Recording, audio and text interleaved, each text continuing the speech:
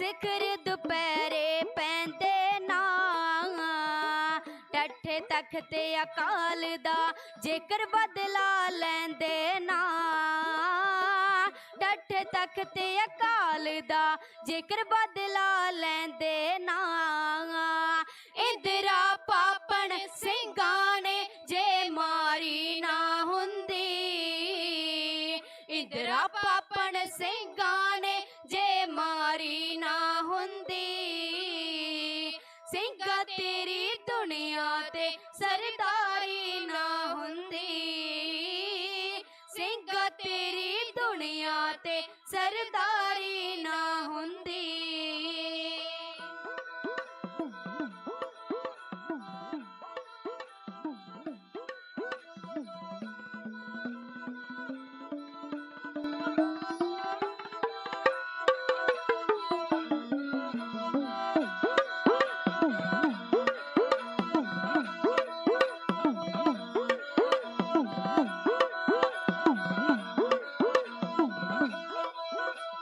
ਕੌਮ ਦੀ ਖਾਤਰ ਉਹਦੇ ਆਪਾਂ ਕੋਲ ਕਮਾਉਂਦੇ ਨੇ, ਕੌਮ ਦੀ ਖਾਤਰ ਉਹਦੇ ਆਪਾਂ ਕੋਲ ਕਮਾਉਂਦੇ ਨੇ, ਉਹਨਾਂ ਦੀਆਂ ਗੜਗੱਜ ਸੂਰਮੇ 12 ਗਾਉਂਦੇ ਨੇ, ਉਹਨਾਂ ਦੀਆਂ ਗੜਗੱਜ ਸੂਰਮੇ 12 ਗਾਉਂਦੇ ਨੇ।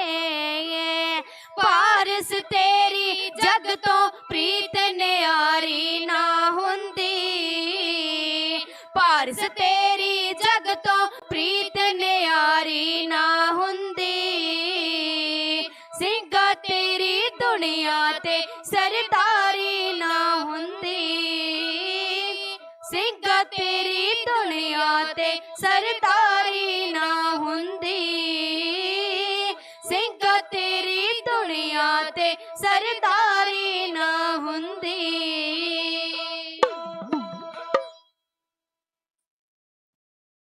सूरा सो पहचानिए जो लरै दीन के हेत, पुरजा पुरजा कट मरै कबू न छाड़ै खेत।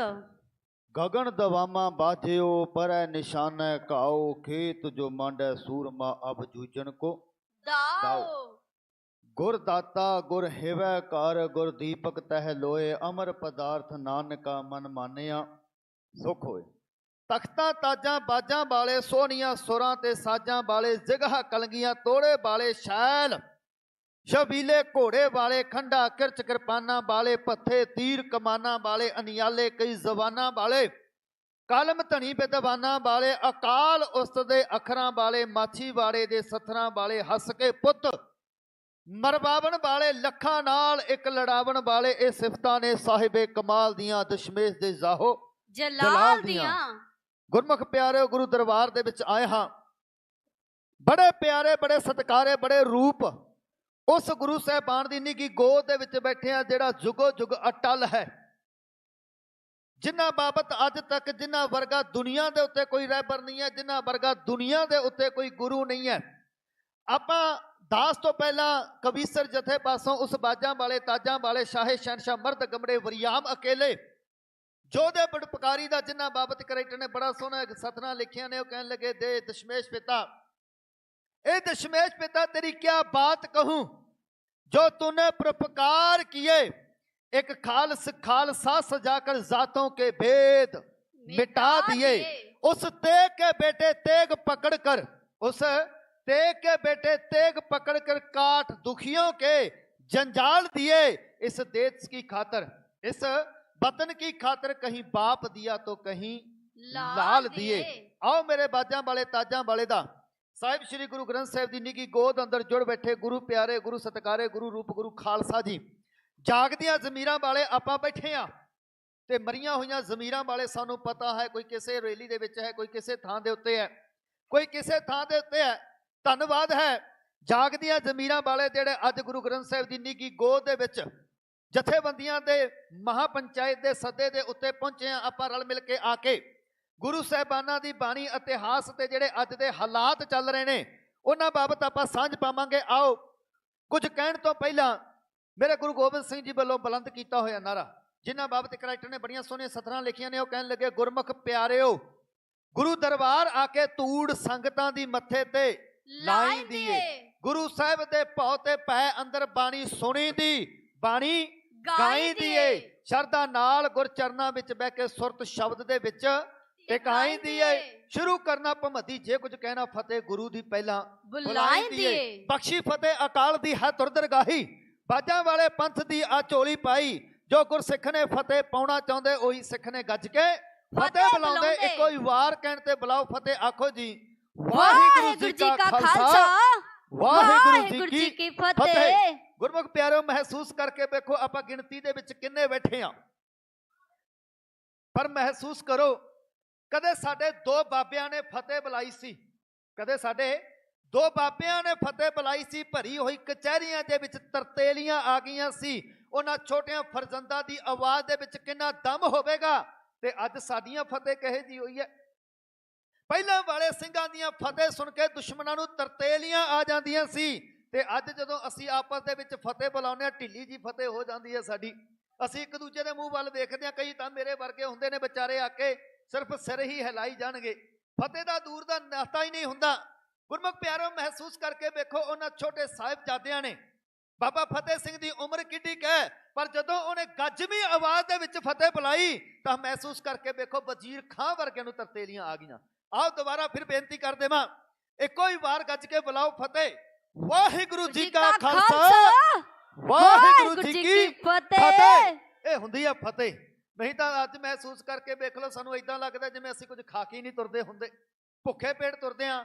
ਆਓ ਗੁਰਮੁਖ ਪਿਆਰਿਓ, ਉਹਨਾਂ ਯੋਧਿਆਂ, ਉਹਨਾਂ ਸੂਰਮਿਆਂ, ਉਹਨਾਂ ਬਹਾਦਰਾਂ ਖਾਤਰ ਜਿਨ੍ਹਾਂ ਨੇ ਆਪਣੇ ਲਈ ਨਹੀਂ, ਜਿਨ੍ਹਾਂ ਨੇ ਪਰਿਵਾਰ ਲਈ ਨਹੀਂ, ਜਿਨ੍ਹਾਂ ਨੇ ਸਿਰਫ ਆਪਣੇ ਪਿੰਡ ਲਈ ਨਹੀਂ, ਮੁਹੱਲੇ ਲਈ ਨਹੀਂ, ਪੂਰੀ ਮਨੁੱਖਤਾ ਨੂੰ ਬਰੋਬਰਤਾ ਦਾ ਅਧਿਕਾਰ, ਜਿਹੜੇ ਇਸ ਦੁਨੀਆ ਦੇ ਉੱਤੇ ਜ਼ਾਲਮ ਲੋਕਾਂ ਨੇ ਸਾਡੇ ਛੋਟੇ ਛੋਟੇ ਬੱਚਿਆਂ ਨੂੰ ਕੋਹ ਕੇ ਮਾਰਿਆ।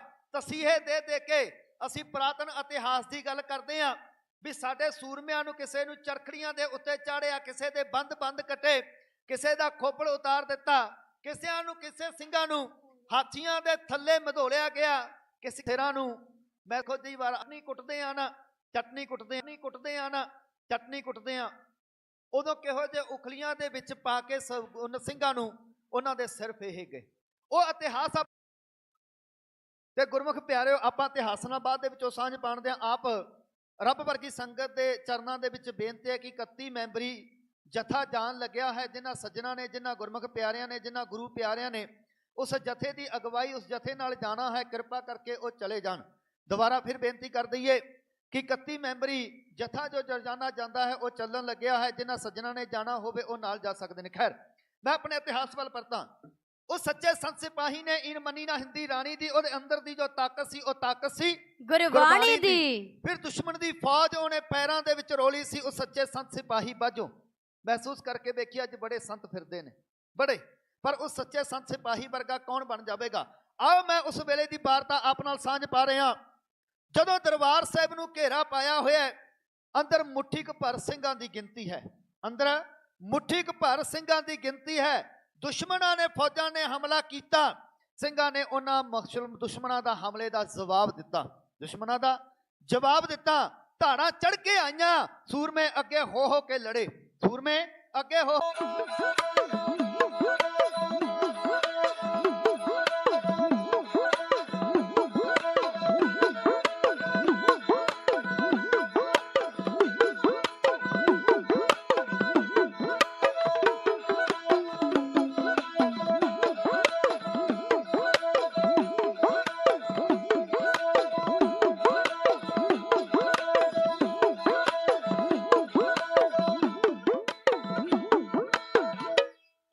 ਜਦੋਂ ਦਰਬਾਰ ਤਾਈਂ ਪੈ ਗਿਆ ਹੋ ਦਾਦ ਹੋ, ਕੋਈ ਦਿਨ ਖੇਡ ਲੈ ਮੌਜਾਂ ਮਾਣ ਲੈ, ਤੈਂ ਟੁੱਟ ਜਾਵਣਾ ਹੋ ਕੰਗਣਾ ਕੱਚ ਦਿਆ।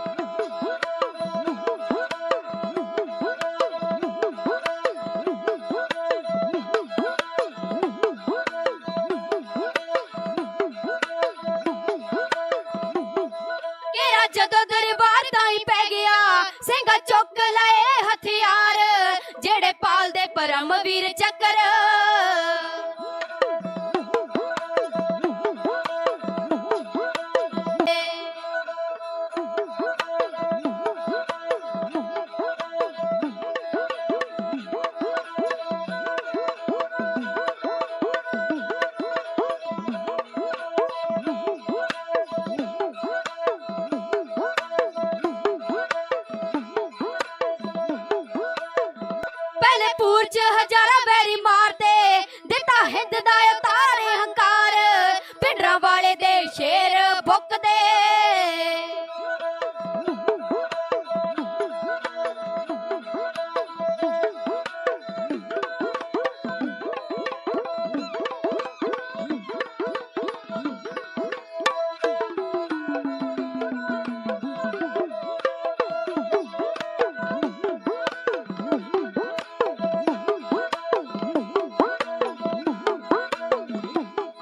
ਪਿੰਡਰਾਂ ਵਾਲੇ ਦੇ ਸ਼ੇਰ ਬੁੱਕਦੇ ਜਿਨ੍ਹਾਂ ਵਿੱਚ ਪਰੀ ਸ਼ਕਤੀ ਅਪਾਰ ਹੱਲਾ ਸ਼ੇਰੀ ਦੇ ਸਵੇਗ ਸਿੰਘ ਸੂਰਮਾ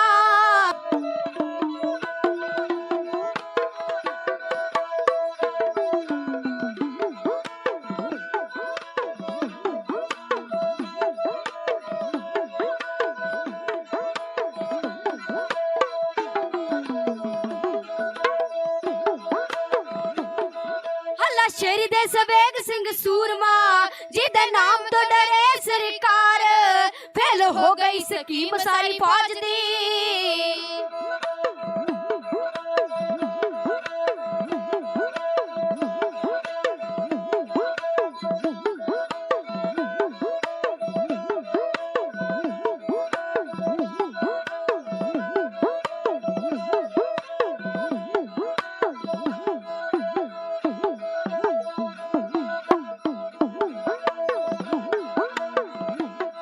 ਫੇਲ ਹੋ ਗਈ ਸਕੀਮ ਸਾਰੀ ਫੌਜ ਦੀ ਹੈਲੀਕਾਪਟਰ ਕਮਾਂਡਰ ਉਤਾਰ ਸਿੰਘਾ ਜੀ ਥੜੇ ਹੋ ਮੇਰੀ ਦਾਦ ਹੋ ਸਿੰਘਾ ਜੀ ਥੜੇ ਉਡਾਏ ਬੈਰੀ ਦਲ ਦੇ ਹੋ ਦਿੱਤੇ ਟੈਂਕ ਸੀ ਉਹਨਾਂ ਦੇ ਖਿਲਾਰ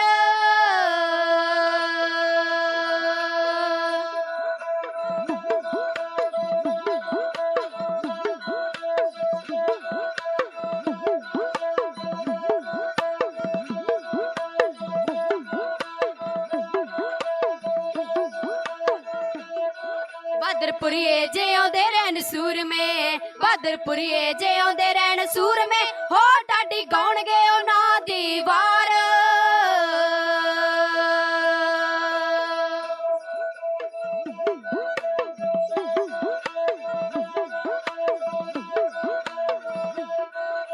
ਰਹਿੰਦੀਆਂ ਮਰਦਾਂ ਤੇਰੀਆਂ ਜੱਗ ਵਿੱਚ ਰਹਿੰਦੀਆਂ ਜਰਨੈਲ ਸਿੰਘਾਂ ਤੇਰੀਆਂ ਹਾਂ ਜੀ ਹਾਂ ਵਾਰਾ ਦੁਨੀਆ ਗਾ ਹਾਂ ਮਰਦਾਂ ਨੂੰ ਸੂਰਮਿਆਂ ਨੂੰ ਪੂਜਦੀ ਹੈ ਇੱਥੇ ਦੁਨੀਆ ਗਦਾਰਾਂ ਨੂੰ ਥੁੱਕਦਾ ਹਰ ਕੋਈ ਹੈ ਗਦਾਰਾਂ ਤੇ ਥੁੱਕਦਾ ਹਰ ਕੋਈ ਹੈ ਮਰਦਾਂ ਸੂਰਮਿਆਂ ਨੂੰ ਪੂਜਦੀ ਹੈ ਹਰ ਦੁਨੀਆ ਜਿਹੜੇ ਭਾਲਦੇ ਸੀ ਪਰਮਵੀਰ ਚੱਕਰ ਜਿਹੜੇ ਸਰਕਾਰਾਂ ਤੋਂ ਭਾਲਦੇ ਸੀ ਪਰਮਵੀਰ ਚੱਕਰ ਸਿੰਘਾਂ ਨੇ ਨਗਦੋ ਨਗਦੀ ਉਹਨਾਂ ਨੂੰ ਇਨਾਮ ਦੇ ਦਿੱਤਾ ਇਹ ਤਾਂ ਰੱਖਿਓ ਗੁਰਮੁਖ ਪਿਆਰਿਓ ਸਾਡੇ ਨਾਲ ਹਰ ਵੇਲੇ ਇਸ ਸਰਕਾਰ ਨੇ ਧੱਕਾ ਕੀਤਾ ਹੈ ਅਸੀਂ ਜਿਹਨੂੰ ਵੀ ਚੁਣ ਕੇ ਭੇਜਿਆ ਉਹਨਾਂ ਨੇ ਪਹਿਲਾਂ ਵਾਅਦੇ ਕੀਤੇ ਵੀ ਅਸੀਂ ਗੁਰੂ ਗ੍ਰੰਥ ਸਾਹਿਬ ਜੀ ਦੀ ਬੇਅਦਬੀ ਵਾਲਿਆਂ ਨੂੰ ਸਜ਼ਾਵਾਂ ਦੇਵਾਂਗੇ ਉਹ ਵਾਅਦੇ ਸਾਰੇ ਠੁੱਸ ਨਿਕਲੇ ਫਿਰ ਉਹਨਾਂ ਨੇ ਕਸਮਾਂ ਖਾਧੀਆਂ ਅੱਲਾਹ ਤਾਲਾ ਨੂੰ ਮੰਨਿਆ ਗੁਟਕਾ ਸਾਹਿਬ ਦੀਆਂ ਕਸਮਾਂ ਖਾਧੀਆਂ ਵੀ ਅਸੀਂ ਬੰਦੀ ਸਿੰਘਾਂ ਨੂੰ ਰਿਹਾ ਵੀ ਕਰਵਾਵਾਂਗੇ ਜਿਹੜੀ ਸਾਡੀ ਆਪਣੀ ਸਰਕਾਰ ਸੀ ਆਪਣੀ ਭਾਈਵਾਲ ਸੀ ਸੈਂਟਰ ਦੀ ਉਹਨੇ ਵੀ ਬੜਾ ਕੁਝ ਕੀਤਾ ਸੀ ਪਰ ਮਹਿਸੂਸ ਕਰਕੇ ਵੇਖਿਓ ਸਾਰੇ ਕਤਲੇਆਮ ਉਦੋਂ ਉਸ ਸਮੇਂ ਹੋਏ ਨੇ ਉਸ ਸਮੇਂ ਕਤਲੇਆਮ ਹੋਏ ਨੇ ਆਓ ਗੁਰਮੁਖ ਪਿਆਰਿਓ ਅਸੀਂ ਉਹਨਾਂ ਸੂਰਮਿਆਂ ਖਾਤਰ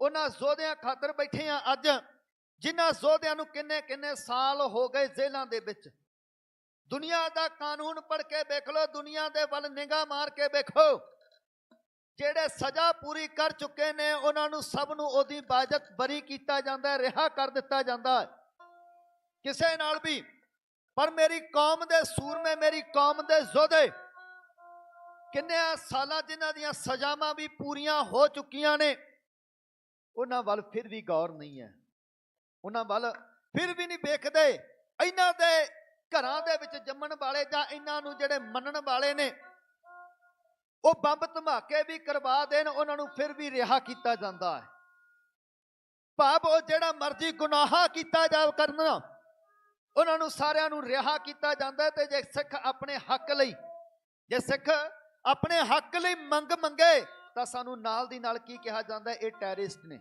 ਇਹ ਅੱਤਵਾਦੀ ਨੇ ਸਾਡੀ ਕੌਮ ਨਾਲ ਹਾਲਾਂਕਿ ਇਸ ਦੇਸ਼ ਨੂੰ ਆਜ਼ਾਦ ਕਰਵਾਉਣ ਵਿੱਚ ਸਭ ਤੋਂ ਵੱਧ ਸ਼ਹਾਦਤਾਂ ਪੰਜਾਬੀਆਂ ਦੀਆਂ ਨੇ ਸਭ ਤੋਂ ਵੱਧ ਸ਼ਹਾਦਤਾਂ ਸਿੱਖਾਂ ਦੀਆਂ ਨੇ। ਜਦੋਂ ਇਹ ਦੇਸ਼ ਆਜ਼ਾਦ ਨਹੀਂ ਸੀ ਉਦੋਂ ਇਹ ਗੱਲ ਕਹੀ ਜਾਂਦੀ ਸੀ ਵੀ ਜਦੋਂ ਇਹ ਦੇਸ਼ ਆਜ਼ਾਦ ਹੋ ਗਿਆ, ਨਹਿਰੂ ਵਰਗੇ ਤੇ ਗਾਂਧੀ ਵਰਗੇ ਇਹ ਗੱਲ ਕਹਿੰਦੇ ਸਨ, ਤੁਹਾਨੂੰ ਇੱਕ ਵੱਖਰਾ ਖਿੱਤਾ ਦਿੱਤਾ ਜਾਵੇਗਾ, ਤੁਸੀਂ ਉਸ ਵੱਖਰੇ ਖਿੱਤੇ ਦੇ ਵਿੱਚ ਆਜ਼ਾਦੀ ਦਾ ਨਿੱਘ ਮਾਣੋਗੇ। ਆਜ਼ਾਦੀ ਦਾ ਨਿੱਘ। ਗੁਰਮੁਖ ਪਿਆਰਿਓ, ਇਹ ਗੱਲ ਚੇਤਾ ਰੱਖਿਓ, ਕੋਈ ਦੇਸ਼ ਨਹੀਂ ਵੰਡਿਆ, ਕੋਈ ਰਾਜ ਨਹੀਂ ਵੰਡਿਆ, ਜੇ ਵੰਡਿਆ ਹੈ ਤਾਂ ਉਹ ਹੈ ਪੰਜਾਬ। ਰਹਿੰਦੇ ਵਾਲੇ ਵੀ ਪੰਜਾਬ ਦੇ ਵਿੱਚ ਵੰਡ ਹੋਈ ਹੈ, ਚੜ੍ਹਦੇ ਵਾਲੇ ਪੰਜਾਬ ਦੇ ਦੋ ਹਿੱਸੇ ਕਰਕੇ ਰੱਖ ਦਿੱਤਾ, ਇੱਕ ਲਹਿੰਦੇ ਵਾਲਾ ਪੰਜਾਬ ਤੇ ਇੱਕ ਚੜ੍ਹਦੇ ਵਾਲਾ ਪੰਜਾਬ।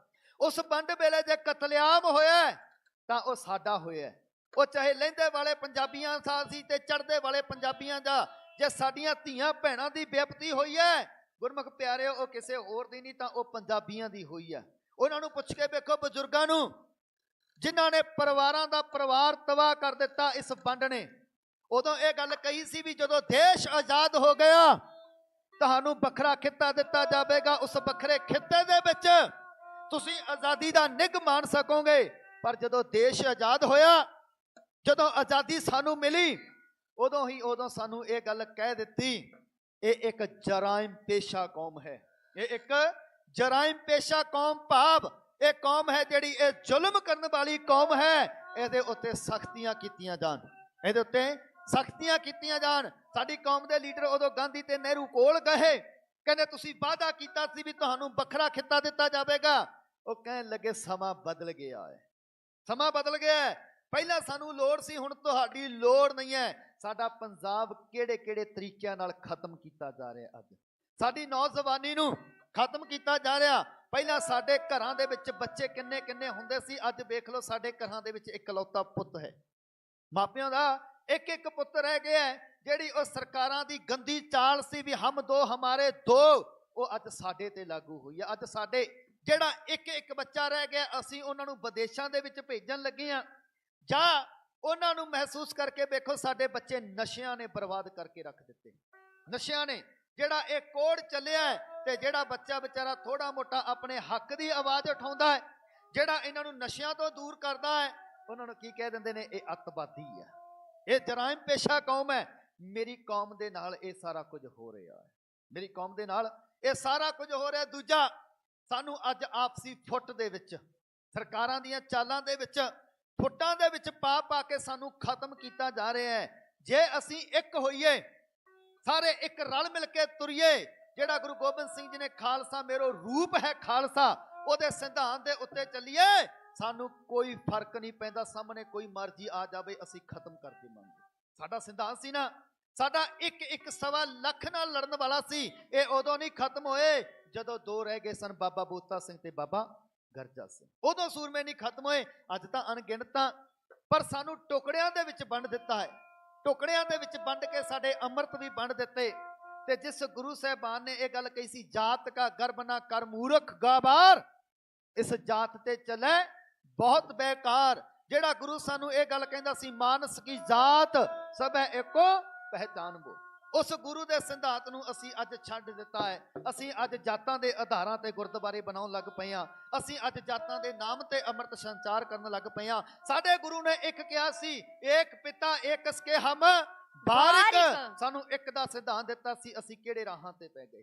ਆਓ ਬੜੀ ਪਿਆਰੀ ਕਵਿਤਾ ਬਾਬਾ ਜਰਨੈਲ ਸਿਆ, ਆ ਤੇਰੀ ਸਾਨੂੰ ਲੋੜ ਹੈ, ਮੁੜ ਤੋਂ ਆ ਕੇ ਕੌਮ ਨੂੰ ਡੁੱਬਦੀ ਜਾਂਦੀ ਕੌਮ ਨੂੰ ਬਚਾ। ਆ ਉਸ ਕਵਿਤਾ ਨੂੰ ਬਹਾਦਰਪੁਰ ਵਾਲਾ ਢਾਡੀ ਜਥਾ, ਬੀਬੀ ਅੰਮ੍ਰਿਤਪਾਲ ਕੌਰ, ਬੀਬੀ ਗੁਰਪ੍ਰੀਤ ਕੌਰ ਅਤੇ ਬੀਬੀ ਜੋਤੀ ਕੌਰ ਸਾਰੰਗੀ ਵੱਧ ਕੇ ਇਉਂ ਬਿਆਨ ਕਰ ਰਹੇ ਨੇ।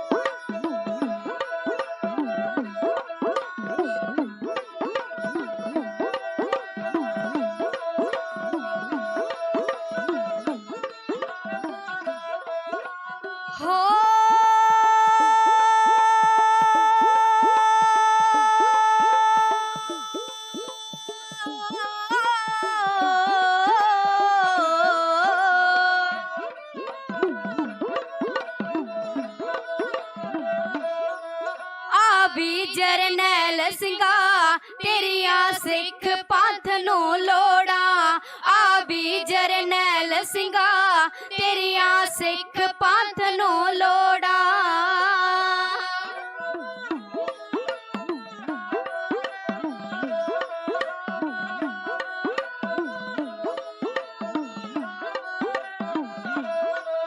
बड़ी दुनिया फिरदी है थोड़े वर्गा ना कोई होना। तुसी देश दे राखे सी काम करदे सी बड़ा सोना। तुसी देश दे राखे सी काम करदे सी बड़ा सोना। दसो कदों आवोगे, दसो कदों आवोगे, करके फिर वतना नू मोड़ा। आ भी जरनैल ਸਿੰਘਾ ਤੇਰੀਆਂ ਸਿੱਖ ਪੰਥ ਨੂੰ ਲੋੜਾਂ। ਆ ਵੀ ਜਰਨੈਲ ਸਿੰਘਾ ਤੇਰੀਆਂ ਸਿੱਖ ਪੰਥ ਨੂੰ ਲੋੜਾਂ।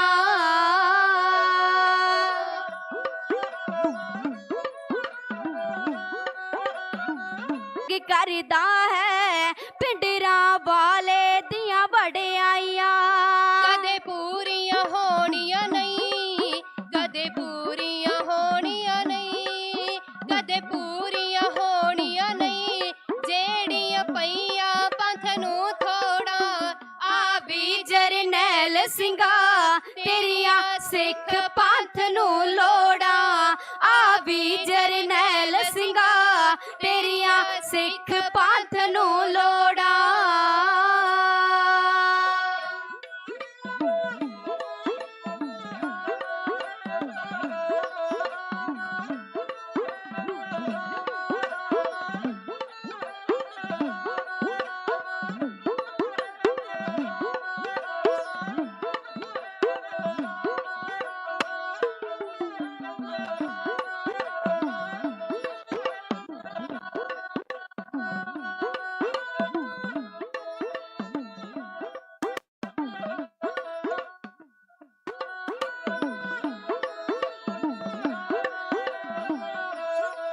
ਨਰਕ ਤਾਰੀ ਮਾਰਨ ਨੂੰ ਭੇਜੇ ਸ਼ੇਰ ਅਸੀਂ ਦੋ ਲੜਾ ਕੇ। ਹੁਣ ਪਕੰਡੀ ਬੂਬਣ ਵੀ ਹੋਏ ਫਿਰਦੇ ਸਾਥੋਂ ਆਕੀ। ਨਰਕ ਤਾਰੀ ਮਾਰਨ ਨੂੰ ਭੇਜੇ ਸ਼ੇਰ ਦੀ ਦੋ ਲੜਾ ਕੇ।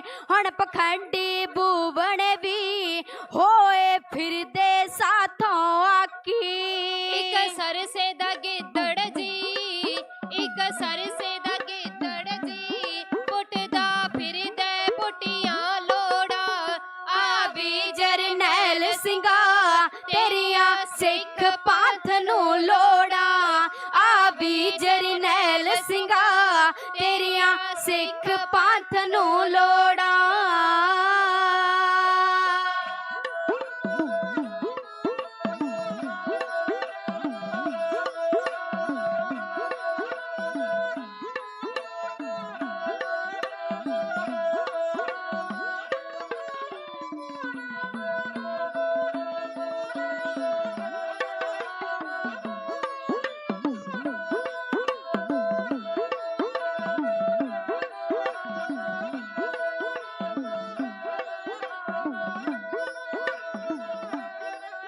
क्यों वापस आउंदे नहीं चुप्पां कादे वास्ते बट्टियां। मां ने पुत जमना नहीं गल्लां करूगा जो तुसी दसियां। क्यों वापस आउंदे नहीं चुप्पां कादे वास्ते बट्टियां। मां ने पुत जमना नहीं गल्लां करूगा जो तुसी दसियां। मां ने पुत जमना नहीं गल्लां करूगा जो तुसी दसियां। है दासी चरना दी, है दासी चरना दी, गेंदर कौर निमानी हथ जोड़ा। आ भी जरनैल ਸਿੰਘਾ ਤੇਰੀਆਂ ਸਿੱਖ ਪੰਥ ਨੂੰ ਲੋੜਾਂ। ਆ ਵੀ ਜਰਨੈਲ ਸਿੰਘਾ ਤੇਰੀਆਂ ਸਿੱਖ ਪੰਥ ਨੂੰ ਲੋੜਾਂ। ਆ ਵੀ ਜਰਨੈਲ ਸਿੰਘਾ ਤੇਰੀਆਂ ਸਿੱਖ ਪੰਥ ਨੂੰ ਲੋੜਾਂ।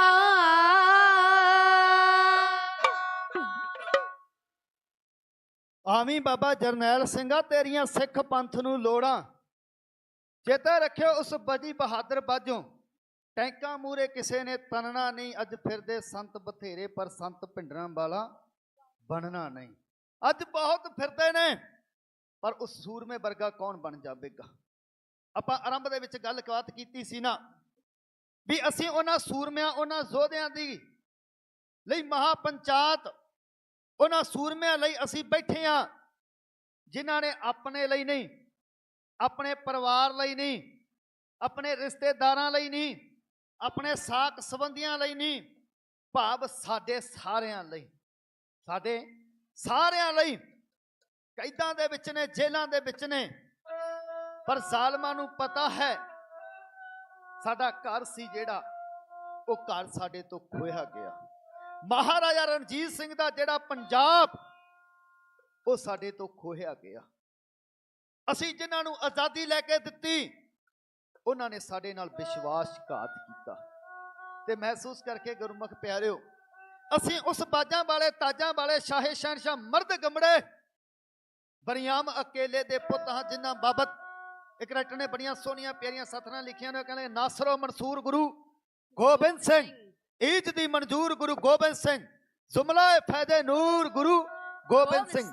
ਜਿਨ੍ਹਾਂ ਬਾਬਤ ਇੱਕ ਰਾਈਟਰ ਨੇ ਬੜੀਆਂ ਸੋਹਣੀਆਂ ਸਤਰਾਂ ਲਿਖੀਆਂ ਨੇ। ਕਹਿਣ ਲੱਗੇ ਜੇ ਨਾ ਆਉਂਦਾ ਗੁਰੂ ਗੋਬਿੰਦ ਸਿੰਘ ਇਹ ਦੇਸ਼ ਮਹਾਨ ਨਾ ਹੁੰਦਾ, ਨਾ ਹਿੰਦੂ ਨਾ ਹਿੰਦੀ ਨਾ ਅੱਜ ਇਹ ਹਿੰਦੂ ਸਥਾਨ ਹੁੰਦਾ, ਮੰਦਰ ਸਿਵਾਲੇ ਠਾਕੁਰ ਦੁਆਰੇ ਪੂਜਾ ਪਾਠ ਬਖਿਆਨ ਨਾ ਹੁੰਦਾ, ਜੇ ਨਾ ਗੁਰੂ ਤੇਗ ਬਹਾਦਰ ਸਾਹਿਬ ਜੀ ਸ਼ਹਾਦਤ ਪ੍ਰਾਪਤ ਕਰਦੇ ਇੱਥੇ ਹਰ ਕੋਈ ਖਾਨ ਹੀ खान होता। ना कहूं अब की ना कहूं तब की, अगर ना होते गुरु गोबिंद सिंह तो सुन्नत होती सबकी। आओ उस सूरमे जोधे जिन्हां बाबत आपां बैठे हां, बब जथेदार बाबा जगतार सिंह जी हवारा उन्हां बाबत एक कविता नूं बहादुरपुर वाला ढाडी जथा लास्ट कविता नूं इउं बयान कर रहा है।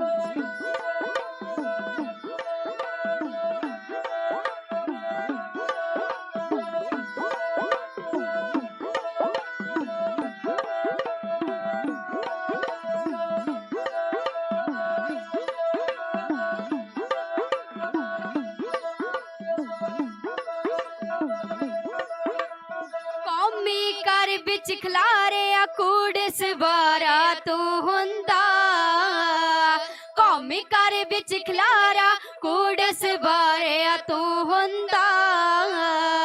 ਕਾਸ਼ ਕਿਤੇ ਅੱਜ ਜੇਲੋਂ ਬਾਹਰ ਹਵਾਰਿਆ ਤੂੰ ਹੁੰਦਾ, ਕਾਸ਼ ਕਿਤੇ ਅੱਜ ਜੇਲੋਂ ਬਾਹਰ ਹਵਾਰਿਆ ਤੂੰ ਹੁੰਦਾ।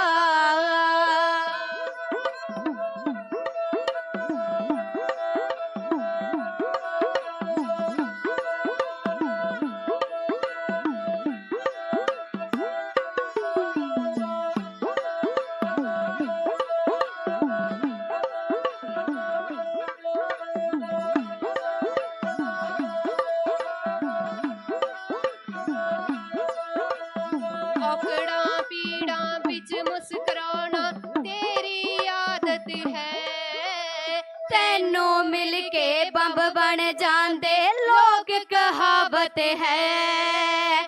ਜ਼ੁਲਮ ਦੀ ਬਾਰਤ ਸਿਰ ਤੇ ਟਾਰਿਆ, ਜ਼ੁਲਮਾਂ ਦੀ ਬਰਸਾਤ ਸਿਰ ਤੇ ਟਾਰਿਆ, ਟਾਰਿਆ ਤੂੰ ਹੁੰਦਾ, ਕਾਸ਼ ਕਿਤੇ ਅੱਜ ਜੇਲੋਂ ਬਾਹਰ ਹਵਾਰਿਆ ਤੂੰ ਹੁੰਦਾ ਕਾਸ਼ ਕਿਤੇ ਅੱਜ ਜੇਲੋਂ ਬਾਹਰ ਹਵਾਰਿਆ ਤੂੰ ਹੁੰਦਾ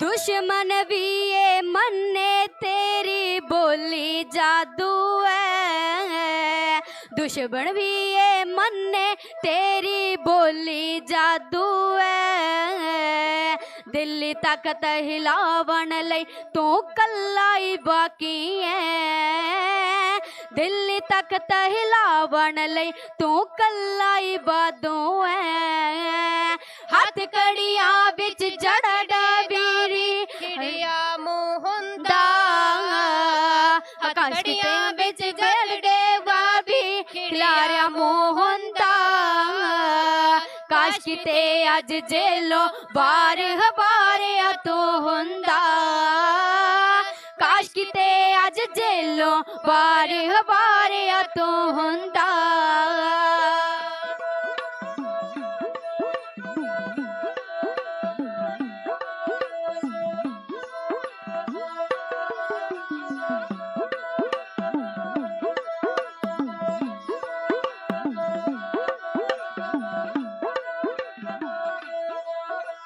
सिर लत्थां दी कौम दिलावर अज भी है गए ने सिर लत्थां दी कौम दिलावर अज भी है गए ने तेरियां ही अनहोद कचिचियां बट के रह गए ने तेरियां ही अनहोद कचिचियां बट के रह गए ने ਉੱਚੇ ਸੁਰ ਵਿੱਚ ਗੂੰਜਦਾ ਕਿਤੇ ਜੈਕਾਰਿਆ ਤੂੰ ਹੁੰਦਾ ਉੱਚੇ ਸੁਰ ਵਿੱਚ ਗੂੰਜਦਾ ਕਿਤੇ ਜੈਕਾਰਿਆ ਤੂੰ ਹੁੰਦਾ ਕਾਸ਼ ਕਿਤੇ ਅੱਜ ਜੇਲੋਂ ਬਾਹਰ ਹਵਾਰਿਆ ਤੂੰ ਹੁੰਦਾ ਕਾਸ਼ ਕਿਤੇ ਅੱਜ ਜੇਲੋਂ ਬਾਹਰ ਹਵਾਰਿਆ ਤੂੰ ਹੁੰਦਾ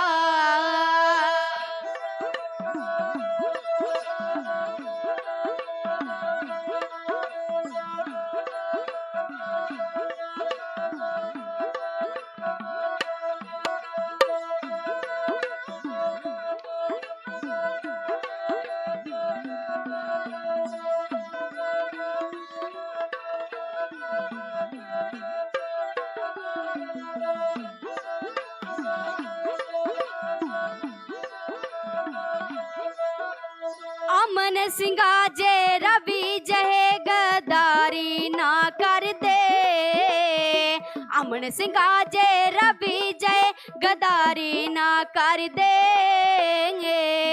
धरती बन के जे कर काम सरकारी ना कर दे धरती बन के जे कर काम सरकारी ना कर दे तुम्बा तुम्बा हर एक दोस्त खिलारिया तो हुंदा तुम्बा तुम्बा हर एक दोस्त खिलारिया तो हुंदा काश किते अज जेलों बाहर हवारिया तो हुंदा काश किते अज जेलों बाहर हवारिया तो हुंदा काश किते अज जेलों बाहर हवारिया तो हुंदा ਕਾਸ਼ ਕਿਤੇ ਅੱਜ ਜੇਲੋਂ ਬਾਹਰ ਹਵਾਰਿਆ ਤੂੰ ਹੁੰਦਾ ਜਿਹੜੀ ਬੇਅਪਤੀ ਹੁੰਦੀ ਆ ਜਿਹੜੇ ਕਾਂਡ ਇਹ ਲੋਕ ਕਰਦੇ ਪਏ ਨੇ ਪਾਪੀ ਉਹ ਅੱਜ ਨਾ ਹੁੰਦੇ ਆਓ ਗੁਰਮੁਖ ਪਿਆਰਿਓ ਆਪਾਂ ਮਹਾਪੰਚਾਇਤ ਦਾ ਆਗਾਜ਼ ਸ਼ੁਰੂ ਕਰਨ ਲੱਗਿਆਂ ਬੇਨਤੀ ਹੈ ਜਿਹੜੀ ਵੀ ਸੰਗਤ ਪੰਡਾਲ ਤੋਂ ਬਾਹਰ ਬੈਠੀ ਹੈ ਉਹਨਾਂ ਨੂੰ ਕਿਰਪਾ ਕਰਕੇ ਬੇਨਤੀ ਹੈ ਜੇ ਆਪਾਂ ਐਡੀ ਦੂਰੋਂ ਆਏ ਆ ਤਾਂ ਕਿਰਪਾ ਕਰਕੇ ਪੰਡਾਲ ਦੇ ਵਿੱਚ ਸਜਣ ਦੀ ਕਿਰਪਾਲਤਾ ਕਰੋ ਜਿਨ੍ਹਾਂ ਸੰਗਤਾਂ ਨੇ ਪ੍ਰਸ਼ਾਦਾ ਪਾਣੀ ਛਕ ਲਿਆ ਉਹਨਾਂ ਨੂੰ ਵੀ ਬੇਨਤੀ ਹੈ ਸਹਿਤ ਬੇਨਤੀ ਹੈ ਕਿ ਕਿਰਪਾ ਕਰਕੇ ਪੰਡਾਲ ਦੇ ਵਿੱਚ ਆਓ ਪੰਡਾਲ ਦੇ ਵਿੱਚ ਆ ਕੇ ਗੁਰੂ ਗ੍ਰੰਥ ਸਾਹਿਬ ਦੀ ਹਜ਼ੂਰੀ ਦੇ ਵਿੱਚ ਬੈਠੀਏ ਤੇ ਆਪਾਂ ਜਿਹੜੀ ਮਹਾਪੰਚਾਇਤ ਆਗਾਜ਼ ਸ਼ੁਰੂ ਕਰਨ ਲੱਗੇ ਹਾਂ, ਆਓ ਉਸ ਦੀ ਆਰੰਭਤਾ ਕਰ ਸਕੀਏ। ਆਪ ਸਾਰੀ ਸੰਗਤ ਦਾ ਧੰਨਵਾਦ। ਸਾਡੇ ਬੜੇ ਹੀ ਸਤਿਕਾਰਯੋਗ ਜਥੇਦਾਰ ਬਾਬਾ ਰਾਜਾ ਰਾਜ ਸਿੰਘ ਜੀ, ਅਰਬਾ ਖਰਬਾ ਤਰਨਾ ਦਲ, ਉਹਨਾਂ ਦਾ ਵੀ ਧੰਨਵਾਦ ਜਿਨ੍ਹਾਂ ਨੇ ਦਾਸ ਨੂੰ ਨਿਮਾਣੇ ਜੇ ਜਥੇ ਨੂੰ ਆਪ ਸੰਗਤ ਦੇ ਦਰਸ਼ਨ ਦਿਦਾਰੇ ਕੀਤੇ ਨੇ। ਆਪ ਸਮੂਹ ਨਿਹੰਗ ਸਿੰਘ ਫੌਜਾਂ ਦਾ, ਗੁਰਮੁਖ ਪਿਆਰੀਆਂ ਫੌਜਾਂ ਦਾ, ਗੁਰੂ ਘਰ ਦੇ ਪਿਆਰਿਆਂ ਦਾ ਤੇ ਸਾਡੀ ਕੌਮ ਦੇ ਮਹਾਨ ਜਰਨੈਲਾਂ ਦਾ, ਜਿਹੜੇ ਕੌਮੀ ਇਨਸਾਫ ਮੋਰਚੇ ਦੀ ਅਗਵਾਈ ਕਰ ਰਹੇ ਨੇ, ਉਹਨਾਂ ਸਾਰਿਆਂ ਦਾ ਧੰਨਵਾਦ। ਆਓ ਦਾਸ ਨੂੰ ਬਖਸ਼ੋ ਛੁੱਟੀ, ਅਖੀਰ ਵਿੱਚ ਗੱਜ ਕੇ ਬੁਲਾਓ ਫਤਿਹ, ਆਖੋ ਜੀ ਵਾਹਿਗੁਰੂ ਜੀ ਕਾ ਖਾਲਸਾ, ਵਾਹਿਗੁਰੂ ਜੀ ਕੀ ਫਤਿਹ।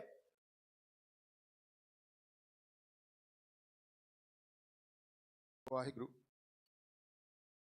ਵਾਹਿਗੁਰੂ ਜੀ ਕਾ ਖਾਲਸਾ, ਵਾਹਿਗੁਰੂ ਜੀ ਕੀ ਫਤਿਹ। ਢਾਡੀ ਜਥਾ ਜੀ ਨੇ ਸੰਗਤਾਂ ਨੂੰ ਵੀਰ ਰਸ ਦੇ ਨਾਲ ਜੁਝਾਰੂ ਹੌਸਲਾ ਦਿੱਤਾ। ਡਾਲ ਦੇ ਵਿੱਚ ਸਿੰਘ ਸਾਹਿਬ ਜਥੇਦਾਰ ਬਾਬਾ ਰਾਜਾ ਰਾਜ ਸਿੰਘ ਜੀ ਸੱਜ ਬੈਠੇ ਨੇ। ਸਾਰੀਆਂ ਸ਼ਖਸੀਅਤਾਂ ਸਨਮਾਨਯੋਗ ਔਰ ਉਹ ਜੁਝਾਰੂ ਸ਼ਖਸੀਅਤਾਂ ਬੈਠੀਆਂ ਨੇ ਜਿਹੜੀਆਂ ਕਿ ਗੁਲਾਮੀ ਨੂੰ ਪਸੰਦ ਨਹੀਂ ਕਰਦੀਆਂ। ਉਹ ਸ਼ਖਸੀਅਤਾਂ ਜਿਹੜੀਆਂ ਕਿ ਨਿੱਜੀ ਸਵਾਰਥਾਂ ਲਈ ਲੀਡਰਾਂ ਦੇ ਅੱਗੇ ਪਿੱਛੇ ਨਹੀਂ ਘੁੰਮਣ ਵਾਲੀਆਂ, ਜਾਗਦੀ ਜ਼ਮੀਰਾਂ ਵਾਲੀਆਂ। ਸਾਰਿਆਂ ਨੂੰ ਇੱਕ ਬੇਨਤੀ ਹੈ ਕਿ ਜਿਵੇਂ ਜਿਵੇਂ ਸਟੇਜ ਤੋਂ ਨਾਮ ਅਨਾਉਂਸ ਹੋਏਗਾ, ਆਪਣਾ ਸਮਾਂ ਕੀਮਤੀ ਹੈ ਸਾਰਿਆਂ ਦਾ, 2-4 ਮਿੰਟ ਦੇ ਵਿੱਚ ਆਪਣੀਆਂ ਵਿਚਾਰਾਂ ਸਾਂਝੀਆਂ ਕਰਕੇ ਮਾਈਕ ਵੇਲਾ ਕਰਨਾ ਹੈ। ਕਿਉਂਕਿ ਅੱਜ ਜਿਹੜੀ ਮਹਾਂ ਪੰਚਾਇਤ ਹੈ ਖਾਲਸੇ ਪੰਥ ਵੱਲੋਂ ਸੱਦੀ ਗਈ ਹੈ ਤੇ ਇਸ ਮਹਾਂ ਪੰਚਾਇਤ ਦੇ ਵਿੱਚ ਕੱਲੀਆਂ ਵਿਚਾਰਾਂ ਹੀ ਨਹੀਂ, ਅੱਜ ਫੈਸਲੇ ਵੀ ਹੋਣੇ ਆ। ਉਹ ਫੈਸਲੇ ਤਾਂ ਹੋਣੇ ਆ ਜੇ ਅਸੀਂ ਆਪਣਾ ਆਪਣਾ ਕੀਮਤੀ ਸਮਾਂ ਮੋਰਚੇ ਨੂੰ ਦੇਵਾਂਗੇ। ਇਹੀ ਕੀਮਤੀ ਸਮੇਂ ਲਈ ਬਾਹਰ ਜਿੰਨੀਆਂ ਪੰਡਾਲ ਤੋਂ ਸੰਗਤਾਂ ਬਾਹਰ ਘੁੰਮ ਰਹੀਆਂ ਹੈ, ਜਿਨ੍ਹਾਂ ਨੇ ਲੰਗਰ ਪ੍ਰਸ਼ਾਦਾ ਵੀ ਛਕ ਲਿਆ ਹੈ, ਸਾਰਿਆਂ ਨੂੰ ਨਿਮਰਤਾ ਸਹਿਤ ਬੇਨਤੀ ਹੈ ਕਿ ਮਹਾਂ ਪੰਚਾਇਤ ਦੇ ਵਿੱਚ ਆ ਕੇ ਬੈਠੋ ਤਾਂ ਕਿ ਵਿਚਾਰਾਂ ਸ਼ੁਰੂ ਕੀਤੀਆਂ ਜਾਣ। ਬਾਬਾ ਜੀ, ਬਾਬਾ ਜਥੇਦਾਰ ਬਾਬਾ ਕੁਲਵਿੰਦਰ ਸਿੰਘ ਜੀ 96 ਕਰੋੜੀ, ਬਾਹਰ ਪੁਲਿਸ ਨੇ ਕਾਫੀ ਸੰਗਤ ਰੋਕੀ ਹੋਈ ਆ ਉਧਰ ਬਾਰਡਰਾਂ ਤੇ ਬੈਰੀਕੇਡਿੰਗ ਤੇ। ਬਾਬਾ ਜੀ ਹੁਣੀ ਆਪ ਉਹ ਸੰਗਤ ਕਢਾ ਰਹੇ ਨੇ। ਪ੍ਰਸ਼ਾਸਨ ਨੂੰ ਵੀ ਬੇਨਤੀ ਆ ਕਿ ਭਾਈ ਇਸ ਮਹਾਂ ਪੰਚਾਇਤ ਨੂੰ ਤੰਗ ਨਾ ਕਰੋ ਭਾਈ। ਸੋ ਬੇਨਤੀ ਜਥੇਦਾਰ ਬਾਬਾ ਬਲਜਿੰਦਰ ਸਿੰਘ ਜੀ ਲੱਸਾ ਜੀ, ਮਿਸਲ ਭਾਈ ਬਹਿਲੋ, ਸਭ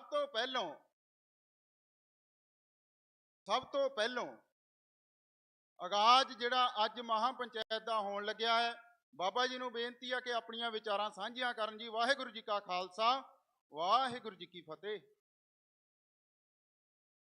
ਮਹਾਂ ਪੰਚਾਇਤ ਵਿੱਚ ਪਹੁੰਚੀ ਹੋਈ ਸਾਰੀ ਸਾਧ ਸੰਗਤ, ਵੱਖ-ਵੱਖ ਜਥੇਬੰਦੀਆਂ ਤੋਂ ਆਏ ਹੋਏ ਜਥੇਦਾਰ, ਧਾਰਮਿਕ ਰਾਜਨੀਤਿਕ ਸ਼ਖਸੀਅਤਾਂ, ਸੰਤ ਮਹਾਂਪੁਰਸ਼ ਤੇ ਸਾਰਿਆਂ ਨੂੰ ਗੱਜ ਕੇ ਫਤਿਹ ਵਜਾਉਣੇ ਆ। ਵਾਹਿਗੁਰੂ ਜੀ ਕਾ ਖਾਲਸਾ, ਵਾਹਿਗੁਰੂ ਜੀ ਕੀ ਫਤਿਹ।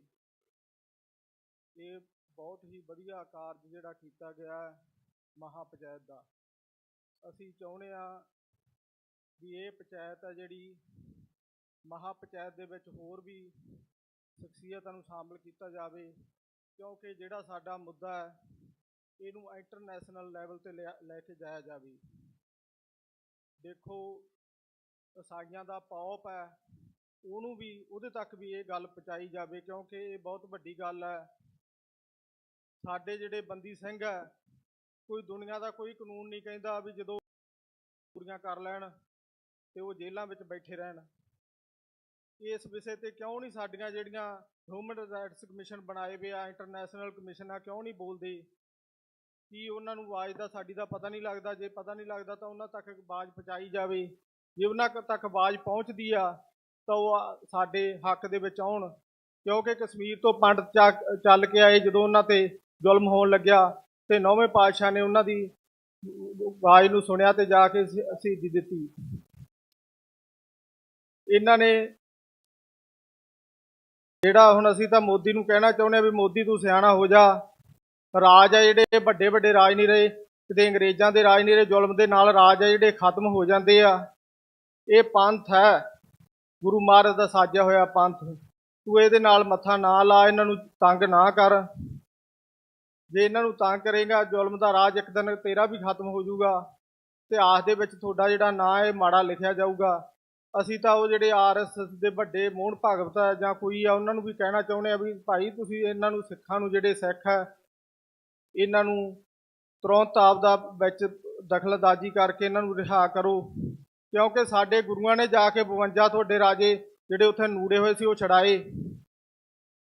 ਤੁਸੀਂ ਇਤਿਹਾਸ ਨੂੰ ਭੁੱਲ ਗਏ ਆ।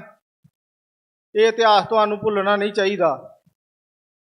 ਇਹਦੇ ਵਿੱਚ ਜਿਹੜੇ ਵੱਖ-ਵੱਖ ਜਥੇਬੰਦੀਆਂ, ਉਹਨਾਂ ਤੱਕ ਮੈਂ ਤਾਂ ਬਾਬਾ ਰਾਜਾ ਰਾਜ ਸਿੰਘ ਨੂੰ ਸਾਰਿਆਂ ਨੂੰ ਕਹੂੰਗਾ ਵੀ ਤੁਸੀਂ ਉਹ ਜਿਹੜੇ ਪੌਪ ਹੈ ਬਾਹਰ ਬੈਠਾ, ਉਹਦੇ ਤੱਕ ਵੀ ਇਹ ਗੱਲ ਪਹੁੰਚਦੀ ਕਰੋ।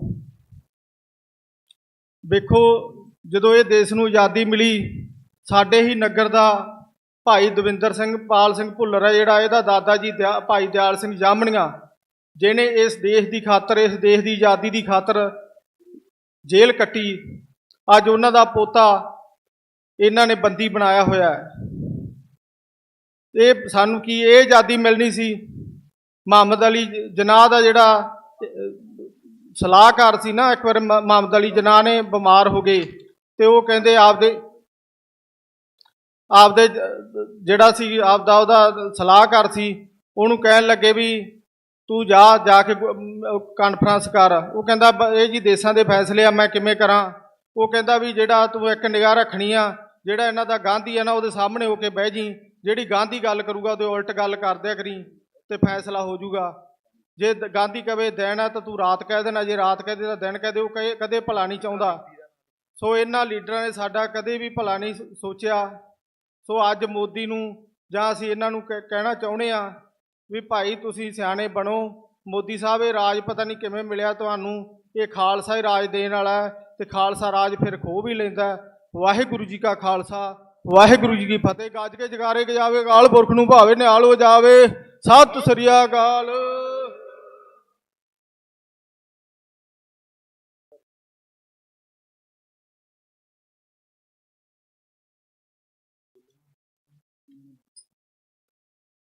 ਵਾਹਿਗੁਰੂ ਜੀ ਕਾ ਖਾਲਸਾ, ਵਾਹਿਗੁਰੂ ਜੀ ਕੀ ਫਤਿਹ।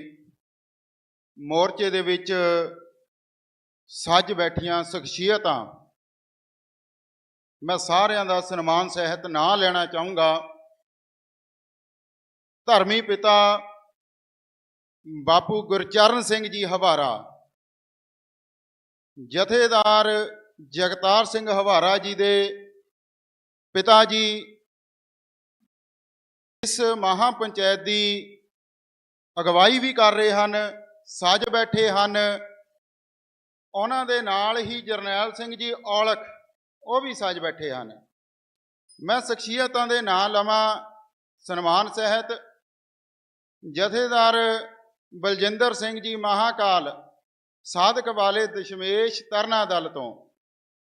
ਸੰਤ ਬਾਬਾ ਅਜੈਬ ਸਿੰਘ ਜੀ ਚੱਕ ਮੱਲਾਂ ਵਾਲੇ, ਜੋ ਕਿ ਵੀਰਵਾਰ ਵਾਲੇ ਦਿਨ ਦੀਵਾਨ ਦੀ ਸੇਵਾ ਕਰਦੇ ਹਨ।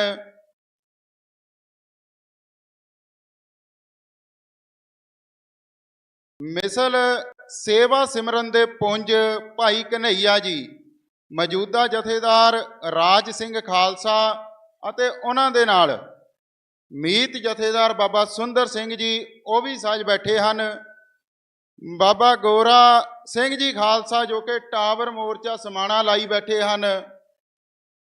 ਅਤੀ ਸਤਿਕਾਰਯੋਗ ਸ਼ਖਸੀਅਤ ਸਰਦਾਰ ਸੰਦੀਪ ਸਿੰਘ ਬਾਈ ਦੀਪ ਸਿੱਧੂ ਜੀ, ਉਹਨਾਂ ਦੇ ਭਰਾ ਸਰਦਾਰ ਮਨਦੀਪ ਸਿੰਘ ਜੀ ਸਿੱਧੂ, ਉਹ ਵੀ ਇਸ ਮੋਰਚੇ ਦੇ ਵਿੱਚ ਸੱਜ ਬੈਠੇ ਹਨ।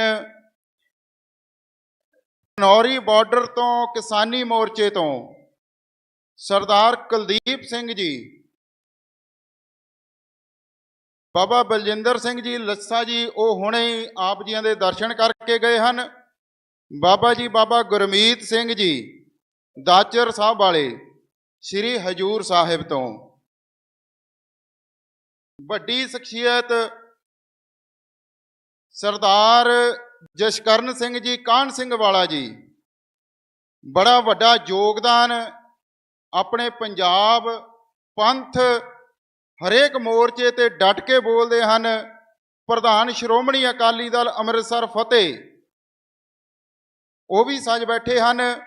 ਸੰਤ ਬਾਬਾ ਸ਼ੇਰ ਸਿੰਘ ਜੀ ਸੁਨਾਮ ਸੰਪਰਦਾਇ ਨਾਨਕਸਰ ਸਾਹਿਬ ਵਾਲੇ ਵੀ। ਭਾਈ ਗੁਰਦੀਪ ਸਿੰਘ ਜੀ ਪ੍ਰਧਾਨ ਕਿਸਾਨ ਯੂਨੀਅਨ ਸ਼ਹੀਦਾਂ ਭੋਗਪੁਰ ਤੋਂ, ਉਹ ਵੀ ਸੱਜ ਬੈਠੇ ਹਨ। ਭਾਰਤੀ ਕਿਸਾਨ ਯੂਨੀਅਨ ਖੋਸਾ ਪੰਜਾਬ ਦੇ ਪ੍ਰਧਾਨ ਅਤੀ ਸਤਿਕਾਰਯੋਗ ਸਰਦਾਰ ਸੁਖਜਿੰਦਰ ਸਿੰਘ ਜੀ ਖੋਸਾ ਜੀ ਵੱਡੇ ਕਾਫਲੇ ਦੇ ਸਮੇਤ ਇਸ ਮਹਾ ਪੰਚਾਇਤ ਦੇ ਵਿੱਚ ਹਾਜ਼ਰੀਆਂ ਭਰ ਰਹੇ ਹਨ। ਕ੍ਰਾਂਤੀਕਾਰੀ ਕਿਸਾਨ ਯੂਨੀਅਨ ਦੇ ਪ੍ਰਧਾਨ ਸਰਦਾਰ ਦਰਸ਼ਨਪਾਲ ਸਿੰਘ ਜੀ ਵੱਡਾ ਕਾਫਲਾ ਲੈ ਕੇ, ਉਹਨਾਂ ਦੇ ਵੱਲੋਂ ਸਰਦਾਰ ਰਣਜੀਤ ਸਿੰਘ ਜੀ ਅਗਵਾਈ ਕਰਦੇ ਹੋਏ ਇਸ ਮਹਾ ਪੰਚਾਇਤ ਦੇ ਵਿੱਚ ਹਾਜ਼ਰੀਆਂ ਭਰ ਰਹੇ ਹਨ। ਪਿੰਡ ਚਾਪੜ ਪਟਿਆਲਾ ਤੋਂ ਬਾਬਾ ਗੁਰਤਾਰ ਸਿੰਘ ਜੀ, ਜਿਨ੍ਹਾਂ ਨੇ ਕਿ ਅੱਜ ਲੰਗਰਾਂ ਦੀ ਸੇਵਾ ਕੀਤੀ ਹੈ, ਉਹ ਵੀ ਹਾਜ਼ਰੀਆਂ ਭਰ ਰਹੇ ਹਨ। ਅਤੀ ਧੰਨਵਾਦ। ਅਸ਼ੋਕ ਮਹਿੰਦਰਾ ਜੀ ਭੀਮ ਕ੍ਰਾਂਤੀ ਮਿਸ਼ਨ ਸ਼੍ਰੀ ਮੁਕਤਸਰ ਸਾਹਿਬ ਤੋਂ ਆਪਣਾ ਜਥਾ ਲੈ ਕੇ ਇਸ ਮਹਾ ਪੰਚਾਇਤ ਦੇ ਵਿੱਚ ਅੱਜ ਯੋਗਦਾਨ ਪਾ ਰਹੇ ਹਨ। ਸ਼ਹੀਦ ਭਾਈ ਦੀਪ ਸਿੰਘ ਜੀ, ਭਾਈ ਦੀਪ ਸਿੱਧੂ, ਉਹਨਾਂ ਦਾ ਤਾਂ ਜ਼ਿਕਰ ਅਸੀਂ ਕੀਤਾ ਹੀ ਹੈ, ਹਜੇ ਕਰਨਾ ਵੀ ਹੈ। ਸਾਡੀ ਕੌਮ ਦਾ ਮਹਾਨ ਯੋਧਾ ਹੈ। ਵੱਡੀ ਸੋਚ, ਇਨਸਾਨ ਸਰੀਰਕ ਰੂਪ ਤੇ ਦੁਨੀਆ ਦੇ ਵਿੱਚੋਂ ਜਾ ਸਕਦਾ, ਪਰ ਬੰਦੇ ਦੀ ਸੋਚ ਨਹੀਂ ਕਦੇ ਮਰ ਸਕਦੀ। ਭਾਈ ਦੀਪ ਦੀ ਸੋਚ ਅੱਜ ਵੀ ਸਾਡੇ ਜਿੰਨੇ ਵੀ ਜੁਝਾਰੂ ਯੋਧੇ ਹਨ ਉਹਨਾਂ ਦੇ ਦਿਲਾਂ ਦੇ ਵਿੱਚ ਧੜਕਦੀ ਹੈ। ਭਾਈ ਜਤਿੰਦਰ ਸਿੰਘ ਜੀ ਈਸੜੂ ਯੂਨਾਈਟਿਡ ਅਕਾਲੀ ਦਲ ਤੋਂ, ਉਹ ਵੀ ਇਸ ਮਹਾ ਪੰਚਾਇਤ ਦੇ ਵਿੱਚ ਯੋਗਦਾਨ ਪਾ ਰਹੇ ਹਨ। ਸਰਦਾਰ ਪਾਲ ਸਿੰਘ ਜੀ ਫਰਾਂਸ ਤੋਂ ਆਗੂ ਕੌਮੀ ਇਨਸਾਫ ਮੋਰਚਾ, ਉਹਨਾਂ ਦਾ ਵੀ ਧੰਨਵਾਦ। ਬਲਵਿੰਦਰ ਸਿੰਘ ਜੀ ਤਾਲਮੇਲ ਕਮੇਟੀ, ਜੋ ਕਿ ਕੌਮੀ ਇਨਸਾਫ ਮੋਰਚੇ ਦੇ ਵਿੱਚ ਵੱਡੀ ਸੇਵਾ ਨਿਭਾ ਰਹੇ ਹਨ। ਗੁਰਦੀਪ ਸਿੰਘ ਜੀ ਬਠਿੰਡਾ, ਉਹਨਾਂ ਦੇ ਨਾਲ ਬੀਬੀ ਪੂਨਮ ਜੀ ਜਾਟ ਸਮਾਜ ਹਰਿਆਣਾ ਤੋਂ, ਉਹ ਵੀ ਇਸ ਮੋਰਚੇ ਦੇ ਵਿੱਚ, ਇਸ ਮਹਾ ਪੰਚਾਇਤ ਦੇ ਵਿੱਚ ਹਾਜ਼ਰੀਆਂ ਭਰ ਰਹੇ ਹਨ। ਜਥੇਦਾਰ ਬਾਬਾ ਸਤਿੰਦਰ ਸਿੰਘ ਜੀ ਝਿੜੀ ਸਾਹਿਬ ਮੋਹਾਲੀ, ਸ਼੍ਰੋਮਣੀ ਬੁੱਢਾ ਦਲ, ਸ਼੍ਰੋਮਣੀ ਅਕਾਲੀ ਬੁੱਢਾ ਦਲ,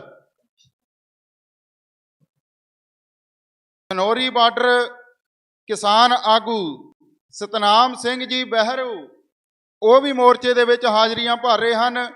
ਬਾਬਾ ਜੀ ਬਾਬਾ ਅਮਰਜੀਤ ਸਿੰਘ ਜੀ ਮਰਿਆਦਾ ਦਮਦਮੀ ਟਕਸਾਲ ਤੋਂ, ਅਤੀ ਧੰਨਵਾਦ। ਔਰ ਬਹੁਤ ਵੱਡੀ ਸ਼ਖਸੀਅਤ ਇਸ ਮਹਾ ਪੰਚਾਇਤ ਦੇ ਵਿੱਚ ਹਾਜ਼ਰੀਆਂ ਭਰ ਰਹੇ ਹਨ।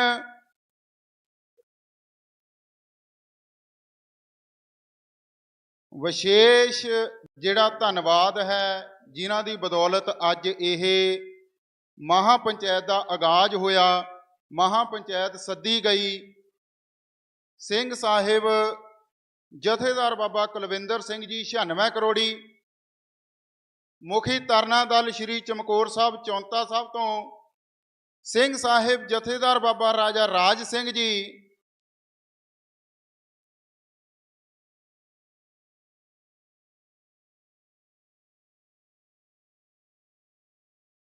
ਸਿੰਘ ਸਾਹਿਬ ਜਥੇਦਾਰ ਬਾਬਾ ਚੜਤ ਸਿੰਘ ਜੀ, ਮੁਖੀ ਅਰਬਾਂ ਖਰਬਾਂ ਦਲ, ਬਹੁਤ ਵੱਡਾ ਪੰਥ ਦੇ ਵਿੱਚ ਯੋਗਦਾਨ ਹੈ ਬਾਬਾ ਜੀ ਦਾ। ਉਹਨਾਂ ਦੇ ਲਖਤੇ ਜਿਗਰ ਸਿੰਘ ਸਾਹਿਬ ਜਥੇਦਾਰ ਬਾਬਾ ਰਾਜਾ ਰਾਜ ਸਿੰਘ ਜੀ ਇਸ ਮਹਾ ਪੰਚਾਇਤ ਦੀ ਅਗਵਾਈ ਕਰਦੇ ਹੋਏ ਅੱਜ ਸੱਜ ਬੈਠੇ ਹਨ। ਬੁਲਾਰਿਆਂ ਨੂੰ ਫਿਰ ਇੱਕ ਵਾਰ ਬੇਨਤੀ ਹੈ ਕਿ 2 3 ਮਿੰਟ ਦਾ ਸਮਾਂ ਲੈ ਕੇ ਮਾਈਕ ਵਿਹਲਾ ਕੀਤਾ ਜਾਵੇ, ਤਾਂ ਕਿ ਬੁਲਾਰੇ ਬਹੁਤ ਜ਼ਿਆਦਾ ਨੇ ਤੇ ਉਹ ਸ਼ਖਸੀਅਤਾਂ ਨੂੰ ਵੀ ਬੇਨਤੀ ਹੈ ਕਿ ਜਿਨ੍ਹਾਂ ਦਾ ਨਾਮ ਅਨਾਉਂਸ ਨਹੀਂ ਹੋਇਆ, ਕਿਰਪਾ ਕਰਕੇ ਉਹ ਸਾਨੂੰ ਆਪਣਾ ਨਾਮ ਇੱਥੇ ਲਿਖਵਾ ਦੇਣ ਤਾਂ ਕਿ ਤੁਹਾਡਾ ਵੀ ਸਮਾਂ ਅਨਾਉਂਸ ਹੋ ਸਕੇ। ਤੇ ਅਗਲੀ ਜਿਹੜੀ ਬੇਨਤੀ ਹੈ ਉਹ ਸਰਦਾਰ ਕੁਲਦੀਪ ਸਿੰਘ ਜੀ ਖਨੌਰੀ ਬਾਰਡਰ ਤੋਂ, ਕਿਸਾਨੀ ਮੋਰਚੇ ਤੋਂ ਜੋ ਇੱਥੇ ਪਹੁੰਚੇ ਹਨ। ਸਰਦਾਰ ਕੁਲਦੀਪ ਸਿੰਘ ਜੀ ਖਨੌਰੀ ਬਾਰਡਰ ਤੋਂ ਬੈਠੇ ਨੇ ਜੀ ਮੋਰਚੇ ਦੇ ਵਿੱਚ।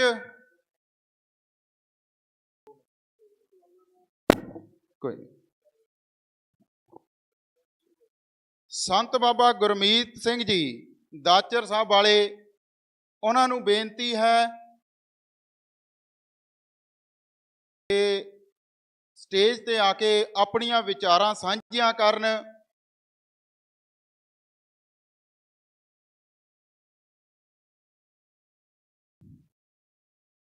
ਸੰਤ ਬਾਬਾ ਗੁਰਮੀਤ ਸਿੰਘ ਜੀ, ਵਾਹਿਗੁਰੂ ਜੀ ਕਾ ਖਾਲਸਾ, ਵਾਹਿਗੁਰੂ ਜੀ ਕੀ ਫਤਿਹ। ਇੱਥੇ ਆ ਜਾਓ।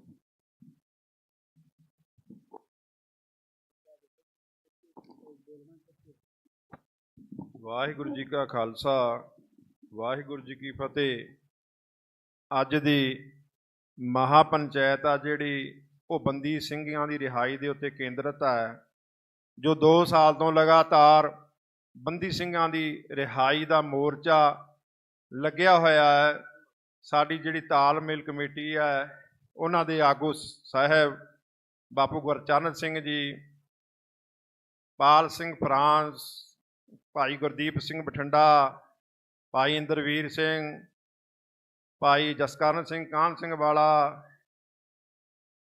ਹੋਰ ਵੀ ਜਿੰਨੀਆਂ ਸ਼ਖਸੀਅਤ ਨੇ, ਭਾਈ ਬਲਵੀਰ ਸਿੰਘ ਬੈਰੋਪੁਰ, ਭਾਈ ਕਾਲਾ ਜੀ, ਹੋਰ ਵੀ ਜਿੰਨੇ ਤਾਲਮੇਲ ਕਮੇਟੀ ਦੇ ਮੈਂਬਰ ਨੇ, ਸਾਰੇ ਹਾਜ਼ਰ ਨੇ।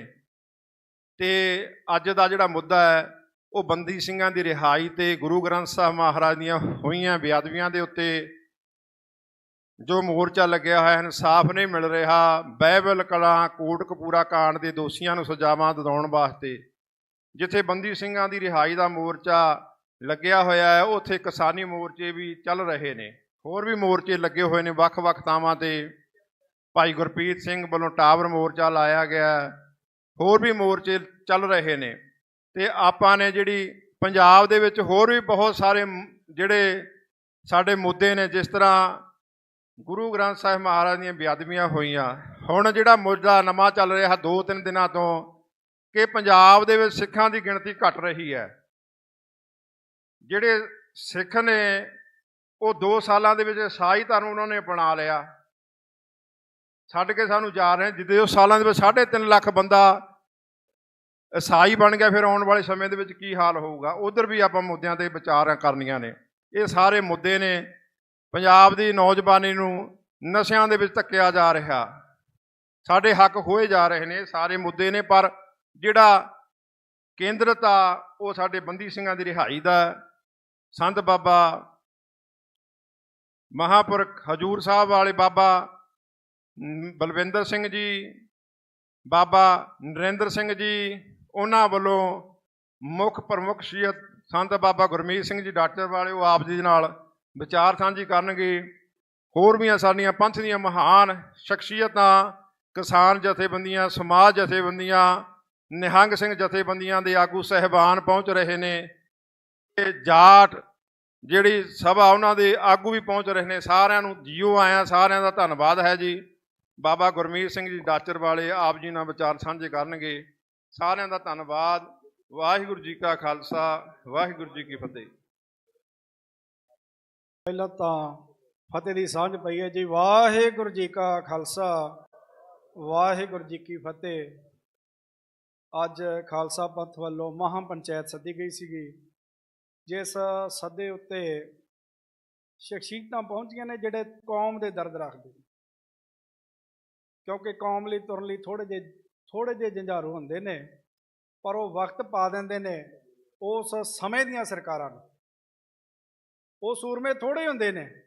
ਜੇ ਸੰਤ ਜਰਨੈਲ ਸਿੰਘ ਜੀ ਦੀ ਗੱਲ ਕਰੀਏ ਤੇ ਜਿੱਦਣ ਸ੍ਰੀ ਅਕਾਲ ਤਖਤ ਸਾਹਿਬ ਤੇ ਸਰਕਾਰ ਨੇ ਤੈਅ ਕੀਤਾ ਤੇ ਤਕਰੀਬਨ ਉਹ 250 ਸਿੰਘ ਸੀਗਾ। ਪਰ ਇਸ ਭਾਰਤ ਸਰਕਾਰ ਨੂੰ ਉਹਨਾਂ ਯੋਧਿਆਂ ਨੇ ਵਕਤ ਪਾ ਛੱਡਿਆ। ਔਰ ਅੱਜ ਵੀ ਜੇ ਕਿਤੇ ਸੰਤਾਂ ਦਾ ਨਾਂ ਲਿਆ ਜਾਂਦਾ ਨਾ ਵੀ ਸੰਤ ਉੱਧਰ ਆ ਗਏ ਜਾਂ ਉੱਧਰ ਆ ਗਏ ਆ, ਤੇ ਬਿਲਕੁਲ ਸਰਕਾਰਾਂ ਤਤਪਰ ਹੋ ਜਾਂਦੀਆਂ ਕਿ ਵਾਕਈ ਸੰਤ ਜਰਨੈਲ ਸਿੰਘ ਆ ਰਹੇ। ਅਸੀਂ ਅੱਜ ਮੁੱਦੇ ਤੇ ਆ ਬੰਦੀ ਸਿੰਘਾਂ ਦੀ ਹਰਿਆਈ ਤੇ, ਪਰ ਮੈਂ ਅੱਗੇ ਵੀ ਸਾਡੀ ਪੰਚਾਇਤ ਮਹਾਂ ਪੰਚਾਇਤ ਪਹਿਲਾਂ ਵੀ ਹੋਈ ਸੀਗੀ,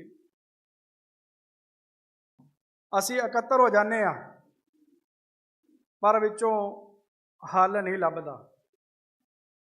ਅਸੀਂ ਉਹੀ ਗੱਲ ਕਰਦੇ ਹਾਂ ਵਾਰ-ਵਾਰ ਵੀ ਸਾਡੇ ਸਿੰਘਾਂ ਨੂੰ ਇੰਨਾ ਚੱਕਰ ਹੋ ਚੁੱਕਾ ਹੈ, ਪਰ ਸਾਡੇ ਕੋਲ ਕੋਈ ਮਸਲਾ ਤਾਂ ਨਹੀਂ ਹੱਲ ਹੁੰਦਾ, ਨਾ ਕੋਈ ਮਸਲੇ ਦਾ ਹੱਲ ਅਸੀਂ ਕੋਈ ਕੱਢਦੇ ਹਾਂ। ਮਹਾਂ ਪੰਚਾਇਤ ਦਾ ਮਤਲਬ ਕੀ ਆ? ਮਤਲਬ ਆ ਕਿ ਅਸੀਂ ਅੱਜ ਇਕੱਤਰ ਹੋਏ ਹਾਂ, ਮਹਾਂ ਪੰਚਾਇਤ ਦੇ ਵਿੱਚ ਇਕੱਤਰ ਹੋਏ ਤੇ ਉਹਨਾਂ ਮਸਲੇ ਦਾ ਹੱਲ ਕੱਢੀਏ ਕਿ ਇਹ ਜਿਹੜਾ ਮੋਰਚਾ ਲੱਗਾ ਸਾਡਾ ਜਾਇਜ਼ ਲੱਗਾ, ਕਿ ਅਸੀਂ ਇਸ ਨੂੰ ਲੰਮਾ ਚਲਾਉਣਾ ਹੈ, ਅਸੀਂ ਉਸ ਮਸਲੇ ਤੇ ਬੋਲੀਏ। ਅਸੀਂ ਇਹ ਵਾਰ-ਵਾਰ ਉਹੀ ਗੱਲ ਨਾ ਕਰੀਏ ਰਿਪੀਟ ਵੀ ਉਹਨਾਂ ਨੂੰ ਇੰਨਾ ਚਿਰ ਹੋ ਗਿਆ, ਅਸੀਂ ਉਹਨਾਂ ਨੂੰ ਛਡਾਉਣ ਦੀ ਗੱਲ ਕਰੀਏ। ਅੱਜ ਅਸੀਂ ਵੱਖ-ਵੱਖ ਧਿਰਾਂ ਦੇ ਵਿੱਚ ਵੰਡੇ ਹੋਏ ਹਾਂ, ਸਾਡੇ ਅਲੱਗ-ਅਲੱਗ ਮੋਰਚੇ ਲੱਗੇ ਹੋਏ ਨੇ, ਹਰ ਰੋਡ ਤੇ ਮੈਨਾ ਮੋਰਚੇ ਲੱਗੇ ਹੋਏ ਨੇ, ਪਰ ਸਾਡਾ ਇਹ ਮਸਲਾ ਹੱਲ ਕਿੱਦਾਂ ਹੋਵੇਗਾ? ਕਿਸਾਨ ਯੂਨੀਅਨ ਵਾਲਿਆਂ ਨੇ ਕਿਸਾਨ ਵੱਖਰੇ ਲੱਗੇ ਨੇ, ਇਹ ਜਥੇਬੰਦੀ ਦਾ ਵੱਖਰਾ ਲੱਗਾ ਹੋਇਆ, ਜਾਂ ਤਾਂ ਇਹਨੂੰ ਇੱਕ ਕਰ ਲਈਏ, ਇੱਕੋ ਮੋਰਚੇ ਦੇ ਵਿੱਚ ਹੀ ਸਾਰਾ ਕੁਝ ਰੱਖੀਏ।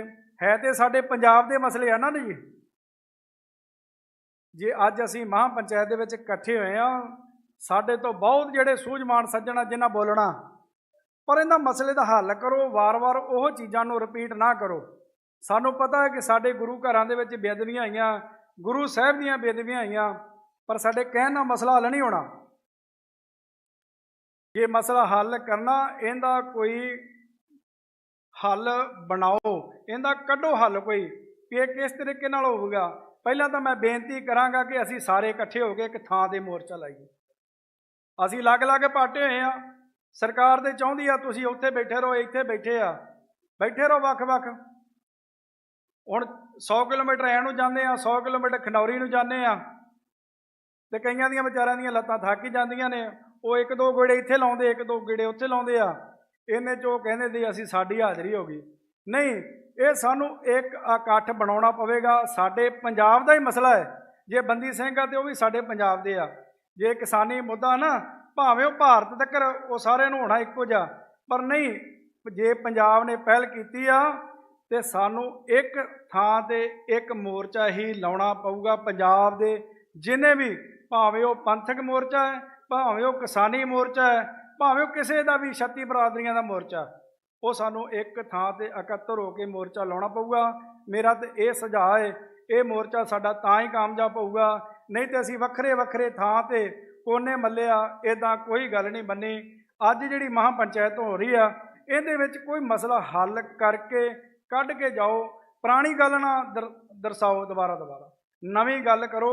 ਇਸ ਕਰਕੇ ਅੱਜ ਜਿਹੜਾ ਮਹਾਂਪੁਰਸ਼ਾਂ ਵੱਲੋਂ, ਖਾਲਸਾ ਪੰਥ ਵੱਲੋਂ ਇਹ ਜਿਹੜੀ ਮਹਾਂ ਪੰਚਾਇਤ ਸੱਦੀ ਗਈ ਸੀ, ਅਸੀਂ ਇਹਦਾ ਸਵਾਗਤ ਕਰਦੇ ਹਾਂ। ਔਰ ਜਿੱਦਾਂ ਇਹ ਅੱਜ ਦਾ ਕੋਈ ਮਸਲਾ ਹੱਲ ਕਰਨਗੇ, ਅਸੀਂ ਇਹਨਾਂ ਦੇ ਨਾਲ ਹਾਂ। ਵਾਹਿਗੁਰੂ ਜੀ ਕਾ ਖਾਲਸਾ, ਵਾਹਿਗੁਰੂ ਜੀ ਕੀ ਫਤਿਹ। ਅਸੀਂ ਅਤੀ ਧੰਨਵਾਦੀ ਹਾਂ ਬਾਬਾ ਗੁਰਮੀਤ ਸਿੰਘ ਜੀ ਡਾਚਰ ਵਾਲੇ, ਜਿਨ੍ਹਾਂ ਨੇ ਆਪ ਦੇ ਕੀਮਤੀ ਵਿਚਾਰਾਂ ਨਾਲ ਆਪ ਸਰਬੱਤ ਸਿੱਖ ਸੰਗਤਾਂ ਨੂੰ ਨਿਹਾਲ ਕੀਤਾ ਹੈ ਜੀ। ਸੋ ਅਗਲਾ ਜਿਹੜਾ ਬੁਲਾਰਾ ਹੈ ਵੀਰ ਕੁਲਦੀਪ ਸਿੰਘ ਜੀ ਖਨੌਰੀ ਬਾਰਡਰ ਤੋਂ, ਸਮਾਂ 2 ਮਿੰਟ ਹੈ ਜੀ। ਸੋ ਉਸ ਤੋਂ ਬਾਅਦ ਜਿਹੜੇ ਅਗਲੇ ਬੁਲਾਰੇ ਨੇ ਸੰਤ ਬਾਬਾ ਸ਼ੇਰ ਸਿੰਘ ਜੀ ਨਾਨਕਸਰ ਸੰਪਰਦਾ ਤੋਂ, ਸੰਤ ਬਾਬਾ ਸ਼ੇਰ ਸਿੰਘ ਜੀ। ਸਾਹਿਬੇ ਕਮਾਲ ਗੱਦੀ ਤੇ ਵਿਰਾਜਮਾਨ ਸ੍ਰੀ ਗੁਰੂ ਗ੍ਰੰਥ ਸਾਹਿਬ ਮਹਾਰਾਜ ਜੀ ਦੀ ਪਾਵਨ ਤੇ ਪਵਿੱਤਰ ਹਜ਼ੂਰੀ ਦੇ ਵਿੱਚ ਬੈਠੀ ਹੋਈ ਸਾਧ ਸੰਗਤ ਜੀ, ਫਤਿਹ ਨੂੰ ਪ੍ਰਵਾਨ ਕਰਿਓ। ਵਾਹਿਗੁਰੂ ਜੀ ਕਾ ਖਾਲਸਾ, ਵਾਹਿਗੁਰੂ ਜੀ ਕੀ ਫਤਿਹ। ਸਭ ਤੋਂ ਪਹਿਲੀ ਬੇਨਤੀ ਮੈਂ ਆਪਣੇ ਆਪ ਤੋਂ ਸ਼ੁਰੂ ਕਰੂੰਗਾ। ਜਦੋਂ ਤੋਂ ਸਿੱਖ ਪੰਥ ਦਾ ਜਨਮ ਹੋਇਆ ਹੈ, ਖਾਲਸੇ ਦਾ ਜਨਮ ਹੋਇਆ ਹੈ, ਉਦੋਂ ਤੋਂ ਸਾਡੀ ਲੜਾਈ ਸ਼ੁਰੂ ਹੋ ਗਈ ਸੀ ਝੂਠ ਦੇ ਖਿਲਾਫ। ਸਾਡੀ ਕੌਮ, ਸਾਡਾ ਪੰਥ ਤਲਵਾਰਾਂ ਦੀ ਛਾਵਾਂ ਦੇ ਥੱਲੇ ਪਲਿਆ। ਸਾਡੀ ਲੜਾਈ ਕਿਸੇ ਧਰਮ ਦੇ ਨਾਲ ਨਹੀਂ। ਜਿਹੜੇ ਦੂਸਰੇ ਧਰਮਾਂ ਦੇ ਲੋਕ ਨੇ ਉਹ ਸਾਡੇ ਬਾਰੇ ਪਤਾ ਨਹੀਂ ਕੀ ਕੀ ਸੋਚ ਰਹੇ ਨੇ। ਮੈਂ ਉਹਨਾਂ ਨੂੰ ਦੱਸਣਾ ਚਾਹੁੰਦਾ ਕਿ ਸਾਡੀ ਲੜਾਈ ਕਿਸੇ ਧਰਮ ਦੇ ਖਿਲਾਫ ਨਹੀਂ। ਸਾਡੇ ਗੁਰੂਆਂ ਨੇ ਸਾਨੂੰ ਦੱਸਿਆ, ਜਦੋਂ ਹਿੰਦੂ ਧਰਮ ਤੇ ਪੀੜ ਪਈ ਤਾਂ ਸਾਡੇ ਦਾਦਾ ਸਾਹਿਬੇ ਕਮਾਲ ਗੁਰੂ ਤੇਗ ਬਹਾਦਰ ਸਾਹਿਬ ਮਹਾਰਾਜ ਨੇ ਆਪਣਾ ਸੀਸ ਦਿੱਤਾ। ਜੇ ਕਦੇ ਕਿਸੇ ਮੁਸਲਮਾਨ ਤੇ ਪੀੜ ਪਈ ਤਾਂ 10ਵੇਂ ਪਾਤਸ਼ਾਹ ਮਹਾਰਾਜ ਨੇ ਆਪਣੀ ਤਲਵਾਰ ਦੇ ਨਾਲ ਉਹਨਾਂ ਦੀ ਰੱਖਿਆ ਕੀਤੀ। ਸਾਡੀ ਲੜਾਈ ਹਮੇਸ਼ਾ ਬਾਬਰਾਂ ਦੇ ਨਾਲ ਰਹੀ ਆ, ਜ਼ਬਰ ਕਰਨ ਵਾਲਿਆਂ ਦੇ ਨਾਲ ਰਹੀ ਆ, ਔਰੰਗਜ਼ੇਬ ਨਾਲ ਲੜਾਈ ਰਹੀ ਆ। ਸਾਡੀ ਲੜਾਈ ਕਿਸੇ ਧਰਮ ਦੇ ਨਾਲ ਨਹੀਂ ਜਾਂ ਕਿਸੇ ਧਰਮਾਂ ਦੇ ਲੋਕਾਂ ਦੇ ਨਾਲ ਨਹੀਂ। ਸਾਡਾ 40 ਸਾਲ ਰਾਜ ਰਿਹਾ। ਪੜ੍ਹਿਓ ਕਦੇ ਮਹਾਰਾਜਾ ਰਣਜੀਤ ਸਿੰਘ ਦੇ ਬਾਰੇ ਦੇ ਵਿੱਚ, ਐਸਾ ਸਾਡਾ ਰਾਜ ਸੀ। ਉਹ 40 ਸਾਲਾਂ ਦਾ ਰਾਜ ਅੱਜ ਦੁਨੀਆ ਦੇ ਇਤਿਹਾਸ ਦੇ ਵਿੱਚ ਲਿਖਿਆ ਗਿਆ ਕਿ ਟੌਪ ਦਾ ਰਾਜ ਸੀ ਸਿੱਖਾਂ ਦਾ। ਉਹਦੇ ਵਿੱਚ ਸਿੱਖਾਂ ਦੀ ਗਿਣਤੀ ਬਹੁਤ ਘੱਟ ਸੀ, ਮੁਸਲਮਾਨ ਤੇ ਦੂਸਰੇ ਧਰਮ ਜ਼ਿਆਦੇ ਸੀ। ਕਿਸੇ ਵੀ ਬੰਦੇ ਨੂੰ, ਕਿਸੇ ਵੀ ਧਰਮ ਦੇ ਬੰਦੇ ਨੂੰ ਕੋਈ ਸਜ਼ਾ ਨਹੀਂ ਦਿੱਤੀ ਗਈ ਸੀ। ਕਦੇ ਕਿਸੇ ਧਰਮ ਦੇ ਗ੍ਰੰਥ ਦੀ ਬੇਅਦਬੀ ਨਹੀਂ ਹੋਈ ਸੀ, ਕਿਸੇ ਧੀ ਭੈਣ ਦੀ ਬੇਪਤੀ ਨਹੀਂ ਹੋਈ ਸੀ। ਤੇ ਜਦੋਂ ਅੱਜ ਅਸੀਂ ਗੱਲਾਂ ਕਰਦੇ ਹਾਂ ਆਪਣੇ ਰਾਜ ਦੀਆਂ, ਤਾਂ ਸਾਡੇ ਹੀ ਲੋਕਾਂ ਨੂੰ ਸਾਡੇ ਹੀ ਖਿਲਾਫ ਖੜੇ ਕਰ ਦਿੱਤਾ ਜਾਂਦਾ ਕਿ ਖਾਲਿਸਤਾਨੀ ਹੈ, ਫਲਾਣੇ ਹੈ, ਜਿਉਂ ਆ। ਸਿੱਖਾਂ ਦਾ ਰਾਜ ਪੜ੍ਹਿਓ ਕਦੇ, 40 ਸਾਲ ਦਾ ਰਾਜ। ਅੱਜ ਤੁਹਾਡੇ ਸਾਰੇ ਰਾਜਾਂ ਦੇ ਰਾਜਿਆਂ ਨੂੰ ਮਾਤ ਪਾਉਂਦਾ ਹੈ। ਮਹਾਰਾਜਾ ਰਣਜੀਤ ਸਿੰਘ ਇੱਕ ਵਾਰ ਆਪਣੇ ਦਰਬਾਰ ਦੇ ਵਿੱਚ ਬੈਠੇ ਸਨ। ਕੁਝ ਗੋਰੇ ਬਾਹਰੋਂ ਆਏ ਹੋਏ ਸੀ। ਕੁਝ ਨਿਹੰਗ ਸਿੰਘਾਂ ਨੇ ਉਹਨਾਂ ਗੋਰਿਆਂ ਦੇ ਕਮਰਿਆਂ ਦੇ ਉੱਪਰ ਜਾਂ ਆਸੇ-ਪਾਸੇ ਜੋ ਬਿਲਡਿੰਗਾਂ ਸੀ ਉੱਥੇ ਗੋਲੀਆਂ ਦਾ ਨਿਸ਼ਾਨਾ ਬਣਾ ਲਿਆ ਗਿਆ। ਮਹਾਰਾਜਾ ਰਣਜੀਤ ਸਿੰਘ ਨੇ ਕਿਹਾ ਕਿ ਮੇਰੇ ਨਿਹੰਗ ਸਿੰਘ ਫੌਜਾਂ ਨੇ ਮੈਨੂੰ ਦੱਸਦੀਆਂ ਨੇ ਕਿ ਰਾਜ ਸਾਡਾ, ਸਿਰਫ ਤੂੰ ਬੈਠਾ ਇੱਥੇ। ਸੋ ਮੈਂ ਜ਼ਿਆਦਾ ਲੰਬਾ ਨਹੀਂ ਸਮਾਂ ਲੈਣਾ। ਮੇਰੇ ਕਹਿਣ ਦਾ ਮਤਲਬ ਇਹੀ ਹੈ ਵੀ ਸਾਡੀ ਅੱਜ ਵੀ ਜਿਹੜੀ ਲੜਾਈ ਆ ਉਹ ਜ਼ੁਲਮ ਦੇ ਖਿਲਾਫ ਆ, ਕਿਸੇ ਧਰਮ ਦੇ ਖਿਲਾਫ ਨਹੀਂ। ਸਾਡੇ ਜੇਲ੍ਹਾਂ ਦੇ ਵਿੱਚ ਜਿਹੜੇ ਬੰਦੀ ਸਿੰਘ ਬੈਠੇ ਨੇ ਉਹ ਸੱਚ ਦੀ ਲੜਾਈ ਲੜਦੇ ਨੇ। ਉਹਨਾਂ ਦੀ ਲੜਾਈ ਆ, ਉਹ ਸੱਚ ਦੀ ਲੜਾਈ ਆ, ਝੂਠ ਦੇ ਖਿਲਾਫ ਆ। ਜਿਨ੍ਹਾਂ ਨੇ ਸਾਡੀ ਜਵਾਨੀ ਨੂੰ, ਸਾਡੀ ਕਿਸਾਨੀ ਨੂੰ ਖਤਮ ਕੀਤਾ ਸੀ, ਉਹਨਾਂ ਨੇ ਉਹਨਾਂ ਨੂੰ ਸੋਧਾ ਲਾਇਆ। ਤੇ ਜਦੋਂ ਉਹਨਾਂ ਦੀਆਂ ਸਜ਼ਾ ਪੂਰੀਆਂ ਹੋ ਗਈਆਂ ਤਾਂ ਉਹਨਾਂ ਨੂੰ ਛੱਡਣ ਤੋਂ ਇਨਕਾਰ ਕਰ ਦਿੱਤਾ ਹੈ ਸਰਕਾਰ ਨੇ। ਅਸੀਂ ਬੇਨਤੀ ਕਰਦੇ ਹਾਂ ਕਿ ਸਾਰੇ ਸਿੱਖ, ਸਾਰੇ ਧਰਮਾਂ ਦੇ ਲੋਕ ਸੱਚ ਦਾ ਸਾਥ ਦੇਣ। ਇਹ ਸਿੱਖ ਹਮੇਸ਼ਾ ਸਾਰੇ ਧਰਮਾਂ ਦੇ ਨਾਲ ਖੜੇ ਨੇ। ਸਾਰੀਆਂ ਸੰਗਤਾਂ ਦਾ ਇੱਥੇ ਆਈਆਂ ਦਾ ਬਹੁਤ ਬਹੁਤ ਧੰਨਵਾਦ। ਵਾਹਿਗੁਰੂ ਜੀ ਕਾ ਖਾਲਸਾ, ਵਾਹਿਗੁਰੂ ਜੀ ਕੀ ਫਤਿਹ। ਸੋ ਅਸੀਂ ਵਿਸ਼ੇਸ਼ ਧੰਨਵਾਦੀ ਹਾਂ ਵੀਰ ਕੁਲਦੀਪ ਸਿੰਘ ਜੀ, ਜੋ ਖਨੌਰੀ ਬਾਰਡਰ ਤੋਂ ਸਾਡੇ ਵਿੱਚ ਪਹੁੰਚੇ ਸਨ। ਸੋ ਬਾਬਾ ਹਰਵੰਤ ਸਿੰਘ ਜੀ ਰਵਾਲੋ ਅੰਬਾਲਾ ਤੋਂ ਜੋ ਸਾਡੇ ਵਿੱਚ ਆਏ ਨੇ, ਧੰਨਵਾਦ ਕਰਦੇ ਹਾਂ ਜੀ। ਬਾਬਾ ਬੰਦਾ ਸਿੰਘ ਬਹਾਦਰ ਕਿਸਾਨ ਜਥੇਬੰਦੀ ਵੱਲੋਂ ਜਥਾ ਆਇਆ ਜੀ, ਵਿਸ਼ੇਸ਼ ਧੰਨਵਾਦ ਹੈ ਜੀ। ਜਥੇਦਾਰ ਜਗਤਾਰ ਸਿੰਘ ਹਵਾਰਾ ਜੋ ਬੰਦੀ ਸਿੰਘ ਨੇ, ਉਹਨਾਂ ਦੇ ਜੇਲ੍ਹ ਦੇ ਸਾਥੀ ਵੀ ਸਾਡੇ ਵਿੱਚ ਪਹੁੰਚੇ ਨੇ, ਉਹਨਾਂ ਦਾ ਵੀ ਵਿਸ਼ੇਸ਼ ਧੰਨਵਾਦ ਹੈ ਜੀ। ਸੋ ਹੁਣ ਬਾਬਾ ਸ਼ੇਰ ਸਿੰਘ ਜੀ ਨਾਨਕਸਰ ਤੋਂ। ਵਾਹਿਗੁਰੂ ਜੀ ਕਾ ਖਾਲਸਾ, ਵਾਹਿਗੁਰੂ ਜੀ ਕੀ ਫਤਿਹ। ਪਰਮ ਸਤਿਕਾਰਯੋਗ ਗੁਰੂ ਰੂਪ ਖਾਲਸਾ ਸਾਧ ਸੰਗਤ ਜੀਓ, ਆਪ ਜੀ ਜਗਤ ਗੁਰੂ ਸਾਹਿਬ ਸ੍ਰੀ ਗੁਰੂ ਗ੍ਰੰਥ ਸਾਹਿਬ ਜੀ ਦੇ ਚਰਨਾਂ ਵਿੱਚ ਬੈਠ ਕੇ ਉਹਨਾਂ ਬੰਦੀ ਸਿੰਘਾਂ ਦੇ ਵਾਸਤੇ ਇਕੱਤਰ ਹੋਏ ਹਾਂ, ਇਨਸਾਫ ਵਾਸਤੇ ਇਕੱਤਰ ਹੋਏ ਹਾਂ। ਗੁਰੂ ਕਿਰਪਾ ਕਰਨ, ਬਖਸ਼ਿਸ਼ ਕਰਨ, ਮਿਹਰ ਕਰਨ। ਜੇ ਆਪਾਂ ਬਾਣੀ ਪੜ੍ਹਦੇ ਹਾਂ ਤੇ ਬਾਣੀ ਵਿੱਚੋਂ ਇੱਕ ਸਿੱਧ ਮਿਲਦੀ ਹੈ। ਜੇ ਸਾਡੇ ਕੋਲ ਨਾਮ ਹੈ, ਸਿਮਰਨ ਹੈ, ਸਾਨੂੰ ਸੱਚ ਤੇ ਪਹਿਰਾ ਦੇਣ ਦੀ ਹਿੰਮਤ ਆ ਜਾਵੇਗੀ। ਜੇ ਸਾਡੇ ਪੱਲੇ ਬਾਣੀ ਹੈ, ਬਾਣਾ ਹੈ, ਅਸੀਂ ਸੱਚ ਦੀ ਗੱਲ ਕਰ ਸਕਦੇ ਹਾਂ, ਸੱਚ ਤੇ ਤੁਰ ਸਕਦੇ ਹਾਂ। ਜੇ ਸਾਡੇ ਕੋਲ ਬਾਣੀ ਨਹੀਂ, ਸਿਮਰਨ ਨਹੀਂ, ਸਾਨੂੰ ਕੋਈ ਵੀ ਤੋੜ ਨਹੀਂ ਸਕਦਾ। ਕਿਉਂਕਿ ਜਿਹੜਾ ਸਿਮਰਨ ਹੈ ਉਹ ਇੱਕ ਚਾਨਣ ਦੀ ਨਿਆਈ ਹੈ। ਜੇ ਅੰਧੇਰਾ, ਸੰਸਾਰ ਰੂਪੀ ਅੰਧੇਰਾ ਹੈ, ਆਪਣੇ ਹੱਥ ਵਿੱਚ ਬੈਟਰੀ ਹੋਵੇ, ਚਾਨਣ ਹੋਵੇ, ਤੇ ਆਪਾਂ ਅੰਧੇਰੇ ਨੂੰ ਪਾਰ ਕਰ ਸਕਦੇ ਹਾਂ। ਇਹ ਸੰਸਾਰ ਰੂਪੀ ਅੰਧੇਰਾ ਹੈ। ਜੇ ਆਪਾਂ ਸਿਮਰਨ ਕਰਾਂਗੇ ਤਾਂ ਸਾਡੇ ਕੋਲ ਇਹ ਸ਼ਕਤੀ ਆ ਜਾਵੇਗੀ ਸੱਚ ਬੋਲਣ ਦੀ ਵੀ ਤੇ ਸੱਚ ਤੇ ਚੱਲਣ ਦੀ ਵੀ। ਤੇ ਗੁਰੂ ਕਿਰਪਾ ਕਰਨ, ਬਖਸ਼ਿਸ਼ ਕਰਨ, ਮਿਹਰ ਕਰਨ। ਜਿਹੜੇ ਸਿੰਘਾਂ ਦੀਆਂ ਰਿਹਾਈ ਵਾਸਤੇ ਆਪਾਂ ਸਾਰੇ ਇਕੱਤਰ ਹੋਏ ਹਾਂ। ਪਿਆਰ ਵਾਲਿਓ, ਜਿੰਨੇ ਵੀ ਆਪਾਂ ਇੱਥੇ ਬੈਠੇ ਹਾਂ, ਇਹ ਮੋਰਚਾ ਸਾਨੂੰ ਲਾਉਣ ਦੀ ਕਿਉਂ ਨੌਬਤ ਆ ਰਹੀ ਹੈ? ਕਿਉਂਕਿ ਸਾਡੀ ਜਿਹੜੀਆਂ ਸਰਕਾਰਾਂ ਨੇ ਉਹ ਸੁਣਵਾਈ ਨਹੀਂ ਕਰ ਰਹੀਆਂ। ਜਿਨ੍ਹਾਂ ਦੀ ਕਾਨੂੰਨ ਕਹਿੰਦੇ ਕਾਨੂੰਨ ਦਾ ਰਾਖੇ ਨੇ, ਕਾਨੂੰਨ ਤਾਂ ਕਹਿੰਦਾ ਵੀ ਜਿਹਨੇ ਗਲਤੀ ਕੀਤੀ ਉਹਨੂੰ ਸਜ਼ਾਵਾਂ ਮਿਲ ਗਈਆਂ, ਇੰਨੇ ਸਾਲ ਦੀ ਸਜ਼ਾ ਮਿਲ ਗਈ। ਜਦੋਂ ਸਾਲ ਪੂਰੇ ਹੋ ਗਏ ਉਸ ਤੋਂ ਬਾਅਦ ਨਾ ਛੱਡਣਾ ਵੀ ਇੱਕ ਕਾਨੂੰਨੀ ਜੁਰਮ ਹੈ ਨਾ। ਇਸ ਗੱਲ ਨੂੰ ਕੋਈ ਕਹਿਣ ਵਾਲਾ ਨਹੀਂ, ਸੁਣਨ ਵਾਲਾ ਨਹੀਂ। ਬੋਲੀਆਂ ਸਰਕਾਰਾਂ ਨੇ, ਬੋਲੀਆਂ ਜਿੱਥੇ ਬੋਲਾਪਨ ਹੋਵੇ ਉੱਥੇ ਸੁਣੇਗਾ ਕੌਣ? ਸਾਡੇ ਤਾਂ ਸਾਹਿਬ ਸ੍ਰੀ ਗੁਰੂ ਗ੍ਰੰਥ ਸਾਹਿਬ ਜੀ ਹਨ ਜਿਨ੍ਹਾਂ ਨੂੰ ਆਪਾਂ ਸੁਣਾ ਸਕਦੇ ਹਾਂ। ਇਹਨਾਂ ਸਰਕਾਰਾਂ ਨੇ ਸਾਨੂੰ ਇਨਸਾਫ ਨਹੀਂ ਦੇਣਾ। ਮੇਰੀ ਬੇਨਤੀ ਨੂੰ ਪ੍ਰਵਾਨ ਕਰ ਲਿਓ। ਜਿੰਨੇ ਮਰਜ਼ੀ ਆਪਾਂ ਮੋਰਚੇ ਲਾ ਕੇ ਰੱਖੀਏ, ਚੜ੍ਹਦੀ ਕਲਾ ਨਾਲ ਮੋਰਚੇ ਲਾਉਣੇ ਚਾਹੀਦੇ ਹੈ, ਪਰ ਮੇਰੀ ਬੇਨਤੀ ਨੂੰ ਪ੍ਰਵਾਨ ਕਰਿਓ। ਝੂਠੇ ਅੱਗੇ ਰੋਈਏ ਨਾ। ਸੱਚਾ ਬੰਦਾ ਝੂਠੇ ਅੱਗੇ ਰੋਵੇ, ਉਹਦਾ ਇਨਸਾਫ ਨਹੀਂ ਹੁੰਦਾ। ਤੇ ਮੇਰੀ ਬੇਨਤੀ ਨੂੰ ਪ੍ਰਵਾਨ ਕਰ ਲਿਓ। ਆਪਾਂ ਸੱਚੇ ਗੁਰੂ ਅੱਗੇ ਰੋ ਪਈਏ, ਇਹਨਾਂ ਅੱਗੇ ਅਰਦਾਸਾਂ ਕਰੀਏ, ਬੇਨਤੀਆਂ ਕਰੀਏ, ਸਿਮਰਨ ਕਰੀਏ।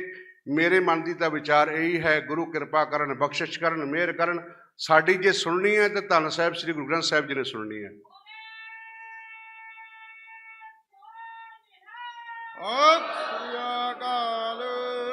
ਸੱਚਾ ਝੂਠੇ ਦੇ ਅੱਗੇ ਰੋਵੇਗਾ ਤੇ ਕੀ ਪ੍ਰਾਪਤ ਹੋਵੇਗਾ? ਕੁਛ ਨਹੀਂ ਪ੍ਰਾਪਤ ਹੋਣਾ। ਤੇ ਜਿਹੜੇ ਆਪਣੇ ਬੱਚੇ ਨੇ ਨਾ, ਮੇਰੀ ਬੇਨਤੀ ਨੂੰ ਪ੍ਰਵਾਨ ਕਰ ਲਿਓ। ਧੰਨ ਬਾਬਾ ਈਸਰ ਸਿੰਘ ਜੀ ਨਾਨਕਸਰ ਕਲੇਰਾਂ ਵਾਲੇ ਬਖਸ਼ਿਸ਼ ਕਰਦੇ ਸੀ। ਆਪਣੇ ਬੱਚਿਆਂ ਨੂੰ ਉੱਚੇ ਚੁੱਕਣ ਦੀ ਕੋਸ਼ਿਸ਼ ਕਰੋ। ਕਿਵੇਂ ਉੱਚੇ ਚੁੱਕਣਾ? ਉਹਨਾਂ ਨੂੰ ਗੁਰਬਾਣੀ ਦੇ ਲੜ ਲਾਓ, ਚੰਗੇ ਸਕੂਲਾਂ ਵਿੱਚ ਵੀ ਪਾਓ, ਗੁਰਬਾਣੀ ਪੜ੍ਹਾਓ। ਜਦੋਂ ਤੁਸੀਂ ਗੁਰਬਾਣੀ ਪੜ੍ਹਾਵੋਗੇ ਨਾ, ਉਹ ਸੱਚ ਦੇ ਰਸਤੇ 'ਤੇ ਚੱਲਣਗੇ ਤੇ ਸੱਚੇ ਦਾ ਸਾਥ ਦੇਣਗੇ। ਸੱਚਾ ਕੌਣ ਹੈ? ਧੰਨ ਸਾਹਿਬ ਸ੍ਰੀ ਗੁਰੂ ਗ੍ਰੰਥ ਸਾਹਿਬ ਜੀ ਮਹਾਰਾਜ। ਜਦੋਂ ਇਹਨਾਂ ਦੇ ਲੜ ਲੱਗ ਜਾਵਾਂਗੇ ਨਾ, ਫਿਰ ਸਾਨੂੰ ਕੋਈ ਸਾਡੇ ਤੋਂ ਉੱਤੇ ਨਹੀਂ ਹੋ ਸਕਦਾ ਕੋਈ। ਗੁਰੂ ਗ੍ਰੰਥ ਸਾਹਿਬ ਦੇ ਲੜ ਲੱਗ ਜਾਈਏ ਤੇ ਆਪਣੇ ਬੱਚਿਆਂ ਨੂੰ ਪ੍ਰੇਰ ਕੇ ਗੁਰਬਾਣੀ ਦੇ ਲੜ ਲਾਈਏ। ਤੇ ਮੇਰੀ ਬੇਨਤੀ ਨੂੰ ਪ੍ਰਵਾਨ ਕਰਿਓ, ਫਿਰ ਸਾਨੂੰ ਕੋਈ ਹਰਾ ਨਹੀਂ ਸਕਦਾ।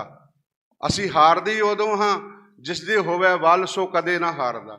ਜੇ ਉਹਦੇ ਚਰਨਾਂ ਦੇ ਵਿੱਚ ਬੈਠ ਜਾਓਗੇ, ਉਹਨਾਂ ਦੇ ਚਰਨਾਂ ਵਿੱਚ ਧਿਆਨ ਰੱਖੋਗੇ, ਆਪਣੇ ਬੱਚੇ ਨੂੰ ਉਹਨਾਂ ਦੇ ਚਰਨਾਂ ਵਿੱਚ ਲਾਵੋਗੇ, ਇਹ ਉੱਚ ਵਿੱਦਿਆ ਹੈ।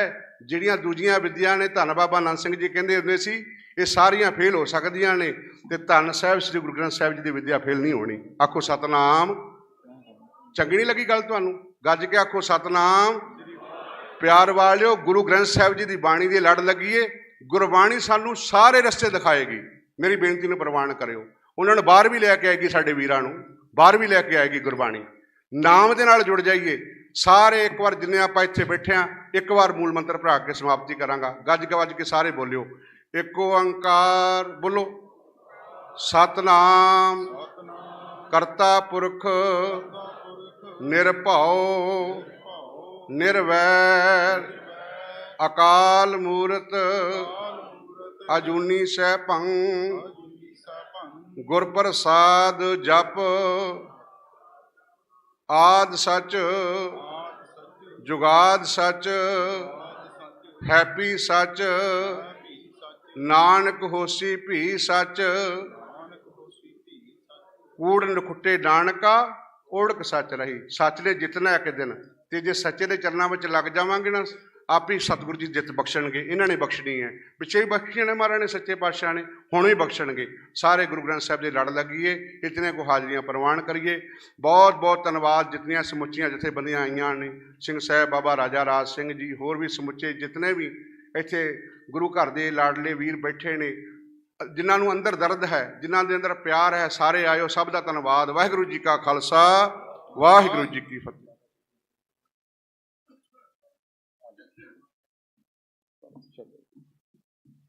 ਵਿਸ਼ੇਸ਼ ਧੰਨਵਾਦ ਮੀਡੀਆ ਤੋਂ, ਪ੍ਰੈਸ ਤੋਂ, ਜਿੰਨੇ ਵੀਰ ਕਵਰੇਜ ਕਰ ਰਹੇ ਹਨ, ਕਿਉਂਕਿ ਇਹ ਬੰਦੀ ਸਿੰਘਾਂ ਦੀ ਰਿਹਾਈ ਦਾ ਮੋਰਚਾ ਸਾਹਿਬ ਸ੍ਰੀ ਗੁਰੂ ਗ੍ਰੰਥ ਸਾਹਿਬ ਜੀਆਂ ਦੀ ਜੋ ਬੇਅਦਬੀਆਂ ਹੋਈਆਂ ਬੀਤੇ ਸਮੇਂ 'ਚ, ਉਹਨਾਂ ਦੇ ਇਨਸਾਫ ਦਾ ਮੋਰਚਾ। ਇੱਕ ਇੱਕ ਪਲ ਦੀ ਖਬਰ ਦੇਸ਼ਾਂ ਵਿਦੇਸ਼ਾਂ ਦੇ ਵਿੱਚ ਬੈਠੀ ਸੰਗਤ ਤੱਕਰ ਪੁੱਜਦੀ ਕਰਨ ਦੇ ਵਿੱਚ ਸਭ ਤੋਂ ਵੱਡਾ ਅਗਰ ਯੋਗਦਾਨ ਹੈ ਤਾਂ ਇਹ ਮੀਡੀਆ ਵਾਲੇ ਵੀਰਾਂ ਦਾ ਯੋਗਦਾਨ ਹੈ। ਇਹਨਾਂ ਦਾ ਦਿਲੋਂ ਧੰਨਵਾਦ ਹੈ ਜੀ।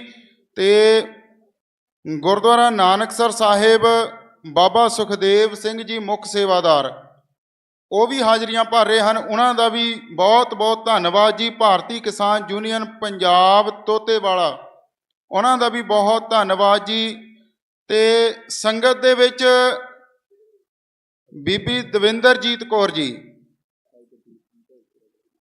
ਮੋਹਾਲੀ ਤੋਂ, ਜਦੋਂ ਤੋਂ ਮੋਰਚਾ ਲੱਗਿਆ ਹੈ, ਕਹਿੰਦੇ ਅਸੀਂ ਹਾਜ਼ਰੀਆਂ ਭਰਦੇ ਆ, ਸੰਗਤ ਦੇ 2 ਮਿੰਟ ਦਰਸ਼ਨ ਕਰਨੇ ਆ। ਮਾਤਾ ਜੀ ਨੂੰ ਬੇਨਤੀ ਹੈ ਕਿ ਸਟੇਜ ਤੇ ਆ ਕੇ ਆਪਣੇ ਵਿਚਾਰ ਸਾਂਝੇ ਕਰਨ। ਤੇ ਅਗਲੇ ਬੁਲਾਰੇ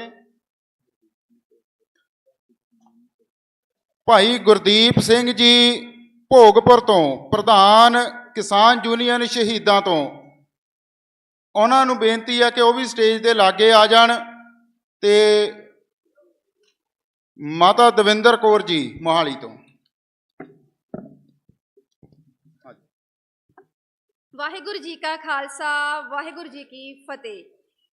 2 ਸਾਲ ਹੋ ਗਏ ਨੇ ਸਾਨੂੰ ਇੱਥੇ ਮੋਰਚੇ ਤੇ ਬੈਠਿਆਂ ਨੂੰ, ਤੇ ਮੈਂ ਜਦੋਂ ਵੀ ਵਾਹਿਗੁਰੂ ਜੀ ਇਹ ਸੱਚੇ ਪਾਤਸ਼ਾਹ ਮੈਨੂੰ ਬਲ ਦਿੰਦੇ ਨੇ ਤੇ ਮੈਂ ਆਉਂਦੀ ਹਾਂ, ਪਹੁੰਚਦੀ ਹਾਂ। ਤੇ 7 ਜਨਵਰੀ ਨੂੰ, ਹਾਂਜੀ 7 ਜਨਵਰੀ ਨੂੰ ਮੈਂ ਇੱਥੇ ਪਹੁੰਚੀ ਸੀਗੀ।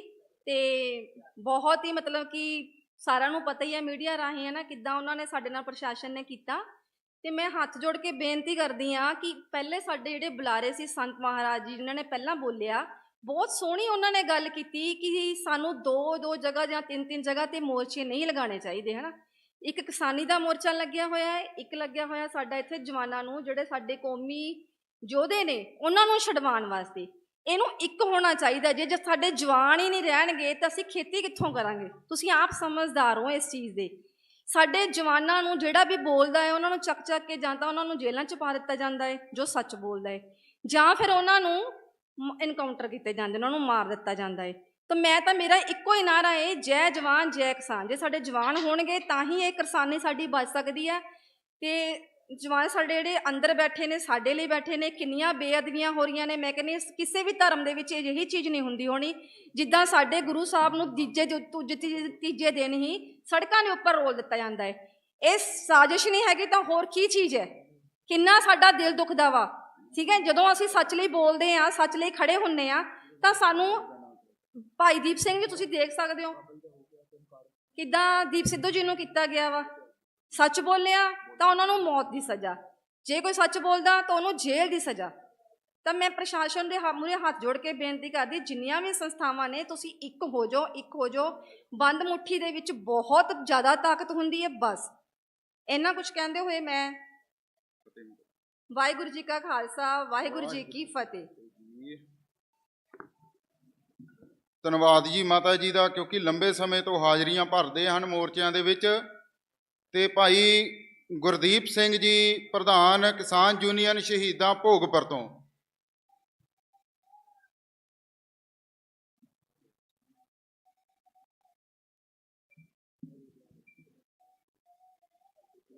ਵਾਹਿਗੁਰੂ ਜੀ ਕਾ ਖਾਲਸਾ, ਵਾਹਿਗੁਰੂ ਜੀ ਕੀ ਫਤਿਹ। ਕੌਮੀ ਇਨਸਾਫ ਮੋਰਚੇ ਦੇ ਵਿੱਚ 2 ਸਾਲ ਤੋਂ ਡਟੀਆਂ ਗੁਰੂ ਦੀਆਂ ਲਾਡਲੀਆਂ ਫੌਜਾਂ ਇਲਾਕੇ ਦੀ ਸੰਗਤ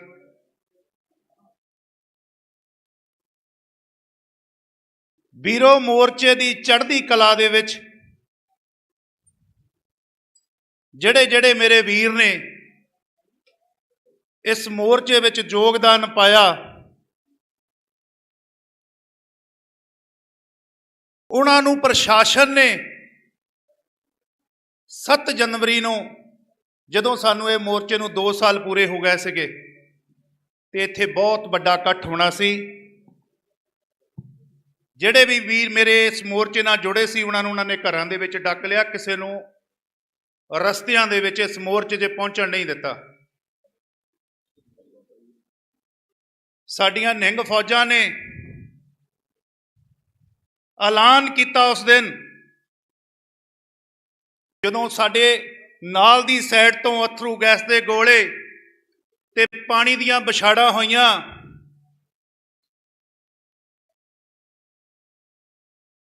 ਅੱਜ ਅਸੀਂ ਉਸ ਕਾਲ ਤੇ 25 ਜਨਵਰੀ ਨੂੰ ਇੱਥੇ ਇਕੱਠੇ ਹੋਏ। ਵੀਰੋ, ਕਿਸਾਨੀ ਅੰਦੋਲਨ ਦੇ ਵਿੱਚ ਵੀ ਸਰਕਾਰਾਂ ਨੇ ਸਾਡੇ ਜਿਹੜੇ ਕਿਸਾਨ ਆਗੂ ਸੀਗੇ, ਉਹਨਾਂ ਨੂੰ ਆਪਣੇ ਟਰੈਪਾਂ ਵਿੱਚ ਫਸਾ ਕੇ ਉਸ ਮੋਰਚੇ ਨੂੰ ਉਸ ਟਾਈਮ ਫੇਲ ਕਰ ਦਿੱਤਾ। ਏਦਾਂ ਹੀ ਇੱਥੇ ਇਸ ਮੋਰਚੇ ਦੇ ਵਿੱਚ ਜਿਹੜੇ ਮੇਰੇ ਵੀਰ ਕੌਮੀ ਇਨਸਾਫ ਮੋਰਚੇ ਨੂੰ ਲੀਡ ਤੇ ਲੈ ਕੇ ਜਾ ਰਹੇ ਸੀ, ਉਹਨਾਂ ਨੂੰ ਵੀ ਉਹਨਾਂ ਨੇ ਇਸ ਮੋਰਚੇ ਤੋਂ ਪਰੇ ਕਰ ਦਿੱਤਾ। ਤੇ ਅੱਜ ਮੈਂ ਸਾਰੇ ਪੰਜਾਬ ਵਾਸੀਆਂ ਨੂੰ, ਹਰਿਆਣਾ ਵਾਸੀਆਂ ਨੂੰ, ਜਿਹੜੇ ਵੀ ਮੇਰੇ ਵੀਰ ਇਸ ਮੋਰਚੇ ਦੇ ਨਾਲ ਜੁੜੇ ਆ, ਉਹਨਾਂ ਸਾਰਿਆਂ ਨੂੰ ਬੇਨਤੀ ਕਰਦਾ ਕਿ ਤੁਸੀਂ ਇਕੱਠੇ ਹੋ ਜਾਓ। ਸਾਡੀ ਪੰਜਾਬ ਹਰਿਆਣੇ ਦੀ ਹਰੇਕ ਸਟੇਟ ਨੂੰ ਅਸੀਂ ਪਾਣੀ ਤੋਂ ਤੇ ਕਿਸਾਨੀ ਜਿਹੜੀ ਸਾਡੀ ਆ ਉਹਨੂੰ ਬਰਬਾਦ ਕਰਨ ਲਈ ਇਹ ਸਰਕਾਰਾਂ ਨੇ ਪੂਰਾ ਜ਼ੋਰ ਲਾਇਆ। ਅਸੀਂ ਪਾਣੀ ਵੀ ਬਚਾਉਣਾ, ਅਸੀਂ ਆਪਣੀ ਕਿਸਾਨੀ ਵੀ ਬਚਾਉਣੀ, ਅਸੀਂ ਆਪਣੀ ਜਵਾਨੀ ਵੀ ਬਚਾਉਣੀ। ਜਿਹੜੀ ਜਵਾਨੀ 28 30 ਸਾਲਾਂ ਤੋਂ ਜੇਲ੍ਹਾਂ ਦੇ ਵਿੱਚ ਡੱਕੀ ਹੋ ਆ, ਤੇ ਜਿਹੜੇ ਨੌਜਵਾਨ ਉਸ ਜਵਾਨੀ ਨੂੰ ਬਚਾਉਣ ਦੀ ਗੱਲ ਕਰਦੇ ਸੀ, ਪੰਜਾਬ ਨੂੰ ਬਚਾਉਣ ਦੀ ਗੱਲ ਕਰਦੇ ਸੀ, ਉਹ ਵੀਰ ਸਾਡਾ ਦੀਪ ਸਿੱਧੂ, ਤੁਸੀਂ ਜਾਣਦੇ ਹੋ ਉਹਨੂੰ ਸਰਕਾਰ ਨੇ ਕਿੱਦਾਂ ਟਰੈਪ ਵਿੱਚ ਲਿਆਂਦਾ। ਵੀਰੋ, ਉਸ ਤੋਂ ਬਾਅਦ ਸਾਡਾ ਵੀਰ ਭਾਈ ਅੰਮ੍ਰਿਤਪਾਲ ਸਿੰਘ ਖਾਲਸਾ ਜੀ, ਉਹ ਵੀ ਡਿਬੜੂਗੜ੍ਹ ਜੇਲ੍ਹ ਦੇ ਵਿੱਚ ਬੰਦ ਹੋ। ਵੀਰੋ, ਸਾਨੂੰ ਸਾਰਿਆਂ ਨੂੰ ਇਹੀ ਬੇਨਤੀ ਹੈ ਕਿ ਆਪਾਂ ਇਕੱਠੇ ਹੋਈਏ, ਇਸ ਮੋਰਚੇ ਨੂੰ ਚੜ੍ਹਦੀ ਕਲਾ ਦੇ ਵਿੱਚ ਲੈ ਕੇ ਜਾਈਏ। ਵਾਹਿਗੁਰੂ ਜੀ ਕਾ ਖਾਲਸਾ, ਵਾਹਿਗੁਰੂ ਜੀ ਕੀ ਫਤਿਹ। ਵਾਹਿਗੁਰੂ ਜੀ ਕਾ ਖਾਲਸਾ, ਵਾਹਿਗੁਰੂ ਜੀ ਕੀ ਫਤਿਹ। ਵੱਡਾ ਕਾਫਲਾ ਲੈ ਕੇ ਨਿਹੰਗ ਸਿੰਘ ਤਰਨਾ ਦਲ ਦੇ ਮੁਖੀ, ਜਿਨ੍ਹਾਂ ਦਾ ਕਿ ਪਿਛਲੇ ਲੰਮੇ ਸਮੇਂ ਤੋਂ, ਜਦੋਂ ਤੋਂ ਇਹ ਮੋਰਚਾ ਕੌਮੀ ਇਨਸਾਫ ਮੋਰਚਾ ਬੰਦੀ ਸਿੰਘਾਂ ਦੀ ਰਿਹਾਈ ਦਾ ਲੱਗਿਆ ਹੋਇਆ ਹੈ, ਸਿੰਘ ਸਾਹਿਬ ਜਥੇਦਾਰ ਬਾਬਾ ਕੁਲਵਿੰਦਰ ਸਿੰਘ ਜੀ 96 ਕਰੋੜੀ ਜੀ ਆਪਣੀਆਂ ਫੌਜਾਂ ਸਮੇਤ, ਸੰਗਤ ਸਮੇਤ ਇਸ ਮਹਾ ਪੰਚਾਇਤ ਦੇ ਵਿੱਚ ਪਹੁੰਚ ਰਹੇ ਹਨ। ਅਗਲੇ ਬੁਲਾਰੇ ਬਾਬਾ ਸੁਖਦੇਵ ਸਿੰਘ ਜੀ, ਉਹਨਾਂ ਨੂੰ ਬੇਨਤੀ ਹੈ ਕਿ ਉਹ ਸਟੇਜ ਦੇ ਲਾਗੇ ਆ ਜਾਣ।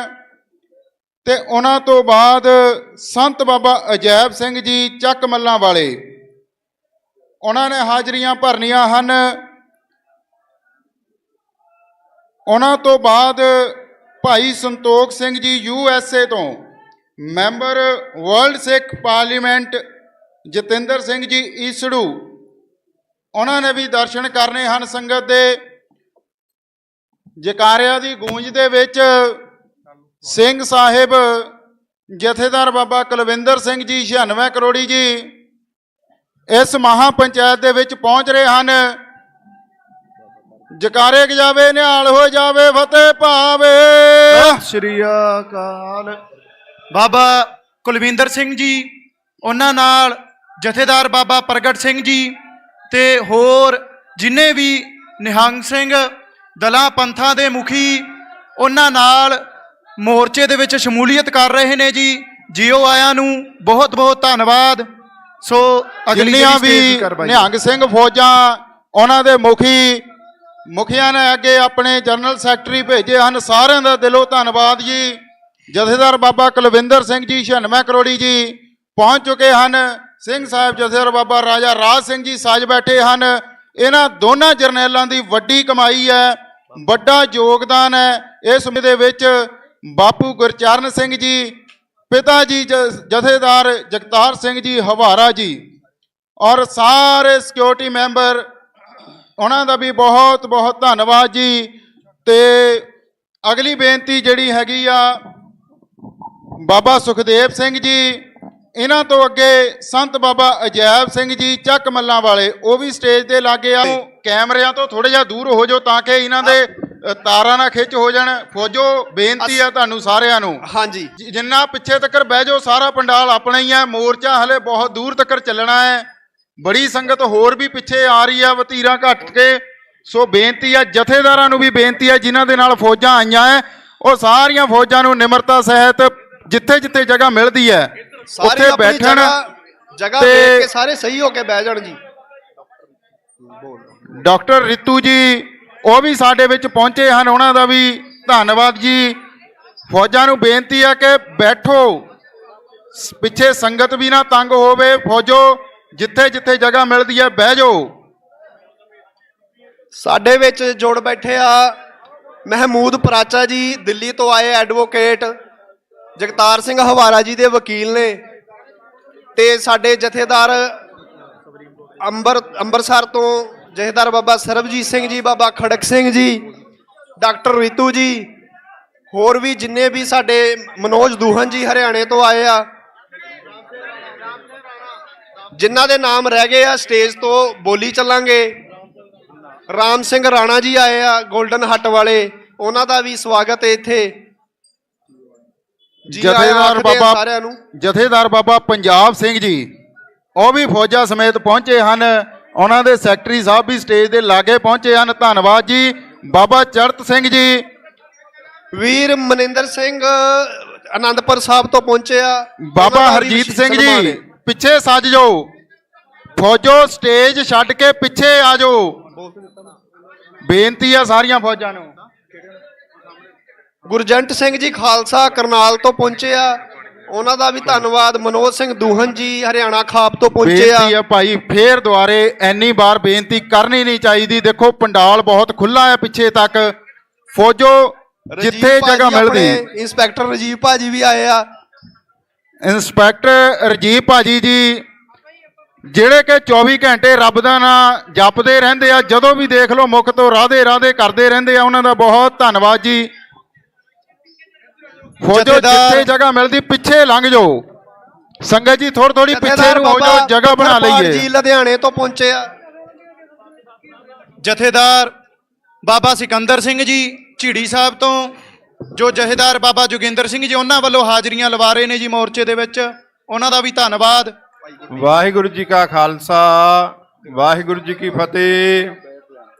ਜਿੰਨੇ ਵੀ ਇੱਥੇ ਨਿਹੰਗ ਸਿੰਘ ਦਲਾਂ ਪੰਥਾਂ ਦੇ ਮੁਖੀ ਸਾਹਿਬਾਨ, ਸੰਤ ਸਮਾਜ ਦੇ ਮੁਖੀ ਸਾਹਿਬਾਨ, ਪੰਥਕ ਜਥੇਬੰਦੀਆਂ ਦੇ ਮੁਖੀ ਸਾਹਿਬਾਨ, ਕਿਸਾਨ ਜਥੇਬੰਦੀਆਂ ਦੇ ਮੁਖੀ ਸਾਹਿਬਾਨ, ਜਾਟ ਸਮਾਜ ਦੇ ਮੁਖੀ ਸਾਹਿਬਾਨ ਪਹੁੰਚੇ ਨੇ, ਹੋਰ ਸਮਾਜ ਸੇਵੀ ਮੁਖੀ ਪਹੁੰਚ ਰਹੇ ਨੇ।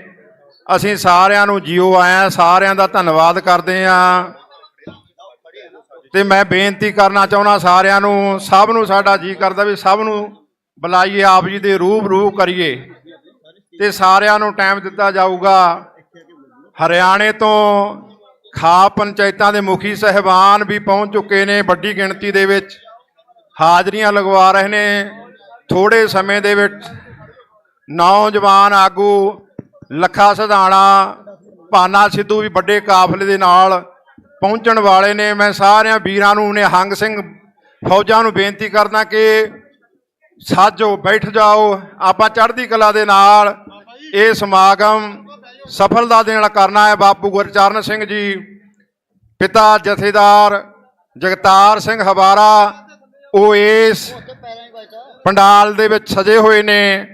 ਹੋਰ ਸਾਡੇ ਬਹੁਤ ਸਾਰੇ ਆਗੂ ਨੌਜਵਾਨ ਦੇਖੋ, ਜਿਨ੍ਹਾਂ ਨੇ ਮੋਰਚੇ ਦੇ ਵਿੱਚ ਪੂਰੀ ਧੱਕ ਪਾਈ, ਸਿੱਖ ਕੌਮ ਦੀ ਚੜ੍ਹਦੀ ਕਲਾ ਕੀਤੀ। ਉਹ ਵੀ ਸਾਡੇ ਵਿੱਚ ਨੌਜਵਾਨ ਬਾਬਾ ਜੱਗੀ ਜੀ, ਉਹ ਵੀ ਪਹੁੰਚੇ ਹੋਏ ਨੇ। ਐਡਵੋਕੇਟ ਪੂਨ ਮਾਰੀਆ ਜੀ, ਸਾਡੇ ਸਤਿਕਾਰਯੋਗ ਮਨੋਜ ਸਿੰਘ ਦੂਹਾਰਾ ਦੇ ਵਕੀਲ ਨੇ, ਉਹ ਵੀ ਆਪਣੀ ਸੁਪਰੀਮ ਕੋਰਟ ਦੀ ਟੀਮ ਦੇ ਨਾਲ ਪਹੁੰਚੇ ਹੋਏ ਨੇ। ਇੱਥੋਂ ਵੱਡੇ ਜਿਹੜੀਆਂ ਆਪ ਜੀ ਨੂੰ ਫੈਸਲੇ ਸੁਣਾਏ ਜਾਣਗੇ ਸਟੇਜ ਤੋਂ, ਮੈਂ ਸਾਰਿਆਂ ਨੂੰ ਬੇਨਤੀ ਕਰਦਾ ਕਿ ਆਰਾਮ ਨਾਲ ਸਾਰਿਆਂ ਦੇ ਜਿਹੜੇ ਬਚਨ ਨੇ ਉਹ ਸੁਣਨੇ ਨੇ। ਤੇ ਹੁਣ ਆਪ ਜੀ ਦੇ ਨਾਲ ਅਗਲੇ ਬੁਲਾਰੇ ਜਿਹੜੇ ਉਹ ਰੂਬਰੂ ਹੋਣਗੇ। ਮੈਂ ਸਾਰੇ ਬੁਲਾਰਿਆਂ ਦੇ ਚਰਨਾਂ 'ਚ ਬੇਨਤੀ ਕਰਦਾ ਹਾਂ, ਸਾਰਿਆਂ ਨੇ ਆਪ ਜੀ ਨੇ ਜਿੰਨਾ ਸਮਾਂ ਮਿਲਦਾ 2-2 ਮਿੰਟ ਦਾ, 3-3 ਮਿੰਟ ਦਾ, ਉਸ ਸਮੇਂ ਦੇ ਵਿੱਚ ਰਹਿ ਕੇ ਸਾਰਿਆਂ ਨੇ ਆਪਣਾ ਸਮਾਂ ਲਾਉਣਾ ਹੈ ਤੇ ਵਿਸਤਾਰ ਦੇ ਵਿੱਚ ਨਹੀਂ ਜਾਣਾ, ਕਿਉਂਕਿ ਸਾਰਿਆਂ ਦਾ ਮਨ ਕਰਦਾ ਅਸੀਂ ਵੀ ਬੋਲੀਏ। ਸਾਰਿਆਂ ਨੂੰ ਜਿਉ ਆਇਆ, ਸਾਰੇ ਬੈਠੋ। ਸਾਡੇ ਨਿਹੰਗ ਸਿੰਘ ਦਲ ਪੰਥ ਪੰਜਾਬ ਸਿੰਘ ਸੁਲਤਾਨ ਪਿੰਡ ਜਥੇਦਾਰ ਤਰਨਾ ਦਲ, ਉਹ ਵੀ ਵਿਸ਼ੇਸ਼ ਤੌਰ ਤੇ ਪਹੁੰਚੇ ਨੇ। ਤੇ ਸਾਡੇ ਹਲਕੇ ਦੇ ਜਿੰਨੇ ਵੀ ਇੱਥੇ ਨਿਹੰਗ ਸਿੰਘ ਨੇ ਬੈਠੇ, ਰਕਬੇ ਤਰਨਾ ਦਲ ਦੇ ਜਥੇਦਾਰ ਬਾਬਾ ਸਿਕੰਦਰ ਸਿੰਘ ਜੀ, ਪੁਆਧੀ ਅਖਾੜੇ ਵਾਲੇ, ਉਹ ਵੀ ਪਹੁੰਚੇ ਹੋਏ ਨੇ। ਹੋਰ ਵੀ ਬਹੁਤ ਸਾਰੇ ਜਿਹੜੇ ਜਥੇਦਾਰ ਪਹੁੰਚ ਰਹੇ ਨੇ, ਆਪੋ ਆਪਣੇ ਨਾਮ ਲਿਖਾਵੋ। ਭਾਈ ਅਮਰਜੀਤ ਸਿੰਘ ਜੀ ਮਰਜ਼ਾਦਾ ਦਮਦਮੀ ਟਕਸਾਲ ਤੋਂ, ਉਹ ਵੀ ਪਹੁੰਚੇ ਹੋਏ ਨੇ। ਤੇ ਆਪ ਜੀ ਨਾਲ ਅਗਲੇ ਬੁਲਾਰੇ ਸਾਂਝ ਪਾਉਣਗੇ। 2-2 ਮਿੰਟ ਦਾ ਸਭ ਦਾ ਸਮਾਂ ਹੈ। ਸਾਰਿਆਂ ਨੇ ਸਮੇਂ ਦੇ ਵਿੱਚ ਰਹਿ ਕੇ ਆਪਣੇ ਗੱਲ ਕਹਿਣ ਦੀ ਜਿਹੜੀ ਕੋਸ਼ਿਸ਼ ਕਰਨੀ ਆ। ਆਪਣਾ ਕੇਂਦਰਤਾ ਬੰਦੀ ਸਿੰਘਾਂ ਦੀ ਰਿਹਾਈ ਕਿਵੇਂ ਹੋਵੇ, ਕਿਸ ਤਰ੍ਹਾਂ ਅਸੀਂ ਉਹਨਾਂ ਨੂੰ ਜਲਦ ਤੋਂ ਜਲਦ ਬਾਹਰ ਲਿਆਈਏ, ਇਸ ਮੋਰਚੇ ਦੀ ਚੜ੍ਹਦੀ ਕਲਾ ਕਿਸ ਤਰ੍ਹਾਂ ਹੋਵੇ, ਆਪ ਜੀ ਨੇ ਸੁਝਾਅ ਦੇਣਾ ਹੈ। ਵਾਹਿਗੁਰੂ ਜੀ ਕਾ ਖਾਲਸਾ, ਵਾਹਿਗੁਰੂ ਜੀ ਕੀ ਫਤਿਹ। ਵਾਹਿਗੁਰੂ ਜੀ ਕਾ ਖਾਲਸਾ, ਵਾਹਿਗੁਰੂ ਜੀ ਕੀ ਫਤਿਹ। ਬੇਨਤੀ ਹੈ ਫੌਜੋ, ਜਿਹੜੇ ਪਿੱਛੇ ਵੀ ਖੜੇ ਹੈ ਨਾ, ਇੱਧਰ ਆ ਜਾਓ ਸਟੇਜ ਦੇ ਅੱਗੇ। ਬਾਬਾ ਜੀ ਬੇਨਤੀ ਹੈ ਕਿ ਜਿਹੜੇ ਮੁਖੀ ਸਾਹਿਬਾਨ ਹੈ ਨਾ, ਰਾਜ ਸਿੰਘ ਜੀ, ਤੁਹਾਨੂੰ ਬੇਨਤੀ ਹੈ ਕਿ ਬਖਸ਼ੋ, ਚੁੱਪ ਦਾ ਦਾਨ ਬਖਸ਼ੋ ਸਾਰੇ। ਸਤਨਾਮ ਵਾਹਿਗੁਰੂ, ਸਤਨਾਮ ਵਾਹਿਗੁਰੂ। ਕਰੋ ਕਿਰਪਾ ਸਾਰੇ।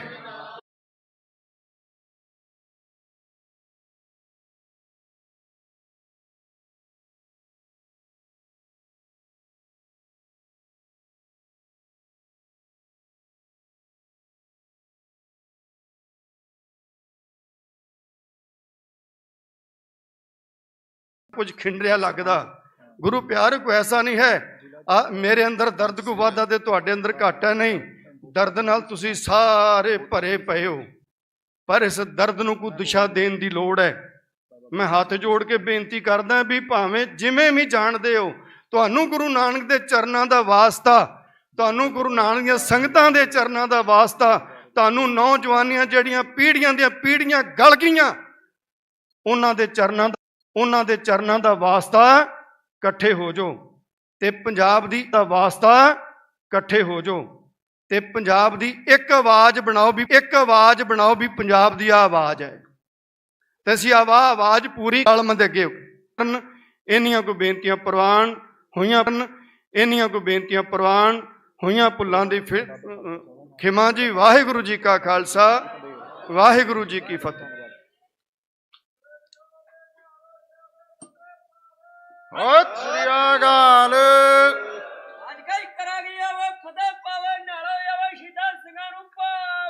ਸਤਿ ਸ੍ਰੀ ਅਕਾਲ। ਬਾਬਾ ਜੀ ਬਾਬਾ ਖੜਕ ਸਿੰਘ ਜੀ, ਉਹ ਵੀ ਹਾਜ਼ਰੀਆਂ ਭਰ ਰਹੇ ਹਨ। ਤਰਨਾ ਦਲ ਦੇ ਮੁਖੀ ਬਾਬਾ ਖੜਕ ਸਿੰਘ ਜੀ, ਬਹੁਤ ਧੰਨਵਾਦ ਜੀ। ਅਗਲੀ ਬੇਨਤੀ ਸੰਤ ਬਾਬਾ ਅਜੈਬ ਸਿੰਘ ਜੀ ਚੱਕ ਮੱਲਾ ਸਾਹਿਬ ਵਾਲੇ, ਉਹ ਸਟੇਜ ਦੇ ਲਾਗੇ ਆ ਜਾਣ। ਬਾਬਾ ਜੱਗੀ ਸਿੰਘ ਜੀ ਪੰਧੇਰ, ਉਹਨਾਂ ਦਾ ਵੀ ਬਹੁਤ ਧੰਨਵਾਦ ਜਿਹੜੇ ਕਿ ਅੱਜ ਇਸ ਬੰਦੀ ਸਿੰਘ ਰਿਹਾਈ ਮੋਰਚਾ ਮਹਾਪੰਚਾਇਤ ਦੇ ਵਿੱਚ ਹਾਜ਼ਰੀਆਂ ਭਰ ਰਹੇ ਹਨ।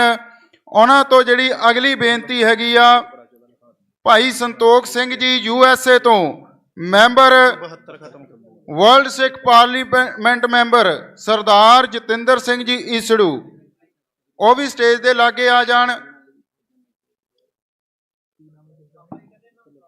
ਹਾਂਜੀ ਹਾਂਜੀ ਆ ਜਾਓ।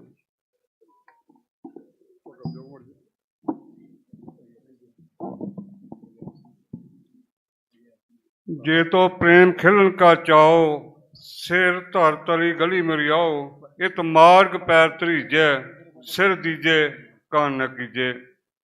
धन धन साहिब श्री गुरु ग्रंथ साहिब जी हजूर दे विच दूर दूर तो अपनी पूरी जिंदगी सिख कौम की खातर लाने वाले साडे सुगिरद लीडर अते साडियां भैणां बजुर्ग अज दे इस खास सदे दे उत्ते बंदी ਸਿੰਘਾਂ ਦੀ ਰਿਹਾਈ वास्ते इत्थे पहुंचियां समूह सिख संगतां नूं गुरु फतेह प्रवान होवे जी। वाहिगुरू जी का खालसा, वाहिगुरू जी की फतेह। मैं अपने बचन शुरू करने तो पहला 20वीं सदी के महान सिख संत जरनैल सिंह खालसा भिंडरां वालियां दे बचन ਜਿਹੜੇ ਉਹ ਤਕਰੀਬਨ ਹਰ ਸਪੀਚ ਵਿੱਚ ਕਹਿੰਦੇ ਸਨ, ਉਹ ਦੁਹਰਾਉਣੇ ਚਾਹਾਂਗਾ। ਮੀਡੀਆ ਦੇ ਰਾਹੀਂ ਦੁਨੀਆ ਭਰ ਵਿੱਚ ਜਿੱਥੇ ਵੀ ਕਿੱਥੇ ਕੋਈ ਮੇਰਾ ਨਾਨਕ ਨਾਮ ਲੇਵਾ ਗੁਰਸਿੱਖ ਵੀਰ ਬੈਠਾ, ਉਹ ਜ਼ਰੂਰ ਧਿਆਨ ਦੇਵੇ। ਸੰਤ ਜੀ ਉਹ ਯਾਦ ਕਰਾਉਂਦੇ ਸਨ, ਘਰ ਘਰ ਜਾ ਕੇ ਦੱਸੋ, ਬਜ਼ੁਰਗਾਂ, ਮਾਤਾ, ਬੱਚਿਆਂ, ਭੈਣਾਂ, ਵੀਰਾਂ ਨੂੰ ਸਾਰਿਆਂ ਨੂੰ ਦੱਸੋ, ਸਿੱਖ ਕੌਮ ਗੁਲਾਮ ਹੈ, ਆਜ਼ਾਦੀ ਸਾਡਾ ਹੱਕ ਹੈ। ਤੇ ਸਾਡੇ ਨਾਲ ਜੋ ਕੁਛ ਵਾਪਰਿਆ ਉਹ ਇਸੇ ਕਰਕੇ ਵਾਪਰਿਆ ਕਿ ਸਿੱਖ ਕੌਮ ਲਗਾਤਾਰ ਉਸ ਗੁਲਾਮੀ ਦੀ ਜੰਜੀਰਾਂ ਵਿੱਚ ਬੰਦ ਹੈ। ਮੇਰੇ ਇੱਥੇ ਅੱਜ ਦੀਆਂ ਸੰਗਤਾਂ ਦੇ ਵਿੱਚ ਅੰਮ੍ਰਿਤਸਰ ਸ਼ਹਿਰ, ਅੰਮ੍ਰਿਤਸਰ ਜ਼ਿਲ੍ਹਾ, ਗੁਰਦਾਸਪੁਰ ਜ਼ਿਲ੍ਹੇ ਤੇ 2 ਤਹਿਸੀਲਾਂ ਬਟਾਲਾ ਤੇ ਤਰਨਤਾਰਨ ਨਾਲ ਸੰਬੰਧਿਤ ਵੀਰ ਬੈਠੇ ਹੋਣਗੇ ਜਾਂ ਬੱਚੇ ਨੇ ਪੜ੍ਹਿਆ ਸੁਣਿਆ ਹੋਏਗਾ। ਮੇਰਾ ਸਵਾਲ ਬਣਦਾ ਬਟਾਲੇ ਦੇ ਵੀਰਾਂ ਨੂੰ, ਕੀ ਮੇਰੇ ਵੀਰੋ, ਮੇਰੀਓ ਭੈਣੋ, ਕਦੇ ਸੁਣਿਆ ਕਿ ਬੀਕੋ ਫੈਕਟਰੀ ਵਿੱਚ ਕੀ ਹੁੰਦਾ ਸੀ? ਅੰਮ੍ਰਿਤਸਰ ਜ਼ਿਲ੍ਹੇ ਦੇ ਵੀਰਾਂ ਨੇ ਕਦੀ ਸੋਚਿਆ, ਕਦੀ ਯਾਦ ਕੀਤਾ ਕਿ ਮਾਲ ਮੰਡੀ ਵਿੱਚ ਸਿੱਖ ਕੌਮ ਨਾਲ ਕੀ ਕੀ ਹੋਇਆ? ਤੇ ਉਸ ਹੋ ਰਹੇ ਜ਼ੁਲਮ ਨੂੰ ਡੱਕਣ ਵਾਸਤੇ, ਉਸ ਹੋ ਰਹੇ ਜ਼ੁਲਮ ਨੂੰ ਬੰਦ ਕਰਨ ਵਾਸਤੇ ਜਿਹੜੇ ਸਾਡੇ ਸਿੰਘ ਅੱਜ ਜੇਲ੍ਹਾਂ ਵਿੱਚ ਬੈਠੇ ਨੇ, ਜਿਨ੍ਹਾਂ ਦੇ ਵਾਸਤੇ ਅੱਜ ਸਾਰੀ ਇਕੱਤਰਤਾ ਹੋਈ ਹੈ, ਉਹਨਾਂ ਨੂੰ ਅਸੀਂ ਆਜ਼ਾਦ ਕਿੱਦਾਂ ਕਰਾਉਣਾ? ਇਹ ਉਹ ਵੀਰ ਨੇ ਜਿਹਨੇ ਸਾਡੇ ਤੋਂ ਹੋਏ ਜ਼ੁਲਮਾਂ ਨੂੰ ਡੱਕਣ ਵਾਸਤੇ ਆਪਣਾ ਆਪ ਅੱਗੇ ਪੇਸ਼ ਕੀਤਾ ਸੀ। ਦੁਨੀਆ ਭਰ ਵਿੱਚ ਬੈਠੇ ਵੀਰ, ਜਿੱਥੇ ਵੀ ਕਿਤੇ ਮੇਰਾ ਵੀਰ ਬੈਠਾ ਹੈ, ਮੀਡੀਆ ਰਾਹੀਂ ਕੋਈ ਸੁਣਦਾ ਹੈ, ਹਰ ਇੱਕ ਦਾ ਫਰਜ਼ ਬਣਦਾ ਕਿ ਅਸੀਂ ਆਪਣੇ ਫਰਜ਼ਾਂ ਨੂੰ ਨਿਭਾਈਏ ਤੇ ਅਸੀਂ ਉਸ ਗੁਲਾਮੀ ਨੂੰ ਗਾਉਂ ਲਾਉਣ ਵਾਸਤੇ ਆਪਣਾ ਪੈਰ ਅੱਗੇ ਪੁੱਟੀਏ। ਇੱਕ ਗੱਲ ਮੈਂ ਹੋਰ ਕਹਿਣੀ ਚਾਹਾਂਗਾ, ਅਸੀਂ ਥੋੜ੍ਹੇ ਜਿਹਾ ਇੱਥੋਂ ਦੂਰ ਰਹਿੰਦੇ ਹਾਂ, ਇੱਥੇ ਵਿਚਰਦੇ ਸਾਰੇ ਵੀਰ ਭੈਣ ਭਰਾ ਬਹੁਤ ਚੰਗੀ ਤਰ੍ਹਾਂ ਸਮਝਦੇ ਨੇ, ਹਰ ਇੱਕ ਦੁੱਖ ਦਰਦ ਨੂੰ ਆਪਣੇ ਉੱਤੇ ਨਿਭਾਉਂਦੇ ਨੇ। ਪਰ ਅਫਸੋਸ ਹੈ, ਜਿੰਨਾ ਇਸ ਗੁਲਾਮੀ ਦੀ ਵਿੱਚ ਜਗੜੀ ਹੋਈ ਇਸ ਧਰਤੀ ਤੋਂ ਬਾਹਰ ਜਿਹੜੇ ਨੌਜਵਾਨ, ਜਿਹੜੀ ਸਿੱਖ ਕੌਮ ਵਸਦੀ ਹੈ, ਉਹ ਜ਼ਿਆਦਾ ਦਰਦ ਰੱਖਦੀ ਹੈ। ਹੁਣ ਜਿਹੜਾ ਸਾਡੇ ਨਾਲ ਕੀ ਹੋ ਰਿਹਾ, ਉਹਨੂੰ ਕੱਲੀ ਕੱਲੀ ਗੱਲ ਨੂੰ ਰਿਪੀਟ ਕਰਨਾ ਮੇਰੇ ਨਾਲ ਸਾਰੇ ਵੀ ਜ਼ਿਆਦਾ ਜਾਣਦੇ ਹੋ, ਪਰ ਕਾਰਨ ਇੱਕੋ ਹੈ, ਸਿੱਖ ਕੌਮ ਗੁਲਾਮ ਹੈ। ਉਹ ਸਾਨੂੰ ਸਰ ਚੜ੍ਹਦੇ ਸੂਰਜ ਵਿੱਚ ਸਿੱਖ ਕੌਮ ਨੂੰ ਨਵੇਂ ਤੋਂ ਨਵਾਂ ਸੁਨੇਹਾ ਦਿੱਤਾ ਜਾਂਦਾ, ਤੁਸੀਂ ਗੁਲਾਮ ਹੋ। ਉਹ ਸੁਨੇਹੇ ਮੇਰੇ ਨਾਲ ਤੁਸੀਂ ਸਾਰੇ ਜ਼ਿਆਦਾ ਜਾਣਦੇ ਹੋ। ਉਦਾਹਰਨ ਦੇ ਤੌਰ ਤੇ ਅੱਜ ਦੁਨੀਆ ਦੇ ਭਰ ਵਿੱਚ ਇਜ਼ਰਾਈਲ ਇੱਕ ਤਗੜਾ ਦੇਸ਼ ਬਣ ਕੇ ਸਾਹਮਣੇ ਆਇਆ।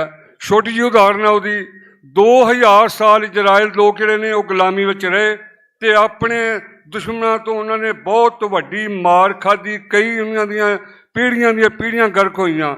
ਪਰ ਉਹ ਇਸ ਸਿੱਟੇ ਤੇ ਪਹੁੰਚੇ ਕਿ ਹਰ ਇੱਕ ਜਿਹੜਾ ਸੀ ਪਰਿਵਾਰ ਦਾ ਮੈਂਬਰ ਜਿਹੜਾ ਸੀ, ਉਹ ਅੱਗੇ ਦੱਸਦਾ ਸੀ, ਉਹਨੇ ਇੱਕ ਕੌਮੀ ਆਪਣਾ ਨਾਅਰਾ ਬਣਾਇਆ, ਜਿਸ ਤਰ੍ਹਾਂ ਅਸੀਂ ਆਪਣਾ ਸਤਿ ਸ਼੍ਰੀ ਅਕਾਲ ਬੁਲਾ ਕੇ ਬੁਲਾਉਂਦੇ ਹਾਂ, ਉਹਨਾਂ ਨੇ ਇੱਕ ਨਾਅਰਾ ਬਣਾਇਆ। ਜਦੋਂ ਇੱਕ ਇਜ਼ਰਾਈਲੀ ਦੂਸਰੇ ਇਜ਼ਰਾਈਲੀ ਨੂੰ ਮਿਲਦਾ ਸੀ, ਉਹਨੂੰ ਕਹਿੰਦਾ ਸੀ, we will see you next year in Jerusalem, ਵੀ ਜਦੋਂ ਦੂਜੀ ਵਾਰੀ ਮਿਲਾਂਗੇ ਆਪਣੇ ਦੇਸ਼ ਜੈਰੂਸਲਮ 'ਚ ਮਿਲਾਂਗੇ।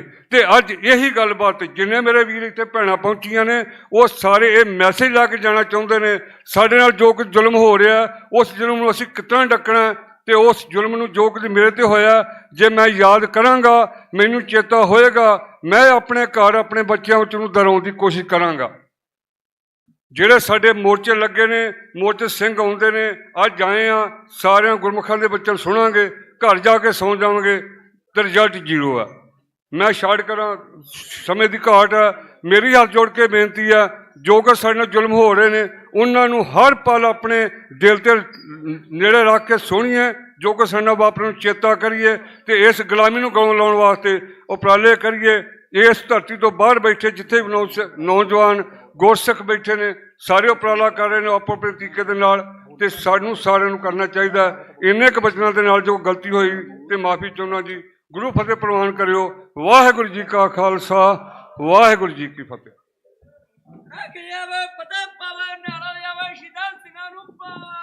ਸਤਿ ਸ੍ਰੀ ਅਕਾਲ। ਵਿਸ਼ੇਸ਼ ਸਨਮਾਨ ਜਿਹੜਾ ਹੈਗਾ ਹੈ ਮਹਿਮੂਦ ਪ੍ਰਾਚਾ ਜੀ,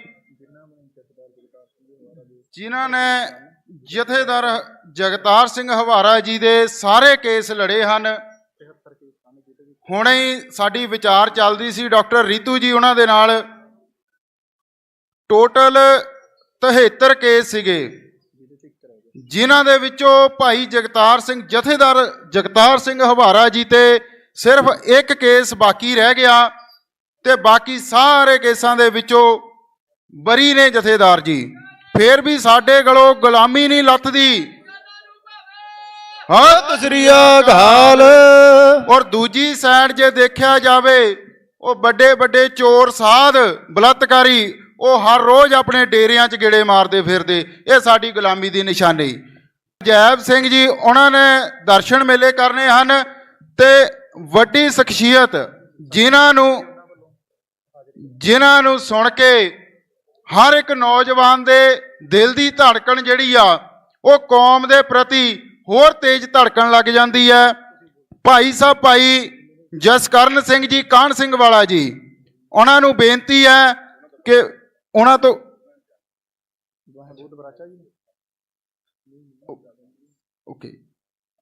ਉਹਨਾਂ ਤੋਂ ਪਹਿਲਾਂ ਪ੍ਰਾਚਾ ਸਾਹਿਬ ਜੀ ਨੂੰ ਬੇਨਤੀ ਹੈ ਕਿ ਉਹ ਸਟੇਜ ਦੇ ਲਾਗੇ ਆ ਜਾਣ। ਥੋੜੀ ਉਹਨਾਂ ਨੇ ਜਲਦੀ ਨਿਕਲਣਾ ਹੈ, ਤਾਂ ਬੇਨਤੀ ਹੈ ਕਿ ਉਹ ਸਟੇਜ ਦੇ ਲਾਗੇ ਆ ਜਾਣ। ਬਾਬਾ ਅਜੈਬ ਸਿੰਘ ਜੀ ਉਹਨਾਂ ਦੇ ਵੱਲੋਂ ਬਾਬਾ ਸਤਪਾਲ ਸਿੰਘ ਜੀ 2 ਮਿੰਟ ਲਈ ਦਰਸ਼ਨ ਕਰਨਗੇ ਜੀ ਸਟੇਜ ਤੇ। ਵਾਹਿਗੁਰੂ ਜੀ ਕਾ ਖਾਲਸਾ ਤੇ ਵਾਹਿਗੁਰੂ ਜੀ ਕੀ ਫਤਿਹ।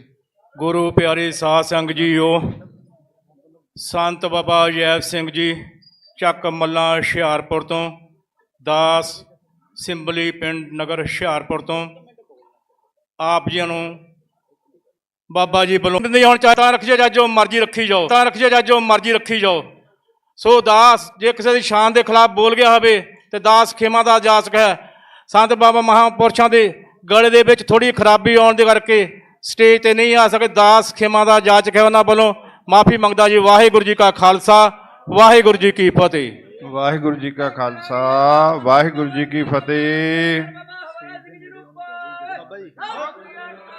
ਮੈਂ ਆਪ ਸਾਰੇ ਚਰਨਾਂ ਦੀ ਬੇਨਤੀ ਕਰਦਾ, ਜਿਹੜੀ ਸੰਗਤ ਬਾਹਰੇ ਤੁਰੀ ਫਿਰਦੀ ਆ ਪੰਡਾਲ ਦੇ ਵਿੱਚ ਆ ਕੇ ਸਜੋ, ਬੈਠੋ। ਬੁਲਾਰਿਆਂ ਦੇ ਜਿਹੜੇ ਬਚਨ ਨੇ ਉਹ ਸੁਣਨੇ ਆ ਵੀ ਇੱਥੇ ਕੀ ਸੁਝਾਅ ਰਹੇ ਨੇ, ਕਿਸ ਤਰ੍ਹਾਂ ਆਪਾਂ ਮੋਰਚੇ ਚੜ੍ਹਦੀ ਕਲਾ ਕਰਨੀ ਆ। ਤੇ ਹੁਣ ਅਸੀਂ ਉਸ ਸ਼ਖਸੀਅਤਾਂ ਨੇ ਜਥੇਦਾਰ ਜਗਤਾਰ ਸਿੰਘ ਹਵਾਰਾ ਦੇ ਬਹੁਤ ਕੇਸ ਲੜ ਰਹੇ ਨੇ ਤੇ ਖਤਮ ਕਰਵਾਏ, ਤੇ ਉਹ ਆਪ ਜੀ ਦੇ ਰੂਬਰੂ ਹੋਣਗੇ। ਐਡਵੋਕੇਟ ਮਹਿਮੂਦ ਪ੍ਰਾਚਾ ਜੀ, ਸੀਨੀਅਰ ਵਕੀਲ ਸੁਪਰੀਮ ਕੋਰਟ। ਤੇ ਮੈਂ ਆਪ ਜੀ ਦੇ ਚਰਨਾਂ ਵਿੱਚ ਬੇਨਤੀ ਕਰਨਾ ਚਾਹੁੰਦਾ, ਆਉਣ ਵਾਲੇ ਸਮੇਂ ਦੇ ਵਿੱਚ ਅਸੀਂ ਮਹਿਮੂਦ ਪ੍ਰਾਚਾ ਜੀ ਨੂੰ ਇੱਕ ਟੀਮ ਕਹਿੰਦੇ ਆ ਵੀ ਤਿਆਰ ਕਰੋ, ਜਿੰਨੇ ਵੀ ਇਕੱਲੇ ਜਥੇਦਾਰ ਜਗਤਾਰ ਸਿੰਘ ਹਵਾਰਾ ਹੀ ਨਹੀਂ, ਜਿੰਨੇ ਵੀ ਸਾਡੇ ਬੰਦੀ ਸਿੰਘ ਨੇ, ਚਾਹੇ ਪੁਰਾਤਨ ਨੇ ਚਾਹੇ ਨਵੇਂ ਨੇ, ਉਹਨਾਂ ਦੇ ਕੇਸ ਬਿਲਕੁਲ ਇਹ ਲੜਨ ਫਰੀ ਲੜਦੇ ਨੇ। ਤੇ ਮੈਂ ਬੇਨਤੀ ਕਰਨਾ ਚਾਹੁੰਦਾ, ਉਹਨਾਂ ਨੇ ਕਦੇ ਫੀਸ ਨਹੀਂ ਲਈ। ਨਹੀਂ, ਸੁਪਰੀਮ ਕੋਰਟ ਦੇ ਵਕੀਲਾਂ ਦੀ 10-10 ਲੱਖ ਰੁਪਈਆ ਫੀਸ ਹੈ। ਕਹਿੰਦੇ ਇੱਕ ਪੇਸ਼ੀ ਤੇ ਜਾਣ ਦੀ, ਇੱਕ ਪੇਸ਼ੀ ਦੀ 10 ਲੱਖ ਰੁਪਈਆ ਫੀਸ ਹੈ, ਪਰ ਇਹ ਫਰੀ ਲੜ ਰਹੇ ਨੇ। ਤੇ ਆਪਾਂ ਇਹ ਦੇਖਣਾ ਵੀ ਹੁਣ ਅਸੀਂ ਕਿਹਨੂੰ ਪੈਸੇ ਲੈਣ ਵਾਲਿਆਂ ਨੂੰ, ਜਿਨ੍ਹਾਂ ਨੇ ਸਾਨੂੰ ਲੁੱਟਿਆ, ਉਹਨਾਂ ਨੂੰ ਕਰੀ ਜਾਣਾ ਹੈ ਕਿ ਜਾਂ ਇਹਨਾਂ ਤੋਂ ਕੇਸ ਲੜਵਾਉਣੇ ਨੇ, ਤੇ ਆਪ ਦੱਸਣਗੇ ਵੀ ਇਹਨਾਂ ਨੇ ਕਿੰਨੇ ਕੇਸ ਖਤਮ ਕੀਤੇ ਨੇ। ਜਗਤਾਰ ਸਿੰਘ ਹਵਾਰਾ ਦੇ ਜਿਹੜੇ ਸਿੱਧੇ ਸੁਪਰੀਮ ਕੋਰਟ ਦੇ ਨਾਲ ਲੜਦੇ ਨੇ, ਜਿਨ੍ਹਾਂ ਨੇ EVM ਤੇ ਬਹੁਤ ਰੌਲਾ ਪਾਇਆ, ਬਹੁਤ ਇਹਨਾਂ ਨੇ ਬਹਿਸਬਾਜ਼ੀ ਕੀਤੀ ਹੈ, ਤੇ ਕਈ ਵਾਰੀ ਇਹਨਾਂ ਨੂੰ ਸੁਪਰੀਮ ਕੋਰਟ ਦਾ ਜਿਹੜਾ ਜੱਜ ਆ ਉਹ ਕਹਿੰਦੇ ਤੁਹਾਨੂੰ ਅੰਦਰ ਕਰ ਦਾਂਗੇ, ਕਹਿੰਦੇ ਫਿਰ ਸਾਡੇ ਕੋਲੇ ਵੀ ਕਾਨੂੰਨ ਹੈਗਾ, ਤੁਹਾਨੂੰ ਵੀ। ਉਹ ਜਿਹੜੇ ਡਰਨ ਵਾਲੇ ਨਹੀਂ ਹੈਗੇ, ਝੁਕਣ ਵਾਲੇ ਨਹੀਂ ਹੈਗੇ, ਨਾ ਹੀ ਇਹ ਪੰਥ ਦਾ ਪੈਸਾ ਖਰਾਬ ਕਰਦੇ ਨੇ ਵੀ ਇਹਨਾਂ ਨੂੰ ਅਸੀਂ ਰੁਪਈਏ ਦੇ ਦਈਏ। ਨਹੀਂ, ਬਿਲਕੁਲ ਨਿਸ਼ਕਾਮ ਸੇਵਾ ਹੈ। ਫਿਰ ਜੇ ਅਸੀਂ ਇਹਨਾਂ ਤੋਂ ਸੇਵਾ ਨਹੀਂ ਲੈਂਦੇ ਫਿਰ ਕਿਹਦਾ ਕਸੂਰ ਹੈ, ਜੇ ਅਸੀਂ ਉਹੀ ਵਕੀਲਾਂ ਨੂੰ ਰੁਪਈਏ ਲਟਾਈ ਜਾਣੇ ਆ।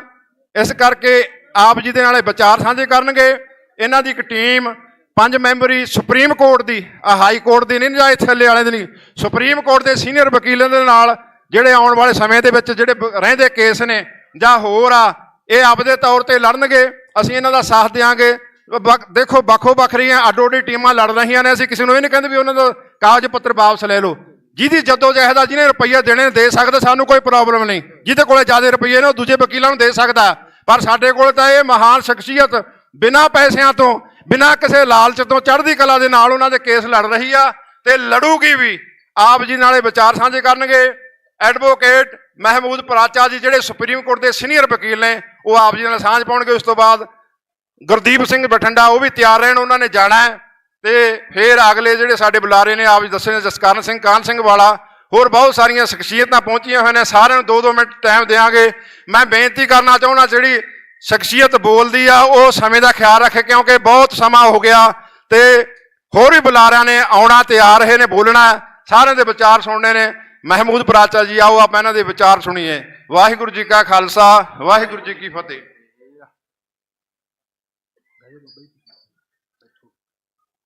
ਵਾਹਿਗੁਰੂ ਜੀ ਦਾ ਖਾਲਸਾ, ਵਾਹਿਗੁਰੂ जी दी फतेह। संगत को मेरा प्रणाम। जय भीम, जय संविधान, जय भारत। सरदार जत्थेदार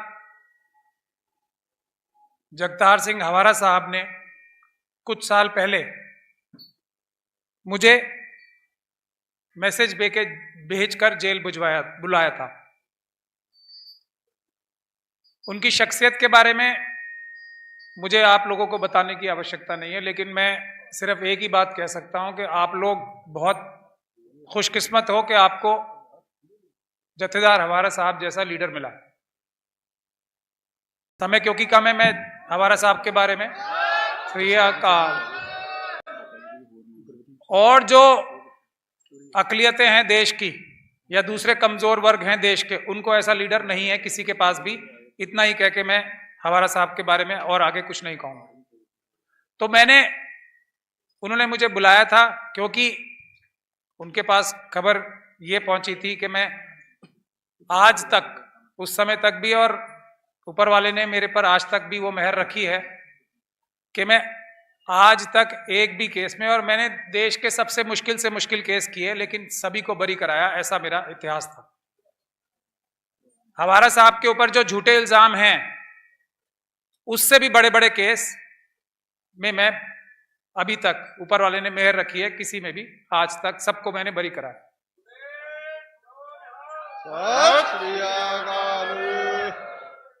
आप लोग, आजकल तो इंटरनेट का दौर है, आप जाके देख सकते हैं। अभी जो हम लोग ईवीएम की लड़ाई लड़ रहे हैं, उसमें जो महाराष्ट्र के नए नए बीजेपी के चीफ मिनिस्टर बने हैं, उन्होंने अपनी पहली स्पीच में चीफ मिनिस्टर बन के मेरा नाम लिया है कि ये व्यक्ति जो कि इस के केस लड़ा है, और उन्होंने Israeli embassy bomb blast case और जर्मन बेकरी ब्लास्ट केस, जिसमें बहुत, मतलब हवारा साहब से भी ज़्यादा खतरनाक जिनके ऊपर इल्ज़ाम थे, उन्होंने बहुत सारे नाम लिए। आप सब लोग जाके अभी देख सकते हैं, पिछले महीने की बात। लेकिन मैंने उनके जवाब में एक ही बात बोला कि मैंने इन सभी लोगों को बेगुनाह साबित कराया। ये शायद वो बताना भूल गए।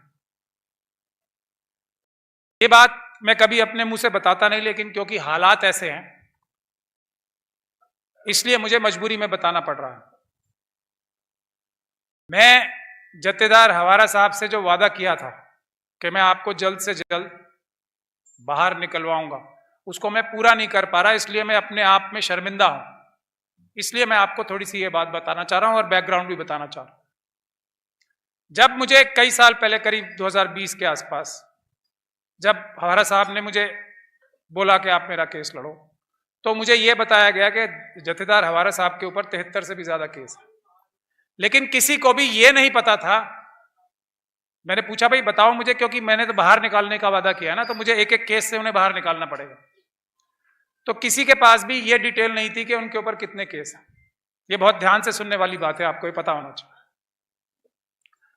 उन्होंने मुझसे ये भी कहा था कि हम लोग आपकी फीस भी देंगे। मैंने कहा अगर आपको मुझे कुछ गाली देनी है, शर्मिंदा करना है, तो वो कर लो, लेकिन इतनी बड़ी गाली मुझे मत दो कि मैं आप जैसे महान व्यक्ति से फीस लूंगा। ऊपर वाले की मेहर है, मेरे पास बहुत है, जो है मेरे लिए काफी है। तो मैं उनसे वादा किया था कि मैं एक भी पैसा आपसे नहीं लूंगा, और उस वादे पे मैं आज तक कायम हूं।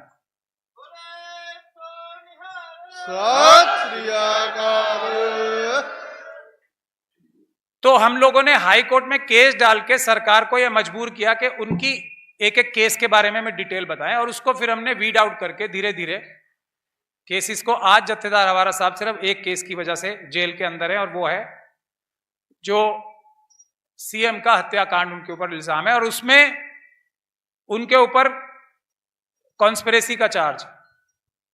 ट्रायल मैंने नहीं किया था, वो सजा हो चुकी थी जब मेरे पास आया था केस। और महत्वपूर्ण बात यह है कि मैं यही बताता चलूं कि बलवंत सिंह राजवाना साहब जो हैं, उनके ऊपर, उनको फांसी की सजा थी, और जत्थेदार हवारा साहब को इसमें उम्र कैद की सजा।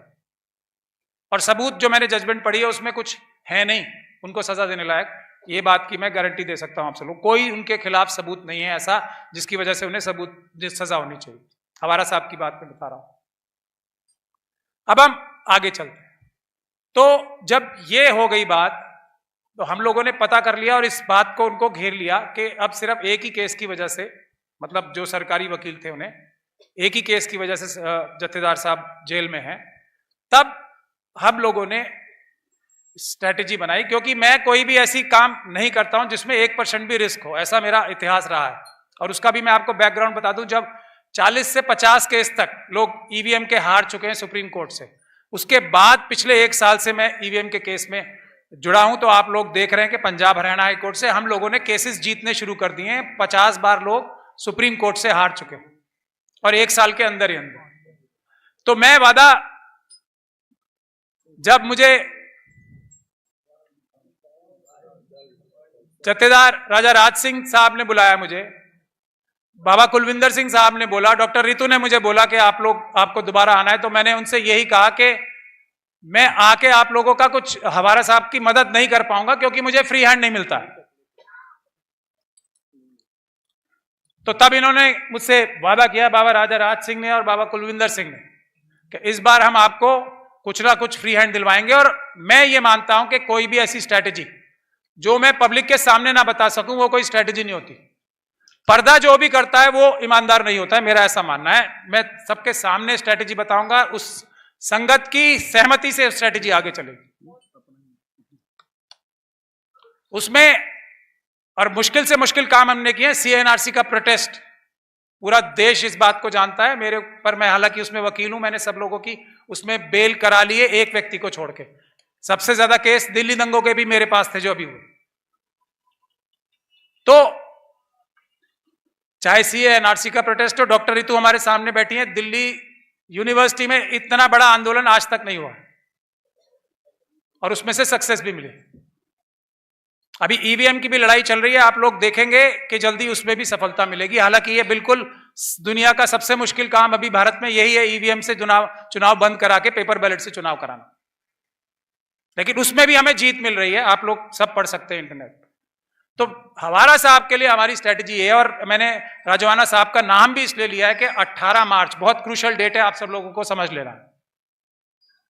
सुप्रीम कोर्ट में 18 मार्च को उनकी हियरिंग आ रही है। सरकार बेईमानी कर रही है, केंद्र सरकार भी और पंजाब सरकार भी बेईमानी कर रहे हैं, अपराध कर रहे हैं। मैं आप लोगों के सामने बिल्कुल खुल के बोल रहा हूं। काम सिर्फ हमारा इतना है कि केंद्र सरकार को और पंजाब की सरकार को हमें बेईमानी और अपराध करने से रोकना है हमारे बंदी सिंहों के लिए। इतना भर काम है, क्या हम ये काम नहीं कर सकते? इतना भर काम है। और मैं ये बात बिल्कुल कानूनी और संवैधानिक रूप से कह रहा हूं, क्योंकि मैं एक शब्द भी अगर इधर से उधर बोलूंगा तो मुझे सबसे पहले जेल में डालने के लिए पूरी आरएसएस, पूरी बीजेपी और केंद्र सरकार में जितने भी ये भ्रष्ट मंत्री और प्रधानमंत्री हैं वो मुझे अरेस्ट करके डाल देंगे। मैं फिर ये रिपीट कर रहा हूं, केंद्र सरकार और पंजाब की सरकार भारत के संविधान के साथ अपराध कर रही है, बंदी सिंहों को जेल में रख। और यही हमारा पॉइंट है। भारत सरकार का, भारत देश का जो संविधान है, और मैं फिर यह बात यहां खड़े होकर कह रहा हूं, इतना ताकतवर है कि हम लोगों की सभी भी जो भी मांगे हैं वो पूरा करने में समर्थ है, सक्षम है। बाबा साहब डॉक्टर भीमराव अंबेडकर ने बहुत सोच समझ के संविधान बनाया था और बहुत लड़ाई करके बनाया था। इससे ज्यादा मजबूत चीज कोई और नहीं है हमारे हक अधिकार लेने के लिए। मैं ये बात कहना चाहता हूं। तो हमारा संविधान यह कहता है कि किसी भी व्यक्ति को जो सजा, चाहे उसने कुछ भी किया हो, कुछ भी किया हो, उसके लिए एक सजा निर्धारित है। उस सजा से ज्यादा, निर्धारित सजा से ज्यादा उसको सजा देना अपराध गैर संवैधानिक है। यही काम सभी बंदी सिंहों के साथ हो रहा है। दूसरा, हमारे संविधान में धारा 14 है जो एक को दूसरे से बराबर बनाती है, और यही मनुवाद की सबसे बड़ी लड़ाई है सिखिज्म से भी, सिक्खी से भी, बाकी सभी धर्मों से, कि इंसान को इंसान के बराबर नहीं रहने देना। आर्टिकल 14 जो है वो भी इस बात को कहता है कि जो केंद्र सरकार और पंजाब सरकार अभी बंदी सिंहों के साथ कर रही है, और मैं जगतार सिंह हवारा साहब का के बारे में भी तो साफ तौर पे बता सकता हूं, क्योंकि उनका केस मुझे पूरी तरीके से पता है। क्यों? क्योंकि उनसे ज्यादा जत्थेदार हवारा साहब को सजा नहीं हुई है। इस केस में भी मैं आपको बता रहा हूं ये बात, जब तक सुप्रीम कोर्ट में केस पेंडिंग है वो कॉन्विक्ट नहीं है। ये हमारे देश का वो संविधान है।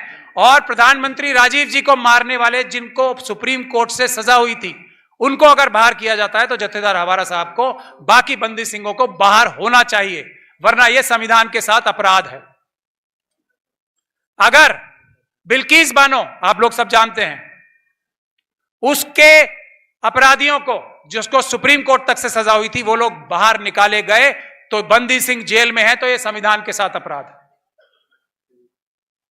तो हम लोगों ने कानूनी रूप से पूरा फुल प्रूफ केस बना दिया। लेकिन मुझे यह कहने में कोई शर्म नहीं है कि हमारी अदालतें भी, 4 सुप्रीम कोर्ट के सिटिंग जजेस कह चुके हैं कि हम लोग दबाव में हैं, वरना बंदी सिंह अब तक बाहर होते, अगर वो 4 सिटिंग सुप्रीम कोर्ट के जजेस की बात में दम नहीं होता, सच्चाई नहीं होती। तो हमें 2 चीजें करनी है। अब मैं ज्यादा समय नहीं लूंगा, मैं बात खत्म करूंगा अपनी। 2 चीजें करनी है, और बड़े से बड़ा आंदोलन, इससे पहले कि मैं अपनी 2 चीजें बताऊं, विफल क्यों होता है? क्योंकि उसमें भीतरघाती होते। मैं अपना ही मुसलमानों का एग्जाम्पल देख के आपको समझाता हूं, उसके बाद आप सिखों के अंदर, खास तौर पे इस आंदोलन के अंदर क्या हो रहा है आप लोग समझ लो। मैं कड़वी बात करने के लिए जाना चाहता हूं, अगर मैं नहीं करूंगा तो मैं महमूद प्राचा नहीं रहूंगा, मैं भी फ्रॉड हो जाऊंगा। हमारे मुस्लिम समाज ने जो हमारे नौजवानों को, बेगुनाह नौजवानों को आतंकवाद के केस लगा के जो जेलों में बंद किया, उनको जेलों में रखने के लिए हमारी जो मुस्लिम तंजीमें हैं, बड़े बड़े मौलाना जिनको आप देखते होंगे, उनका हाथ है। वो आरएसएस और बीजेपी के साथ मिलकर उनको गलत कानूनी मदद दिलवाकर, वकीलों को गलत पैसे देकर, लाखों नहीं करोड़ों करोड़ों रुपए पूरे दुनिया से इकट्ठा करके गलत वकीलों को पैसे देकर, बड़े बड़े पैसे देके उनको हरवाने का काम करते हैं। ऐसे मैंने एक नहीं दसियों केसेस में बरी कराया, और बिना एक पैसा लिए मुस्लिम नौजवानों को। तो आप लोग भी सोच लें, बंद रहने की बंदी सिंहों की वजह क्या है। मैं मुस्लिम कम्युनिटी का एग्जांपल देके बता रहा हूं, मैं सीए एनआरसी के प्रोटेस्ट का एग्जांपल देके बता रहा हूं आपको। करोड़ों रुपए खर्च किए हैं, लेकिन आज मैं आप लोगों के सामने खड़ा हूं। मैंने सबसे ज्यादा लोगों की जमानत कराई है। दिल्ली के दंगे 2020 में हुए थे, और मेरा सिर्फ एक मुलजिम जेल में है अभी, वो भी जल्दी बाहर आ जाएगा, और मैंने एक पैसा नहीं लिया, और उस चीज के लिए करोड़ों करोड़ों रुपए इकट्ठे किए हैं हमारे मुस्लिम समाज के लोगों ने। बड़े बड़े ऐसे लोग जिनको मुस्लिम समाज के लोग मतलब एकदम बहुत बड़ा अपना आइडल मानते हैं। मैं सिख समाज के साथ भी एक, और उसका तोड़ क्या है, उसका इलाज क्या है? उसका इलाज एक ही है, संगत से बड़ा कोई नहीं, कोई नहीं है। और जो भी पर्दा रखता है वो ईमानदार नहीं होता। ये मेरा एक्सपीरियंस है। मुझसे आप किसी भी केस के बारे में, हवारा साहब की भी स्ट्रेटजी मैं पब्लिकली अनाउंस कर रहा हूं, बंदी सिंहों को बाहर लाने की पब्लिकली, और किसी भी सवाल का जवाब देने के लिए मैं दिन रात तैयार रहता हूं। जो ऐसा नहीं करता वो मेरे ख्याल से ईमानदार नहीं होता। और जो रिजल्ट नहीं देता, आप टाइम दो ना, कितना टाइम चाहिए? आप लोग यहां 2 साल से ज्यादा से बैठे हो, क्या आया रिजल्ट? क्या आया? रिजल्ट ओरिएंटेड काम होना चाहिए, पहली बात। दूसरा, जवाबदेही होनी चाहिए। और तीसरा, साफ सबके सामने पर्देदारी नहीं होनी चाहिए। पर्दा जो करेगा वो ईमानदार नहीं होता। हम लोग कोई चोरी नहीं कर रहे हैं यहां बैठ के, हम लोग सच्चाई की बात कर रहे हैं। हम वो बात कह रहे हैं जो भारत का संविधान कहता है, हम संविधान को तोड़ने से रोकने की बात कर रहे हैं। तो मेरा यह कहना है, 2 पॉइंट्स ये हैं। अब हमें एक बड़ा आंदोलन, जेन्युइन आंदोलन, आप लोग पूरी ताकत लगा के हर प्रकार की मुश्किल परेशानी झेलने को तैयार हो। इतनी बड़ी संख्या केंद्र सरकार को भी मजबूर कर सकती है, पंजाब सरकार को भी मजबूर कर सकती है कि वो संविधान का पालन करें। इससे ज्यादा हम किसी से कुछ मांग नहीं रहे हैं। हम ये नहीं कह रहे कि आप संविधान तोड़ो, हम ये कह रहे हैं कि आप संविधान का पालन करो। और हम, क्योंकि देश के मालिक हैं, देश की जनता देश की मालिक होती है, हम आपसे संविधान का पालन कराएंगे। इसके लिए आंदोलन होना चाहिए और बड़े लेवल पे होना चाहिए।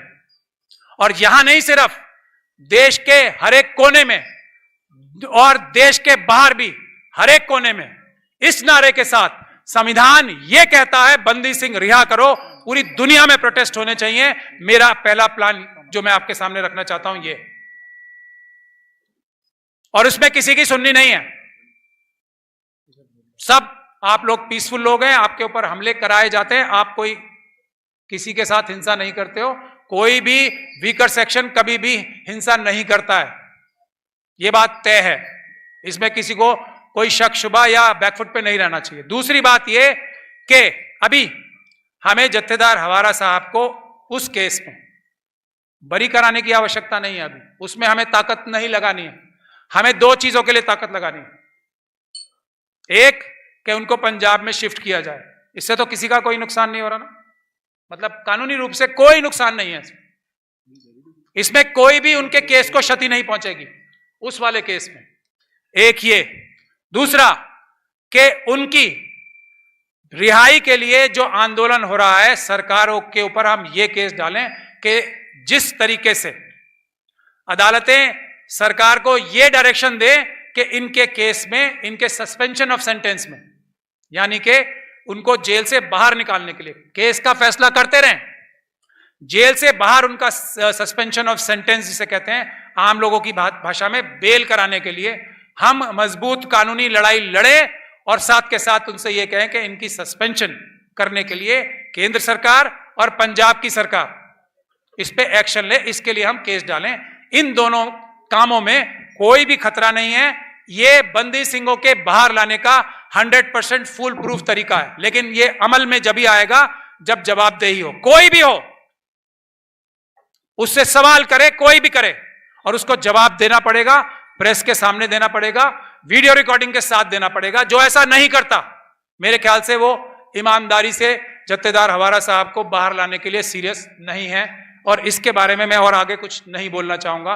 मैं आप सभी लोगों का बहुत बहुत धन्यवाद करता हूं। मैं भी किसी सवाल के लिए तैयार हूं।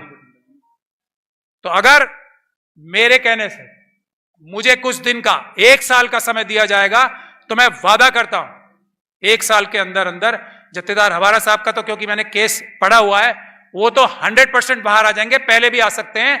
दूसरे लोग जो हैं उनको भी हम 1 साल में ज्यादा से ज्यादा लोगों को निकाल लाएंगे, लेकिन उसकी शर्त यह है काम ईमानदारी से हो, काम ट्रांसपेरेंटली हो और काम पूरे दिल के साथ हो। बहुत बहुत शुक्रिया। वाहेगुरु जी दा खालसा, वाहेगुरु जी दी फतेह। अगर मेरे मुंह से किसी,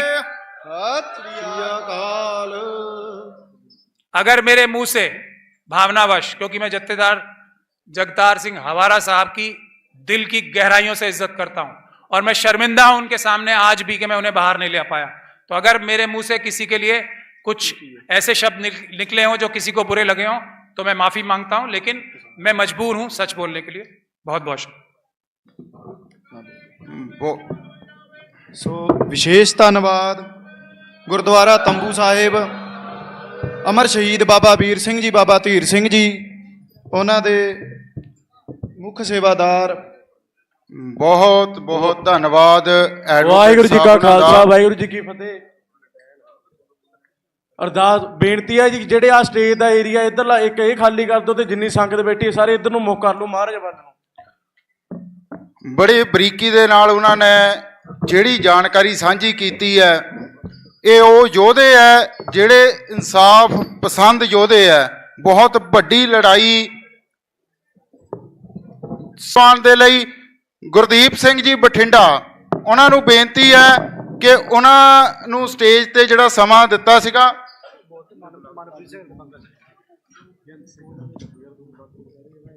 ਵਿਸ਼ੇਸ਼ ਧੰਨਵਾਦ ਸ਼੍ਰੋਮਣੀ ਅਕਾਲੀ ਦਸ਼ਮੇਸ਼ ਤਰਨਾ ਦਲ ਪੰਜਵਾਂ ਨਿਸ਼ਾਨ ਮਿਸਲ ਬਾਬਾ ਸੁੱਖਾ ਸਿੰਘ ਜੀ, ਮੌਜੂਦਾ ਮੁਖੀ ਜਹੇਦਾਰ ਬਾਬਾ ਦਿਲਬਾਗ ਸਿੰਘ ਜੀ, ਉਹਨਾਂ ਦਾ ਵਿਸ਼ੇਸ਼ ਧੰਨਵਾਦ ਹੈ ਜੀ।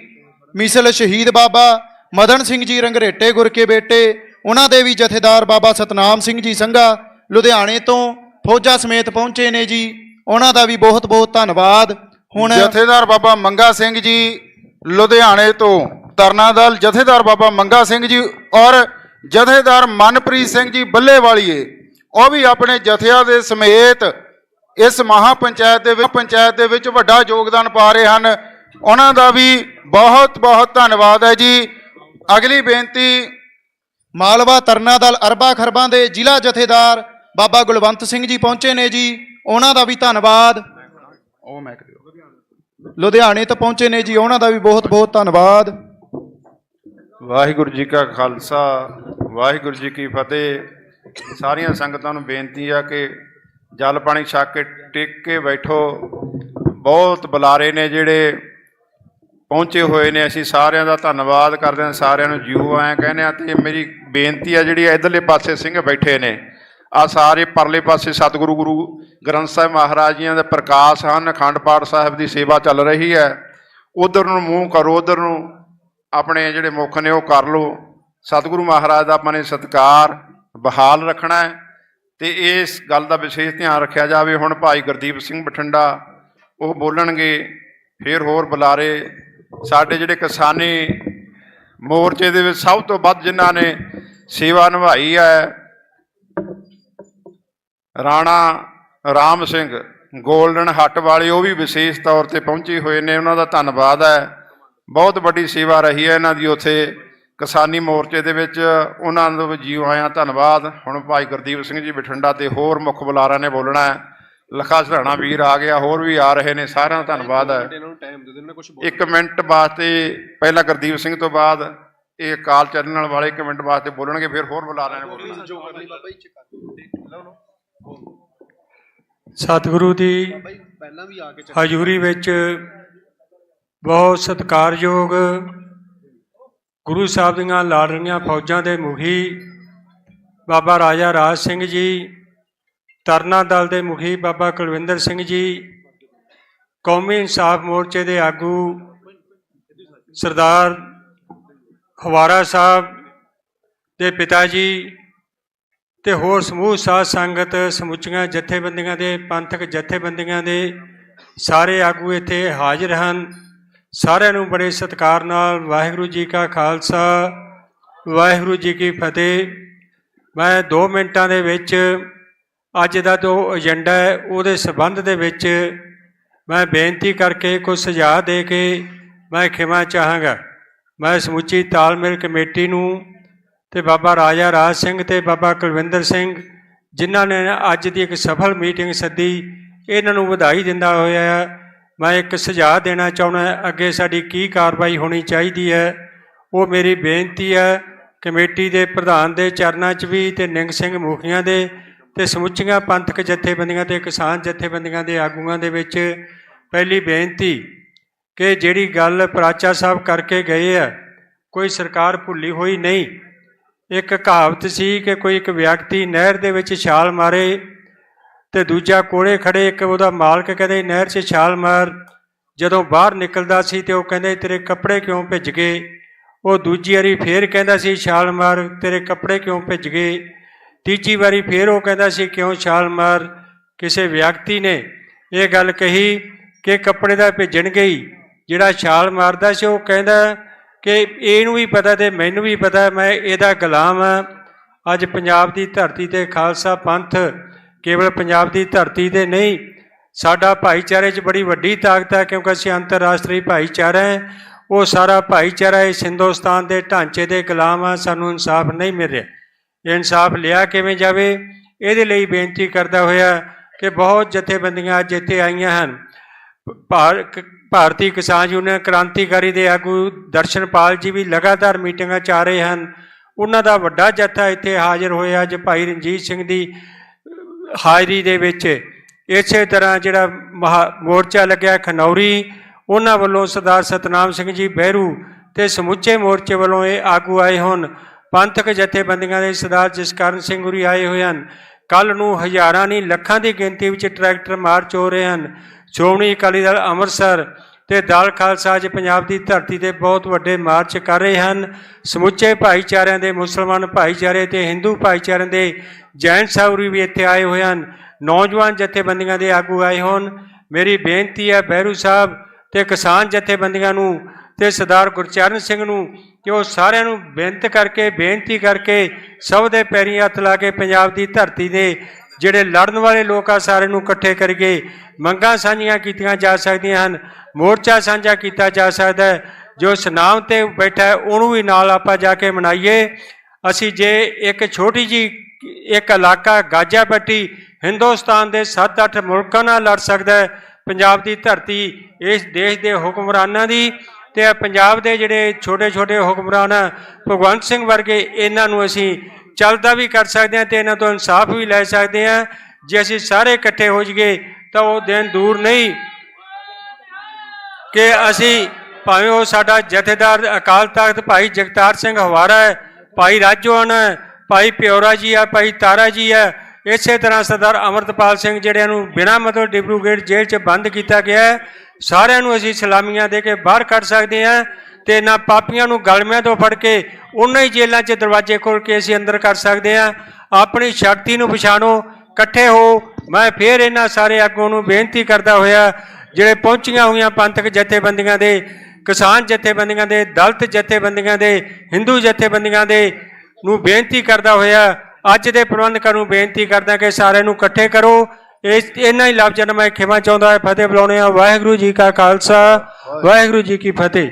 ਵਿਸ਼ੇਸ਼ ਧੰਨਵਾਦ, ਬਹੁਤ ਬਹੁਤ ਧੰਨਵਾਦ ਸਰਦਾਰ ਗੁਰਦੀਪ ਸਿੰਘ ਜੀ ਬਠਿੰਡਾ ਜੋ ਆਪ ਦੇ ਕੀਮਤੀ ਵਚਨਾਂ ਨਾਲ ਸਿੱਖ ਸੰਗਤਾਂ ਨੂੰ ਨਿਹਾਲ ਕਰਕੇ ਗਏ ਨੇ ਜੀ। ਧੰਨਵਾਦ ਹੈ ਜੀ ਭਾਰਤੀ ਕਿਸਾਨ ਯੂਨੀਅਨ ਚੰਡੂਨੀ ਜੋ ਭਾਰੀ ਜਥੇ ਸਮੇਤ ਇੱਥੇ ਪਹੁੰਚੇ ਨੇ ਜੀ। ਧੰਨਵਾਦ ਹੈ ਜੀ ਸਰਕਾਰੇ ਖਾਲਸਾ ਜਥੇਬੰਦੀ ਜਮਨਾ ਨਗਰ ਜੋ ਜਥਾ ਲੈ ਕੇ ਪਹੁੰਚੇ ਨੇ ਜੀ। ਪ੍ਰਗਟ ਸਿੰਘ ਗੁੱਜਰਪੁਰ, ਨਿਰਵੈਰ ਸਿੰਘ ਰਾਣੀ ਬੱਲਾ ਉਹ ਵੀ ਵੱਡੇ ਜਥੇ ਨਾਲ ਮੋਰਚੇ ਦੇ ਵਿੱਚ ਸ਼ਮੂਲੀਅਤ ਕੀਤੀ ਹੈ ਜੀ। ਨਿਹੰਗ ਸਿੰਘ ਜਥੇਦਾਰ ਬਾਬਾ ਕੁਲਦੀਪ ਸਿੰਘ ਜੀ ਕੋਟਦੂਨਾ ਜੋ ਆਪਦੀਆਂ ਫੌਜਾਂ ਸਮੇਤ ਮੋਰਚੇ ਦੇ ਵਿੱਚ ਪਹੁੰਚੇ ਨੇ ਜੀ, ਉਹਨਾਂ ਦਾ ਵੀ ਜੀਓ ਆਇਆ ਕਹਿੰਦੇ ਆ ਜੀ। ਧੰਨਵਾਦ ਕਰਦੇ ਹਾਂ। ਜਥੇਦਾਰ ਬਾਬਾ ਹਰਜੀਤ ਸਿੰਘ ਜੀ ਜਨਰਲ ਸੈਕਟਰੀ ਜ਼ਿਲ੍ਹਾ ਲੁਧਿਆਣੇ ਤੋਂ, ਜਥੇਦਾਰ ਬਾਬਾ ਕੁਲਵਿੰਦਰ ਸਿੰਘ ਜੀ, ਜਥੇਦਾਰ ਲਖਮੀਰ ਸਿੰਘ ਜੀ ਖਾਲਸਾ ਨਿਹੰਗ ਸਿੰਘ ਫੌਜਾਂ ਜਲੰਧਰ ਤੋਂ, ਉਹਨਾਂ ਦਾ ਵੀ ਬਹੁਤ ਬਹੁਤ ਧੰਨਵਾਦ ਹੈ ਜੀ।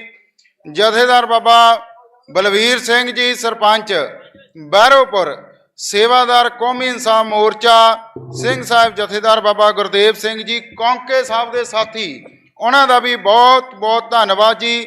ਸਰਦਾਰ ਰੇਸ਼ਮ ਸਿੰਘ ਜੀ ਕਾਲੋ, ਪ੍ਰਧਾਨ NREGA front worker front India, Shri OP Indal ਸਮਾਜ ਸੇਵੀ ਜੀ, ਭਾਰਤੀ ਕਿਸਾਨ ਮਜ਼ਦੂਰ ਯੂਨੀਅਨ ਪੰਜਾਬ, ਉਹ ਵੀ ਵੱਡੇ ਕਾਫਲੇ ਦੇ ਵਿੱਚ ਇੱਥੇ ਬੈਠੇ ਹਨ।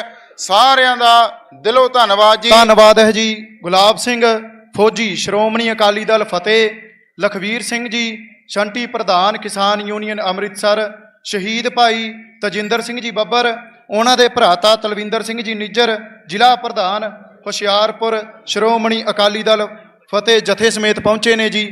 ਘਮੰਡ ਸਿੰਘ ਜਹੇਦਾਰ ਉਗਰਾਹਾਂ ਉਹ ਵੀ ਸਾਡੇ ਵਿੱਚ ਪਹੁੰਚੇ ਨੇ ਜੀ। ਨਵਜੋਤ ਸਿੰਘ ਜੀ ਸਿੱਧੂ ਬਾਬਾ ਜੋ ਉਹ ਵੀ ਸਾਡੇ ਵਿੱਚ ਪਹੁੰਚੇ ਨੇ, ਉਹਨਾਂ ਦਾ ਵੀ ਧੰਨਵਾਦ ਹੈ ਜੀ। ਸ਼੍ਰੋਮਣੀ ਅਕਾਲੀ ਦਲ ਅੰਮ੍ਰਿਤਸਰ ਤੋਂ ਬੀਬੀ ਤੇਜ ਕੌਰ ਜੀ, ਜ਼ਿਲ੍ਹਾ ਪ੍ਰਧਾਨ ਇਸਤਰੀ ਵਿੰਗ ਰੋਪੜ ਤੋਂ, ਉਹ ਵੀ ਹਾਜ਼ਰੀਆਂ ਲਵਾ ਰਹੇ ਹਨ ਜੀ, ਉਹਨਾਂ ਦਾ ਵੀ ਬਹੁਤ ਬਹੁਤ ਧੰਨਵਾਦ ਜੀ। ਅਗਲੀ ਬੇਨਤੀ ਭਾਈ ਬੇਅੰਤ ਸਿੰਘ ਜੀ ਕਥਾਵਾਚਕ, ਤੇ ਉਹਨਾਂ ਤੋਂ ਬਾਅਦ ਸਰਦਾਰ ਜਸਕਰਨ ਸਿੰਘ ਜੀ ਕਾਹਨ ਸਿੰਘ ਵਾਲਾ ਜੀ, ਉਹ ਵੀ ਦਰਸ਼ਨ ਕਰਨਗੇ। ਬਸ ਸਮੇਂ ਦਾ ਥੋੜਾ ਜਿਹਾ ਧਿਆਨ ਰੱਖਿਓ ਕਿਉਂਕਿ ਬੁਲਾਰੇ ਬਹੁਤ ਜ਼ਿਆਦਾ ਹੈ।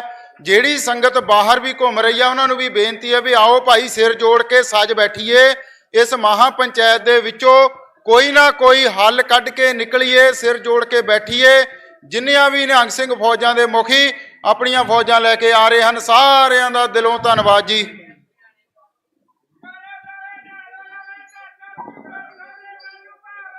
ਸਤਿ ਸ੍ਰੀ ਅਕਾਲ। ਵਾਹਿਗੁਰੂ ਜੀ ਕਾ ਖਾਲਸਾ, ਵਾਹਿਗੁਰੂ ਜੀ ਕੀ ਫਤਿਹ। ਮੈਂ ਜਿੰਨੇ ਵੀ ਇੱਥੇ ਪੰਜਾਬ ਦੀ ਕਰੀਮ ਬੈਠੀ ਹੈ, ਕੇਵਲ 1 ਮਿੰਟ ਤੁਹਾਡਾ ਲੈਣਾ ਤੇ ਮੇਰੇ ਵੱਲ ਧਿਆਨ ਜ਼ਰੂਰ ਦਿਓ, ਕਿਉਂਕਿ ਅੱਜ ਬਹੁਤ ਸਤਿਕਾਰਯੋਗ ਜਥੇਦਾਰ ਬਾਬਾ ਕੁਲਵਿੰਦਰ ਸਿੰਘ ਜੀ ਚਮਕੌਰ ਸਾਹਿਬ ਵਾਲੇ, ਜਥੇਦਾਰ ਬਾਬਾ ਰਾਜਾ ਰਾਜ ਸਿੰਘ ਜੀ ਅਰਬਾ ਖਰਬਾ ਦਲ ਵਾਲੇ, ਜਿਨ੍ਹਾਂ ਨੇ ਬਹੁਤ ਵਿਸ਼ੇਸ਼ ਉਪਰਾਲਾ ਕੀਤਾ ਵਾ, ਔਰ ਇਹ ਉਪਰਾਲਾ ਵਾਕਿਆ ਇੱਕ ਮੀਲ ਪੱਥਰ ਸਾਬਤ ਹੋਵੇ, ਇਹਦੇ ਲਈ ਸਾਨੂੰ ਕੁਝ ਅੱਜ ਜ਼ਰੂਰ ਨਵੇਕਲਾ ਤੇ ਅਨੋਖਾ ਕਰਨਾ ਚਾਹੀਦਾ ਵਾ। ਮੇਰੇ ਜਿੰਨੇ ਵੀ ਵੀਰ ਇੱਥੇ ਸਮਾਜ ਸੇਵੀ ਬੈਠੇ ਆ, ਲੱਖਾ ਵੀਰ ਬੈਠਾ ਵਾ, ਭੈਣ ਡਾਕਟਰ ਰੀਤੂ ਸਿੰਘ ਬੈਠਾ ਵਾ, ਸਾਡੇ ਬਹੁਤ ਸਤਿਕਾਰਯੋਗ ਸੰਘਰਸ਼ੀ ਸਿੰਘ ਜਸਕਰਨ ਸਿੰਘ ਜੀ ਕਾਹਨ ਸਿੰਘ ਵਾਲਾ, ਤੇ ਬਹੁਤ ਸਾਰੇ ਸਟੇਜ ਤੇ ਜਿਹੜੇ ਸਾਰੇ ਵੀਰ ਬੈਠੇ ਆ, ਇਹ ਕਰੀਮ ਨੇ ਸਾਡੀ। ਪਰ ਮੈਂ ਤੁਹਾਨੂੰ ਇੱਕ ਬਹੁਤ ਜ਼ਰੂਰੀ ਸੁਝਾਅ ਦੇਣ ਲੱਗਾ। ਤੁਸੀਂ ਸਾਰੇ ਪੰਜਾਬ ਦੇ ਉਸ ਪਾਸੋਂ ਆਏ ਹੋ ਕਿਉਂਕਿ ਬਹੁਤ ਦੂਰੋਂ 2-2 3-3 ਘੰਟਿਆਂ ਦਾ ਸਫ਼ਰ ਤੈਅ ਕਰਕੇ ਆਏ ਹੋ। ਅੱਜ ਇੱਥੇ ਮਹਾ ਪੰਚਾਇਤ ਹੋਣ ਲੱਗੀ ਹੈ। ਇੱਕ ਉਦਾਹਰਨ ਤੁਹਾਡੇ ਨਾਲ ਸਾਂਝੀ ਕਰਨ ਲੱਗਾ ਜੋ ਵਰਲਡ ਵਿੱਚ ਸਭ ਤੋਂ ਮਸ਼ਹੂਰ ਆ। ਜਦੋਂ ਯਹੂਦੀਆਂ ਨੂੰ ਹਿਟਲਰ ਨੇ ਚੈਂਬਰਾਂ 'ਚ ਸਾੜ ਦਿੱਤਾ ਗਿਆ ਸੀ, ਮਾਰ ਦਿੱਤਾ ਗਿਆ ਸੀ, ਤੇ ਉਹਨਾਂ ਦੀ ਗਿਣਤੀ ਕੇਵਲ ਹਜ਼ਾਰਾਂ 'ਚ ਰਹਿ ਗਈ ਸੀ। ਆਪਣੀ ਗਿਣਤੀ 2 ਕਰੋੜ ਕਹਿੰਦੇ ਆ ਨਾ, ਉਹਨਾਂ ਦੀ ਗਿਣਤੀ ਕੇਵਲ ਹਜ਼ਾਰਾਂ 'ਚ ਰਹਿ ਗਈ ਸੀ। ਤੇ ਉਸ ਵਕਤ ਯਹੂਦੀ ਕੌਮ ਨੇ ਇੱਕ ਇਕੱਠ ਰੱਖਿਆ ਕੇਵਲ 2 ਘੰਟੇ ਵਾਸਤੇ। ਫਿਰ ਧਿਆਨ ਦਿਓ, ਯਹੂਦੀ ਕੌਮ ਨੇ ਇਕੱਠ ਰੱਖਿਆ ਕੇਵਲ 2 ਘੰਟੇ ਵਾਸਤੇ ਕਿ ਅਸੀਂ ਆਪਣੀ ਕੌਮ ਨੂੰ ਬਚਾ ਕਿਵੇਂ ਸਕਦੇ ਆ। ਗਿਣਤੀ ਕਰੋੜਾਂ ਤੋਂ ਲੱਖਾਂ ਵਿੱਚ, ਲੱਖਾਂ ਤੋਂ ਹਜ਼ਾਰਾਂ 'ਚ ਰਹਿ ਗਈ। ਤੇ ਕੌਮ ਨੂੰ ਬਚਾਉਣ ਦੇ ਲਈ ਜਿਹੜੀਆਂ ਦਰਪੇਸ਼ ਚੁਣੌਤੀਆਂ ਆ ਰਹੀਆਂ ਸਨ, ਉਹਨੂੰ ਕਿਵੇਂ ਸਾਹਮਣਾ ਕਰਨਾ, ਤੇ ਉਹਨਾਂ ਨੇ 2 ਘੰਟੇ ਦਾ ਇਕੱਠ ਰੱਖਿਆ। ਤੇ ਉਹ ਇਕੱਠ 2 ਘੰਟੇ 'ਚ ਪੂਰਾ ਨਾ ਹੋ ਸਕਿਆ ਕਿਉਂਕਿ ਜਿਹੜੀ ਵਿਚਾਰ ਹੋਈ ਨਾ, ਉਹ ਲਗਭਗ 3 ਦਿਨ ਚੱਲੀ ਜੀ।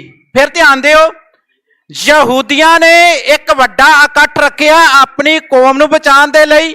ਸਮਾਂ 2 ਘੰਟੇ ਦਾ ਸੀ, ਪਰ ਪੂਰੇ ਦੇਸ਼ ਭਰ 'ਚ ਯਹੂਦੀ ਇਕੱਠੇ ਹੋਏ ਸਨ।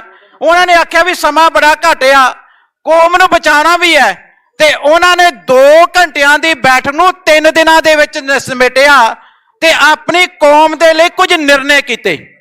ਉਹਨਾਂ ਨੇ 3 ਨਿਰਣੇ ਕੀਤੇ ਜਿਹੜੇ ਬਾ ਕਮਾਲ ਨੇ। ਕਹਿਣ ਲੱਗੇ, ਇੱਕ ਤਾਂ ਆਪ ਭਾਵੇਂ ਭੁੱਖੇ ਰਹਿ ਜਾਇਓ, ਆਪਣੇ ਬੱਚਿਆਂ ਨੂੰ ਮਸਟ ਐਜੂਕੇਸ਼ਨ ਵੱਧ ਤੋਂ ਵੱਧ ਪੜ੍ਹਾਇਓ ਤਾਂ ਜੋ ਇਹਨਾਂ ਕੋਲ ਸਾਰਾ ਦਿਮਾਗ ਤੇ ਕਰੀਮ ਹੋਵੇ, ਇਹ ਦੁਨੀਆ ਦੀ ਜਾਣਕਾਰੀ ਰੱਖਦੇ ਹੋਣ। ਦੂਸਰਾ, ਆਪਣੀ ਮਾਂ ਬੋਲੀ ਜੋ ਇਹਨਾਂ ਦਾ ਪਹਿਰਾਵਾ ਹੈ ਉਹ ਇਹਨਾਂ ਬੱਚਿਆਂ ਤੋਂ ਆਪਣੇ ਤੋਂ ਦੂਰ ਨਾ ਹੋਣ ਦਿਓ, ਕਿਉਂਕਿ ਲੱਖਾ ਵੀਰ ਬੜੀ ਵਾਰ ਗੱਲ ਕਰਦਾ ਮਾਂ ਬੋਲੀ ਦੀ। ਤੇ ਇਹਨਾਂ ਯਹੂਦੀਆਂ ਨੇ ਆਪਣੀ ਕੌਮ ਨੂੰ ਬਚਾਉਣ ਦੇ ਲਈ 3 ਫੈਸਲੇ ਲਏ ਸਨ। ਆਪਣਾ ਦੇਸ਼, ਆਪਣਾ ਵਿਰਸਾ, ਆਪਣੀ ਬੋਲੀ, ਇਹਨਾਂ ਵੱਲ ਧਿਆਨ ਦਿੱਤਾ। ਅੱਜ ਮਹਾ ਪੰਚਾਇਤ ਹੋਣ ਲੱਗੀ ਹੈ ਵੀਰੋ। ਮੇਰੇ ਬਹੁਤ ਸਤਿਕਾਰਯੋਗ ਜਥੇਦਾਰ ਬਾਬਾ ਕੁਲਵਿੰਦਰ ਸਿੰਘ ਜੀ, ਅਸੀਂ ਉਹਨਾਂ ਦੇ ਬੱਚੇ ਆ। ਜੇ ਇਹ ਮਹਾ ਪੰਚਾਇਤ ਅੱਜ ਅਸੀਂ ਬੁਲਾਈ ਹੈ, ਬਹੁਤ ਸਾਰੇ ਵੀਰ ਕਹਿ ਰਹੇ ਸਨ ਵੀ ਸਾਨੂੰ ਬੋਲਣ ਦੇ ਦਿਓ ਤੇ ਅਸੀਂ ਜਾਣਾ ਵਾ। ਉਹ ਵੀਰੋ, ਹੱਥ ਜੋੜ ਕੇ ਤੁਹਾਡੇ ਚਰਨਾਂ 'ਚ ਬੇਨਤੀ ਹੈ, ਜਾਣ ਦੀ ਨਾ ਸੋਚੋ।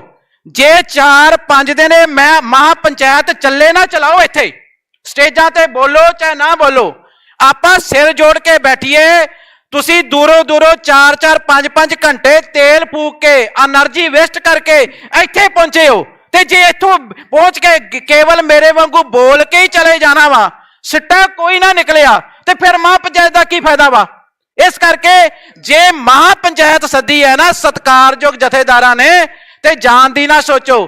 ਇੱਥੇ ਰੋਟੀ ਦਾ ਪ੍ਰਬੰਧ ਹੈਗਾ, ਲੰਗਰ ਦਾ ਪ੍ਰਬੰਧ ਹੈਗਾ, ਸੌਣ ਵਾਸਤੇ ਪੰਡਾਲ ਹੈਗੇ ਆ, ਨਾਲ ਤੰਬੂ ਲੱਗੇ ਹੋਏ ਆ। ਬਾਬਾ ਗੁਰਮੀਤ ਸਿੰਘ ਡਾਚਰ ਸਾਹਿਬ ਵਾਲੇ ਮਹਾਂਪੁਰਸ਼ਾਂ ਨੇ ਲੰਗਰ ਦਾ ਪੂਰਾ ਪ੍ਰਬੰਧ ਕੀਤਾ, ਹੋਰ ਸਾਰੀਆਂ ਸੰਗਤਾਂ ਪ੍ਰਬੰਧ ਕਰ ਰਹੀਆਂ ਵਾ। ਇਸ ਕਰਕੇ ਬੇਨਤੀ ਹੈ, ਇਹ ਮਹਾਂ ਪੰਚਾਇਤ ਅਨੋਖੀ ਮਹਾਂ ਪੰਚਾਇਤ ਹੋ ਜਾਵੇ। ਇਹਨੂੰ ਭਾਵੇਂ 3 ਦਿਨ ਚਲਾਓ, ਭਾਵੇਂ 4 ਦਿਨ ਚਲਾਵੋ, ਆਪਣੀ ਕੌਮ ਦੇ ਲਈ ਕੁਝ ਚੰਗੇ ਫੈਸਲੇ ਕਰ ਲਈਏ। ਜੇ ਕੇਵਲ ਤੇ ਕੇਵਲ ਆਪਾਂ ਇੱਥੇ એનર્ਜੀ ਵੇਸਟ ਕਰਕੇ ਫਿਰ ਤੁਰ ਜਾਣਾ ਹੈ, ਫਿਰ ਮਹਾਂ ਪੰਚਾਇਤ ਦਾ ਫਾਇਦਾ ਕੋਈ ਨਹੀਂ ਹੋਏਗਾ। ਮੇਰੀ ਇੰਨੀ ਕੁ ਬੇਨਤੀ ਹੈ ਜੀ, ਸਾਰੇ ਸਟੇਜ ਵਾਲੇ ਜਿਹੜੇ ਬੁਲਾਰੇ ਵੀਰ ਆ, ਇਹਨਾਂ ਦਾ ਵੀ ਧੰਨਵਾਦ। ਬਹੁਤ ਔਖਾ ਸਮਾਂ ਹੁੰਦਾ ਜਿਹੜੇ ਬੁਲਾਰੇ ਵੱਲੋਂ ਬੁਲਾਉਂਦੇ ਆ, ਸੋ ਧੰਨਵਾਦ ਸਾਰੇ ਵੀਰਾਂ ਦਾ। ਮੇਰੇ ਵੀਰੋ, ਅਨੋਖੀ ਮਹਾਂ ਪੰਚਾਇਤ ਤਾਂ ਬਣੇਗੀ, ਆਪਾਂ ਇਹਨੂੰ ਪੰਚਾਇਤ ਨੂੰ ਕੇਵਲ ਅੱਜ ਤੱਕ ਸੀਮਿਤ ਨਾ ਰੱਖੀਏ, ਇਹਨੂੰ ਲੰਮਾ ਸਮਾਂ ਜਿੰਨਾ ਚੱਲਦਾ ਚਲਾਓ, ਕੌਮ ਦੇ ਲਈ ਸਿਰ ਜੋੜ ਕੇ ਬੈਠੀਏ, ਜਾਨ ਬਾਰੇ ਨਾ ਸੋਚੋ। ਧੰਨਵਾਦ। ਵਾਹਿਗੁਰੂ ਜੀ ਕਾ ਖਾਲਸਾ, ਵਾਹਿਗੁਰੂ ਜੀ ਕੀ ਫਤਿਹ। ਧੰਨਵਾਦ ਹੈ ਜੀ ਭਾਈ ਬੇਅੰਤ ਸਿੰਘ ਜੀ ਦਾ। ਸੋ ਵਿਸ਼ੇਸ਼ ਧੰਨਵਾਦ ਹੈ ਜਹੇਦਾਰ ਬਾਬਾ ਹੀਰਾ ਸਿੰਘ ਜੀ, ਜਹੇਦਾਰ ਬਾਬਾ ਪੱਥੜਪਾਰ ਸਿੰਘ ਜੀ ਫੌਜਾਂ ਸਮੇਤ ਪਹੁੰਚੇ ਨੇ, ਤੇ ਵਿਸ਼ੇਸ਼ ਧੰਨਵਾਦ ਹੈ ਜਹੇਦਾਰ ਬਾਬਾ ਕੁਲਦੀਪ ਸਿੰਘ ਜੀ, ਉਹ ਵੀ ਫੌਜਾਂ ਸਮੇਤ ਇੱਥੇ ਹਾਜ਼ਰੀ ਲਵਾ ਰਹੇ ਨੇ ਜੀ। ਤੇ ਵਿਸ਼ੇਸ਼ ਧੰਨਵਾਦ ਹੈ ਕਿਸਾਨ ਯੂਨੀਅਨ ਸ਼ੇਰੇ ਪੰਜਾਬ ਜਿਹੜੇ ਜਥੇ ਸਮੇਤ ਪਹੁੰਚੇ ਨੇ, ਜਰਨਲ ਸਕੱਤਰ ਰਣਜੀਤ ਸਿੰਘ ਜੀ, ਉਹਨਾਂ ਦਾ ਵੀ ਧੰਨਵਾਦ ਹੈ ਜੀ। ਹੁਣ ਜਸਕਰਨ ਸਿੰਘ ਜੀ ਕਾਹਨ ਸਿੰਘ ਵਾਲਾ, 5 ਮਿੰਟ ਦਾ ਸਮਾਂ ਹੈ ਜੀ। ਜਥੇਦਾਰ ਕੁਲਦੀਪ ਸਿੰਘ ਜੀ ਲੁਧਿਆਣੇ ਤੋਂ ਟਰਾਂਸਪੋਰਟ ਵਾਲੇ, ਉਹ ਵੀ ਵੱਡੇ ਜਥੇ ਦੇ ਨਾਲ ਪਹੁੰਚੇ ਨੇ, ਉਹਨਾਂ ਦਾ ਵੀ ਧੰਨਵਾਦ। ਜਥੇਦਾਰ ਬਾਬਾ ਧੀਰਾ ਸਿੰਘ ਜੀ ਕਪੂਰਥਲੇ ਵਾਲੇ, ਉਹਨਾਂ ਦਾ ਵੀ ਬਹੁਤ ਬਹੁਤ ਧੰਨਵਾਦ ਜੀ। ਐਡਵੋਕੇਟ ਬੀਬਾ ਪੂਨਮ ਜੀ, ਉਹ ਵੀ ਬੈਠੇ ਨੇ, ਉਹਨਾਂ ਦਾ ਵੀ ਬਹੁਤ ਬਹੁਤ ਧੰਨਵਾਦ ਜੀ। ਅਗਲੀ ਬੇਨਤੀ ਜਸਕਰਨ ਸਿੰਘ ਕਾਹਨ ਸਿੰਘ ਵਾਲਾ ਜੀ, ਭਾਈ ਸਾਹਿਬ ਉਹ ਨੇ ਜਿਨ੍ਹਾਂ ਨੂੰ ਸੁਣ ਕੇ ਅਸੀਂ ਵੱਡੇ ਹੋਏ, ਕੱਲਾ ਕੱਲਾ ਬੋਲ ਵੱਡੇ ਬੰਬ ਦੇ ਬਰਾਬਰ। ਵਾਹਿਗੁਰੂ ਜੀ ਕਾ ਖਾਲਸਾ, ਵਾਹਿਗੁਰੂ ਜੀ ਕੀ ਫਤਿਹ।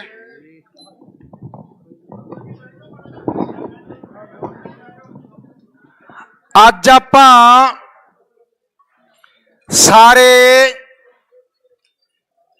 ਗੁਰੂ ਗ੍ਰੰਥ ਸਾਹਿਬ ਜੀ ਜੋ ਪੂਰੀ ਮਨੁੱਖਤਾ ਦੇ ਗੁਰੂ ਨੇ, ਉਹਨਾਂ ਦੀ ਛਤਰ ਛਾਇਆ ਹੇਠ ਕੌਮੀ ਇਨਸਾਫ ਮੋਰਚਾ ਜੋ ਸਰਬੱਤ ਖਾਲਸਾ ਦੇ ਵੱਲੋਂ ਗੁਰੂ ਗ੍ਰੰਥ ਸਾਹਿਬ ਜੀ ਦੀ ਬੇਅਦਬੀ ਕਰਨ ਵਾਲਿਆਂ ਨੂੰ, ਕਰਾਉਣ ਵਾਲਿਆਂ ਨੂੰ, ਉਹਨਾਂ ਦੇ ਹੱਕ ਵਿੱਚ ਖੜਾ ਹੋਣ ਵਾਲਿਆਂ ਨੂੰ ਸਬਕ ਸਿਖਾਉਣ ਲਈ 10 ਲੱਖ ਸੰਗਤਾਂ ਨੇ ਆਪਣੀ ਕੌਮ ਦਾ ਜਥੇਦਾਰ ਚੁਣਿਆ। ਅੱਜ ਉਸ ਮੋਰਚੇ ਦੇ ਵਿੱਚ ਸਾਡੀ ਕੌਮ ਦੇ ਯੋਧੇ ਤੇ ਜਰਨੈਲ ਬਾਬਾ ਰਾਜਾ ਰਾਜ ਸਿੰਘ ਜੀ, ਮੁਖੀ ਅਰਬਾਂ ਖਰਬਾਂ ਤਰਨਾ ਦਲ ਬਾਬਾ ਕੁਲਵਿੰਦਰ ਸਿੰਘ ਜੀ, ਮੁਖੀ 96 ਕਰੋੜੀ, ਜੋ ਯੋਧੇ ਤੇ ਜਰਨੈਲ ਨੇ ਲਗਾਤਾਰ 2 ਸਾਲ ਤੇ ਅੱਜ 18 ਦਿਨਾਂ ਤੋਂ ਇੱਥੇ ਲਗਾਤਾਰ ਡਟੇ ਰਹੇ ਨੇ। ਕਿਸਾਨੀ ਸੰਘਰਸ਼ 'ਚ ਵੀ ਇਹ ਯੋਧੇ ਡਟੇ ਰਹੇ ਨੇ। ਬਾਪੂ ਗੁਰਚਰਨ ਸਿੰਘ ਜੀ, ਸਾਰੀ ਤਾਲਮੇਲ ਕਮੇਟੀ ਦੇ ਦਰਜਾ ਬਦਰਜਾ ਸਾਧ ਸੰਗਤ ਜੀ, ਸਭ ਤੋਂ ਪਹਿਲਾਂ ਫਤਿਹ ਬੁਲਾਈਏ। ਵਾਹਿਗੁਰੂ ਜੀ ਕਾ ਖਾਲਸਾ, ਵਾਹਿਗੁਰੂ ਜੀ ਕੀ ਫਤਿਹ। ਅੱਜ ਜਿਹੜੀਆਂ ਕੌਮਾਂ ਇੱਕ ਦਿਨ ਆਪਣੇ ਲੀਡਰਾਂ ਦੀ ਨਲਾਇਕੀ ਦੇ ਕਾਰਨ ਭਾਵੇਂ ਗੁਲਾਮ ਵੀ ਹੋ ਜਾਣ, ਤੇ ਫਿਰ ਵੀ ਉਹਨਾਂ ਕੌਮਾਂ ਦੇ ਯੋਧੇ ਤੇ ਜਰਨੈਲ ਆਪਣੇ ਸ਼ਹੀਦਾਂ ਨੂੰ, ਆਪਣੇ ਯੋਧਿਆਂ ਤੇ ਜਰਨੈਲਾਂ ਤੇ ਵੱਡ ਵਡੇਰਿਆਂ ਨੂੰ, ਤੇ ਆਪਣੇ ਬੰਦੀ ਸਿੰਘਾਂ ਨੂੰ, ਉਹਨਾਂ ਨੂੰ ਯਾਦ ਕਰਦੀਆਂ ਰਹਿਣ, ਉਹ ਫੇਰ ਵੀ ਇੱਕ ਦਿਨ ਗੁਲਾਮੀ ਚੋਂ ਨਿਕਲ ਜਾਇਆ ਕਰਦੀਆਂ। ਅਸਲ ਦੇ ਵਿੱਚ ਰੌਲਾ ਕੀ ਹੈ? ਰੌਲਾ ਮੈਂ ਤਾਂ ਇੱਕੋ ਗੱਲ ਦੱਸਾਂ, ਤੁਸੀਂ ਸਾਰੇ ਗੁਲਾਮ ਹੋ। ਇਸ ਕਰਕੇ ਗੁਲਾਮ ਹੋ, ਤਾਈਏ 2500 ਗੁਰੂ ਗ੍ਰੰਥ ਸਾਹਿਬ ਦੀ ਬੀੜ ਨੂੰ ਅੱਗ ਲਾ ਕੇ ਸਾੜਿਆ ਗਿਆ। ਜੇ ਤੁਸੀਂ ਗੁਲਾਮ ਹੋ, ਤਾਈਏ ਦਰਬਾਰ ਸਾਹਿਬ ਢਾਇਆ ਗਿਆ। ਜੇ ਤੁਸੀਂ ਗੁਲਾਮ ਹੋ, ਤਾਈਆਂ ਗਲਾਂ 'ਚ ਟਾਇਰ ਪਾਏ ਗਏ ਨੇ। ਜੋ ਤੁਸੀਂ ਗੁਲਾਮ ਹੋ ਤਾਈਆਂ ਰਵਿਦਾਸ ਮਹਾਰਾਜ ਦਾ ਘਰ ਦਿੱਲੀ 'ਚ ਢਾ ਦਿੱਤਾ ਗਿਆ ਹੈ।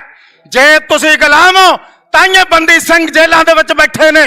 ਜੇ ਤੁਸੀਂ ਗੁਲਾਮ ਹੋ ਤਾਈਆਂ ਡੱਲੇਵਾਲ ਉੱਥੇ ਯੋਧਾ ਤੇ ਜਰਨੈਲ ਭੁੱਖ ਹੜਤਾਲ ਤੇ ਬੈਠਾ ਹੈ। ਜੇ ਤੁਸੀਂ ਗੁਲਾਮ ਹੋ ਸਾਈਆਂ 750 ਕਿਸਾਨਾਂ ਦੀਆਂ ਜਾਨਾਂ ਲੈ ਰਹੀਆਂ। ਜੇ ਤੁਸੀਂ ਗੁਲਾਮ ਹੋ ਤਾਈਆਂ ਦੀਪ ਸਿੱਧੂ ਨੂੰ ਇਹਨਾਂ ਨੇ ਤਰੀਕੇ ਦੇ ਨਾਲ ਸਾਡੇ ਨੂੰ ਸ਼ਹੀਦ ਕਰ ਦਿੱਤਾ ਹੈ। ਜੇ ਤੁਸੀਂ ਗੁਲਾਮ ਹੋ ਤਾਈਆਂ ਚੰਡੀਗੜ੍ਹ ਖੋਲਿਆ। ਜੇ ਤੁਸੀਂ ਗੁਲਾਮ ਹੋ ਤਾਈਆਂ ਰਾਜਧਾਨੀ ਖੋਲੀ ਆ। ਜੇ ਤੁਸੀਂ ਗੁਲਾਮ ਹੋ ਤਾਈਆਂ ਹਟਵਸ ਖੋਲਿਆ।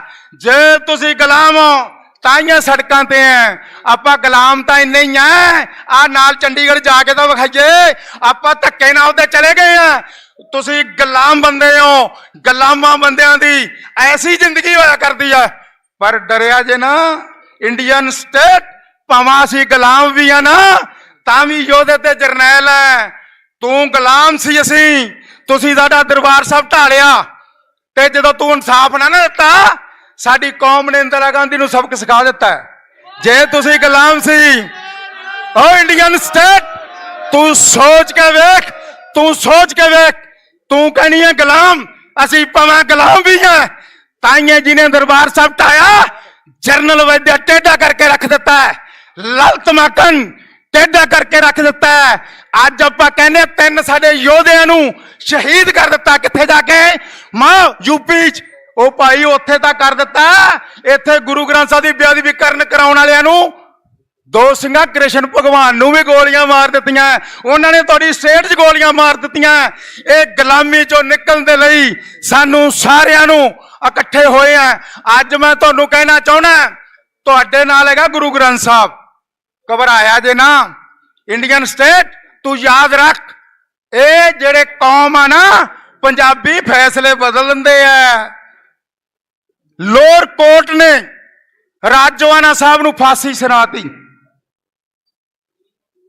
ਦਵਿੰਦਰਪਾਲ ਪਾਲ ਨੂੰ ਫਾਂਸੀ ਸੁਣਾ ਦਿੱਤੀ, ਲੋਅਰ ਸੈਸ਼ਨ ਕੋਰਟ ਨੇ ਫਾਂਸੀ ਸੁਣਾ ਦਿੱਤੀ, ਹਾਈ ਕੋਰਟ ਨੇ ਫਾਂਸੀ ਸੁਣਾ ਦਿੱਤੀ, ਸੁਪਰੀਮ ਕੋਰਟ ਨੇ ਫਾਂਸੀ ਸੁਣਾ ਦਿੱਤੀ, ਪ੍ਰੈਜ਼ੀਡੈਂਟ ਨੇ ਫਾਂਸੀ ਸੁਣਾ ਦਿੱਤੀ, ਰਿਵਿਊ ਪਟੀਸ਼ਨ 'ਚ ਫਾਂਸੀ ਸੁਣਾ ਦਿੱਤੀ ਤੇ ਅਗਲੇ ਦਿਨ ਕਹਿੰਦੇ ਜਾਖੜ ਸਾਹਿਬ ਤਿਆਰ ਹੈ ਤੇ ਫਾਂਸੀ ਲੱਗੂਗੀ। ਸਾਡੇ ਜਥੇਦਾਰ ਗਿਆਨੀ ਗੁਰਬਚਨ ਸਿੰਘ ਨੇ ਕਹਿ ਦਿੱਤਾ ਕਿ ਭਾਈ ਮੈਂ ਤੇਰੇ ਕੋਲੇ ਆਉਂਗਾ, ਤੈਨੂੰ ਅੰਮ੍ਰਿਤ ਛਕਾਉਂਗਾ, ਤੇਰਾ ਕੇਸਰੀ ਚੋਲਾ ਪਾਉਂਗਾ, ਕਮਰ ਕਸਾ ਦੇਊਂਗਾ, ਕੇਸ ਕੀ ਬਣੂਗਾ, ਜਕਾਰਾ ਮਾਰ ਕੇ ਫਾਂਸੀ ਚੜ ਜਾ। ਅਸੀਂ ਫਾਂਸੀ ਤੋਂ ਨਹੀਂ ਡਰਦੇ। ਫਿਰ ਅਸੀਂ ਸਾਰਿਆਂ ਨੇ, ਗੁਰਦੀਪ ਸਿੰਘ ਜੀ ਬਠਿੰਡਾ ਬੈਠੇ ਨੇ, ਆ ਬਾਪੂ ਜੀ ਬੈਠੇ ਨੇ, ਅਸੀਂ ਆਖਿਆ ਤੈਨੂੰ ਚੈਲੰਜ ਕਰਦੇ ਆਂ। ਅਸੀਂ ਇਕੱਠ ਕੀਤਾ, ਕਿੱਥੇ ਕੀਤਾ? ਲੁਧਿਆਣੇ ਦੀ ਧਰਤੀ ਸ਼ਹੀਦਾਂ ਦੇ ਗੁਰਦੁਆਰੇ। ਅਸੀਂ ਆਖਿਆ ਫਾਂਸੀ ਨੂੰ ਮਿਲਾਂਗੇ ਜ਼ਰੂਰ। 1 ਮਾਰਚ ਅਕਾਲ ਤਖਤ ਤੋਂ ਜੇਲ੍ਹ ਨੂੰ, 1 ਮਾਰਚ ਤਲਵੰਡੀ ਸਾਬੋ ਤੋਂ ਜੇਲ੍ਹ ਨੂੰ, 1 ਮਾਰਚ ਆਨੰਦਪੁਰ ਸਾਹਿਬ ਤੋਂ, ਤੇ ਅਗਲੇ ਦਿਨ ਫਾਂਸੀ ਰੁਕ ਗਈ ਆ। ਸਿੱਖ ਤਾਂ ਫਾਂਸੀ ਤੋਂ ਵੀ ਰੋਕ ਲੈਂਦੇ ਆ। ਪ੍ਰਾਚਾ ਸਾਹਿਬ ਨੇ ਬੜਾ ਸੋਹਣਾ ਦੱਸਿਆ, ਰੀਤੂ ਜੀ ਵੀ ਲੜਾਈ ਲੜ ਰਹੇ ਆ, ਆ ਸਾਰੇ ਸਿੰਘ ਲੜਾਈ ਲੜ ਰਹੇ ਆ। ਮੈਂ ਤੁਹਾਨੂੰ ਬੇਨਤੀ ਕਰਨਾ ਚਾਹੁੰਦਾ ਕਿ ਆਪਾਂ ਧਰਨੇ ਵੀ ਲਾਉਣੇ ਆ, ਮੁਜ਼ਾਹਰੇ ਵੀ ਕਰਦੇ ਆ, ਸੜਕਾਂ ਜਾਮ ਵੀ ਕਰਦੇ ਆ, ਤੇ ਫਿਰ ਕਾਨੂੰਨੀ ਤੌਰ ਤੇ ਆਪਾਂ ਗਵਰਨਰ ਨੂੰ ਵੀ ਮਿਲੇ ਸੀ, ਆਪਾਂ ਭਾਈ ਗੁਰਮੀਤ ਸਿੰਘ ਨੂੰ ਲਿਆ। ਫਿਰ ਅਸੀਂ ਕੋਈ ਮਾੜੇ ਧੀਰੇ ਨਹੀਂ ਗਏ। 88 ਸਿੰਘ ਜੇਲ੍ਹਾਂ 'ਚ ਬੰਦ ਸੀਗੇ, ਹੁਣ ਰਹਿ ਗਏ ਆ 9 ਰਹਿ ਗਏ ਤਾਂ ਕੁਝ ਨਵਾਂ ਇਤਿਹਾਸ ਸਿਰਜਤਾ। ਅੱਜ ਇੰਡੀਅਨ ਸਟੇਟ ਨੂੰ ਦੱਸ ਦਿੱਤਾ ਕਿ ਕਿਸਾਨ ਵੀ ਇਕੱਠੇ ਆ, ਮਜ਼ਦੂਰ ਵੀ ਇਕੱਠੇ ਆ, ਨਿਹੰਗ ਸਿੰਘ ਇਕੱਠੇ ਆ, ਪੰਜ ਦੇ ਵਿੱਚ ਆਪਾਂ ਬੈਠੇ ਆ। ਤੇ ਫਿਰ ਭਾਈ ਆਪਾਂ ਜਿੱਤਾਂਗੇ ਜ਼ਰੂਰ। ਮੈਂ ਕਹਿਣਾ ਚਾਹਣਾ ਕਿ ਸਾਰੀਆਂ ਜਥੇਬੰਦੀਆਂ ਦੇ ਇੱਕ ਇੱਕ ਗੱਡੀ ਲੈ ਕੇ, ਮੇਰਾ ਸੁਝਾਅ ਹੈ, ਇੱਕ ਇੱਕ ਗੱਡੀ ਲੈ ਕੇ ਗੱਲ ਨੂੰ ਅੱਗੇ ਤੋਰੋ। ਇੱਕ ਇੱਕ ਗੱਡੀ ਨਿਹੰਗ ਸਿੰਘ ਜਥੇ 5 ਬੰਦੇ ਲੈ ਕੇ ਜਾਣ। ਅੱਜ ਘੱਟੋ ਘੱਟ 200 ਜਥੇਬੰਦੀ ਆਈ ਹੈ। ਤੇ ਫਿਰ ਭਾਈ ਦਿੱਲੀ ਨੂੰ ਆਪਾਂ ਕੂਚ ਕਰੀਏ ਤੇ ਕਹੀਏ ਅਮਿਤ ਸ਼ਾਹ ਹੋਮ ਮਿਨਿਸਟਰ ਨੂੰ ਕਿ ਤੁਸੀਂ ਸਾਡੇ, ਕਿਉਂਕਿ ਕਾਨੂੰਨ ਦੀ ਧਾਰਾ 60 ਦੇ ਮੁਤਾਬਕ ਹੋਮ ਮਿਨਿਸਟਰ ਛੱਡ ਸਕਦਾ ਹੈ, ਕਾਨੂੰਨ ਦੀ ਧਾਰਾ 172 ਦੇ ਤਹਿਤ ਇਹ ਸਾਡਾ ਹੋਮ ਮਿਨਿਸਟਰ ਬੰਦਿਆਂ ਨੂੰ ਰਿਹਾ ਕਰ ਸਕਦਾ। ਇਹ ਤੁਹਾਨੂੰ ਕਰਨੀ ਚਾਹੀਦੀ ਹੈ। ਸੋ ਇਹਨਾਂ ਹੀ ਕਹਿੰਦਾ ਹੋਇਆ ਖਿਮਾ ਦਾ ਜਾਚਗਾ ਫਤਿਹ ਬੁਲਾਉਣਾ ਕਿ ਆਪਾਂ ਅਮਰਧਾਰੀ ਹੋ ਕੇ ਗੁਰੂ ਦੇ ਲੜ ਲੱਗੀਏ। ਸਾਡੇ ਨਾਲ ਗੁਰੂ ਹੈ ਤੇ ਉਹਨਾਂ ਨਾਲ ਦਿੱਲੀ ਆ। ਦਿੱਲੀ ਹਰੂਗੀ, ਗੁਰੂ ਜਿੱਤਾਂਗੇ। ਗੁਰੂ ਗ੍ਰੰਥ ਸਾਹਿਬ ਅੱਗੇ ਅਰਦਾਸ ਕਰੀਏ, ਜੇ ਉਹ ਸਿਰ ਵੱਡੇ ਤੋਂ ਲੜਾ ਸਕਦਾ ਹੈ, ਗੂੰਗਿਆਂ ਤੋਂ ਅਰਥ ਛਿਆਰ ਕਰਾ ਸਕਦਾ ਹੈ, 52 ਰਾਜਿਆਂ ਨੂੰ ਛਡਾ ਸਕਦਾ, ਤੇ ਇਹ ਤਾਂ ਭਾਈ ਕਾਰੀ ਦੇ ਨਾ ਤੁਸੀਂ ਅਰਦਾਸਾਂ ਕੀਤੀਆਂ ਸੀ ਬਗਰਾੜੀ 'ਚ, ਨੰਗੇ ਕਰਤੇ ਕਿ ਨਹੀਂ ਮਹਾਰਾਜ ਨੇ? ਆਪਾਂ ਤਾਂ ਸਾਰਿਆਂ ਨੇ ਜ਼ੋਰ ਲਾ ਲਿਆ ਕਿ ਭਾਈ ਉਹਨੇ ਕੀਤਾ ਹੈ, ਉਹਨੇ ਕੀਤਾ ਹੈ, ਤੇ ਆਪਾਂ ਸੱਚੇ ਸੀ। ਗੁਰੂ ਸਾਹਿਬ ਨੇ ਨੰਗਾ ਕਰ ਦਿੱਤਾ ਹੈ। ਸੱਚੇ ਪਾਤਸ਼ਾਹ ਕਿਰਪਾ ਕਰਦੇ, ਅਸੀਂ ਗੁਲਾਮ ਹਾਂ, ਨਾ ਸਾਡੇ ਕੋਲੇ ਰਾਜ ਹੈ, ਨਾ ਸਾਡੇ ਕੋਲੇ ਭਾਗ ਹੈ। ਇਹ ਸੱਚੇ ਪਾਤਸ਼ਾਹ ਕੌਮ ਇਕੱਠੀ ਆ, ਤੇ ਸਾਨੂੰ ਇਨਸਾਫ ਦੇ, ਤੇ ਸਾਨੂੰ ਆਜ਼ਾਦੀ ਬਣਾਓ, ਤੇ ਚੜ੍ਹਦੀ ਕਲਾ ਕਰੀਏ। ਸਾਰੇ ਮਸਲਿਆਂ ਦੇ ਹੱਲ ਜੇ ਤੁਸੀਂ ਨਾ ਛੱਡੇ, 2027 ਚ ਸਰਕਾਰੇ ਖਾਲਸਾ ਬਣਾ ਕੇ ਆਪਾਂ ਬੰਦੀ ਸਭਾ ਦੇ ਕਾਨੂੰਨ ਦੇ ਨਾਲ ਕਢਾ ਲਈਏ। ਸੋ ਭਾਈ ਅੰਮ੍ਰਿਤਪਾਲ ਸਿੰਘ ਜੀ ਦੇ ਪਿਤਾ ਜੀ ਨੇ ਵੀ ਕਿਹਾ ਮੈਂ ਕੱਲ ਨੂੰ ਆਉਂਗਾ, ਉਹਨਾਂ ਦੀ ਵੀ ਹਾਜ਼ਰੀ ਲਾਉਣਾ ਹੈ। ਜਿਹੜਾ ਅਕਾਲੀ ਦਲ ਵਾਰਿਸ ਪੰਜਾਬ ਦੇ, ਉਹਨਾਂ ਦੀ ਵੀ ਹਾਜ਼ਰੀ ਲਾਉਣਾ ਹੈ। ਧੰਨਵਾਦ। ਵਾਹਿਗੁਰੂ ਜੀ ਕਾ ਖਾਲਸਾ, ਵਾਹਿਗੁਰੂ ਜੀ ਕੀ ਫਤਿਹ। ਵਿਸ਼ੇਸ਼ ਧੰਨਵਾਦ ਹੈ ਜੀ ਸਾਡੇ ਵਿੱਚ ਮੌਜੂਦਾ ਐਮਪੀ ਜੋ ਫਰੀਦਕੋਟ ਦੇ ਨੇ ਜੀ, ਭਾਈ ਸਰਬਜੀਤ ਸਿੰਘ ਜੀ ਖਾਲਸਾ, ਤੇ ਭਾਈ ਅਮਤੋਜ ਮਾਨ, ਉਹ ਵੀ ਸਾਡੇ ਵਿੱਚ ਪਹੁੰਚੇ ਨੇ ਜੀ। ਜੀਓ ਆਇਆ ਕਹਿੰਦੇ ਆ ਜੀ। ਤੇ ਜਥੇਦਾਰ ਸੁਖਪਾਲ ਸਿੰਘ ਜੀ ਮੋਗਾ, ਉਹਨਾਂ ਨੂੰ ਵੀ ਜੀਓ ਆਇਆ ਕਹਿੰਦੇ ਆ ਜੀ। ਜਥੇਦਾਰ ਪ੍ਰਗਟ ਸਿੰਘ ਜੀ ਮੋਗਾ, ਉਹਨਾਂ ਨੂੰ ਵੀ ਜੀਓ ਆਇਆ ਕਹਿੰਦੇ ਆ ਜੀ। ਤੇ ਜਿਹੜੇ ਸਾਡੇ ਅਗਲੇ ਬੁਲਾਰੇ ਨੇ ਜੀ, ਜਥੇਦਾਰ ਬੱਲਭ ਸਿੰਘ ਜੀ, ਉਹਨਾਂ ਨੂੰ 2 ਮਿੰਟ ਨੇ ਜੀ। ਇਸ ਤੋਂ ਅੱਗੇ ਜਿਹੜੇ ਬੁਲਾਰੇ ਨੇ ਉਹ ਮਨੋਜ ਦੂਹਨ ਜੀ, ਉਹ ਵੀ ਸਟੇਜ ਤੇ ਲਾਗੇ ਰਹਿਣ। ਉਸ ਤੋਂ ਬਾਅਦ ਐਡਵੋਕੇਟ ਪੂਨਮ ਆਰੀਆ ਜੀ, ਉਹ ਵੀ ਸਟੇਜ ਤੇ ਲਾਗੇ ਰਹਿਣ। ਉਹਨਾਂ ਤੋਂ ਬਾਅਦ ਸਮਾਂ ਜਿਹੜਾ ਉਹਨਾਂ ਨੂੰ ਦਿੱਤਾ ਜਾਏਗਾ ਬਾਬਾ ਜੀ, ਬਾਬਾ ਬੱਲਮ ਸਿੰਘ ਜੀ ਤੋਂ ਬਾਅਦ ਮਨੋਜ ਦੂਹਨ ਜੀ, ਉਹਨਾਂ ਦਾ ਸਮਾਂ ਹੈ ਜੀ। ਵਾਹਿਗੁਰੂ ਜੀ ਖਾਲਸਾ, ਵਾਹਿਗੁਰੂ ਜੀ ਕੀ ਫਤਿਹ। ਸਾਡੇ ਬਹੁਤ ਹੀ ਸਤਿਕਾਰਯੋਗ ਸਾਡੇ ਸਿੰਘ ਸਾਹਿਬ ਬਾਬਾ ਕੁਲਵਿੰਦਰ ਸਿੰਘ ਜੀ,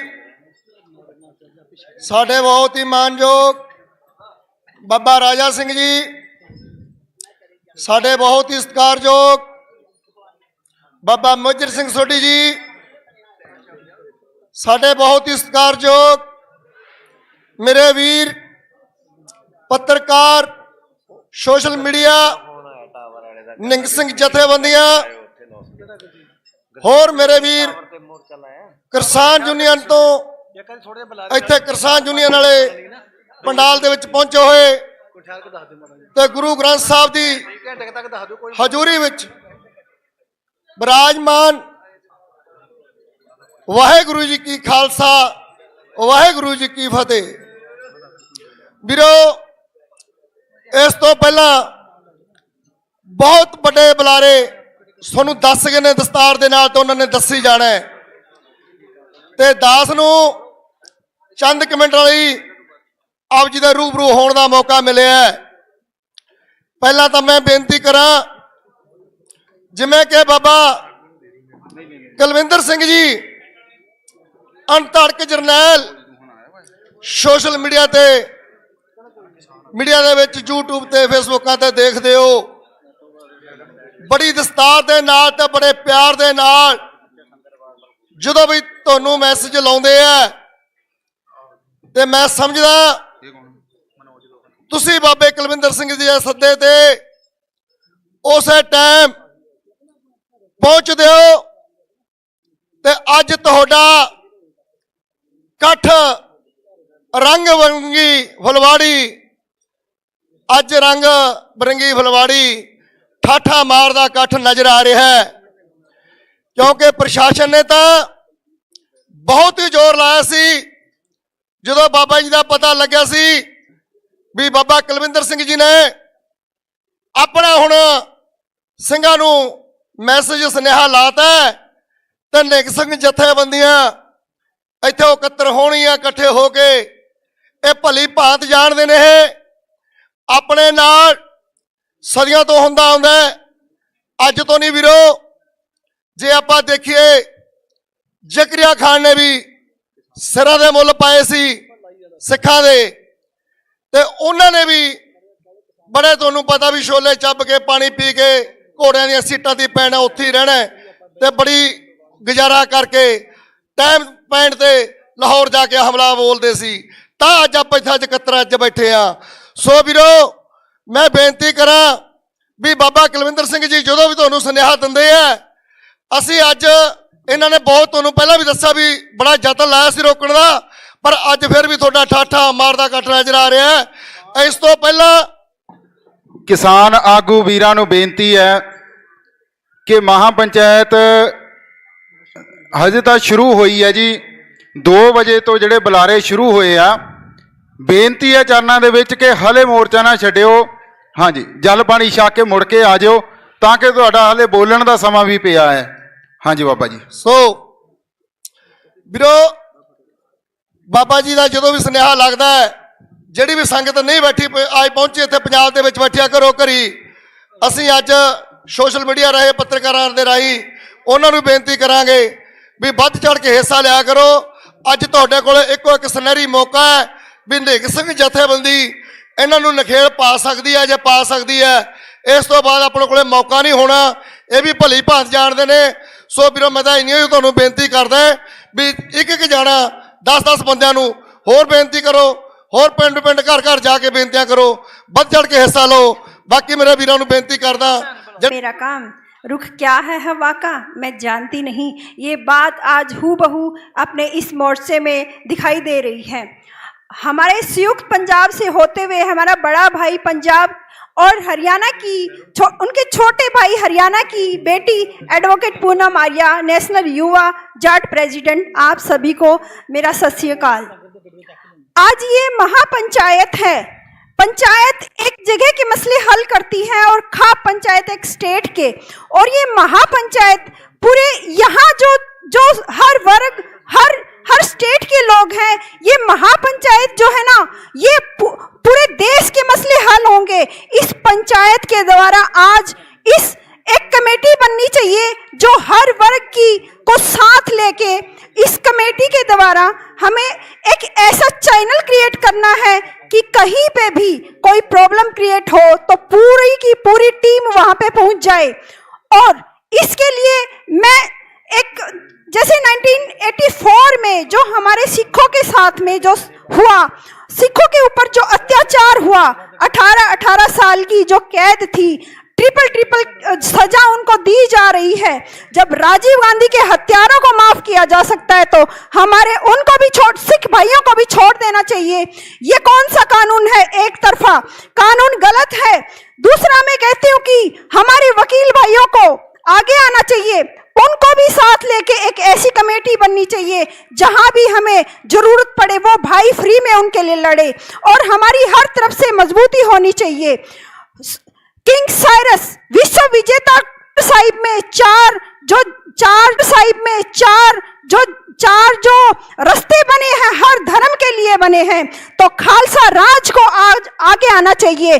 खालसा राज पूरे देश के हर जगह हाहाकार मची हुई है, चाहे आप नागालैंड लीजिए, चाहे आप नागालैंड लीजिए, चाहे आप मणिपुर लीजिए, चाहे आप यूपी लीजिए, हमारे हरियाणा में ही लीजिए। देखिए जो अभी पीछे जो कनाडा और ऑस्ट्रेलिया में जो हाल हुए, हमारे सिखों को कैसे बताया जा रहा, उनकी गलत छवि प्रस्तुत की जा रही है, वही चीज हमारे हरियाणा में जाटों के साथ में मुरथल कांड में भी बार बार किया गया। हमारे सिखों को गलत दर्शाया जा रहा।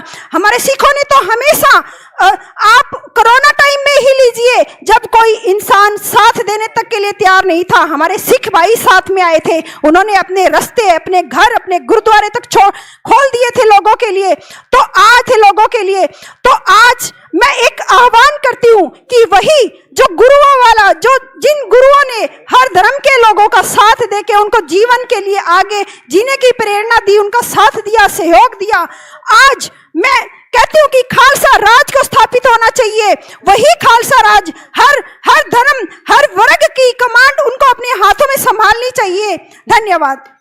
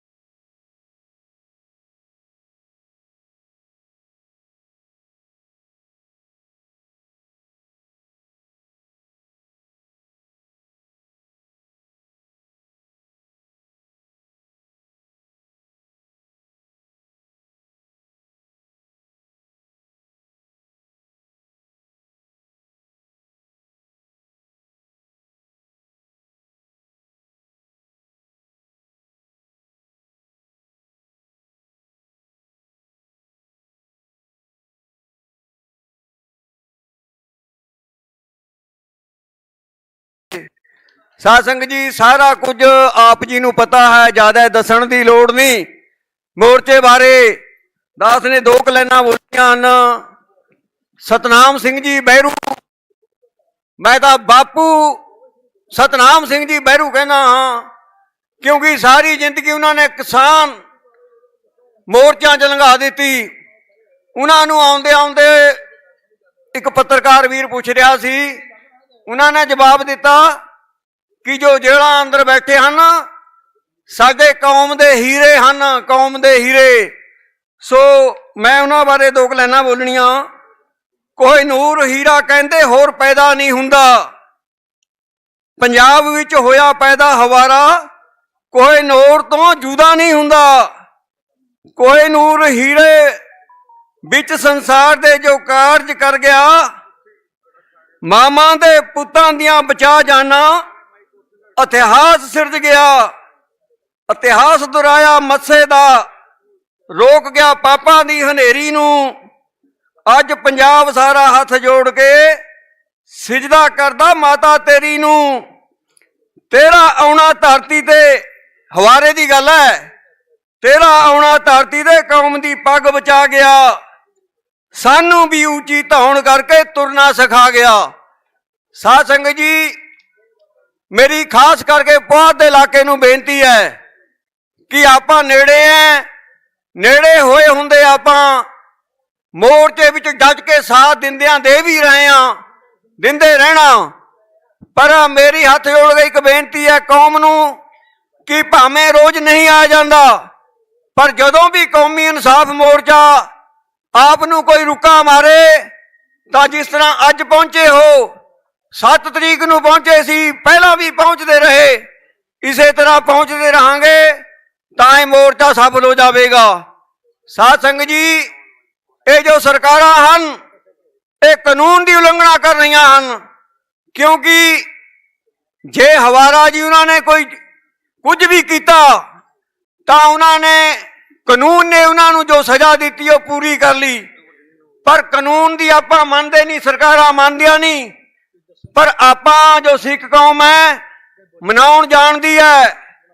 ਕਿਸਾਨੀ ਮੋਰਚੇ ਲੱਗੇ ਹੋਏ ਹਨ, ਆਪਾਂ ਵੀ ਉਹਨਾਂ ਦੇ ਹਮਦਰਦੀਆਂ ਕਿਸਾਨ ਹਾਂ। ਪਰ ਜੋ ਇਹ ਮੋਰਚਾ ਹੈ ਇਹ ਸਾਡੀ ਪੱਗ ਦਾ ਮਸਲਾ ਹੈ, ਸਾਡੀ ਜ਼ਮੀਰ ਦਾ ਮਸਲਾ ਹੈ। ਜੇ ਸਾਡੀ ਜ਼ਮੀਰ ਨਾ ਰਹੀ ਉਹ ਅਸੀਂ ਜ਼ਮੀਨ ਤੇ ਵੀ ਕੀ ਕਰਾਉਣਾ। ਸੋ ਇੰਨਾ ਕੁਝ ਕਹਿੰਦਾ ਹੋਇਆ ਮੈਂ ਖਿਮਾ ਦਾ ਜਾਚਕ ਹਾਂ। ਬਾਬਾ ਜੀਆਂ ਦਾ ਬਹੁਤ ਬਹੁਤ ਧੰਨਵਾਦ, ਬਾਬਾ ਕੁਲਵਿੰਦਰ ਜੀ ਦਾ। ਬਾਬਾ ਜੀ ਸਾਧ ਸੰਗਤ ਜੀ ਫਿਰ ਦੁਬਾਰਾ ਬੇਨਤੀ ਕਰਦਾ ਹਾਂ ਪੁਆਧ ਦੇ ਇਲਾਕੇ ਨੂੰ ਕਿ ਆਪਾਂ ਨੇ ਇਸ ਮੋਰਚੇ ਦਾ ਡਟ ਕੇ ਸਾਥ ਦਿੰਦੇ ਰਹਿਣਾ ਹੈ। ਵਾਹਿਗੁਰੂ ਜੀ ਕਾ ਖਾਲਸਾ, ਵਾਹਿਗੁਰੂ ਜੀ ਕੀ ਫਤਿਹ। ਮੈਂ ਬਾਬਾ ਜੀ ਜਥੇਦਾਰ ਬਾਬਾ ਮੇਜਰ ਸਿੰਘ ਜੀ ਸੋਢੀ, ਉਹਨਾਂ ਵੱਲੋਂ ਵੀ ਜਥੇਦਾਰ ਬਾਬਾ ਸੁਖਦੇਵ ਸਿੰਘ ਜੀ ਲੋਪੋ ਤੋਂ ਆਪਣੀ ਫੌਜ ਦੇ ਨਾਲ ਵੱਡੇ ਕਾਫਲੇ ਨਾਲ ਇਸ ਮਹਾ ਪੰਚਾਇਤ ਦੇ ਵਿੱਚ ਪਹੁੰਚੇ ਹਨ। ਉਹਨਾਂ ਦਾ ਵੀ ਦਿਲੋਂ ਧੰਨਵਾਦ ਜੀ। ਬਾਬਾ ਸੁਖਪਾਲ ਸਿੰਘ ਜੀ, ਜਥੇਦਾਰ ਬਾਬਾ ਸੁਖਪਾਲ ਸਿੰਘ ਜੀ ਅਤੇ ਉਹਨਾਂ ਦੇ ਨਾਲ ਬਾਬਾ ਮੇਜਰ ਸਿੰਘ ਜੀ, ਬਹੁਤ ਸਾਰੇ ਸਿੰਘ ਪ੍ਰਸ਼ਾਸਨ ਨੇ ਉੱਥੇ ਹੀ ਰੋਕ ਲਏ ਰਸਤਿਆਂ ਦੇ ਵਿੱਚ ਜਿਹੜੇ ਇੱਥੇ ਨਹੀਂ ਪੁੱਜ ਸਕੇ। ਰਾਮਪੁਰਾ ਫੂਲ ਸਵੇਰ ਤੋਂ ਹੀ ਪੁਲਿਸ ਪ੍ਰਸ਼ਾਸਨ ਨੇ ਉੱਥੇ ਬਾਬਾ ਜੀ ਉਹਨਾਂ ਨੂੰ ਘੇਰ ਰੱਖਿਆ ਹੈ, ਨਹੀਂ ਇੱਥੇ ਤੱਕ ਪੁੱਜਣ ਦਿੱਤਾ। ਇਹ ਵੀ ਪ੍ਰਸ਼ਾਸਨ ਦੀਆਂ ਬੜੀਆਂ ਨਲਾਇਕੀਆਂ ਹੈ। ਦੇਖੋ ਅਸੀਂ ਇੱਥੇ ਕਿਹੜਾ ਕੋਈ ਸੰਵਿਧਾਨ ਤੋਂ ਉਲਟ ਗੱਲਾਂ ਕਰਦੇ ਪਏ ਆ? ਕਿਆ ਸਾਨੂੰ ਮਹਾ ਪੰਚਾਇਤ ਕਰਨ ਦੇ ਹੱਕ ਨਹੀਂ? ਕਿਆ ਅਸੀਂ ਆਪਣੀ ਕੌਮ ਦੇ ਆਪਣੇ ਸਮਾਜ ਦੀਆਂ ਗੱਲਾਂ ਇਕੱਠੇ ਹੋ ਕੇ ਨਹੀਂ ਕਰ ਸਕਦੇ? ਇਹ ਸਾਡੇ ਤੇ ਗੁਲਾਮੀ ਦੀ ਤਖਤੀ ਹੈ। ਉਹ ਤਾਂ ਜਿਹੜੇ ਨਹੀਂ ਪੁੱਜੇ ਫਿਰ ਵੀ ਉਹਨਾਂ ਦੀਆਂ ਹਾਜ਼ਰੀਆਂ ਲੱਗ ਗਈਆਂ, ਪਰ ਜਿਹੜੇ ਇੱਥੇ ਆ ਕੇ ਵੀ ਪੰਡਾਲ ਤੋਂ ਬਾਹਰ ਘੁੰਮਦੇ ਆ ਉਹਨਾਂ ਨੂੰ ਵੀ ਬੇਨਤੀ ਹੈ ਕਿ ਆਓ ਭਾਈ ਪੰਚਾਇਤ ਦੇ ਵਿੱਚ ਬੈਠੋ, ਗੱਲ ਸੁਣੋ ਤੇ ਸੁਣਾਓ, ਕਿਸੇ ਨਤੀਜੇ ਤੇ ਪਹੁੰਚੀਏ। 2016 में जाट रिजर्वेशन मूवमेंट क्या सी। उस जाट रिजर्वेशन मूवमेंट में हरियाणा बीजेपी सरकार ने मेरे ऊपर 7 झूठे मुकदमे लगाकर और मुझे फॉल्सली इम्प्लीकेट करके जेल में डाल दिया, जहां 3 साल 9 महीने मैं जेल में रहा। तो जब हरियाणा सरकार ने मेरे ऊपर मुकदमे लगाए तो इंदर सिंह, मेरे नाना जी का नाम चौधरी रिसाल सिंह जी का नाम राजकौर, मेरी दादी का नाम रामकौर, मुझे मेरे पूरे परिवार में एक भी ऐसा आदमी नहीं मिला जिसके नाम के पीछे सिंह ना हो, और कोई एक भी ऐसी मुझे बीबी, मेरी माँ, मेरी ताई, मेरी बुआ, मेरी मौसी नहीं मिली जिसके नाम के पीछे कौर ना हो। तो वहां दास को ये समझ में आया कि चूंकि मेरा पिछोकड़ सिंहों का पिछोकड़ है और वो बीच में किसी कारण से हम लोग अपने सही रास्ते से भटक गए थे, हम हमारा पिछोकड़ भूल गए, लेकिन जो ब्राह्मण है, जो मनुवादी है, वो जानता है कि हमारा पिछोकड़ क्या है। इस वजह से इन्होंने हमें जेल में डाला, और वहां दास को जब ये समझ में आया कि हमारा पिछोकड़ सिंहों का पिछोकड़ है, तो मैंने ये अरदास की कि हे सच्चे पातशाह गुरु नानक देव जी, मैं अपना पिछोकड़ समझ गया हूं, आप मुझे इस जेल से बाहर निकालिए। मैं आज ये कसम खाता हूं कि मैं अपने जीवन में कभी भी केश कत्ल नहीं करवाऊंगा, साबत सूरत रहूंगा। सत श्री अकाल। साध संगत जी, आई बिलीव इन मिरेकल्स। जहां मेरे ऊपर 7 मुकदमों में पिछले 3 साल 8 महीने से एक भी मुकदमे में मेरी जमानत नहीं हो रही थी, वहां जैसे ही दास ने अरदास लगाई, 1 महीने में सच्चे पातशाह गुरु नानक देव जी की कृपा सदके मेरी हर एक मुकदमे में जमानत हो गई। और मैं जब बाहर आया तो सबसे पहले गुरुद्वारे गया, गुरुद्वारे से घर आया। एक तो साध संगत जी, अरदास में बहुत बड़ी शक्ति है। हम लोग आज सच्चे मन से ये अरदास करके जाएंगे कि 1 साल के भीतर जो है, और 1 साल से और जल्दी जो है, हमारे सरदार जगतार सिंह हवारा जी, हमारे जत्थेदार साहब जेल से बाहर आ जाएं। आप यकीन मानना हमारी अरदास कबूल होगी। और दूसरी बात कि हरियाणा का जहां तक सहयोग की बात है, आप जो आदेश देंगे, हरियाणा जो है आपके लिए तैयार बैठा है। पूरे हरियाणा की जाट बिरादरी, पूरे हरियाणा दी खाप पंचायतें, खाप का मतलब होता है खालसा पंचायत। बाबा बंदा सिंह बहादुर जी ने जैसे आज पंचायत हो रही है, इसी तरीके से पंचायत करके हरियाणा के सभी पंचायतों को जोड़ा था। तब से ये हरियाणा की पंचायतें खालसा पंचायत कहलाने लगी। तो जो आप हमें आदेश करेंगे, हम लोग आपके आदेश की पूरे तरीके से पालना करेंगे। वाहेगुरु जी का खालसा, वाहेगुरु जी की फतेह। विशेष धन्यवाद मनोज सिंह जी दूहन, जो हरियाणे ਦੇ ਵਿੱਚੋਂ ਕੌਮੀ ਇਨਸਾਫ ਮੋਰਚੇ ਤੇ ਪਹੁੰਚੇ ਸਨ। ਸੋ ਵਿਸ਼ੇਸ਼ ਧੰਨਵਾਦ ਜਥੇਦਾਰ ਸਰਬਜੀਤ ਸਿੰਘ ਜੀ ਬਠਿੰਡੇ ਤੋਂ, ਤਖਤ ਸ੍ਰੀ ਦਮਦਮਾ ਸਾਹਿਬ ਤੋਂ, ਉਹ ਵੀ ਆਪਣੀਆਂ ਫੌਜਾਂ ਸਮੇਤ ਪਹੁੰਚੇ ਹਨ। ਅਗਲੀ ਜਿਹੜੀ ਬੇਨਤੀ ਹੈ ਗੋਲਡਨ ਹੱਟ ਤੋਂ ਰਾਮ ਸਿੰਘ ਰਾਣਾ ਜੀ, ਉਹ ਵੀ ਇਸ ਮਹਾ ਪੰਚਾਇਤ ਦੇ ਵਿੱਚ ਪਹੁੰਚੇ ਹਨ। ਉਹਨਾਂ ਨੂੰ ਬੇਨਤੀ ਹੈ ਕਿ ਆਪਣੇ ਵਿਚਾਰ ਸਾਂਝੇ ਕਰਨ।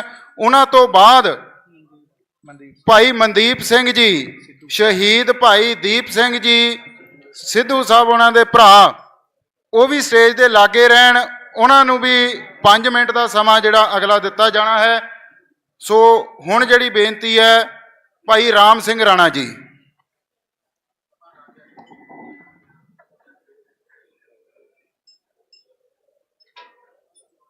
मेरी प्यारी साध संगत, सम्मान योग मेरे बुजुर्ग, मेरी बहनें, मेरे भाई, गुरु ग्रंथ साहब जी की हजूरी में सबसे पहले फतेह की सांस बुलाते हैं। वाहेगुरु जी का खालसा,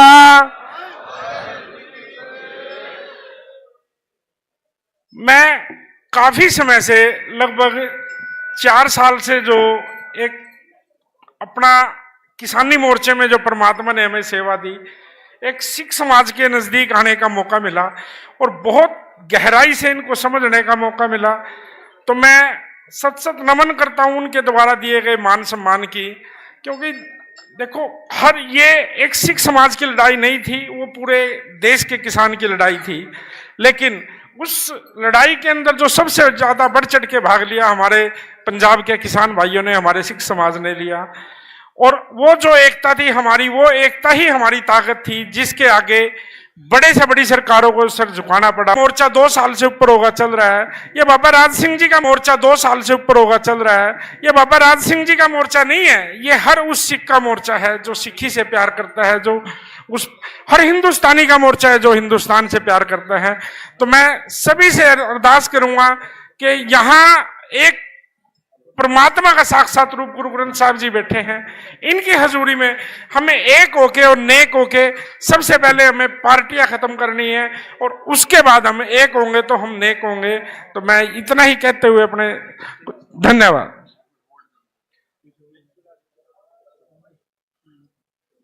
बहुत बहुत धन्यवाद जी राम सिंह राणा जी का। ते भाई मनदीप सिंह उन्होंने ਨੂੰ ਬੇਨਤੀ है कि वो स्टेज के लागे आ जान। ਉਹਨਾਂ ਤੋਂ ਪਹਿਲਾਂ ਖਾਮ ਪੰਚਾਇਤ ਜਿਹੜੀ ਹਰਿਆਣਾ ਤੋਂ ਉਹਨਾਂ ਤੇ ਆਗੂ ਪਹੁੰਚੇ ਹਨ, ਉਹਨਾਂ ਨੇ ਆਪਣੇ ਵਿਚਾਰ ਸਾਂਝੇ ਕਰਨੇ ਹਨ। ਸਮਾਂ ਸੀਮਤ ਹੈ, 2 ਤੋਂ 4 ਮਿੰਟ ਦੇ ਵਿੱਚ ਵਿੱਚ ਆਪਣੀ ਗੱਲ ਪੂਰੀ ਕਰਕੇ ਸਟੇਜ ਵਿਹਲੀ ਕਰੀਏ ਤਾਂ ਕਿ ਅਗਲੇ ਬੁਲਾਰਿਆਂ ਨੂੰ ਵੀ ਬੇਨਤੀ ਹੈ ਤੇ ਨਾਲੇ ਸਾਰੇ ਸਿੰਘਾਂ। पंजाबी एक कोई भाषा है, एक कोई माँ दी दोनों पुत है और दोनों का एक ही DNA है। दोनों का बोली भाषा रहन सहन खाना पीना साडा दोनों का इकट्ठा ही है। असी तुहानू भरोसा देंदे ने जिन्हें भी पंजाब दे पूरे पंजाब स्टेट के लोग हैं, असी हरियाणा के लोग तुहाडा कंधे से कंधे मिला के साथ देंगे। जिथे तुहाडा पसीना बहूगा उथे साडा खून बहूगा,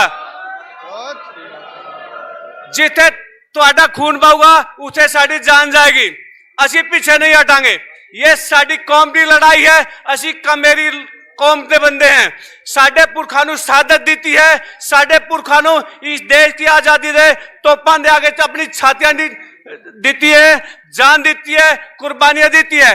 हुण मुट्ठी भर विदेशी नस्ल के बंदे साडे देश ते राज कर रहे हैं। ये देश साडा है। असी किसान आंदोलन ते 13 महीने दिल्ली के बॉर्डर से बह के वापिस आ गए। क्या दिल्ली साडी नहीं है? दिल्ली के जेड़े राज करे क्या वो हमारे असी इस देश का नागरिक नहीं समझते? असी चंडीगढ़ में आज बॉर्डर पे बैठे हैं, चंडीगढ़ सानू जाने दिता। क्या चंडीगढ़ किसी की प्योदी है? ये चंडीगढ़ साडी है, दिल्ली साडी है, ये देश भी साडा है। इस देश पे असी राज करांगे।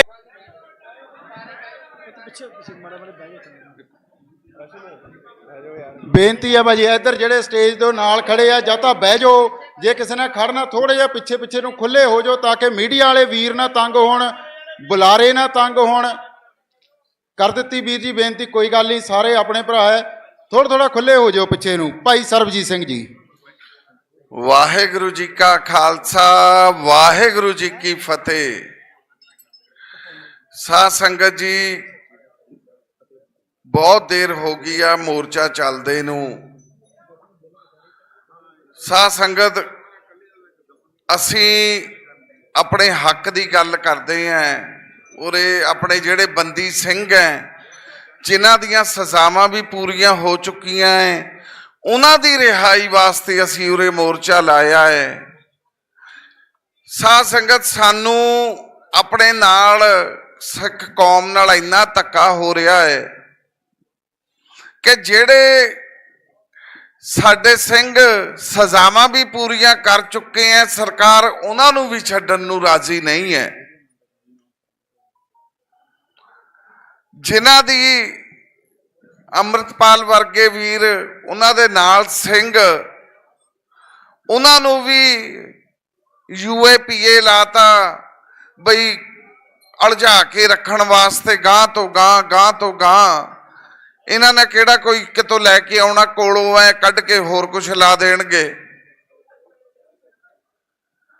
साध संगत जिहड़ा धक्का है ये किन्नी देर अपनी कौम सहूगी?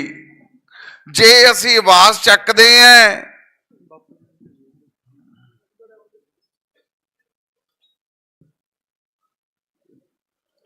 जे असी गल करते हैं तो सानू कह देणगे जी ये आतंकवाद। साध संगत जिन्ना भी देश दे विच ਦੇਸ਼ ਛੱਡੋ ਵਿਦੇਸ਼ਾਂ ਦੀ ਧਰਤੀ ਤੱਕ ਜਦੋਂ ਵੀ ਲੋੜ ਪਈ ਹੈ, ਕਰੋਨਾ 'ਚ, ਹੜ੍ਹਾਂ 'ਚ, ਜੰਗਲਾਂ 'ਚ ਅੱਗ ਲੱਗਦੀ ਹੈ, ਤਾਂ ਸਿਰਫ ਸਿੱਖ ਕੌਮ ਸਭ ਤੋਂ ਮੂਹਰੇ ਆ ਕੇ ਮਦਦ ਕਰਦੀ ਹੈ। ਹੋਰ ਕੋਈ ਵੀ ਇਸ ਮੈਂ ਨਹੀਂ ਸਮਝਦਾ ਇਸ ਦੁਨੀਆ 'ਚ ਕੋਈ ਐਸੀ ਕੌਮ ਹੈ ਜਿਹੜੀ ਐਵੇਂ ਮਦਦ ਕਰਦੀ ਹੈ ਲੋੜ ਪਏ ਤੇ ਫਿਰ ਵੀ ਸਾਨੂੰ ਆਤੰਕਵਾਦੀ, ਟੈਰਰਿਸਟ ਕਿਹਾ ਜਾਂਦਾ ਹੈ। ਸੰਗਤ ਜੀ, ਸਰਕਾਰ ਤਾਂ ਗੋਲੀਆਂ ਵੀ ਸਿੱਧੀਆਂ ਚਲਾਉਂਦੀ ਹੈ ਸਾਡੇ ਤੇ।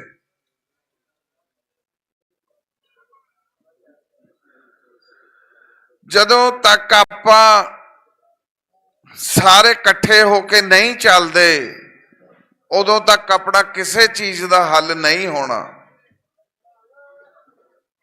ਸਾਨੂੰ ਸਮਝਣੀਆਂ ਚਾਹੀਦੀਆਂ ਸਾਰੀਆਂ ਗੱਲਾਂ ਸਰਕਾਰ ਦੀਆਂ, ਤੇ ਇਕੱਠੇ ਹੋ ਕੇ ਚੱਲਣਾ ਚਾਹੀਦਾ ਹੈ। ਸਾਧ ਸੰਗਤ, ਇੱਕ ਵਾਰੀ ਮੈਂ ਤੁਹਾਨੂੰ ਗੱਲ ਦੱਸਦਾ। ਇਹ ਗੱਲ ਹੈ 2001 ਦੀ ਗੱਲ ਹੈ। ਮੈਂ ਕਹਿੰਦਾ ਮੈਂ ਜੇਲ੍ਹ 'ਚ ਗਿਆ, ਬੜੈਲ ਜੇਲ੍ਹ 'ਚ। ਕੋਈ ਸਾਡਾ 23 ਦਾ ਪਰਚਾ ਪੈ ਗਿਆ ਸੀ ਲੜਾਈ ਝਗੜੇ ਦਾ। ਉੱਥੇ ਮੈਨੂੰ ਜਗਤਾਰ ਸਿੰਘ ਹਵਾਰਾ ਜੀ ਨਾਲ ਮਿਲਣ ਦਾ ਮੌਕਾ ਮਿਲਿਆ।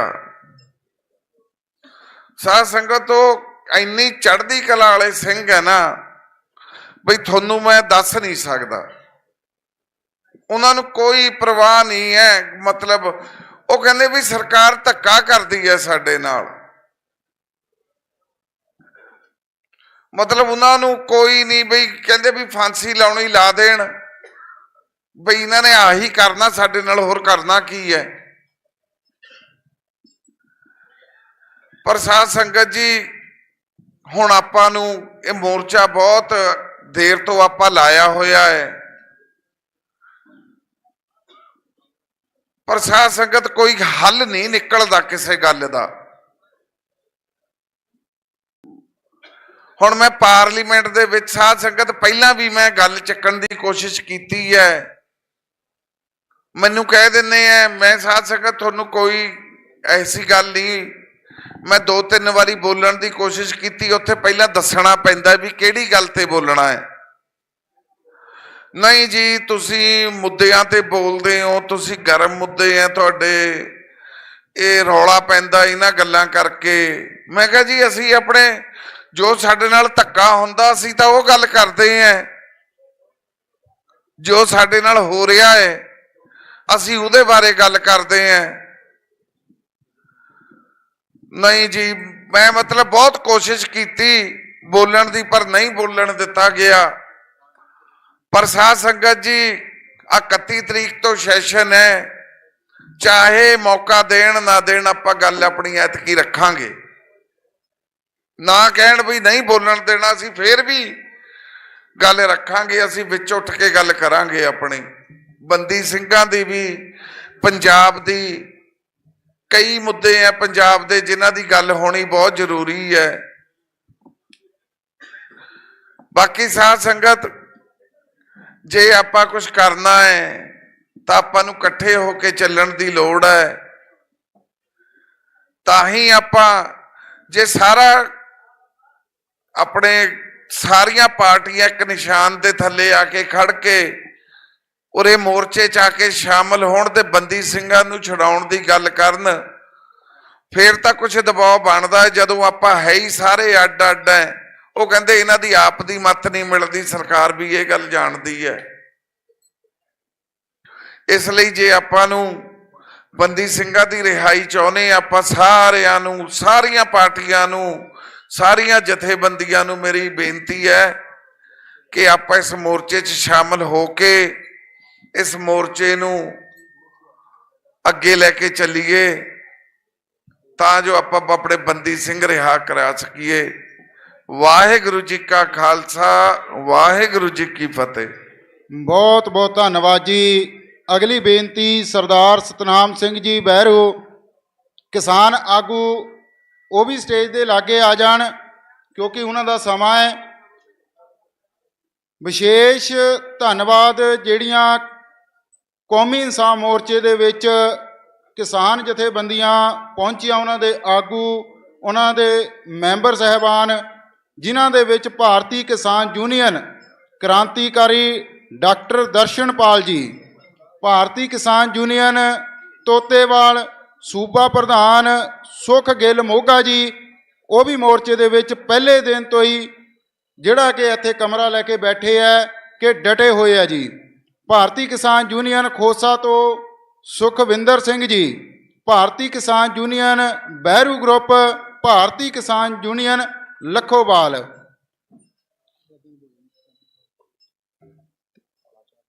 ਕਾਲਾ ਝਾੜ ਸਾਹਿਬ ਜ਼ਿਲ੍ਹਾ ਪ੍ਰਧਾਨ ਲੁਧਿਆਣਾ ਤੋਂ ਬਲਵੀਰ ਸਿੰਘ ਬਹਿਰੋਪੁਰ, ਸੇਵਾ ਸਿੰਘ ਚੰਡੀਗੜ੍ਹ ਜ਼ਿਲ੍ਹਾ ਪ੍ਰਧਾਨ ਤੋਤੇਵਾਲ ਕੁਲਦੀਪ ਸਿੰਘ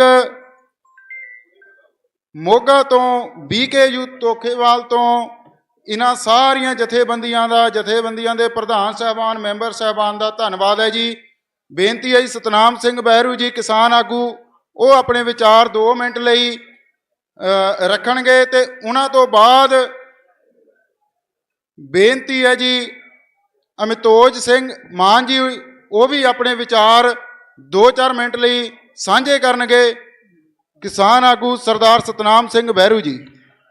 ਬਹੁਤ ਹੀ ਸਤਿਕਾਰਯੋਗ ਗੁਰੂ ਰੂਪ ਸਾਧ ਸੰਗਤ ਜੀ, ਬੁਲਾਓ ਫਤਿਹ। ਵਾਹਿਗੁਰੂ ਜੀ ਕਾ ਖਾਲਸਾ, ਵਾਹਿਗੁਰੂ ਜੀ ਕੀ ਫਤਿਹ। ਇੱਕ ਫਤਿਹ ਮੈਂ ਹੋਰ ਬੁਲਾਣੀ, ਉਹ ਗੱਜ ਕੇ ਬੁਲਾ ਦਿਓ, ਮੈਨੂੰ ਕੋਈ ਗੱਲ ਨਹੀਂ। ਕੱਲ ਪਰਸੋਂ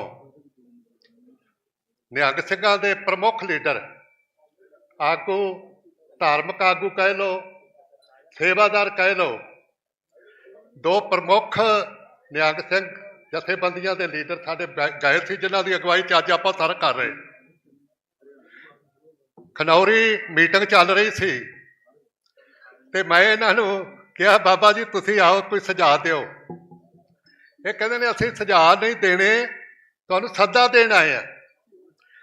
ਬਈ 25 ਤਰੀਕ ਨੂੰ ਉੱਥੇ ਬੰਦੀ ਸਿੰਘਾਂ ਦੀ ਰਿਹਾਈ ਵਾਸਤੇ ਸੈਂਟਰ ਸਰਕਾਰ ਤੇ ਦਬਾਅ ਖੜਾ ਕਰਨ ਵਾਸਤੇ ਤੁਹਾਡਾ ਆਉਣਾ ਜ਼ਰੂਰੀ ਹੈ।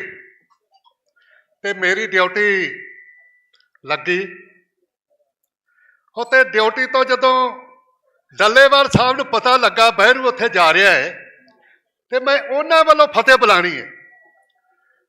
ਡੱਲੇਵਾਲ ਸਾਹਿਬ ਨੇ ਸ਼ਨੀਵਾਰ ਸਾਧ ਸੰਗਤ ਨੂੰ ਫਤਿਹ ਬੁਲਾਈਏ, ਬੁਲਾਓ। ਵਾਹਿਗੁਰੂ ਜੀ ਕਾ ਖਾਲਸਾ, ਵਾਹਿਗੁਰੂ ਜੀ ਕੀ ਫਤਿਹ। ਮੇਰਾ ਖਿਆਲ ਹੈ ਸਾਡੀਆਂ ਗੱਲਾਂ ਬਹੁਤ ਵੱਡੀਆਂ ਨੇ, 1-2 ਮਿੰਟਾਂ ਨਾਲ ਨਹੀਂ ਸਰਨਾ। ਤੇ ਮੈਂ ਬਜ਼ੁਰਗ ਬੰਦਾ, ਮੇਰਾ ਧਰਮ ਬਣਦਾ ਹੈ ਮੈਂ 1 ਮਿੰਟ ਤੁਹਾਨੂੰ ਛੱਡ ਦੇਵਾਂ। ਕਿਉਂ ਛੱਡਾਂ? ਕੋਈ ਇੱਥੋਂ ਨਾਰਾਜ਼ ਨਾ ਜਾਏ, ਕੋਈ ਇੱਥੋਂ ਨਾਰਾਜ਼ ਨਾ ਜਾਏ। ਪਰ ਸਾਨੂੰ ਇੱਕ ਬਿਮਾਰੀ ਬਹੁਤ ਵੱਡੀ ਏ, ਜਿੰਨਾ ਚਿਰ ਉਸ ਬਿਮਾਰੀ ਦਾ ਇਲਾਜ ਨਹੀਂ ਅਸੀਂ ਕਰਦੇ, ਉਹ ਬਿਮਾਰੀ ਗੰਭੀਰ ਰੂਪ ਧਾਰ ਗਈ। ਬਾਬਾ ਮਸਤੂਵਾਣਾ ਜੋ ਬਹੁਤ ਤਪਸਵੀ ਸਿੱਖ ਕੌਮ ਦੇ ਇੱਕ ਸਤਿਕਾਰਯੋਗ ਬਾਬਾ ਮਸਤੂਵਾਣਾ, ਉਹ ਕੀਰਤਨ ਕਰਦਾ ਸੀ ਵਾਜੇ ਨਾਲ, ਚਿਮਟੇ ਨਾਲ। ਤੇ ਇੱਕ ਦਿਨ ਪਤਾ ਨਹੀਂ ਉਹਨਾਂ ਨੂੰ ਕੀ ਆਇਆ, ਉਹਨੇ ਉੱਚੀ ਉੱਚੀ ਇੱਕ ਸੁਰ ਲਾਈ, ਲੱਗ ਨਾ ਕਿਸੇ ਨੂੰ ਜਾਵੇ ਹਉਮੈ ਵਾਲਾ ਰੋਗ ਬੁਰਾ। ਉਹ ਹਟੇ ਹੀ ਨਾ। ਤੇ ਜਦੋਂ ਉਹ ਹਟਿਆ, ਸਿੰਘਾਂ ਨੇ ਪੁੱਛਿਆ, ਬਾਬਾ ਜੀ ਅੱਜ ਕੀ ਹੋਇਆ? ਕਹਿੰਦਾ ਮੈਨੂੰ ਪਤਾ ਲੱਗਿਆ ਇੱਥੇ ਰੋਗੀ ਲੋਕ ਬੈਠੇ ਨੇ, ਸ਼ਾਇਦ ਇਸ ਤੁਖ ਨਾਲ, ਇਸ ਸ਼ਬਦ ਨਾਲ ਉਹਨਾਂ ਦੀ ਬਿਮਾਰੀ ਕੱਟੀ ਜਾਏ। ਸੋ ਸਾਡੇ ਵਿੱਚ ਸਹਿਣਸ਼ੀਲਤਾ, ਆ ਜਿਹੜੀ ਬਿਮਾਰੀ ਏ, ਇਹ ਗੁਰੂ ਮਹਾਰਾਜ ਕੇ ਮੋਰਚੇ ਜਿੱਤਣ ਦੇ ਨਾਲ ਨਾਲ ਇਹ ਵੀ ਅਰਦਾਸ ਕਰਨੀ ਆਪਾਂ, ਸੱਚੇ ਪਾਤਸ਼ਾਹ ਸਾਨੂੰ ਜਿਹੜਾ ਇਹ ਰੋਗ ਲੱਗਿਆ, ਇਹ ਵੱਧ ਰਿਹਾ ਹੈ, ਇਹ ਸਮਾਪਤ ਹੋਵੇ ਤਾਂ ਅਸੀਂ ਜਿੱਤਾਂ ਦੇ ਵਧੀਏ।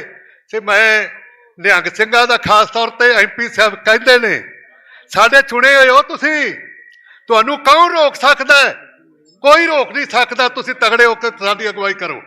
ਸੋ ਆਪਾਂ ਅੱਜ ਕਿਸਾਨਾਂ ਵੱਲੋਂ ਤਾਂ ਮੈਂ ਕਹਿ ਸਕਦਾ, ਜ਼ਿੰਮੇਵਾਰੀ ਨਾਲ ਕਹਿ ਸਕਦਾ, ਭਾਵੇਂ ਗੁਰਦੀਪ ਸਿੰਘ ਨੇ ਕਿਹਾ ਤੁਸੀਂ ਵਿੱਚ ਬਹਿ ਕੇ ਇਕੱਠ ਕਰਾਓ, ਇਕੱਠ ਨਹੀਂ, ਅਸੀਂ ਤੁਹਾਡੇ ਹੁਕਮ ਮੰਨਣੇ ਨੇ।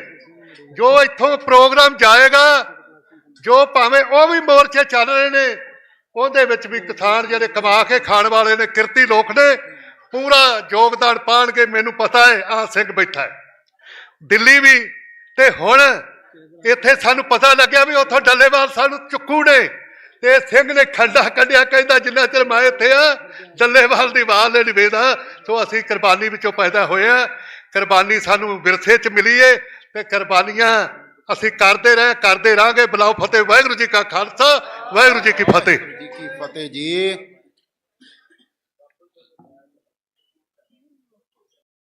ਅਗਲੀ ਬੇਨਤੀ ਅਮਿਤੋਜ ਸਿੰਘ ਜੀ ਮਾਨ ਜੀ, ਉਹ ਵੀ ਆਪਣੇ ਨਾਲ ਵਿਚਾਰ ਸਾਂਝੀ ਕਰਨਗੇ। ਵਿਸ਼ੇਸ਼ ਸਨਮਾਨ ਜਥੇਦਾਰ ਸੁਦਾਗਰ ਸਿੰਘ ਜੀ ਮੰਡੇਰ, ਜਥੇਦਾਰ ਜਗਤਾਰ ਸਿੰਘ ਖਮਾਣਾ ਤੋਂ ਜਥੇਦਾਰ ਹਰਦਿਆਲ ਸਿੰਘ ਜੀ। ਠੀਕ ਹੈ। ਤੇ ਅਮਿਤੋਜ ਸਿੰਘ ਮਾਨ ਜੀ ਤੋਂ ਬਾਅਦ ਖੋਸਾ ਸਾਹਿਬ ਉਹਨਾਂ ਨੂੰ ਬੇਨਤੀ ਹੈ ਕਿ ਉਹਨਾਂ ਨੇ ਵੀ ਵਿਚਾਰ ਸਾਂਝੀ ਕਰਨੀ ਹੈ। ਖੋਸਾ ਸਾਹਿਬ ਤੋਂ ਬਾਅਦ ਜਥੇਦਾਰ ਪੰਜਾਬ ਸਿੰਘ ਜੀ, ਉਹ ਵੀ 2 ਮਿੰਟ ਲਈ ਦਰਸ਼ਨ ਕਰਨਗੇ, ਤੇ ਅਮਿਤੋਜ ਸਿੰਘ ਮਾਨ ਜੀ।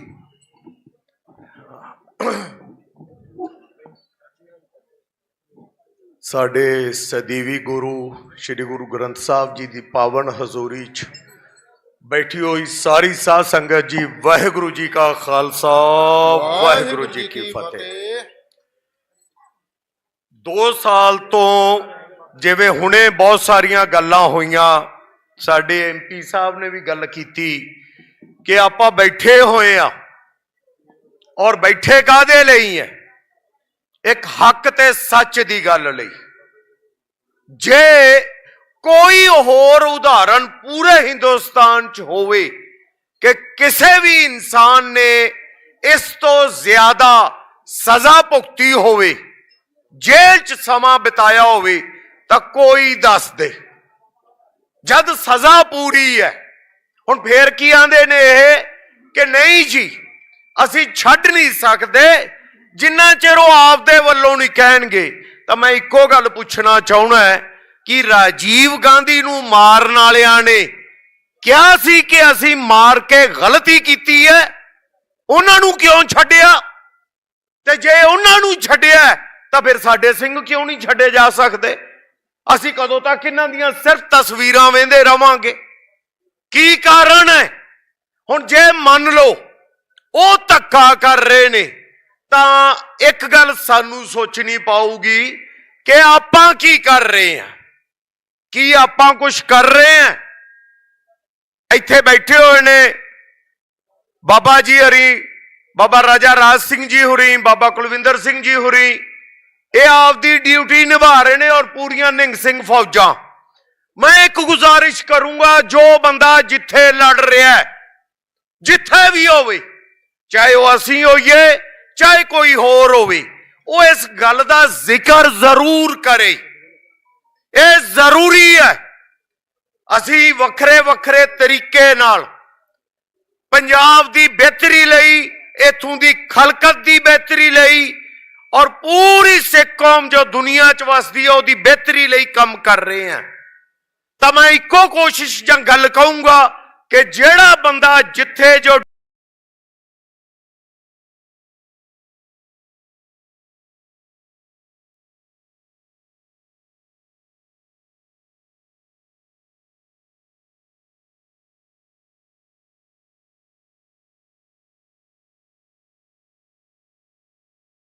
ਡਿਊਟੀ ਨਿਭਾ ਰਿਹਾ ਹੈ, ਪੰਜਾਬ ਦੇ ਵਾਸੀ, ਇਸ ਖਿੱਤੇ ਦੇ ਵਾਸੀ,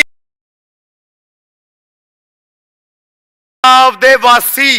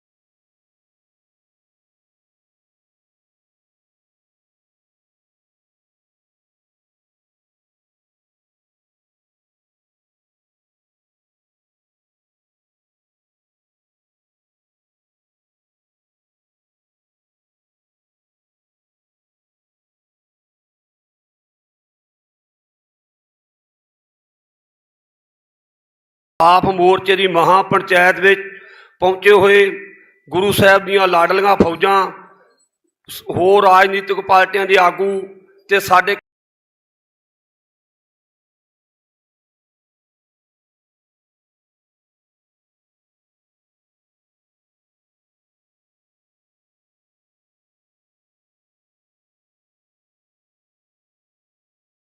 ਕਿਸਾਨ ਜਥੇਬੰਦੀਆਂ ਦੇ ਆਗੂ, ਵਾਹਿਗੁਰੂ ਜੀ ਕਾ ਖਾਲਸਾ, ਵਾਹਿਗੁਰੂ ਜੀ ਕੀ ਫਤਿਹ। ਕੇਵਲ ਤੇ ਕੇਵਲ ਸਾਨੂੰ ਆਪਦੇ ਮੋਢਿਆਂ ਤੇ ਲੜਨੀ ਪੈਣੀਆਂ, ਨਾ ਕਿ ਕੇਵਲ ਤੇ ਕੇਵਲ ਸਾਨੂੰ ਆਪਦੇ ਮੋਢਿਆਂ ਤੇ ਲੜਨੀ ਪੈਣੀਆਂ, ਨਾ ਕਿ ਕੇਂਦਰ ਸਰਕਾਰ ਨੇ ਲੜਨੀਆਂ, ਨਾ ਰਾਜ ਸਰਕਾਰਾਂ ਨੇ ਲੜਨੀਆਂ। ਮੈਂ ਇੱਕ ਸ਼ੇਰ ਲਿਖਿਆ ਛੋਟਾ ਜਿਹਾ, ਜਦੋਂ ਜ਼ਬਰ ਤੇ ਜ਼ੁਲਮ ਦੀ ਹੱਦ ਹੋਵੇ, ਰੋਂਦੇ ਹੋਏ ਜਜ਼ਬਾਤ ਨੇ ਭੜਕ ਪੈਂਦੇ, ਅੱਲੇ ਜ਼ਖਮ ਨੂੰ ਜੇ ਕੋਈ ਚੇੜ ਦੇਵੇ ਤੇ ਬੋਲ ਸ਼ਰੀਕਾਂ ਦੇ ਵੀ ਰੜਕ ਪੈਂਦੇ। ਕੋਰਨੇ ਬਬਰੀਏ ਸ਼ੇਰ ਦੇ ਹੱਥ ਪਾਈਏ, ਭਵਕ ਮਾਰ ਕੇ ਸ਼ੇਰਨੀ ਬੜਕ ਪੈਂਦੇ। ਤੁਹਾਨੂੰ ਕਿਹਾ ਤੁਹਾਨੂੰ, ਕੋਰਨੇ ਬਬਰੀਏ ਸ਼ੇਰ ਦੇ ਹੱਥ ਪਾਈਏ, ਭਵਕ ਮਾਰ ਕੇ ਸ਼ੇਰਨੀ ਬੜਕ ਪੈਂਦੇ।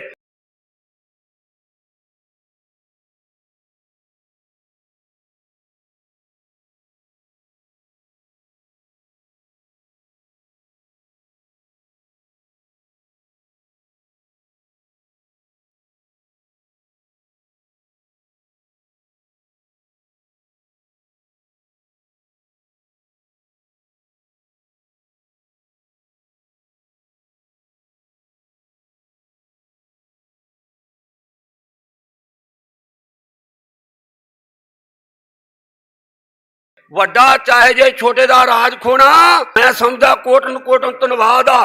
ਸਾਨੂੰ ਇਹੋ ਜਿਹੇ ਪ੍ਰੋਗਰਾਮ ਕਰਕੇ ਇਹ ਮੋਰਚਾ ਸਾਡਾ ਪੂਰਾ ਐਨ ਤਖਿਆ ਹੋਣਾ ਚਾਹੀਦਾ, ਤਾਂ ਜੋ ਕਿ ਹਰੇਕ ਘਰ ਤੱਕ ਗੱਲ ਪਹੁੰਚਣੀ ਚਾਹੀਦੀ ਆ, ਮਾਈਆਂ ਬੀਬੀਆਂ ਤੱਕ, ਤਾਂ ਜੋ ਕਿ ਘਰ ਘਰ ਦਾ ਇੱਕ ਇੱਕ ਬੰਦਾ ਜਿੰਨੀ ਦੇਰ ਤੱਕ ਲਾਮਬੰਦ ਨਹੀਂ ਹੋ ਜਾਂਦਾ, ਜਿੰਨਾ ਚਿਰ ਜਾਗ ਨਹੀਂ ਪੈਂਦਾ, ਉਨੀ ਦੇਰ ਤੱਕ ਅਸੀਂ ਕੋਈ ਮੰਜ਼ਿਲ ਨਹੀਂ ਕਹਿ ਸਕਦੇ। ਕਿਉਂਕਿ ਟਾਈਮ ਬੜਾ ਹੋ ਗਿਆ। 10 ਇੰਨੀਆਂ ਬੇਨਤੀਆਂ ਕਰਦਾ। ਭਾਰਤੀ ਕਿਸਾਨ ਯੂਨੀਅਨ ਖੋਸਾ ਵੱਲੋਂ ਸੂਬਾ ਪ੍ਰਧਾਨ ਹੋਣ ਦੇ ਨਾਤੇ ਵਿਸ਼ਵਾਸ ਦਿਵਾਉਣਾ, ਜਦੋਂ ਵੀ ਕਿਤੇ ਲੋੜ ਹੋਊ ਦਾਸ ਹਾਜ਼ਰਾ। ਔਰ ਜਦੋਂ ਦਾ 2 ਸਾਲ ਤੋਂ ਮੋਰਚਾ ਚੱਲਦਾ, ਇਹ ਸਾਰੀ ਕਮੇਟੀ ਨੂੰ ਪਤਾ, ਦਾਸ ਉਦੋਂ ਦੀ ਹਾਜ਼ਰੀ ਭਰਦਾ ਰਹਿੰਦਾ। ਵਾਹਿਗੁਰੂ ਜੀ ਕਾ ਖਾਲਸਾ, ਵਾਹਿਗੁਰੂ ਜੀ ਕੀ ਫਤਿਹ। ਅਗਲੀ ਬੇਨਤੀ ਜਥੇਦਾਰ ਬਾਬਾ ਪੰਜਾਬ ਸਿੰਘ ਜੀ, ਉਹ 2 ਮਿੰਟ ਲਈ ਵਿਚਾਰਾਂ ਸਾਂਝੀਆਂ ਕਰਨਗੇ। ਇਹਨਾਂ ਤੋਂ ਬਾਅਦ ਬਲਵੀਰ ਸਿੰਘ ਜੀ ਸੌਂਟੀ, ਸ਼੍ਰੀ ਅੰਮ੍ਰਿਤਸਰ ਸਾਹਿਬ ਤੋਂ ਕਿਸਾਨ ਜਥੇਬੰਦੀ ਦੇ ਆਗੂ, ਉਹ ਵੀ ਨੇੜੇ ਹੀ ਰਹਿਣ। ਲਖਵੀਰ ਸਿੰਘ ਸੌਂਟੀ ਜੀ, ਉਹ ਵੀ ਨੇੜੇ ਰਹਿਣ ਸਟੇਜ ਦੇ। ਔਰ ਬਲਵਾਨ ਜੀ, ਡਾਕਟਰ ਬਲਵਾਨ ਜੀ, ਉਹ ਵੀ ਸਟੇਜ ਦੇ ਨੇੜੇ ਰਹਿਣ। ਤੇ 2 ਮਿੰਟ ਦੇ ਲਈ ਜਥੇਦਾਰ ਬਾਬਾ ਪੰਜਾਬ ਸਿੰਘ ਜੀ। ਧੰਨ ਧੰਨ ਜੁਗੋ ਜੁਗ ਅਟਲ ਚਵਰ ਤਖਤ ਛਤਰ ਦੇ ਮਾਲਕ ਸਾਹਿਬ ਸ੍ਰੀ ਗੁਰੂ ਗ੍ਰੰਥ ਸਾਹਿਬ ਮਹਾਰਾਜ ਜੀ ਦੀ ਪਾਵਨ ਹਜ਼ੂਰੀ ਵਿੱਚ ਸੁਭਾਏਮਾਨ ਸਾਧ ਸੰਗਤ ਜੀ, ਸਭ ਤੋਂ ਪਹਿਲਾਂ ਗੁਰੂ ਫਤਿਹ ਅਰਜ ਹੈ, ਕੋਈ ਵੀ ਰਸਨਾ ਵਾਂਝੀ ਨਾ ਰਹੇ। ਸਾਰੇ ਗੱਜ ਕੇ ਆਖੋ ਜੀ, ਵਾਹਿਗੁਰੂ ਜੀ ਕਾ ਖਾਲਸਾ, ਵਾਹਿਗੁਰੂ ਜੀ ਕੀ ਫਤਿਹ।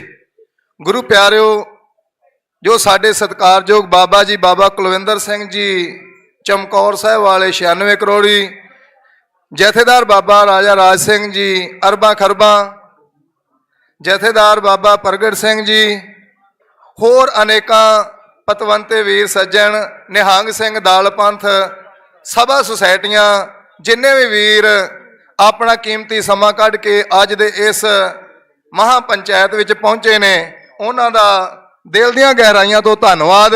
ਸੋ ਗੁਰਮੁਖ ਪਿਆਰਿਓ, ਜਿਹੜੇ ਮਨ ਵਿੱਚ ਵਲਵਲੇ ਸੀ, ਵਿਚਾਰ ਸੀ, ਕਰਨੇ ਸੀ ਸੰਗਤ ਨਾਲ ਸਾਂਝੇ, ਉਹ ਮੇਰੇ ਤੋਂ ਪਹਿਲਾਂ ਕਾਫੀ ਵਿਚਾਰਾਂ ਜਿਹੜੀਆਂ ਵੀਰ ਕਰ ਗਏ ਨੇ। ਹੁਣ ਕਹਿਣ ਨੂੰ ਕੁਝ ਨਹੀਂ ਰਿਹਾ, ਬਸ ਸੰਗਤ ਦੇ ਦਰਸ਼ਨ ਕਰਨੇ ਸੀ। ਪਰ ਜਿਹੜਾ ਅੱਜ ਦਾ ਇਹ ਮਹਾ ਪੰਚਾਇਤ ਦਾ ਇਕੱਠ ਸੀ, ਇਹ ਬਹੁਤ ਵੱਡਾ ਇਕੱਠ ਹੋਣਾ ਚਾਹੀਦਾ ਸੀ। ਜਿਹੜੇ ਅੱਜ ਇਸ ਮਹਾ ਪੰਚਾਇਤ ਇਕੱਠ ਵਿੱਚ ਪਹੁੰਚੇ ਨੇ, ਮੈਂ ਇਹ ਸਮਝਦਾ ਕਿ ਸਰਕਾਰ ਦੇ ਜ਼ੁਲਮ ਦੇ ਜੋ ਧੱਕੇ ਚੜੇ ਲੋਕ ਨੇ, ਜਿਨ੍ਹਾਂ ਨੂੰ ਜ਼ੁਲਮ ਦਾ ਸੇਕ ਲੱਗਾ ਹੈ, ਉਹ ਸਾਰੇ ਪਹੁੰਚੇ ਨੇ। ਜਿਨ੍ਹਾਂ ਨੂੰ ਅਜੇ ਤੱਕ ਜ਼ੁਲਮ ਦਾ ਸੇਕ ਨਹੀਂ ਲੱਗਾ ਸਰਕਾਰ ਦਾ, ਉਹ ਅਜੇ ਤੱਕ ਨਹੀਂ ਪਹੁੰਚੇ। ਤੇ ਮੈਂ ਉਹਨਾਂ ਨੂੰ ਅੱਜ ਦੀ ਇਸ ਮਹਾ ਪੰਚਾਇਤ ਦੇ ਵਿੱਚੋਂ ਦੱਸ ਦੇਣਾ ਚਾਹੁੰਦਾ ਕਿ ਗੁਰਮਖੋ, ਉਹ ਦਿਨ ਦੂਰ ਨਹੀਂ ਜਿੱਦਾਂ ਤੁਸੀਂ ਇਦਾਂ ਝਿੱਸੀ ਵੱਟ ਕੇ ਬੈਠੇ ਜੋ ਨਾ, ਤੇ ਇਹ ਤੁਹਾਡੇ ਤੱਕ ਵੀ ਇਹ ਸੇਕ ਜਿਹੜਾ ਪਹੁੰਚੂਗਾ ਤੇ ਫਿਰ ਤੁਸੀਂ ਇਕੱਠ ਪਹੁੰਚੋਗੇ। ਇਸ ਕਰਕੇ ਬੇਨਤੀ ਆ, ਇਸ ਇਕੱਠਾ ਜਿਹੜੇ ਬੰਦੀ ਸਿੰਘਾਂ ਦੇ ਇਕੱਠ ਆਪਾਂ ਕਰ ਰਹੇ ਹਾਂ, ਬੰਦੀ ਸਿੰਘਾਂ ਨੂੰ ਰਿਹਾਈ ਕਰਾਉਣ ਲਈ ਆਪਾਂ ਸਾਰੇ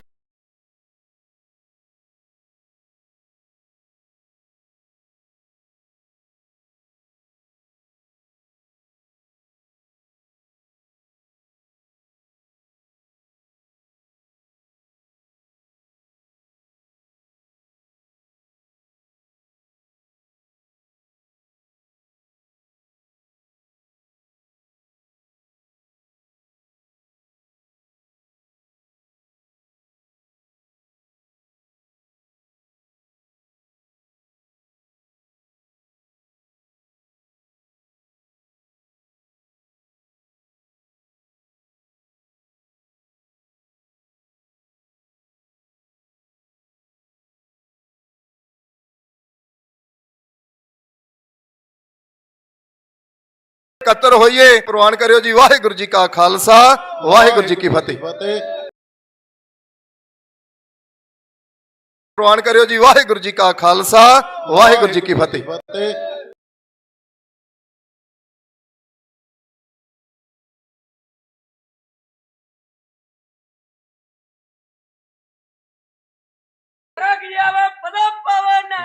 ਇਹ ਕਰਦਾ ਵੀ ਸਾਨੂੰ 2 ਸਾਲ ਹੋ ਗਏ ਇੱਥੇ ਡਟਿਆਂ ਨੂੰ।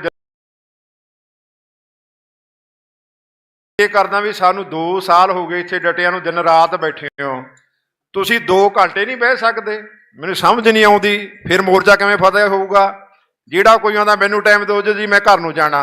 ਓਏ ਸਾਡੇ ਘਰ ਬਾਰ ਨਹੀਂ ਹੈ, ਸਾਡੇ ਬੱਚੇ ਨਹੀਂ ਹੈਗੇ, ਸਾਡੇ ਹੋਰ ਕੰਮ ਨਹੀਂ ਹੈਗੇ, ਤੁਹਾਨੂੰ ਜ਼ਿਆਦਾ ਕੰਮ ਨੇ। ਜੇ ਆਉਣਾ ਹੁੰਦਾ 2 ਘੰਟੇ ਕੱਢ ਕੇ ਆਇਆ ਕਰੋ, ਨਹੀਂ ਘਰੇ ਬੈਠਾ ਰਿਹਾ ਕਰੋ, ਫਿਰ ਸਾਨੂੰ ਲੋੜ ਵੀ ਨਹੀਂ ਹੈ ਕਿਸੇ ਦੀ ਜੇ ਛੇਤੀ ਹੀ ਭੱਜਣਾਗਾ।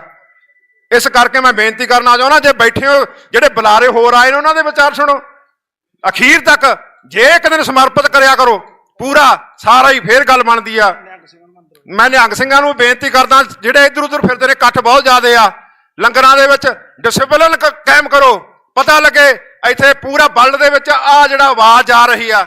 ਮੈਂ ਸਾਰਿਆਂ ਨੂੰ ਬੇਨਤੀ ਕਰਨਾ ਚਾਹੁੰਦਾ, ਆ ਕੇ ਪੰਡਾਲ ਦੇ ਵਿੱਚ ਸਜੋ।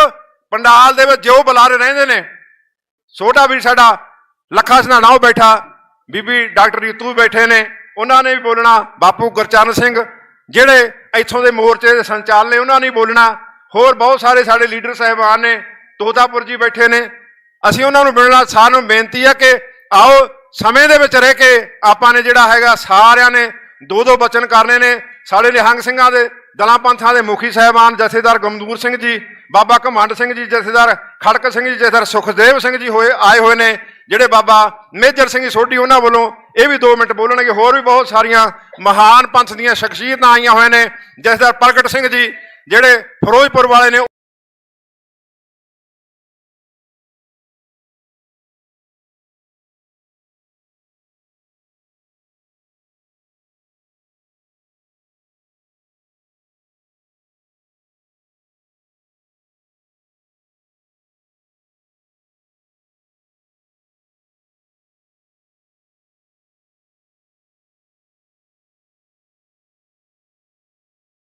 ਵੀ ਬੈਠੇ ਨੇ, ਜਥੇਦਾਰ ਧੀਰਾ ਸਿੰਘ ਜੀ, ਜਥੇਦਾਰ ਬਾਬਾ ਨਰਾਇਣ ਸਿੰਘ ਜੀ।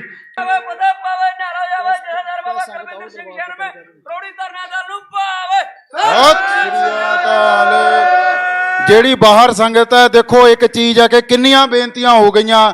ਜੇ ਅਸੀਂ ਘਰਾਂ ਤੋਂ ਨਿਕਲੇ ਐ ਤੇ ਮੋਰਚੇ ਦੇ ਵਿੱਚ ਬੈਠਣ ਦੇ ਵਿੱਚ ਕੋਈ ਹਰਜ ਨਹੀਂ ਹੋਣਾ ਚਾਹੀਦਾ। ਆਲੇ ਦੁਆਲੇ ਖਿੰਡੇ ਹੋਏ ਆ, ਆਓ ਇਕੱਠੇ ਹੋ ਕੇ ਕੋਈ ਗੱਲ ਕਰੀਏ ਤਾਂ ਕਿ ਮਹਾ ਪੰਚਾਇਤ ਦੀ ਕੋਈ ਰੂਪ ਰੇਖਾ ਬਣ ਸਕੇ। ਡਾਕਟਰ ਬਲਵਾਨ ਜੀ ਤੋਂ ਬਾਅਦ ਬਲਵੀਰ ਸਿੰਘ ਜੀ ਸੌਂਟੀ ਜੇ ਨੇੜੇ ਆ ਸਟੇਜ ਦੇ ਤੇ ਬੜੀ ਚੜ੍ਹਦੀ ਕਲਾ ਹੈ, ਤੇ ਉਹਨਾਂ ਤੋਂ ਬਾਅਦ ਬਾਈ ਲੱਖਾ ਸਿੰਘ ਸਿਧਾਣਾ ਜੀ ਤੇ ਬਾਈ ਲੱਖਾ ਸਿੰਘ ਸਿਧਾਣਾ ਜੀ, ਅਗਲੀ ਵਾਰੀ ਤੁਹਾਡੀ ਵੀ ਹੈ, ਤੇ ਡਾਕਟਰ ਬਲਵਾਨ ਜੀ। ਸਭ ਤੋਂ ਪਹਿਲਾਂ ਆਈ ਹੋਈ ਸੰਗਤ ਨੂੰ ਗੱਜ ਵੱਜ ਕੇ ਬੁਲਾਣੀ ਜੀ, ਫਤਿਹ ਬੁਲਾਣੀ। ਵਾਹਿਗੁਰੂ ਜੀ ਦਾ ਖਾਲਸਾ, ਵਾਹਿਗੁਰੂ ਜੀ ਦੀ ਫਤਿਹ। ਜੈ ਭੀਮ, ਜੈ ਭਾਰਤ। तो संगतां बहुत दूर तो पहुंचिया ने, यहाँ पर सानू भी पहुंचने का मौका मिला। मैडम रीतू जी ने सानू सद्दा दिता, असी भी हरियाणा फतेहाबाद तो इत्थे पहुंचे हाँ पूरी टीम दे नाल। ਤਾਂ ਅਸੀਂ ਵੀ ਇੱਥੋਂ ਕੁਝ ਲੈ ਕੇ ਜਾਈਏ। ਤਾਂ ਸਾਰੇ ਸੰਗਤਾਂ ਨੂੰ ਬੇਨਤੀ ਕਰਦੇ ਹਾਂ ਬਈ ਬਾਬਾ ਸਾਹਿਬ ਨੇ ਵੀ ਕਿਹਾ ਸੀ ਬਈ ਭਾਰਤ ਦਾ ਸੰਵਿਧਾਨ ਕਿੰਨਾ ਵੀ ਚੰਗਾ ਹੋਵੇ, ਜੇ ਉਹਨੂੰ ਚਲਾਉਣ ਵਾਲੀ ਕੋਈ ਵੀ ਸਰਕਾਰ ਨਿਕੰਮੀ ਹੋਵੇਗੀ ਤਾਂ ਸੰਵਿਧਾਨ ਦਾ ਕੋਈ ਵੀ ਫਾਇਦਾ ਨਹੀਂ ਹੁੰਦਾ। ਤਾਂ ਮੈਂ ਦੱਸਣਾ ਚਾਹੁੰਦਾ ਬਈ ਜਿਹੜੀ ਵੀ ਉਹਦੇ ਦੇ ਪਿੱਛੇ ਫੋਟੋਆਂ ਲੱਗੀਆਂ ਹੋਈਆਂ ਨੇ, ਇਹਨਾਂ ਦੀ ਅੱਜ ਤੋਂ 15-20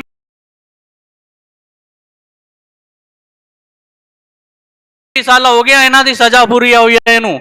ਲੇਕਿਨ ਜਿਹੜੀ ਨਿਕੰਮੀ ਸਰਕਾਰ ਹੈ, ਗੂੰਗੀ ਸਰਕਾਰਾਂ ਨੇ ਇਹ ਸੰਵਿਧਾਨ ਦੇ ਅਨੁਸਾਰ ਇਹ ਇੰਪਲੀਮੈਂਟ ਨਹੀਂ ਕਰਦੀ ਸੰਵਿਧਾਨ ਨੂੰ। ਜੇ ਸੰਵਿਧਾਨ ਨੂੰ ਸਹੀ ਤਰੀਕੇ ਨਾਲ ਇਹ ਇੰਪਲੀਮੈਂਟ ਕਰਨ ਤੇ ਇਹ ਯੋਧੇ ਅੱਜ ਸਾਡੇ ਵਿੱਚ ਆਉਂਦੇ। ਤਾਂ ਮੈਂ ਸਾਰੀ ਸੰਗਤਾਂ ਨੂੰ ਬੇਨਤੀ ਕਰਦਾ ਹਾਂ ਵੀ ਜਿਹੜੇ ਵੀ ਬੁਲਾਰੇ ਇੱਥੋਂ ਜੋ ਵੀ ਸੰਦੇਸ਼ਾ ਸੱਦਾ ਦੇਣ ਉੱਤੇ ਆਪਾਂ ਪੂਰਾ ਉਤਰੀਏ। ਇਸੇ ਉਮੀਦਾਂ ਨਾਲ, ਇਸੇ ਵਿਚਾਰਾਂ ਨਾਲ ਮੈਂ ਸੋਦੋਂ ਰਾਜਾ ਚਾਹਨਾ। ਵਾਹਿਗੁਰੂ ਜੀ ਦਾ ਖਾਲਸਾ, ਵਾਹਿਗੁਰੂ ਜੀ ਦੀ ਫਤਿਹ ਜੀ। ਅਗਲੀ ਬੇਨਤੀ ਬਲਵੀਰ ਸਿੰਘ ਸੋਂਟੀ ਜੀ ਅੰਮ੍ਰਿਤਸਰ ਤੋਂ, ਤੇ ਉਹਨਾਂ ਤੋਂ ਬਾਅਦ ਬਾਈ ਜੀ ਲੱਖਾ ਸਿੰਘ ਸਿਧਾਣਾ ਜੀ, ਤੇ ਉਹਨਾਂ ਤੋਂ ਬਾਅਦ ਡਾਕਟਰ ਰੀਤੂ ਜੀ, ਉਹ ਵੀ ਸਟੇਜ ਦੇ ਨੇੜੇ ਰਹਿਣ। ਸ਼੍ਰੀ ਗੁਰੂ ਗ੍ਰੰਥ ਸਾਹਿਬ ਮਹਾਰਾਜ ਜੀ ਤੋਂ ਆਗਿਆ ਲੈ ਕੇ ਨਿਹੰਗ ਸਿੰਘ ਦੇ ਲਾਡਲੀ ਫੌਜ ਬਾਬਾ ਕੁਲਵਿੰਦਰ ਸਿੰਘ ਜੀ, ਬਾਬਾ ਰਾਜਾ ਰਾਜ ਸਿੰਘ ਜੀ ਵੱਲੋਂ ਦਿੱਤੇ ਗਏ ਖਾਲਸਾ ਪੰਚਾਇਤ ਦੇ ਸੱਦੇ ਤੇ ਪਹੁੰਚੇ ਹੋਏ ਕੌਮੀ ਇਨਸਾਫ ਮੋਰਚੇ ਵਿੱਚ ਸਾਡੇ ਸਾਰੇ ਹੀ ਸਤਿਕਾਰਯੋਗ ਆਗੂ, ਮੇਰੀਆਂ ਬਹੁਤ ਹੀ ਸਤਿਕਾਰਯੋਗ ਧੀਆਂ ਭੈਣਾਂ, ਮਾਵਾਂ, ਨੌਜਵਾਨ, ਬਜ਼ੁਰਗ, ਗੁਰੂ ਦੀ ਲਾਡਲੀ ਫੌਜ, ਸ਼੍ਰੋਮਣੀ ਅਕਾਲੀ ਦਲ ਫਤਿਹ ਦੇ ਕੌਮੀ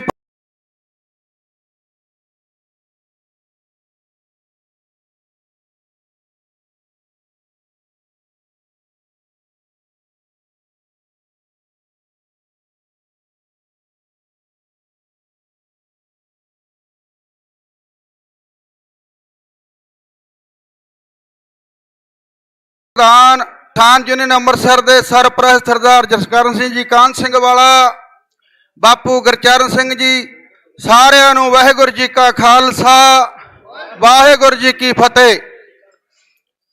ਅੱਜ ਆਪਾਂ ਜਿਹੜਾ ਖਾਲਸਾ ਪੰਚਾਇਤ ਕੌਮੀ ਇਨਸਾਫ ਮੋਰਚੇ ਵਿੱਚ ਬੁਲਾਈ ਆ, ਬੰਦੀ ਸਿੰਘਾਂ ਦੀ ਰਿਹਾਈ ਦੇ ਲਈ ਤੇ ਸ੍ਰੀ ਗੁਰੂ ਗ੍ਰੰਥ ਸਾਹਿਬ ਮਹਾਰਾਜ ਜੀ ਦੀਆਂ ਹੋ ਰਹੀਆਂ ਬੇਅਦਬੀਆਂ ਨੂੰ ਰੋਕਣ ਦੇ ਲਈ, ਜਿਹੜੇ ਸਾਡੇ ਨੌਜਵਾਨਾਂ ਨੂੰ ਗੋਲੀਆਂ ਮਾਰ ਕੇ ਸ਼ਹੀਦ ਕੀਤਾ ਗਿਆ, ਉਹਨਾਂ ਦੇ ਲਈ ਇਨਸਾਫ ਲੈਣ ਦੇ ਲਈ ਇਹ ਅੱਜ ਖਾਲਸਾ ਪੰਚਾਇਤ ਬੁਲਾਈ ਗਈ ਆ। ਇਸ ਵਿੱਚ ਜਿਹੜੇ ਪਹੁੰਚੇ ਨੇ, ਦਰਦ ਨੂੰ ਲੈ ਕੇ ਪਹੁੰਚੇ ਨੇ, ਸ੍ਰੀ ਗੁਰੂ ਨਾਨਕ ਦੇਵ ਜੀ ਦੇ ਹੁਕਮ ਨੂੰ ਮੰਨਦੇ ਹੋਏ ਪਹੁੰਚੇ ਨੇ। ਜੋ ਤੋ ਪ੍ਰੇਮ ਖੇਲਣ ਕਾ ਚਾਓ, ਸਿਰ ਧਰ ਤਲੀ ਗਲੀ ਮੋਰੀ ਆਓ, ਇੱਕ ਮਾਰਗ ਪੈਰ ਤਰੀਜਾ, ਸਿਰ ਦੀਜਾ ਕਾਣ ਨਾ ਕੀਜਾ। ਸ੍ਰੀ ਗੁਰੂ ਨਾਨਕ ਦੇਵ ਮਹਾਰਾਜ ਜੀ ਦਾ ਮਿਸ਼ਨ ਬਾਬਰ ਤੂੰ ਜਾਬਰ ਆ। ਅੱਜ ਸੈਂਟਰ ਦੀ ਸਰਕਾਰ ਤੇ ਪੰਜਾਬ ਦੀ ਸਰਕਾਰ ਵੀ ਬਾਬਰ ਦੀਆਂ ਲੀਹਾਂ ਤੇ ਚੱਲ ਰਹੀ ਆ। ਅੱਜ ਇਹ ਸਾਰੇ ਉਸੇ ਗੁਰੂ ਨਾਨਕ ਦੇਵ ਮਹਾਰਾਜ ਜੀ ਦੀ ਲਾਈਨ ਵਿੱਚ ਆ ਕੇ ਖੜੇ ਨੇ ਕਿ ਬਾਬਰ ਦੇ ਨਾਲ ਸਾਡੀ ਸ਼ੁਰੂ ਤੋਂ ਲੱਗਦੀ ਆਈ ਆ। ਤੇ ਜਿਹੜਾ ਖਾਲਸਾ ਪੰਥ ਹੁਕਮ ਕਰੂਗਾ ਸ਼੍ਰੋਮਣੀ ਅਕਾਲੀ ਦਲ ਫਤਿਹ ਨੂੰ ਤੇ ਕਿਸਾਨ ਯੂਨੀਅਨ ਅੰਮ੍ਰਿਤਸਰ ਨੂੰ, ਉਹ ਸਿਰ ਮੱਥੇ ਹੋਊਗਾ। ਜਿੱਥੇ ਖਾਲਸਾ ਪੰਥ ਕਹੂਗਾ ਅੱਗੇ ਛਾਤੀ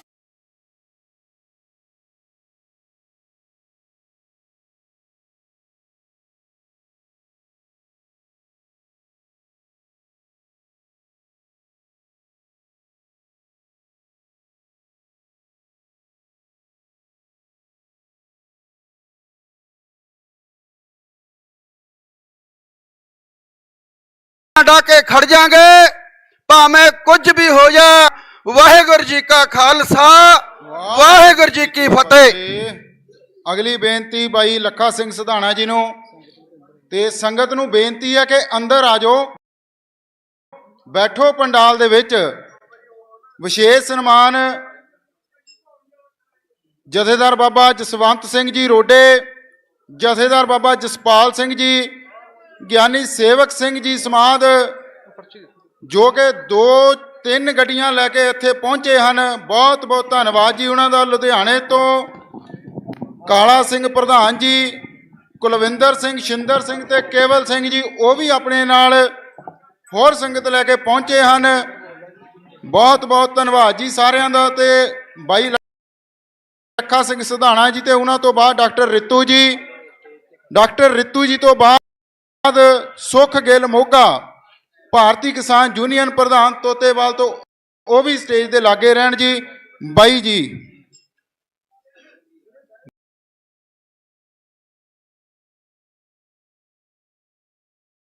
ਗੱਜ ਵੱਜ ਕੇ ਫਤਿਹ ਦੀ ਸਾਂਝ ਪਾਓ। ਵਾਹਿਗੁਰੂ ਜੀ ਕਾ ਖਾਲਸਾ ਵਾਹਿਗੁਰੂ ਜੀ ਕੀ ਫਤਿਹ।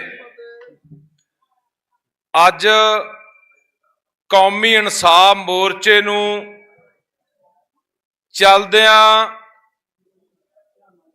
24 ਮਹੀਨੇ ਤੇ 18 ਦਿਨ ਦਾ ਸਮਾਂ ਹੋ ਚੁੱਕਿਆ ਹੈ। ਬੜੇ ਉਤਰਾਅ ਚੜਾਅ ਮੋਰਚੇ ਚ ਆਏ ਨੇ,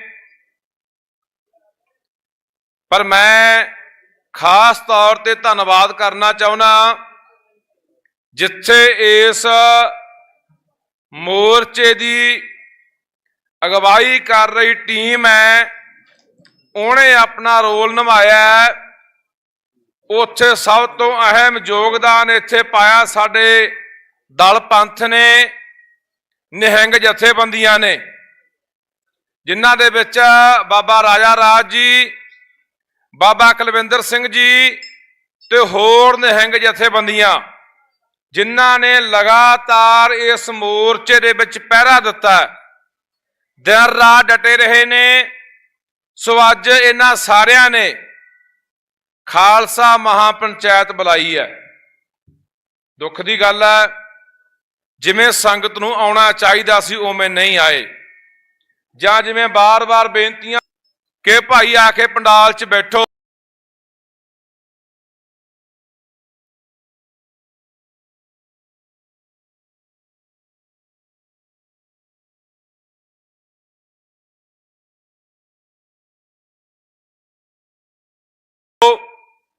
ਪਰ ਬਹੁਤੀ ਸੰਗਤ ਲੰਗਰਾਂ 'ਚ ਫਿਰਦੀ ਆ, ਕੋਈ ਫਾਇਦਾ ਨਹੀਂ ਹੋਣਾ। ਮੈਂ ਦਲ ਪੰਥ ਨੂੰ, ਨਿਹੰਗ ਜਥੇਬੰਦੀਆਂ ਨੂੰ, ਸਮੁੱਚੀ ਅਗਵਾਈ ਕਰ ਰਹੀ ਟੀਮ ਨੂੰ ਬੇਨਤੀ ਕਰਨਾ ਚਾਹੁੰਦਾ ਹੈ ਕਿ ਜੇ ਆਪਾਂ ਇਹ ਮੋਰਚਾ ਕਾਮਯਾਬ ਕਰਨਾ ਹੈ, ਬੰਦੀ ਸਿੰਘਾਂ ਦੀ ਰਿਹਾਈ ਕਰਾਉਣੀ ਹੈ, ਬੇਅਦਬੀਆਂ ਦੇ ਇਨਸਾਫ ਲੈਣੇ ਆ, ਬਰਗਾੜੀ ਬਾਬਲ ਗੋਲੀ ਕਾਂਡ ਦੇ ਇਨਸਾਫ ਲੈਣੇ ਆ, ਜਾਂ ਜਿਹੜੀਆਂ ਵੀ ਸਾਡੀਆਂ ਇੱਥੇ ਮੰਗਾਂ ਹੈਗੀਆਂ ਉਹ ਪੂਰੀਆਂ ਕਰਾਉਣੀਆਂ ਨੇ, ਸਾਨੂੰ ਇੱਕ ਵੱਡੀ ਲਾਮਬੰਦੀ ਦੀ ਲੋੜ ਹੈ। ਉਹ ਪੰਜਾਬ 'ਚ ਨਿਕਲਣਾ ਪੈਣਾ। ਮੈਂ ਜਿਸ ਦਿਨ ਪਹਿਲਾਂ ਇੱਥੇ ਆਇਆ ਤਾਂ ਮੈਂ ਇਹੀ ਗੱਲਾਂ ਬਾਤਾਂ ਬਾਬਾ ਰਾਜਾ ਜੀ ਤੇ ਬਾਬਾ ਕੁਲਵਿੰਦਰ ਸਿੰਘ ਜੀ ਨਾਲ ਬੈਠਾ ਕਰ ਰਿਹਾ ਸੀ ਕਿ ਸਾਨੂੰ ਇਹਦੀ ਤਿਆਰੀ ਕਰਨ ਲਈ ਪੰਜਾਬ 'ਚ ਨਿਕਲਣਾ ਪੈਣਾ, ਕਿਉਂਕਿ ਸਾਨੂੰ ਮੰਨਣਾ ਪੈਣਾ ਕਿ ਇਸ ਮੋਰਚੇ ਨਾਲ ਲੋਕਾਂ ਦਾ ਸੰਪਰਕ ਟੁੱਟ ਚੁੱਕਿਆ। ਇਹ ਬਹੁਤ ਜ਼ਰੂਰੀ ਹੈ। ਕੋਈ ਵੀ ਸਾਡਾ ਲਾਇਆ ਹੋਇਆ ਮੋਰਚਾ, ਚਾਹੇ ਬੰਦੀ ਸਿੰਘਾਂ ਦੀ ਰਿਹਾਈ ਦਾ ਮੋਰਚਾ ਹੈ, ਚਾਹੇ ਕਿਸਾਨ ਸਾਡੇ ਲੜ ਰਹੇ ਨੇ, ਚਾਹੇ ਸਾਡੇ ਪਾਣੀਆਂ ਦੇ ਵਿੱਚ ਜ਼ਹਿਰਾਂ ਜਿਹੜੀਆਂ ਪਾਈਆਂ ਜਾ ਰਹੀਆਂ ਉਹਦਾ ਮੋਰਚਾ ਹੈ, ਜੇ ਇੱਕ ਵੀ ਮੋਰਚਾ ਫੇਲ ਹੋ ਜਾਂਦਾ ਤਾਂ ਭੁੱਲ ਜੋ ਵੀ ਅਸੀਂ ਕੋਈ ਵੀ ਮੋਰਚਾ ਕਾਮਯਾਬ ਕਰ ਲਾਂਗੇ। ਉਹਦਾ ਬਹੁਤ ਵੱਡਾ ਕਾਰਨ ਹੁੰਦਾ ਕਿ ਲੋਕਾਂ ਦਾ ਮਨੋਬਲ ਟੁੱਟ ਜਾਂਦਾ ਹੈ, ਲੋਕ ਨਿਰਾਸ਼ ਹੋ ਜਾਂਦੇ ਨੇ, ਸਰਕਾਰਾਂ ਦਾ, ਏਜੰਸੀਆਂ ਦਾ ਮਨੋਬਲ ਵੱਧ ਜਾਂਦਾ ਹੈ। ਹੁਣ ਇਸ ਵੇਲੇ ਜਿਹੜੇ ਪੰਜਾਬ ਦੇ ਹਾਲਾਤ ਨੇ, 4 ਸਪੇਰੋਂ ਘੇਰਾਬੰਦੀ ਪੰਜਾਬ ਦੀ ਹੋ ਰਹੀ ਹੈ, ਸਾਡਾ ਸਾਹ ਘੁੱਟ ਕੇ ਪੰਜਾਬ ਨੂੰ ਮਾਰਿਆ ਜਾ ਰਿਹਾ। ਆਪਾਂ ਰੋਜ਼ ਦੇਖਦੇ ਆ, ਸਾਡੇ ਦਰਜਨਾਂ ਮੁੰਡੇ ਰੋਜ਼ ਚਿੱਟੇ ਦੇ ਟੀਕੇ ਲਾ ਕੇ ਤੇ ਗੋਲੀਆਂ ਖਾ ਕੇ ਮਰ ਰਹੇ ਆ। ਵੱਡੀ ਗਿਣਤੀ ਦੇ ਵਿੱਚ ਪੰਜਾਬ ਦੀ ਜਵਾਨੀ ਪ੍ਰਵਾਸ ਕਰਕੇ ਬਾਹਰਲੇ ਮੁਲਕਾਂ ਨੂੰ ਜਾ ਰਹੀ ਹੈ ਤੇ ਪੰਜਾਬ ਖਾਲੀ ਹੋ ਰਿਹਾ ਤੇ ਗੈਰ ਪੰਜਾਬੀਆਂ ਦੇ ਕਬਜ਼ੇ ਜਿਹੜੇ ਉਹ ਪੰਜਾਬ ਦੇ ਵਿੱਚ ਇੱਕ ਸ਼ਾਸਨ ਦੇ ਤਹਿਤ ਕਰਾਏ ਜਾ ਰਹੇ ਆ। ਸਾਡੇ ਪਾਣੀਆਂ ਦੇ ਵਿੱਚ, ਦਰਿਆਵਾਂ ਦੇ ਵਿੱਚ, ਸਾਡੀ ਧਰਤੀ ਹੇਠਾਂ ਜ਼ਹਿਰਾਂ ਪਾ ਕੇ, ਕੈਮੀਕਲ ਪਾ ਕੇ ਸਾਨੂੰ ਭਿਆਨਕ ਬਿਮਾਰੀਆਂ ਨਾਲ ਮਾਰਿਆ ਜਾ ਰਿਹਾ। ਸਾਡੇ ਥਾਂ ਸ਼ਹਿਰਾਂ ਦੇ ਵਿੱਚ IVF ਸੈਂਟਰ ਖੋਲ ਕੇ, ਜਿੱਥੇ ਅੱਜ ਕੱਲ੍ਹ ਆਪਾਂ ਟੀਕੇ ਨਾਲ ਜਵਾਕ ਲੈਣ ਲੱਗ ਗਏ, ਉਹਨਾਂ ਸੈਂਟਰਾਂ ਦੇ ਵਿੱਚ ਸਾਡਾ DNA ਬਦਲਿਆ ਜਾ ਰਿਹਾ। ਜਣੇ ਪੰਜਾਬ ਦੇ ਵਿੱਚ ਕਿਸੇ ਪਾਸੋਂ ਕੋਈ ਠੰਡੀ ਹਵਾ ਦਾ ਬੁੱਲਾ ਨਹੀਂ ਆਉਂਦਾ, ਚਾਰ ਸਪੇਰੋਂ ਪੰਜਾਬ ਤੱਤੀਆਂ ਹਵਾਵਾਂ ਵਗ ਰਹੀਆਂ ਨੇ। ਜੇ ਕੋਈ ਬੰਦਾ ਹੱਕ ਦੀ ਗੱਲ ਕਰਦਾ, ਸੱਚ ਦੀ ਗੱਲ ਕਰਦਾ, ਇਨਸਾਫ ਦੀ ਗੱਲ ਕਰਦਾ ਹੈ, ਉਹ ਤੇ NSA ਲਾ ਕੇ, UAPA ਲਾ ਕੇ ਜੇਲ੍ਹਾਂ ਦੇ ਵਿੱਚ ਬੰਦ ਕਰ ਦਿੱਤਾ ਜਾਂਦਾ। ਸਾਡੇ ਨੌਜਵਾਨਾਂ ਦੇ ਝੂਠੇ ਮੁਕਾਬਲੇ ਕੀਤੇ ਜਾ ਰਹੇ ਆ। 3 80 ਪਰਿਵਾਰਾਂ ਦੇ ਬੱਚੇ, ਗਰੀਬ ਘਰਾਂ ਦੇ ਨੌਜਵਾਨ ਚੱਕ ਕੇ ਪੰਜਾਬ ਪੁਲਿਸ ਨੇ ਇੱਥੋਂ ਸਾਂਝਾ ਆਪਰੇਸ਼ਨ ਕੀਤਾ UP ਪੁਲਿਸ ਦੇ ਨਾਲ, ਤੇ ਪੀਲੀ ਭੀਤ ਦੇ ਵਿੱਚ ਜਾ ਕੇ ਝੂਠੇ ਮੁਕਾਬਲੇ 'ਚ ਮਾਰ ਦਿੱਤੇ ਗਏ ਆ। 20 ਦੀ ਗੱਲ ਹੈ, ਹੁਸ਼ਿਆਰਪੁਰ ਦੀ ਕਿਸੇ ਅਦਾਲਤ ਦੇ ਵਿੱਚ 3 ਨੌਜਵਾਨਾਂ ਨੂੰ ਉਮਰ ਕੈਦ ਦੀ ਸਜ਼ਾ ਹੁੰਦੀ ਹੈ।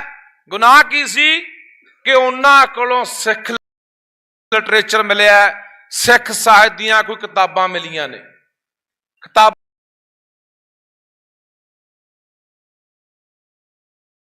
ਰੱਖਣਾ ਵੀ ਜੁਰਮ ਹੋ ਗਿਆ। ਪਰ ਅੱਜ ਵੀ ਸਾਨੂੰ ਐ ਲੱਗਦਾ ਘਰਾਂ 'ਚ ਬੈਠਿਆਂ ਨੂੰ ਕਿ ਅਸੀਂ ਬਹੁਤ ਸੌਖੇ ਆ, ਸਾਨੂੰ ਕੋਈ ਫਰਕ ਨਹੀਂ ਪੈਂਦਾ। ਜਿਹੜੇ ਫਸ ਗਏ, ਮਰ ਗਏ ਜਾਂ ਮਰੀ ਜਾਂਦੇ ਆ, ਉਹੀ ਮਰਨੇ ਆ। ਸੋ ਪੰਜਾਬ ਦੇ ਲੋਕੋ, ਇਹ ਅੱਗ ਦਾ ਸੇਕ ਤੁਹਾਡੇ ਘਰਾਂ ਤੱਕ ਪਹੁੰਚਣਾ, ਤੁਹਾਡੇ ਜਵਾਕਾਂ ਤੱਕ ਪਹੁੰਚਣਾ, ਵੈਸੇ ਪਹੁੰਚ ਚੁੱਕਿਆ। ਕੋਈ ਪੰਜਾਬ ਦਾ ਬੰਦਾ ਸੌਖਾ ਨਹੀਂ ਹੈਗਾ ਇੱਥੇ। ਪਰ ਦੁੱਖ ਦੀ ਗੱਲ ਇਹ ਹੈ, ਆਪਾਂ ਹਰ ਵਾਰੀ ਕਹਿ ਦਿੰਦੇ ਆ ਵੀ ਦੁਸ਼ਮਣ ਸਾਨੂੰ ਖਤਮ ਕਰਨਾ ਚਾਹੁੰਦਾ ਹੈ। ਇਹ 'ਚ ਕੋਈ ਦੋ ਰਾਮਾ ਨਹੀਂ ਆ। ਦਿੱਲੀ ਸਾਨੂੰ ਮਾਰਨਾ ਚਾਹੁੰਦੀ ਹੈ। ਦਿੱਲੀ ਲਗਾਤਾਰ ਸਾਡੀ ਵੈਰੀ ਰਹੀ ਹੈ। ਲਗਾਤਾਰ ਦਿੱਲੀ ਨੇ ਸਾਡਾ ਘਾਣ ਕੀਤਾ, ਕਤਲੇਆਮ ਕੀਤਾ। ਪਰ ਕੀ ਆਪਾਂ ਦੋਸ਼ੀ ਨਹੀਂ ਆ? ਆ ਜਿਹੜੇ ਪੁਆਧ ਦੇ ਏਰੀਏ ਦੇ ਵਿੱਚ ਆਪਾਂ ਬੈਠੇ ਆ, ਇੱਥੇ ਲੋਕਾਂ ਨੇ 10-10 ਕਰੋੜ ਨੂੰ ਕਿੱਲੇ ਵੇਚੇ, 15-15 ਕਰੋੜ ਨੂੰ ਕਿੱਲੇ ਵੇਚੇ ਆ ਜ਼ਮੀਨਾਂ ਆਪਣੀਆਂ। ਆ ਦੇਖੋ ਸਾਰਾ ਏਰੀਆ ਕਿੰਨੇ ਵੱਡੇ ਵੱਡੇ ਆ ਕੁੱਕੜਾਂ ਦੇ ਖੁੱਡੇ ਜੇ ਬਣ ਗਏ। ਆ ਵੱਡੇ ਵੱਡੇ ਖੜੇ ਕਰਤੇ ਆ, ਕੀ ਕਹਿੰਦੇ ਹੁੰਦੇ ਇਹਨਾਂ ਨੂੰ? ਮੌਲ ਨਹੀਂ ਜੀ, ਫਲੈਟ। ਸਾਰੀ ਜ਼ਮੀਨ ਸਾਡੀ ਇੱਥੇ ਰੋਗੀ ਹੈ। ਮੈਂ ਬਹੁਤ ਚਿਰ ਦਾ ਇਹ ਕਲਪਦਾ, ਸਾਡੀ ਟੀਮ ਲਗਾਤਾਰ ਰੌਲਾ ਪਾ ਰਹੀ ਹੈ ਵੀ ਭਾਈ ਜ਼ਮੀਨਾਂ ਵੇਚ ਕੇ ਨਾ ਭੱਜੋ, ਪੰਜਾਬ ਦੀ ਧਰਤੀ ਦੇ ਉੱਤੇ ਜ਼ਮੀਨਾਂ ਨਹੀਂ ਮਿਲਣੀਆਂ। 25-26 ਹਜ਼ਾਰ ਏਕੜ ਪੈਲੀ ਪੰਜਾਬ ਦੀ ਹਾਈਵੇ 'ਚ ਰੁਕ ਚੁੱਕੀ ਹੈ। ਜਿਹੜੀਆਂ ਸੜਕਾਂ ਕੱਢੀ ਜਾਂਦੇ ਆ ਭਾਰਤਮਾਲਾ ਵਾਲੀਆਂ, ਨਵੀਆਂ ਰੇਲ ਦੀਆਂ ਲੀਹਾਂ ਵਿਛਾਉਣ ਦੀਆਂ ਤਿਆਰੀਆਂ ਹੋ ਚੁੱਕੀਆਂ ਨੇ। ਰੋਜ਼ ਪੰਜਾਬ ਦੀ ਜ਼ਮੀਨ ਕਲੋਨੀਆਂ ਦੇ ਵਿੱਚ ਘਟ ਰਹੀ ਹੈ, ਕੱਟੀ ਜਾ ਰਹੀ ਹੈ। ਆ ਜਿੰਨੇ ਵੱਡੇ ਵੱਡੇ ਸ਼ਹਿਰ ਨੇ, ਆਲੇ ਦਾਲੇ ਹਜ਼ਾਰਾਂ ਏਕੜ ਪੈਲੀ ਇਹਨਾਂ ਨੇ ਦੱਬ ਲਈ ਹੈ। ਕਈ ਪਿੰਡਾਂ ਨੂੰ ਸ਼ਹਿਰ ਖਾ ਚੁੱਕੇ ਆ। ਹਿਮਾਚਲ ਦੇ ਵਿੱਚ ਕਾਨੂੰਨ ਬਣਿਆ ਹੋਇਆ 1972 ਦਾ 70 ਦਾ। ਆ ਉੱਤਰਾਖੰਡ ਦੇ ਵਿੱਚ ਕਾਨੂੰਨ ਬਣਿਆ ਪਿਛਲੇ ਸਾਲ। ਹੋਰ ਕਈ ਸੂਬਿਆਂ ਦੇ ਵਿੱਚ ਕਾਨੂੰਨ ਆ ਵੀ ਤੁਸੀਂ ਉੱਥੇ ਜਿਹੜੀ ਜ਼ਮੀਨ ਹੈ ਉਹਨੂੰ ਜਾ ਕੇ ਲੈ ਨਹੀਂ ਸਕਦੇ, ਜਿਹੜੀ ਉੱਥੋਂ ਦੀ ਖੇਤੀਬਾੜੀ ਵਾਲੀ ਵਾਹੀਯੋਗ ਜ਼ਮੀਨ ਹੈ। ਪਰ ਪੰਜਾਬ ਦੇ ਵਿੱਚ ਕੋਈ ਐਸਾ ਕਾਨੂੰਨ ਨਹੀਂ ਹੈ। ਕਈ ਵਾਰੀ ਇਹ ਗੱਲਾਂ ਵਿਧਾਨ ਸਭਾ ਦੇ ਵਿੱਚ ਉੱਠੀਆਂ। ਅਸੀਂ ਪਿੱਛੇ ਜੇ ਪ੍ਰੈਸ ਕਾਨਫਰੰਸ ਕਰਕੇ ਸਰਕਾਰ ਦੇ ਧਿਆਨ 'ਚ ਲਿਆਂਦਾ ਵੀ ਜੇ ਦੂਜੇ ਸੂਬਿਆਂ 'ਚ ਕਾਨੂੰਨ ਬਣ ਸਕਦਾ ਹੈ ਤਾਂ ਪੰਜਾਬ ਦੇ ਵਿੱਚ ਕਾਨੂੰਨ ਬਣਨਾ ਚਾਹੀਦਾ ਕਿ ਕੋਈ ਬਾਹਰਲਾ ਬੰਦਾ ਇੱਥੇ ਆ ਕੇ ਪੰਜਾਬ ਦੇ ਵਿੱਚ ਸਾਡੀ ਵਾਹੀਯੋਗ ਜ਼ਮੀਨ ਨਾ ਲੈ ਸਕੇ। ਪੰਜਾਬ ਦੇ ਵਿੱਚ ਸਾਡੀਆਂ ਨੌਕਰੀਆਂ ਜਿਹੜੀਆਂ ਤੁਸੀਂ ਦੇਖੋ 50-50% ਨੌਕਰੀਆਂ ਆ ਪਿੱਛੇ ਜੇ ਸਹਾਇਕ ਲਾਈਨਮੈਨ ਰੱਖਿਆ ਸਰਕਾਰ ਨੇ, 53% ਬੰਦੇ ਬਾਹਰਲੇ ਸੂਬਿਆਂ ਤੋਂ ਲਿਆ ਕੇ ਭਰਤੀ ਕਰਤੇ ਆ। ਹੁਣ ਚੰਡੀਗੜ੍ਹ ਦੀ ਆਪਾਂ ਗੱਲ ਕਰਦੇ ਆ। ਚੰਡੀਗੜ੍ਹ ਗਿਆ ਸਮਝੋ, ਪਹਿਲੀ ਗੱਲ ਤਾਂ ਆਪਣੀ ਆਬਾਦੀ ਘਟਾਈ ਗਈ ਉੱਥੇ। ਹਰਿਆਣੇ ਦੇ ਨਾਲ ਚੰਡੀਗੜ੍ਹ ਦਾ ਅਨੁਪਾਤ 60-40 ਦਾ ਸੀਗਾ। 5000 ਕਰੋੜ ਰੁਪਇਆ ਸਾਲਾਨਾ ਟੈਕਸ ਇਕੱਠਾ ਹੁੰਦਾ ਚੰਡੀਗੜ੍ਹ ਦੇ ਵਿੱਚੋਂ। ਜੇ ਉਹ ਵੰਡ ਕੇ ਪੰਜਾਬ ਤੇ ਹਰਿਆਣੇ ਨੂੰ ਦਿੱਤਾ ਜਾਵੇ, ਇਹਦੀ ਕੋਈ ਗੱਲ ਨਹੀਂ ਕਰ ਰਿਹਾ। ਹੁਣ ਤਾਂ ਅਗਲਿਆਂ ਨੇ ਚੀਫ ਸੈਕਟਰੀ ਲਾਤਾ, ਉੱਥੇ ਪੋਸਟ ਕ੍ਰੀਏਟ ਕਰਤੀ ਹੈ ਚੰਡੀਗੜ੍ਹ ਦੇ ਵਿੱਚ। ਕੇਂਦਰ ਨੇ ਆਪਣੇ ਰੂਲ ਲਾਗੂ ਕਰਤੇ ਚੰਡੀਗੜ੍ਹ ਦੇ ਵਿੱਚ। ਹੌਲੀ ਹੌਲੀ ਆ ਕੁਝ ਮਹੀਨਿਆਂ 'ਚ ਜਾਂ ਸਾਲ 2 ਸਾਲ ਦੇ ਵਿੱਚ ਚੰਡੀਗੜ੍ਹ ਨੂੰ ਇੱਕ ਵੱਖਰੀ ਸਟੇਟ ਦਾ ਦਰਜਾ ਦੇ ਕੇ ਪੰਜਾਬ ਕੋਲੋਂ ਬਿਲਕੁਲ ਖੋਹ ਲੈਣੀ ਹੈ। ਚੰਡੀਗੜ੍ਹ ਛੱਡੋ, ਆ ਤੁਹਾਡਾ ਮੋਹਾਲੀ ਵੀ ਗਿਆ ਸਮਝੋ। ਆ ਖਰੜ, ਜੀਰਕਪੁਰ ਵੱਡੀਆਂ ਵੱਡੀਆਂ ਕਲੋਨੀਆਂ ਵਸਾਤੀਆਂ, ਲਿਆ ਕੇ ਬਾਹਰਲੇ ਬੰਦੇ ਵਸਾਤੇ। ਸਾਡੀ ਗਿਣਤੀ ਇੱਥੋਂ ਵੀ ਘਟ ਗਈ ਹੈ। ਕਿਉਂ? ਆਪਾਂ ਜਵਾਕ ਕੱਲਾ ਕੱਲਾ ਜੰਮਣ ਲੱਗ ਗਏ। ਸਾਡੀ ਜ਼ਮੀਨ ਨਾ ਘਟ ਜੇ। ਉਹ ਕੱਲਾ ਕੱਲਾ ਹੀ ਜਾਂ ਬਾਹਰ ਨੂੰ ਭੇਜਤਾ ਤੇ ਜਾਂ ਚਿੱਟੇ ਨਾਲ ਮਰ ਗਿਆ।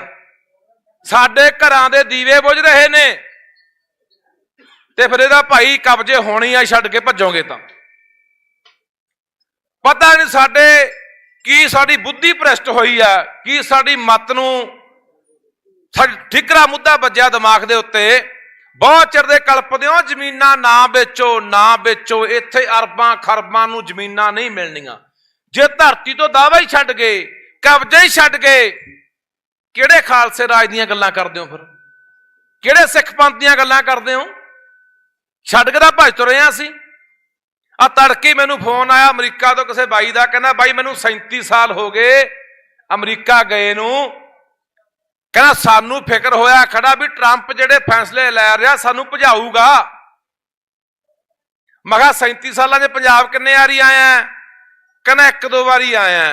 ਮੈਂ ਕਿਹਾ ਤੇਰੇ ਜਵਾਕ ਕਿੰਨੇ ਆ? ਕਹਿੰਦਾ 3 ਹੈ। ਮੈਂ ਕਿਹਾ ਪੰਜਾਬ ਲਿਆਇਆ ਕਦੇ? ਕਹਿੰਦਾ ਬਾਈ 1-2 ਵਾਰੀ ਉਹ ਆਏ ਆ। ਮੈਂ ਕਿਹਾ ਆਉਣਾ ਚਾਹੁੰਦੇ ਆ? ਕਹਿੰਦੇ ਉਹ ਕਹਿੰਦੇ ਨਹੀਂ, ਉੱਥੇ ਧੂੜ ਬਹੁਤ ਉੱਡਦੀ ਹੈ, ਉੱਥੇ ਵਾਤਾਵਰਨ ਸਹੀ ਨਹੀਂ, ਉੱਥੇ ਹਵਾ ਦੂਸ਼ਿਤ ਹੈ, ਪਾਣੀ ਦੂਸ਼ਿਤ ਹੈ। ਮੈਂ ਕਿਹਾ ਜਦੋਂ ਪੰਜਾਬ ਦੀ ਮਿੱਟੀ ਨਾਲ ਮੋਹ ਹੀ ਨਹੀਂ ਪਵਾਇਆ, ਆਪਦੇ ਜਵਾਕਾਂ ਦਾ ਜੋੜੇ ਹੀ ਨਹੀਂ ਇੱਥੋਂ ਦੀ ਪੌਣ ਪਾਣੀ ਨਾਲ, ਬੋਲੀ ਨਾਲ, ਇਤਿਹਾਸ ਨਾਲ, ਮਿੱਟੀ ਨਾਲ, ਉਹ ਜਵਾਕਾਂ ਨੇ ਕਿੱਥੋਂ ਮੁੜਨਾ? ਸਾਡੇ ਲੋਕ ਜਿਉਂ ਜਾ ਕੇ ਲੱਗਦਾ ਸ਼ਿਫਟਾਂ ਲਾਉਣ, ਉੱਥੇ 20-20 ਘੰਟੇ ਕੰਮ ਕਰਦਾ ਕਮਲਿਆਂ ਵਾਂਗੂ। ਉੱਥੇ ਕਿਸੇ ਨੇ 150 ਟਰੱਕ ਪਾ ਲਿਆ, 200 ਟਰੱਕ ਪਾ ਲਿਆ, ਕਿਸੇ ਨੇ ਉੱਥੇ ਹੋਰ ਕਾਰੋਬਾਰ ਖੜੇ ਕਰ ਲਏ ਤੇ ਮਗਰੋਂ ਇੱਥੇ ਆ ਕੇ ਹੁਣ ਆਉਂਦੇ ਆ ਕਈ ਬਜ਼ੁਰਗ ਇੱਥੇ ਜਿਹੜੇ 40-40, 50-50 ਸਾਲ ਦੇ ਬਾਹਰ ਗਏ ਆ, ਰੋਂਦੇ ਆ, ਦਾਤੜੀ ਪਿੱਟਦੇ ਆ ਤੇ ਕਹਿੰਦੇ ਆ ਕਿ ਲੋਕਾਂ ਨੂੰ ਅਪੀਲ ਕਰ, ਅਸੀਂ ਸਾਰਾ ਕੁਝ ਹੀ ਕਮਾ ਲਿਆ।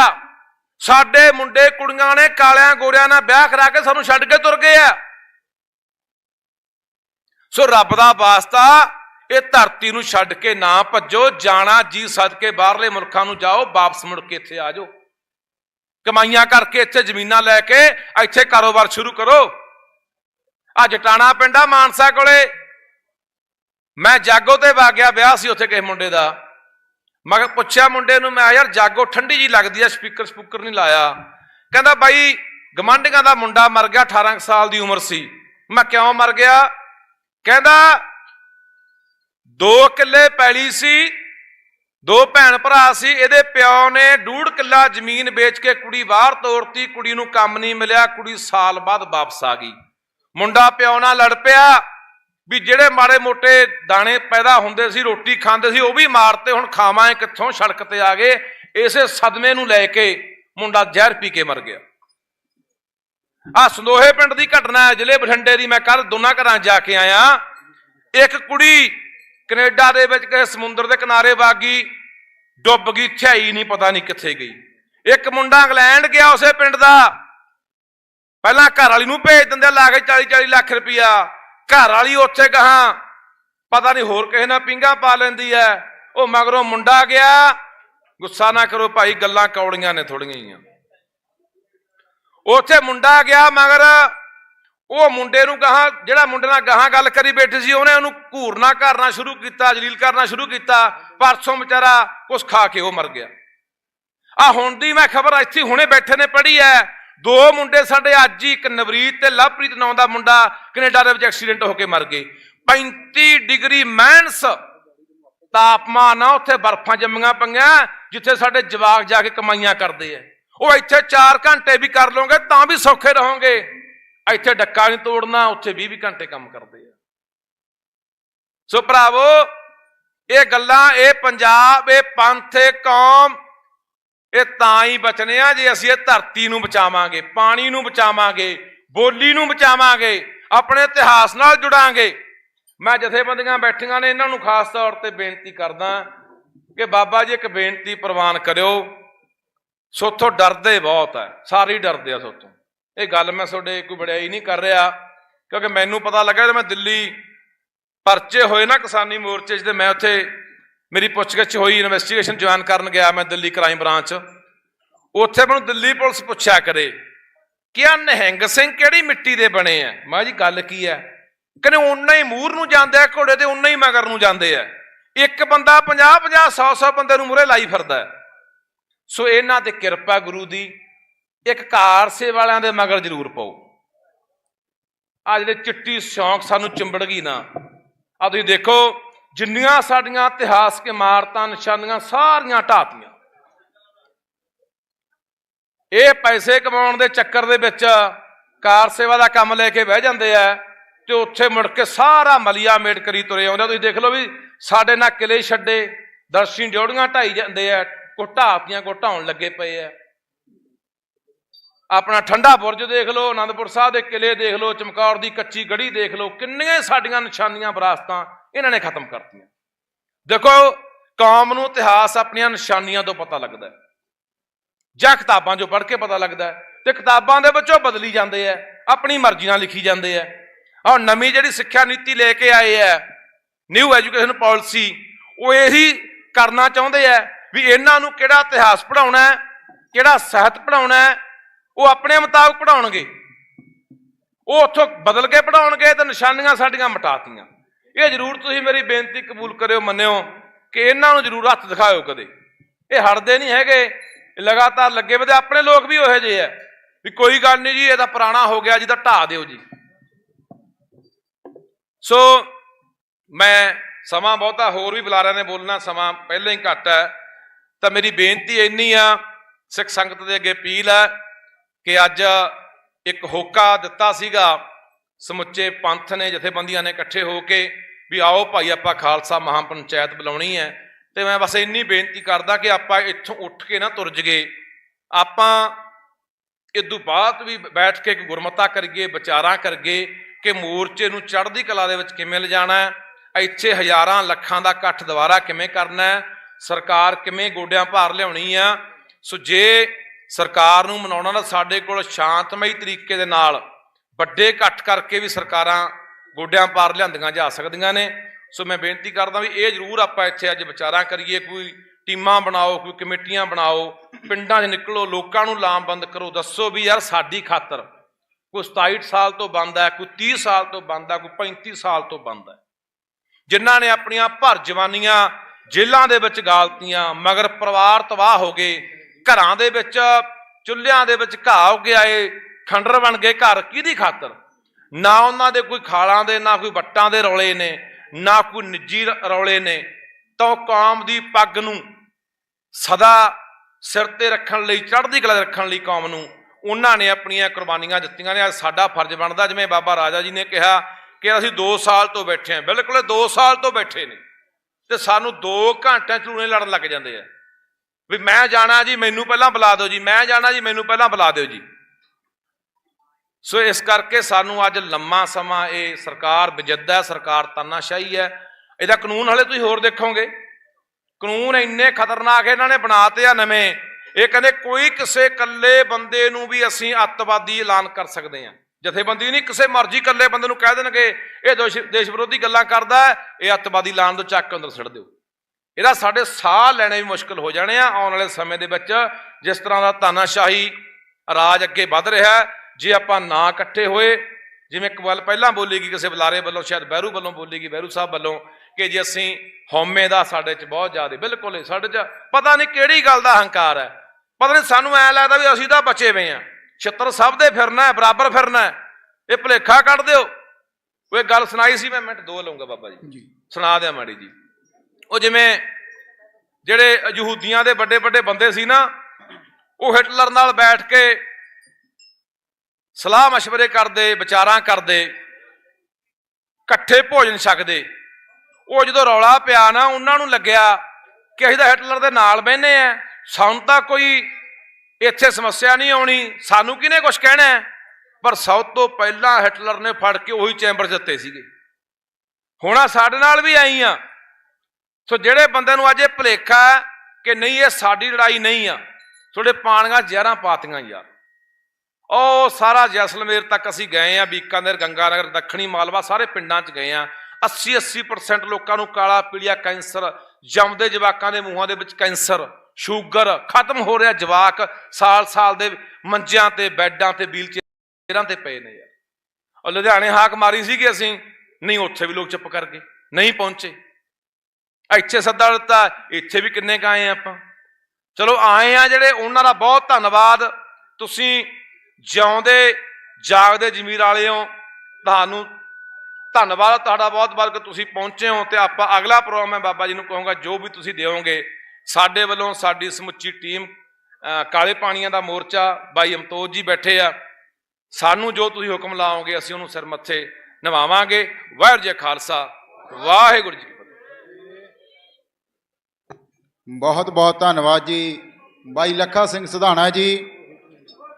ਅਗਲੀ ਬੇਨਤੀ ਡਾਕਟਰ ਰਿਤੂ ਜੀ, ਉਹ ਸਟੇਜ ਦੇ ਲਾਗੇ ਆ ਜਾਣ।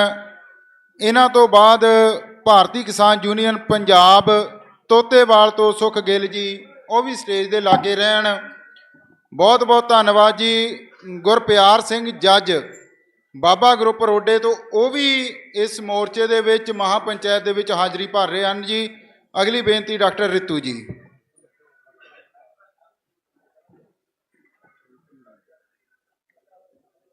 ਸੰਗਤ ਜੀ, ਅੱਜ 25 ਤਰੀਕ, ਅੱਜ ਦੇ ਦਿਨ 2 ਸਾਲ 18 ਦਿਨ ਹੋ ਗਏ ਪੂਰੇ ਇਸ ਮੋਰਚੇ ਨੂੰ ਲੱਗੇ ਹੋਏ। ਔਰ ਇਸ ਮੋਰਚੇ ਦਾ ਜੋ ਇਸ ਖਾਲਸਾ ਮਹਾਪੰਚਾਇਤ ਦੀ ਕਾਲ ਜਿਨ੍ਹਾਂ ਨੇ ਦਿੱਤੀ, ਮੈਂ ਉਹਨਾਂ ਲਾਡਲੀਆਂ ਫੌਜਾਂ ਦਾ ਬਹੁਤ ਜ਼ਿਆਦਾ ਧੰਨਵਾਦ ਕਰਦੀ ਹਾਂ। ਜਥੇਦਾਰ ਬਾਬਾ ਰਾਜਾ ਰਾਜ ਸਿੰਘ ਜੀ ਦਾ, ਜਥੇਦਾਰ ਬਾਬਾ ਕੁਲਵਿੰਦਰ ਸਿੰਘ ਜੀ ਦਾ, ਹੋਰ ਬਾਪੂ ਜੀ ਦਾ, ਔਰ ਪੂਰੀ ਪ੍ਰਬੰਧਕ ਕਮੇਟੀ, ਜਿੰਨੀਆਂ ਵੀ ਨਿਹੰਗ ਜਥੇਬੰਦੀਆਂ ਆਈਆਂ ਨੇ, ਫੌਜਾਂ ਆਈਆਂ ਨੇ। ਜਿਵੇਂ ਕਹਿੰਦੇ ਹੈ ਕਿ ਇੱਕ ਸਿੰਘ 1.25 ਲੱਖ ਦੇ ਬਰਾਬਰ ਹੈ, ਤੇ ਲੱਖਾਂ ਦੇ ਹਿਸਾਬ ਨਾਲ ਜੋ ਸੰਗਤ ਇੱਥੇ ਬੈਠੀ ਹੈ, ਮੈਦਾਨ ਭਰਿਆ ਹੈ, ਉਹਨਾਂ ਸਾਰਿਆਂ ਦਾ ਤਹਿ ਦਿਲ ਤੋਂ ਧੰਨਵਾਦ ਕਰਦੀ ਹਾਂ। ਮੇਰੀ ਟੀਮ, ਸਮੁੱਚੀ ਟੀਮ, ਚੰਡੀਗੜ੍ਹ ਤੋਂ, ਹਰਿਆਣਾ ਤੋਂ, ਦਿੱਲੀ ਤੋਂ ਆਈ ਹੋਈ, ਬਹੁਤ ਧੰਨਵਾਦ ਤੁਹਾਡਾ। ਤੁਸੀਂ ਇੱਥੇ ਸ਼ਮੂਲੀਅਤ ਕੀਤੀ ਆ। ਔਰ ਅਜੇ ਇੱਥੋਂ ਆਪਾਂ ਸਬਕ ਸਿੱਖ ਕੇ ਜਾਣਾ, ਇੱਕ ਸੁਨੇਹਾ ਲੈ ਕੇ ਜਾਣਾ। ਮੈਂ ਬਹੁਤੀਆਂ ਗੱਲਾਂ ਨਹੀਂ ਕਰਦੀ, ਤੁਸੀਂ ਮੈਨੂੰ ਬਹੁਤ ਵਾਰ ਸੁਣਿਆ ਹੋਣਾ, ਲੇਕਿਨ ਬਾਬਾ ਜੀ ਦੇ ਨਾਲ ਜਦ ਮੇਰੀ ਗੱਲ ਹੋਈ ਜਾਂ ਜੋ ਵੀ ਸਾਡੀ ਆਪਸ 'ਚ ਮੀਟਿੰਗ ਹੁੰਦੀ ਹੈ, ਉਹਨਾਂ ਨੇ ਕਿਹਾ ਕਿ ਇਹ ਜੋ ਮਹਾਪੰਚਾਇਤ ਹੈ ਨਾ, ਇਸ ਤੇ ਅੱਗੇ ਦੀ ਅਸੀਂ ਰੂਪ ਰੇਖਾ ਕੀ ਕਰਨਾ, ਹੁਣ ਉਹ ਤੈਅ ਕਰਨਾ। ਇਸ ਤੋਂ ਬਾਅਦ ਕੀ, ਜਿੱਦਾਂ ਮੇਰੇ ਤੋਂ ਪਹਿਲੇ ਭਾਈ ਸਾਹਿਬ ਜੀ ਨੇ ਕਿਹਾ ਕਿ ਹੁਣ ਲੋਕਾਂ ਦਾ ਜਿਹੜਾ ਥੋੜਾ ਇੰਟਰਸਟ ਹੈ, ਰੁੱਖ ਹੈ, ਇਸ ਵੱਲ ਥੋੜਾ ਘੱਟ ਹੋ ਗਿਆ।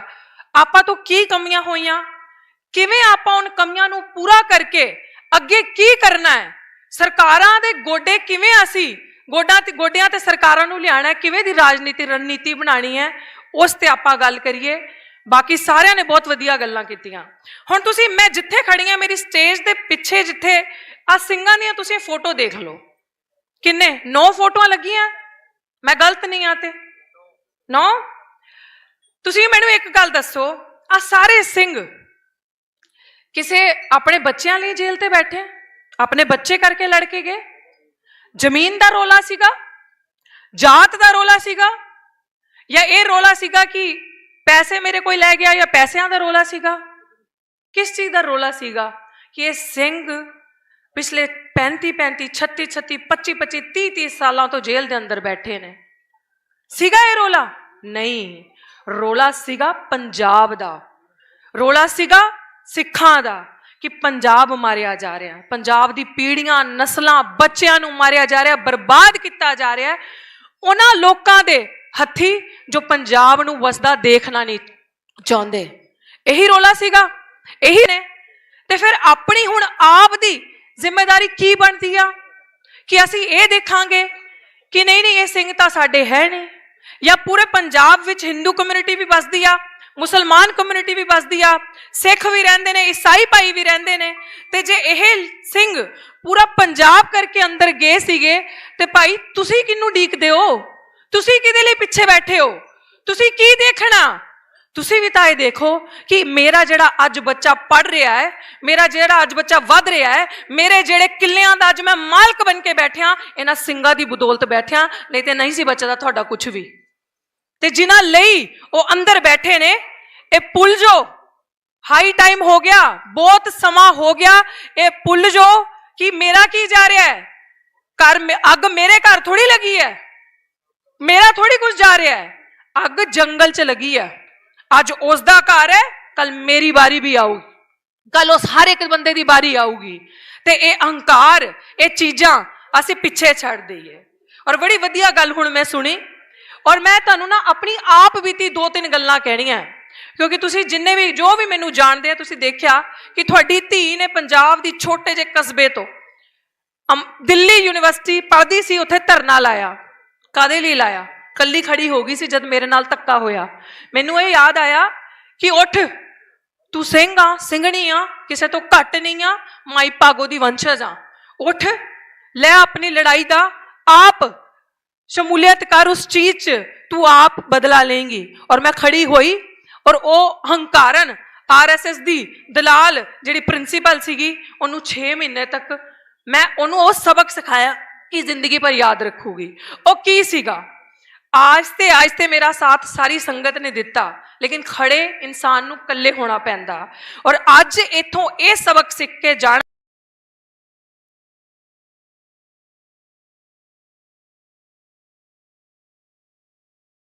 और मैं क्या उन्होंने किसी पर्टिकुलर जात नूं दिता सीगा? क्या उन्होंने पर्टिकुलर किसी रंग नूं, रूप नूं, जमीन जायदाद, किले देख के सजाया सीगा? सिंह किले देख के सारी चीज़ां कीतियां सीगे? नहीं ना।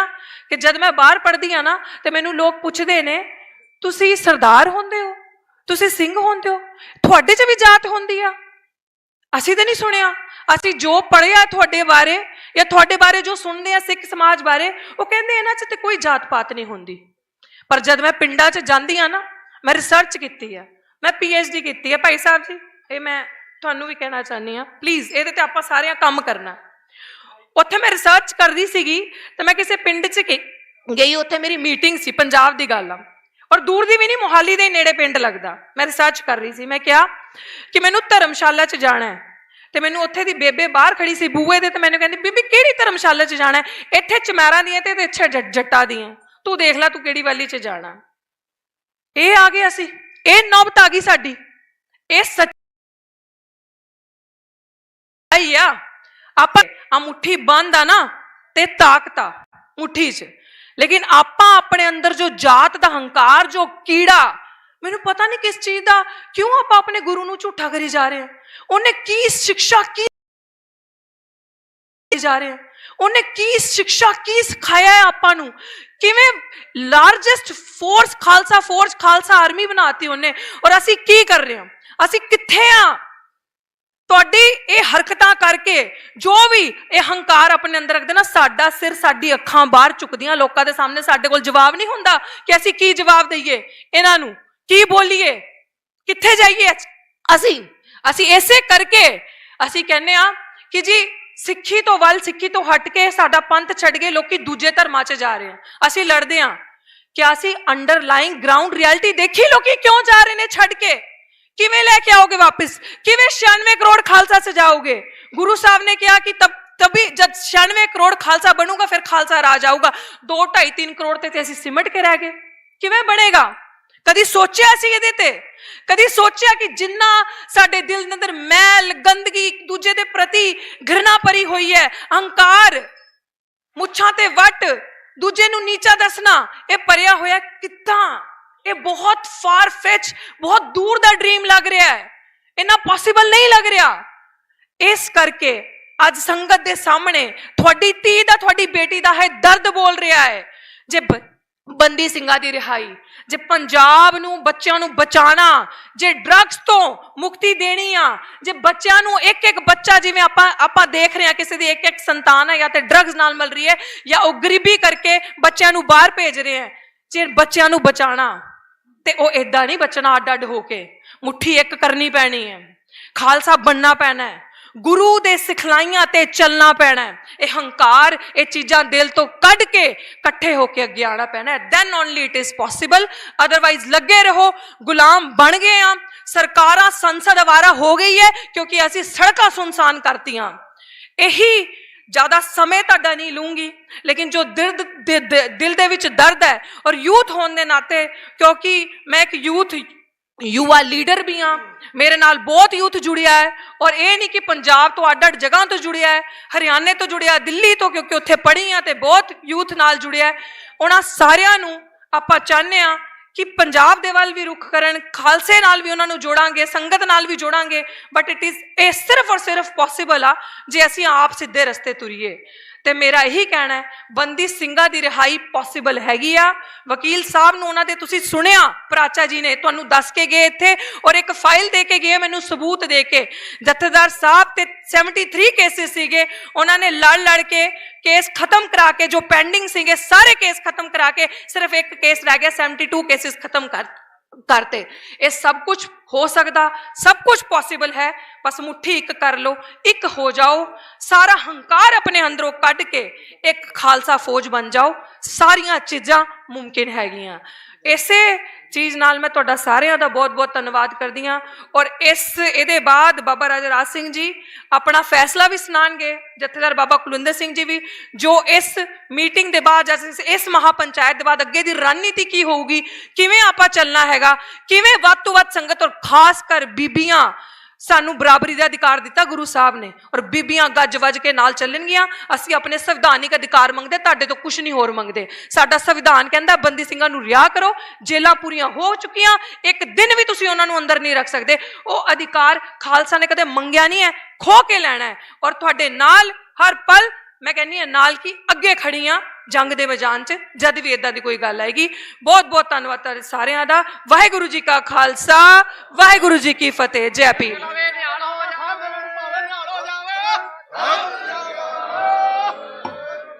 अगली बेनती भारतीय किसान यूनियन पंजाब तोतेवाल सुख गिल जी ते इन्हां तो बाद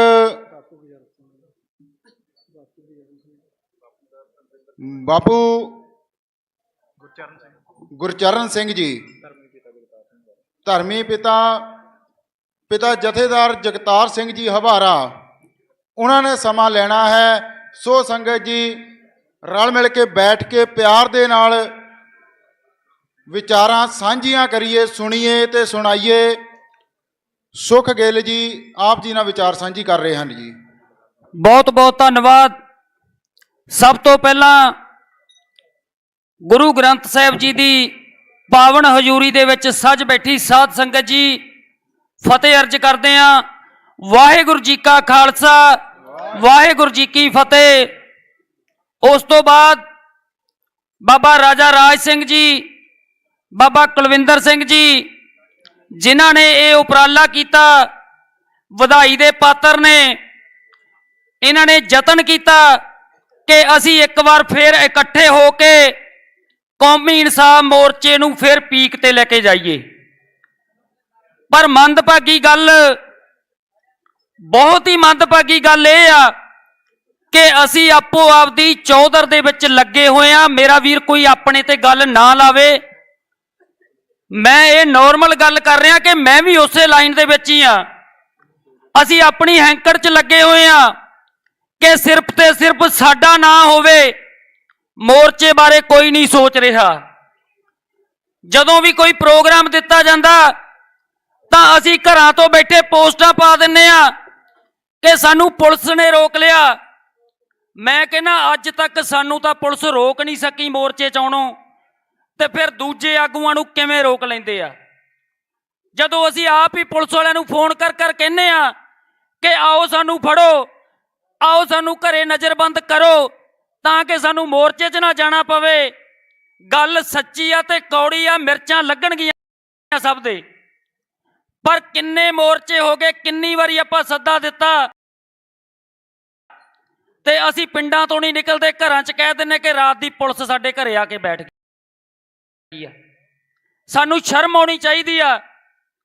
ਅਸੀਂ ਇਦਾਂ ਦੀਆਂ ਕਰਤੂਤਾਂ ਗੁਰੂ ਗ੍ਰੰਥ ਸਾਹਿਬ ਜੀ ਦੀ ਹਜ਼ੂਰੀ ਦੇ ਵਿੱਚ ਕਰਦੇ ਆ। ਅਸੀਂ ਸੌਹਾਂ ਖਾ ਕੇ ਜਾਂਦੇ ਆ, ਅਸੀਂ ਅਰਦਾਸਾਂ ਕਰਕੇ ਜਾਂਦੇ ਆ ਇੱਥੋਂ ਕਿ ਅੱਗੇ ਆਪਣਾ ਪ੍ਰੋਗਰਾਮ ਆ ਹੋਊਗਾ, ਤੇ ਹੁੰਦਾ ਕੀ ਆ ਕਿ ਪੁਲਿਸ ਨੇ ਸਾਨੂੰ ਘਰੇ ਨਜ਼ਰਬੰਦ ਕਰ ਲਿਆ। ਮੇਰੀ ਬੇਨਤੀ ਹੱਥ ਬੰਨ੍ਹ ਕੇ ਤਾਲਮੇਲ ਕਮੇਟੀ ਨੂੰ ਤੇ ਮੋਰਚੇ ਦੇ ਵਿੱਚ ਜਿੰਨੇ ਵੀ ਸਾਥੀ ਆਉਂਦੇ ਨੇ, ਬਾਈ ਲੱਖਾ ਸਿਧਾਣਾ ਹਰਾਂ ਨੂੰ, ਬਾਈ ਅਮਤੋਜ ਮਾਨ ਜੀ ਨੂੰ, ਕਿ ਜਿਵੇਂ ਤੁਸੀਂ ਕਾਲੇ ਪਾਣੀ ਦਾ ਮੋਰਚਾ ਲਾ ਕੇ ਲੜਾਈ ਲੜ ਰਹੇ ਹੋ, ਕੌਮੀ ਇਨਸਾਫ ਮੋਰਚੇ ਦੇ ਵਿੱਚ ਤੁਸੀਂ ਪਹਿਲੇ ਦਿਨ ਤੋਂ ਆ ਰਹੇ ਹੋ, ਸਾਡੀ ਹੱਥ ਬੰਨ੍ਹ ਕੇ ਬੇਨਤੀ ਤੁਹਾਡੇ ਅੱਗੇ ਕਿ ਜੇ ਤੁਸੀਂ ਪੱਕੇ ਨਹੀਂ ਬੈਠ ਸਕਦੇ ਤਾਂ ਕਮ ਸੇ ਕਮ ਇੱਕ ਹਫ਼ਤੇ ਦੇ ਵਿੱਚ ਇੱਕ ਜਥਾ ਤਾਂ ਜ਼ਰੂਰ ਭੇਜਿਆ ਕਰੋ, ਤਾਂ ਕਿ ਇਸ ਮੋਰਚੇ ਨੂੰ ਆਪਾਂ ਉੱਪਰ ਲਿਜਾ ਸਕੀਏ। ਪੰਜਾਬ ਦੇ ਵਿੱਚ ਮੈਂ ਪਿੱਛੇ ਵੀ ਬੇਨਤੀਆਂ ਕੀਤੀਆਂ। ਮੈਂ ਜਿਸ ਦਿਨ ਦਾ ਇੱਥੇ ਆ ਕੇ ਬੈਠਾ ਸੀ, ਪਹਿਲੇ ਦਿਨ ਤੋਂ ਇੱਥੇ ਬੈਠੇ ਸੀ, ਕੁਝ ਨਾ ਕੁਝ ਦਿੱਕਤਾਂ ਆਈਆਂ, ਸਾਡੀ ਜਥੇਬੰਦੀ ਇੱਥੋਂ ਵਾਪਸ ਚਲੇ ਗਈ। ਉਹ ਵੀ ਮੈਂ ਤੁਹਾਨੂੰ ਦੱਸ ਨਹੀਂ ਸਕਦਾ ਕਿ ਕਿਹਦੇ ਨਾਲ ਕੀ ਸੈਟਿੰਗ ਸੀ, ਕਿਉਂ ਵਾਪਸ ਚਲੇ ਗਈ, ਮੈਂ ਓਪਨਲੀ ਤੁਹਾਨੂੰ ਦੱਸ ਨਹੀਂ ਸਕਦਾ। ਉਸ ਤੋਂ ਬਾਅਦ ਜਦੋਂ ਅਸੀਂ ਅਲੱਗ ਹੋਏ ਤਾਂ ਉਸੇ ਦਿਨ ਤੋਂ ਆ ਕੇ ਤਾਲਮੇਲ ਕਮੇਟੀ ਨਾਲ ਰਾਬਤਾ ਕਰਕੇ ਅਸੀਂ ਇੱਥੇ ਬੈਠੇ ਹੋਏ ਹਾਂ। ਸਾਡੀ ਇਹੀ ਬੇਨਤੀ ਆ, ਗੁਰੂ ਗ੍ਰੰਥ ਸਾਹਿਬ ਜੀ ਦੀ ਹਜ਼ੂਰੀ ਦੇ ਵਿੱਚ ਖੜ ਕੇ ਮੈਂ ਇਹ ਕਹਿ ਰਿਹਾ, ਮੈਂ ਪਹਿਲਾਂ ਵੀ ਕਈ ਵਾਰ ਬੇਨਤੀਆਂ ਕੀਤੀਆਂ ਕਿ ਗੁਰੂ ਦਾ ਡਰ ਤਾਂ ਮੰਨ ਲਿਆ ਕਰੋ ਯਾਰ। ਅਸੀਂ ਇੱਥੇ ਅਰਦਾਸਾਂ ਕਰਦੇ ਹਾਂ ਕੁਝ ਤੇ ਅਸੀਂ ਕਰਤੂਤਾਂ ਕਰਦੇ ਹਾਂ ਕੁਝ। ਇੱਥੋਂ ਪਾਸੇ ਹੋ ਕੇ ਉਸੇ ਵੇਲੇ ਭੁੱਲ ਜਾਂਦੇ ਹਾਂ ਕਿ ਗੁਰੂ ਗ੍ਰੰਥ ਸਾਹਿਬ ਜੀ ਦੀ ਹਜ਼ੂਰੀ ਦੇ ਵਿੱਚ ਅਸੀਂ ਕੀ ਸਹੁੰ ਖਾ ਕੇ ਗਏ ਸੀ ਤੇ ਕਿੱਦਾਂ ਅਸੀਂ ਪ੍ਰੋਗਰਾਮ ਨਿਭਾ ਰਹੇ ਹਾਂ। ਮੇਰੀ ਬੇਨਤੀ ਆ, ਮੈਂ ਅੱਜ ਵੀ ਚਾਹੁੰਦਾ ਕਿ ਪੂਰੇ ਪੰਜਾਬ ਦੇ ਹਰ ਪਿੰਡ ਦੇ ਵਿੱਚ ਜਾਇਆ ਜਾਵੇ, ਤਾਲਮੇਲ ਕਮੇਟੀ 5 ਮੈਂਬਰੀ ਕਮੇਟੀ ਬਣਾ ਦੇਵੇ, ਜਿੰਨੇ ਸਾਰੇ ਜ਼ਿਲ੍ਹਿਆਂ ਦੇ ਵਿੱਚ ਘੁੰਮਣਾ। ਜਿੱਦਾਂ ਸਾਡੀ ਭੈਣ ਨੇ ਅੱਗੇ ਦੱਸਿਆ ਕਿ ਸਾਨੂੰ ਘਰ ਘਰ ਜਾਣਾ ਪਵੇਗਾ, ਸਾਨੂੰ ਪਿੰਡ ਪਿੰਡ ਜਾਣਾ ਪਵੇਗਾ, ਉਹਨਾਂ ਟਾਈਮ ਅਸੀਂ ਮੋਰਚੇ ਨੂੰ ਉੱਪਰ ਨਹੀਂ ਲਿਜਾ ਸਕਦੇ। ਅੱਜ ਦੀ ਜਿਹੜੀ ਖਾਲਸਾ ਮਹਾਪੰਚਾਇਤ ਆ, ਮੇਰਾ ਮਨ ਬਹੁਤ ਖੁਸ਼ ਹੋਇਆ। ਮੈਂ ਕੋਈ ਬੋਲਣ ਵਾਸਤੇ ਇੱਥੇ ਬੈਠਾ ਨਹੀਂ ਸੀ ਸਵੇਰ ਦਾ, ਪਰ ਬਾਬਾ ਜੀ ਹਰਾਂ ਨੇ ਮੇਰੇ ਤੇ ਨਿਗਾਹ ਰੱਖੀ ਕਿ ਇਹ ਬੈਠਾ, ਇਹਨੂੰ ਬੁਲਾਉਣਾ ਆ। ਪਰ ਮੈਂ ਵਿਚਾਰ ਸੁਣਨੇ ਚਾਹੁੰਦਾ ਸੀ, ਮੈਂ ਸੁਣਨਾ ਚਾਹੁੰਦਾ ਸੀ ਕਿ ਆਗੂ ਕੀ ਬੋਲ ਰਹੇ ਨੇ। ਮੈਂ ਸ਼ਾਮ ਤੱਕ ਇੱਥੇ ਬੈਠ ਕੇ ਸੁਣਨਾ ਚਾਹੁੰਦਾ ਸੀ ਕਿਹਦੇ ਦਿਲ ਵਿੱਚ ਕੀ ਚੱਲ ਰਿਹਾ। ਪਰ ਮੇਰੀ ਬੇਨਤੀ ਹੱਥ ਬੰਨ੍ਹ ਕੇ ਨਿਹੰਗ ਸਿੰਘ ਜਥੇਬੰਦੀਆਂ ਨੇ ਅੱਜ ਜੋ ਆਪਣਾ ਕਿਰਦਾਰ, ਜੋ ਅੱਜ ਕੰਮ ਕੀਤਾ ਆ, ਮੇਰਾ ਸਿਰ ਝੁਕਦਾ ਇਹਨਾਂ ਅੱਗੇ, ਬਾਬਾ ਜੀ ਹਰਾਂ ਅੱਗੇ, ਕਿਉਂਕਿ ਇਦਾਂ ਦਾ ਪ੍ਰੋਗਰਾਮ ਮੈਂ ਕਹਿੰਦਾ ਹਰ ਰੋਜ਼ ਤਾਂ ਨਹੀਂ ਕਰ ਸਕਦੇ ਅਸੀਂ, ਪਰ ਹਫ਼ਤੇ ਦੇ ਵਿੱਚ ਇੱਕ ਦਿਨ ਇਦਾਂ ਦਾ ਪ੍ਰੋਗਰਾਮ ਹੋਣਾ ਚਾਹੀਦਾ। ਹੁੰਦਾ ਕੀ ਆ ਇੱਥੇ, ਅਸੀਂ ਪਿਛਲੇ ਦਿਨਾਂ ਤੋਂ ਲੰਗਰ ਸ਼ੁਰੂ ਕਰ ਲਿਆ। ਅਸੀਂ ਸੋਚਿਆ ਕਿ ਹਰ ਐਤਵਾਰ ਇੱਥੇ ਗੁਰੂ ਦੇ ਲੰਗਰ ਚਲਾਇਆ ਕਰਾਂਗੇ। ਅਸੀਂ ਚਾਹ ਪਕੌੜਿਆਂ ਦਾ ਲੰਗਰ ਸ਼ੁਰੂ ਕੀਤਾ ਤਾਂ ਗੱਲਾਂ ਪਤਾ ਕੀ ਹੋਈਆਂ, ਮੈਨੂੰ ਬੈਰੋਪੁਰ ਸਾਹਿਬ ਨੇ ਦੱਸਿਆ, ਕਹਿੰਦੇ ਕਿ ਪਾਸੇ ਗੱਲਾਂ ਇਹ ਹੋ ਰਹੀਆਂ ਕਿ 3 ਕਿਲੋ ਵੇਸਣ ਘੋਲ ਕੇ ਤੇ ਪੈਸੇ ਇਕੱਠੇ ਕਰਨ ਦਾ ਟਕਵੰਜ ਬਣਾਇਆ ਇਹਨਾਂ ਨੇ। ਆਹ ਸਾਡੀ ਸੋਚ ਆ, ਆਹ ਸਾਡੇ ਹਾਲਾਤ ਆ। ਮੈਨੂੰ ਕੋਈ ਦੱਸੇ ਤਾਂ ਸਹੀ ਇੱਥੇ ਮੋਰਚੇ ਦੇ ਵਿੱਚੋਂ ਕੋਈ ਕਮੇਟੀ ਚੋਂ ਦੱਸ ਦੇਵੇ ਜਿਹਦੇ ਤੋਂ ਅਸੀਂ 1 ਰੁਪਈਆ ਵੀ ਲਿਆ ਹੋਵੇ, ਜਾਂ ਕਿਸੇ ਤੋਂ ਅਸੀਂ ਫੰਡ ਮੰਗਿਆ ਹੋਵੇ। ਕੋਈ ਉਂਗਲ ਖੜੀ ਕਰਕੇ ਦੱਸੇ ਤਾਂ ਸਹੀ ਸਾਨੂੰ। ਅਸੀਂ ਇਲਜ਼ਾਮ ਲਾਉਣ ਲੱਗੇ ਕਮੈਂਟ ਲਾਉਣੇ ਆ, ਕਿਰਦਾਰ ਕੁਸ਼ੀ ਕਰਨ ਲੱਗੇ ਅਸੀਂ ਮਿੰਟ ਲਾਉਣੇ ਆ। ਜੇ ਕੋਈ ਇੱਥੇ ਲਗਾਤਾਰ ਆਉਣ ਲੱਗ ਜਾਂਦਾ ਤੇ ਸਾਡੀ ਨਿਗਾਹ ਇਹ ਹੁੰਦੀ ਆ ਕਿ ਦੇ ਕੇ ਕੀ ਜਾਊ, ਜੇ ਆਊ ਤੇ ਲੈ ਕੇ ਕੀ ਆਊ। ਇਹਨਾਂ ਸੋਚਾਂ ਤੋਂ ਸਾਨੂੰ ਨਿਕਲਣਾ ਪਊਗਾ, ਕਿਉਂਕਿ ਇਹ ਮੋਰਚਾ ਸਰਬ ਸਾਂਝਾ ਖਾਲਸੇ ਦਾ ਮੋਰਚਾ ਲੱਗਿਆ ਹੋਇਆ। ਸਾਡੇ ਬੰਦੀ ਸਿੰਘਾਂ ਨੂੰ ਰਿਹਾ ਕਰਾਉਣ ਵਾਸਤੇ ਮੋਰਚਾ ਲੱਗਿਆ ਹੋਇਆ। ਜੇ ਅਸੀਂ ਆਪਣੀਆਂ ਜੇਬਾਂ ਤੱਕਾਂਗੇ, ਜੇ ਅਸੀਂ ਬਗਾਨਿਆਂ ਦੀਆਂ ਜੇਬਾਂ ਤੱਕਾਂਗੇ, ਤਾਂ ਇਹ ਮੋਰਚਾ ਕਦੇ ਵੀ ਕਾਮਯਾਬ ਨਹੀਂ ਹੋ ਸਕਦਾ। ਮੈਂ ਅੱਜ ਵੀ ਬਾਈ ਹਰਾਂ ਨੂੰ ਬੇਨਤੀ ਕਰਦਾ, ਅਮਿਤੋਜ ਮਾਨ ਜੀ ਸਾਡੇ ਤੋਂ ਬਹੁਤ ਵੱਡੇ ਨੇ, ਸਿਆਣੇ ਨੇ, ਲੱਖਾ ਬਾਈ ਆ। ਅਸੀਂ ਗਰਾਊਂਡ ਜ਼ੀਰੋ ਤੇ ਜਾ ਕੇ ਦਿਨ ਰਾਤ ਇਹਨਾਂ ਦੇ ਪਿੱਛੇ ਲੱਗ ਕੇ ਕੰਮ ਕਰਨ ਲਈ ਤਿਆਰ ਹਾਂ, ਪਰ ਇਹਨਾਂ ਨੂੰ ਵੀ ਤਾਲਮੇਲ ਕਮੇਟੀ ਦੇ ਵਿੱਚ ਸ਼ਾਮਲ ਕੀਤਾ ਜਾਵੇ ਤੇ ਜਿਹੜੇ ਵੀ ਅਗਲੇ ਪ੍ਰੋਗਰਾਮ ਦੇਣੇ ਆ ਇਹਨਾਂ ਦਾ ਬਰਾਬਰ ਸਾਥ ਲਿਆ ਜਾਵੇ, ਕਿਉਂਕਿ ਲੱਖੇ ਸਿਧਾਣੇ ਮਗਰ ਵੀ ਜੂਥ ਬਹੁਤ ਹੈ ਤੇ ਅਮਿਤੋਜ ਬਾਈ ਮਗਰ ਵੀ ਬਹੁਤ ਜੂਥ ਆ। ਸੋ ਮੇਰੀ ਬੇਨਤੀ ਆ, ਕੋਈ ਗੁੱਸਾ ਨਾ ਕਰਿਓ, ਮੇਰੇ ਦਿਲ ਦੇ ਵਿੱਚ ਇਹ ਉਬਾਲ ਸੀ ਜਿਹੜੇ ਮੈਂ ਅੱਜ ਕੱਢੇ ਆ। ਸੋ ਇੰਨੀਆਂ ਕੁ ਬੇਨਤੀਆਂ ਪ੍ਰਵਾਨ ਕਰਿਓ। ਵਾਹਿਗੁਰੂ ਜੀ ਕਾ ਖਾਲਸਾ, ਵਾਹਿਗੁਰੂ ਜੀ ਕੀ ਫਤਿਹ। ਫਤਿਹ ਜੀ। ਬਹੁਤ ਬਹੁਤ ਧੰਨਵਾਦ ਜੀ। ਅਗਲੀ ਬੇਨਤੀ ਬਾਪੂ ਗੁਰਚਰਨ ਸਿੰਘ ਜੀ ਕੋਈ ਤੇ ਬਲਵਿੰਦਰ ਸਿੰਘ ਤਾਲਮੇਲ ਕਮੇਟੀ, ਉਹ ਵੀ ਸਟੇਜ ਦੇ ਲਾਗੇ ਆ ਜਾਣ। ਅਗਲਾ ਸਮਾਂ ਉਹਨਾਂ ਨੂੰ ਦਿੱਤਾ ਜਾਣਾ ਹੈ। ਬਲਵਿੰਦਰ ਸਿੰਘ ਤਾਲਮੇਲ ਕਮੇਟੀ। ਤੇ ਹੁਣ ਸੰਗਤ ਦੇ ਨਾਲ ਜਿਹੜੀ ਵਿਚਾਰ ਹੈਗੀ ਹੈ, ਬਾਪੂ ਗੁਰਚਰਨ ਸਿੰਘ ਜੀ ਹਵਾਰਾ ਜੀ ਦੇ ਪਿਤਾ ਜੀ, ਧਰਮੀ ਪਿਤਾ ਜੀ, ਉਹ ਵਿਚਾਰਾਂ ਸਾਂਝੀਆਂ ਕਰਨਗੇ। ਜਿਹੜੀ ਸੰਗਤ ਪੰਡਾਲ ਤੋਂ ਬਾਹਰ, ਚਲੋ ਠੀਕ ਆ, ਤੁਸੀਂ ਚਾਹ ਪਾਣੀ ਛਕ ਲਿਆ, ਪਰ ਹੁਣ ਦੁਆਰੇ ਮੁੜ ਕੇ ਫੇਰ ਬੈਠੀਏ, ਕਿਉਂਕਿ ਜਿਨ੍ਹਾਂ ਦੇ ਵਿਚਾਰ ਸੁਣਨੇ ਆ ਉਹ ਬੁਲਾਰੇ ਹੁਣ ਬੋਲਣ ਲੱਗੇ ਆ, ਜਿਨ੍ਹਾਂ ਨੇ ਇਸ ਮਹਾ ਪੰਚਾਇਤ ਨੂੰ ਰੂਪ ਰੇਖਾ ਦੇਣੀ ਹੈ, ਤੁਹਾਡੇ ਨਾਲ ਵਿਚਾਰਾਂ ਕਰਨੀਆਂ ਹੈ, ਉਹਨਾਂ ਨੇ ਬੋਲਣਾ ਹੈ। ਸੋ ਸਾਰੀ ਸੰਗਤ ਨੂੰ ਜਿੱਥੇ ਜਿੱਥੇ ਤੱਕ ਵੀ ਆਵਾਜ਼ ਪੁੱਜਦੀ ਹੈ, ਦੁਬਾਰੇ ਫੇਰ ਪੰਡਾਲ ਦੇ ਵਿੱਚ ਇਕੱਠੇ ਹੋਈਏ ਤਾਂ ਕਿ ਵਿਚਾਰਾਂ ਸਾਂਝੀਆਂ ਕਰ ਸਕਣ। ਹੁਣ ਤੇ ਲਾਸਟ ਸਿਰਫ ਅੱਧੇ ਘੰਟੇ ਦੇ ਵਿੱਚ ਇਸ ਮਹਾ ਪੰਚਾਇਤ ਦੀ ਜਿਹੜੀ ਹੈ ਸਮਾਪਤੀ ਹੋਣੀ ਹੈ। ਸਾਰਿਆਂ ਨੂੰ ਬੇਨਤੀ ਹੈ ਕਿ ਪੰਡਾਲ ਦੇ ਵਿੱਚ ਆਉਣ ਤੇ ਬਾਪੂ ਗੁਰਚਰਨ ਸਿੰਘ ਜੀ ਧਰਮੀ ਪਿਤਾ ਜੀ ਵਿਚਾਰ ਸਾਂਝੇ ਕਰਨਗੇ ਜੀ। ਸ੍ਰੀ ਗੁਰੂ ਗ੍ਰੰਥ ਸਾਹਿਬ ਦੇ ਸਤਿਕਾਰ ਨੂੰ ਲੈ ਕੇ, ਇਹ ਬੰਦੀ ਸਿੰਘਾਂ ਪ੍ਰਤੀ ਹਮਦਰਦੀ ਨੂੰ ਲੈ ਕੇ ਅੱਜ ਦੇ ਸਮਾਗਮ ਵਿੱਚ ਗੁਰੂ ਗ੍ਰੰਥ ਸਾਹਿਬ ਦੀ ਹਜ਼ੂਰੀ 'ਚ ਕੌਮੀ ਇਨਸਾਫ ਮੋਰਚੇ 'ਚ ਪਹੁੰਚੇ ਗੁਰੂ ਰੂਪ ਖਾਲਸਾ ਜੀ ਦਾਸ ਵੱਲੋਂ ਤੇ ਜਥੇਦਾਰ ਜਗਤਾਰ ਸਿੰਘ ਹਵਾਰਾ ਵੱਲੋਂ ਬੁਲਾਈ ਫਤਿਹ ਪ੍ਰਵਾਨ ਕਰਨਾ ਜੀ। ਵਾਹਿਗੁਰੂ ਜੀ ਕਾ ਖਾਲਸਾ, ਵਾਹਿਗੁਰੂ ਜੀ ਕੀ ਫਤਿਹ। ਪ੍ਰਬੰਧਕਾਂ ਦਾ ਬਹੁਤ ਬਹੁਤ ਧੰਨਵਾਦ, ਜਿਨ੍ਹਾਂ ਨੇ ਇਹ ਕੌਮੀ ਇਨਸਾਫ ਮੋਰਚੇ ਦੀ ਆਵਾਜ਼ ਦੇਸ਼ ਵਿਦੇਸ਼ ਤੱਕ ਪਹੁੰਚਾਉਣ ਦਾ ਉਪਰਾਲਾ ਕੀਤਾ। ਆਈਆਂ ਸੰਗਤਾਂ ਦਾ ਬਹੁਤ ਬਹੁਤ ਧੰਨਵਾਦ। ਮੇਰੇ ਕੋਲ ਸ਼ਬਦ ਨਹੀਂ ਤੁਹਾਡੇ ਸਤਿਕਾਰ ਵਜੋਂ ਜੋ ਮੈਂ ਕਹਿ ਸਕਾਂ। ਜਿਹੜਾ ਉਹਨਾਂ ਬੰਦੀ ਸਿੰਘਾਂ ਲਈ ਦਰਦ ਲੈ ਕੇ ਤੁਸੀਂ ਇੱਥੇ ਪਹੁੰਚੇ, ਬੰਦੀ ਸਿੰਘਾਂ ਦੀ ਗੱਲ ਹੋਈ ਹੈ 2012 ਤੋਂ ਬੰਦੀ ਸਿੰਘਾਂ ਦੀ ਰਿਹਾਈ ਲਈ ਮੋਰਚੇ ਲੱਗ ਰਹੇ ਹੈ। 2012 ਚ ਭਾਈ ਗੁਰਬਖਸ਼ ਸਿੰਘ ਨੇ ਗੁਰਦੁਆਰਾ ਅੰਬ ਸਾਹਿਬ ਵਿਖੇ ਬੰਦੀ ਸਿੰਘਾਂ ਦੀ ਰਿਹਾਈ ਲਈ ਮੋਰਚਾ ਲਾਇਆ, ਪਰੰਤੂ ਮੌਕੇ ਦੀਆਂ ਸਰਕਾਰਾਂ ਨੇ ਵਾਅਦਾ ਕੀਤਾ ਸੀ ਉਹਨਾਂ ਬੰਦੀ ਸਿੰਘਾਂ ਦੀ ਪੱਕੀ ਰਿਹਾਈਆਂ ਦਾ, ਪਰ ਉਸ ਮੋਰਚੇ ਦੀ ਕੋਈ ਇੱਕ ਪ੍ਰਾਪਤੀ ਹੋਈ ਕਿ 3 ਸਿੰਘ ਸਾਡੇ ਪੈਰੋਲ ਤੇ ਆਉਣੇ ਸ਼ੁਰੂ ਹੋਏ। ਪਰੰਤੂ ਉਹ ਜਿਹੜਾ ਮੌਕੇ ਦੇ ਜਥੇਦਾਰਾਂ ਨੇ ਸ਼ਹੀਦ ਭਾਈ ਗੁਰਬਖਸ਼ ਸਿੰਘ ਦਾ ਵਰਤ ਖਿਲਾਇਆ ਸੀ, ਵਾਅਦਾ ਕਰਕੇ ਕਿ 1 ਮਹੀਨੇ ਦੇ ਅੰਦਰ ਇਹਨਾਂ ਦੀਆਂ ਪੱਕੀਆਂ ਰਿਹਾਈਆਂ ਹੋ ਜਾਣਗੀਆਂ, ਪਰੰਤੂ ਦਾਸ ਮੌਕੇ ਦਾ ਗਵਾਹ ਹੈ ਕਿ ਉਹ ਜਥੇਦਾਰ ਵੀ ਆਪਣੇ ਕੀਤੇ ਹੋਏ ਵਾਅਦਿਆਂ ਤੋਂ ਮੁੱਕਰੇ। ਉਸ ਦਾ ਅਸਰ ਭਾਈ ਗੁਰਬਖਸ਼ ਸਿੰਘ ਤੇ ਹੋਇਆ। ਆਖਰ ਉਹ ਆਪਣਾ ਵਾਅਦਾ ਪੂਰਾ ਨਾ ਹੋਏ ਦੇਖਦੇ ਹੋਏ ਟੈਂਕੀ ਤੇ ਚੜ੍ਹ ਕੇ ਛਾਲ ਮਾਰ ਕੇ ਉਹਨਾਂ ਨੇ ਉਹ ਬੰਦੀ ਸਿੰਘਾਂ ਦੀ ਰਿਹਾਈ ਲਈ ਸ਼ਹੀਦੀ ਦਿੱਤੀ। ਉਸ ਤੋਂ ਬਾਅਦ ਬਾਪੂ ਸੂਰਤ ਸਿੰਘ ਨੇ ਬੰਦੀ ਸਿੰਘਾਂ ਦੀ ਰਿਹਾਈ ਲਈ ਮੋਰਚਾ ਲਾਇਆ। ਬਹੁਤ ਸੰਗਤਾਂ ਦਾ ਇਕੱਠ ਹੋਇਆ। 10 ਸਾਲ ਉਹਨਾਂ ਨੇ ਸੰਘਰਸ਼ ਕੀਤਾ, ਪਰੰਤੂ ਪਿਛਲੇ ਦਿਨ ਹੀ ਉਹੀ ਦਰਦ ਲੈ ਕੇ ਬਾਪੂ ਸੂਰਤ ਸਿੰਘ ਜੀ ਗੁਰੂ ਚਰਨਾਂ 'ਚ ਜਾ ਬਰਾਜੇ, ਪਰੰਤੂ ਉਹਨਾਂ ਦਾ ਜਿਹੜਾ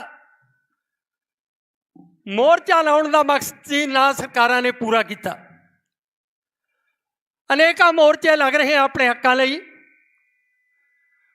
ਕਿਸਾਨ ਭਰਾਵਾਂ ਨੇ ਮੋਰਚਾ ਲਾਇਆ ਕਿਸਾਨੀ ਹੱਕਾਂ ਲਈ, ਭਾਵੇਂ 2021 'ਚ 1.25 ਸਾਲ ਮੋਰਚਾ ਲੱਗਿਆ ਦਿੱਲੀ ਦੀ ਬਰੂਹਾਂ ਤੇ, ਪਰੰਤੂ ਉਸ ਸੰਘਰਸ਼ ਦੀ ਵੀ ਬੇਸਿੱਟਾ ਪ੍ਰਾਪਤੀ ਹੋਈ।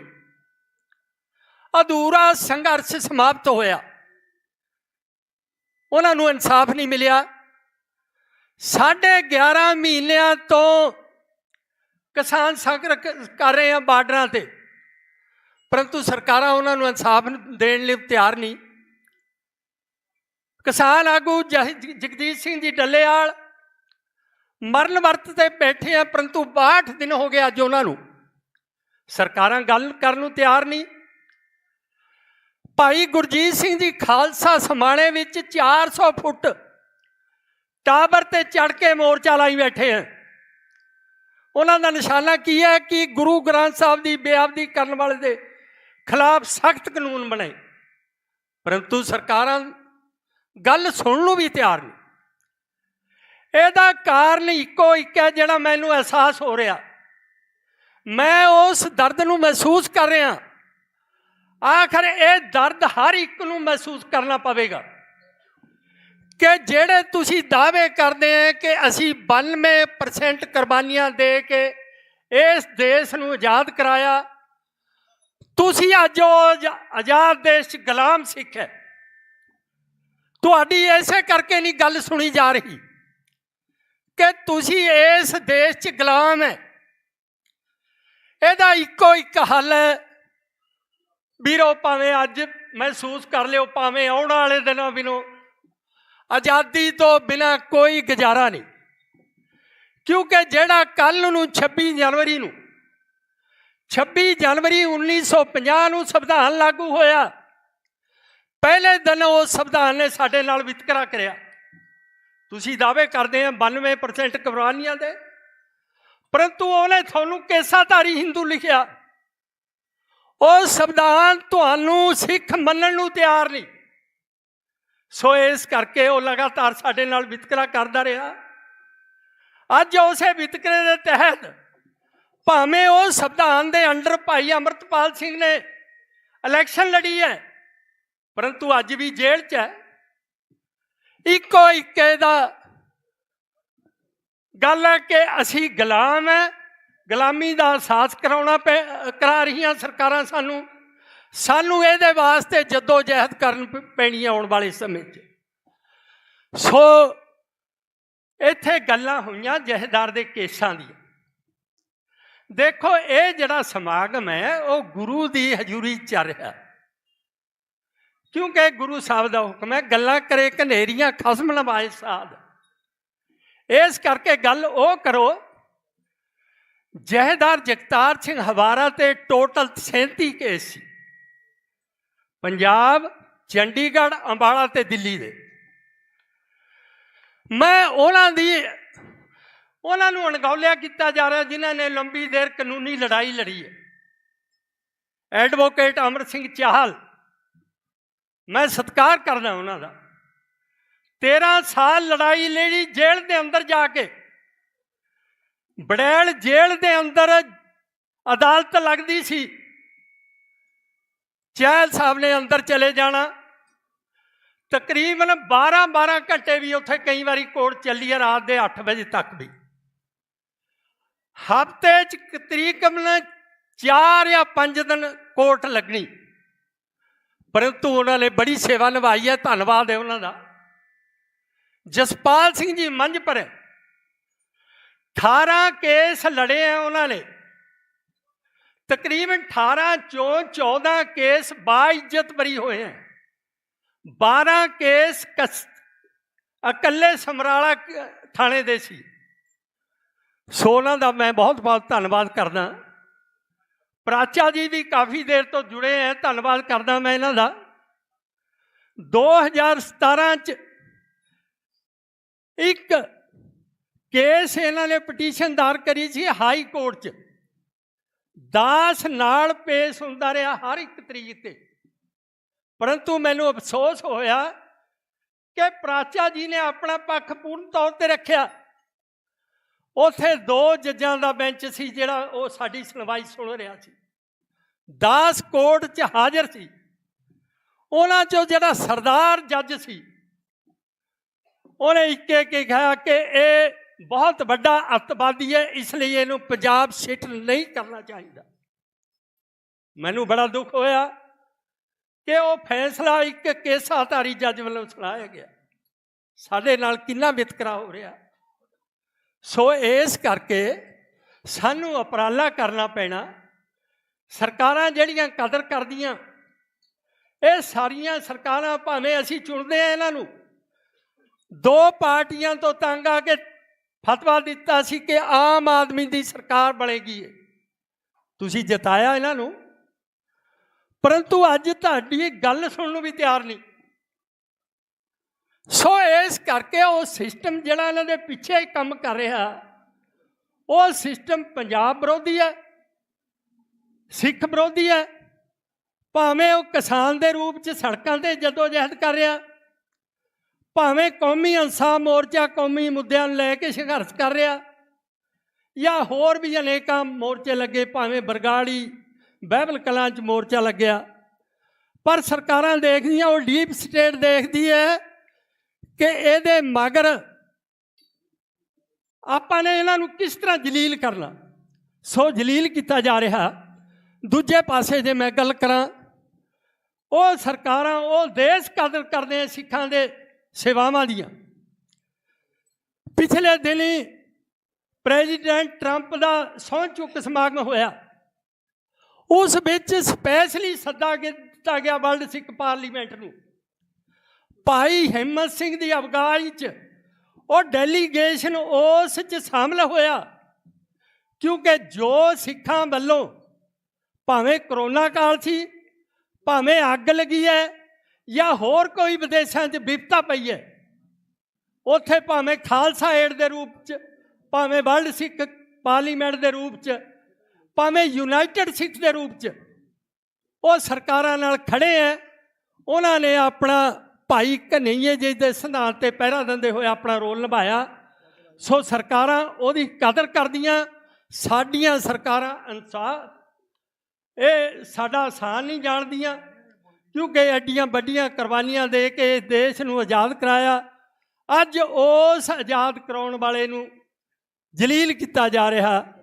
ਸੋ ਇਹ ਆਉਣ ਵਾਲੇ ਦਿਨਾਂ ਵਿੱਚ, ਜਿਸ ਤਰ੍ਹਾਂ ਹੁਣ ਕੱਲ੍ਹ ਨੂੰ ਵੀ 26 ਜਨਵਰੀ ਹੈ, ਕਿਸਾਨਾਂ ਨੇ ਰੋਸ ਮਾਰਚ ਰੱਖਿਆ, ਇੱਕ ਟਰੈਕਟਰ ਮਾਰਚ ਰੱਖਿਆ।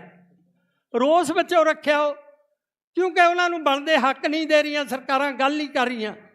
ਸੋ ਕੌਮੀ ਇਨਸਾਫ ਮੋਰਚੇ ਦਾ ਜ਼ਿੰਮੇਵਾਰ ਹੋਣ ਦੇ ਨਾਤੇ ਮੈਂ ਜਿਹੜੀ ਕੱਲ੍ਹ ਨੂੰ 26 ਜਨਵਰੀ ਨੂੰ ਕਾਲ ਦਿੱਤੀ ਹੈ, ਉਹਦੀ ਪੂਰੀ ਹਮਾਇਤ ਕਰਦਾ ਅਤੇ ਕਿਸਾਨ ਜਥੇਬੰਦੀਆਂ ਨੂੰ ਬੇਨਤੀ ਕਰਦਾ ਕਿ ਜਿੱਥੇ ਉਹਨਾਂ ਨੇ ਆਪਣੀ ਜਥੇਬੰਦੀ ਦਾ ਝੰਡਾ ਟਰੈਕਟਰ 'ਤੇ ਲਾਉਣਾ, ਉੱਥੇ ਕੌਮੀ ਇਨਸਾਫ ਮੋਰਚੇ ਦਾ ਝੰਡਾ ਤੇ ਕਾਲਾ ਝੰਡਾ ਲਾ ਕੇ ਅਸੀਂ ਉਸ ਦਿਨ ਨੂੰ, ਜਿਹੜਾ ਸੰਵਿਧਾਨ ਸਾਨੂੰ ਬਰਾਬਰਤਾ ਦਾ ਹੱਕ ਨਹੀਂ ਦੇ ਰਿਹਾ, ਉਹਦੀ ਹਮਾਇਤ ਕਰੀਏ।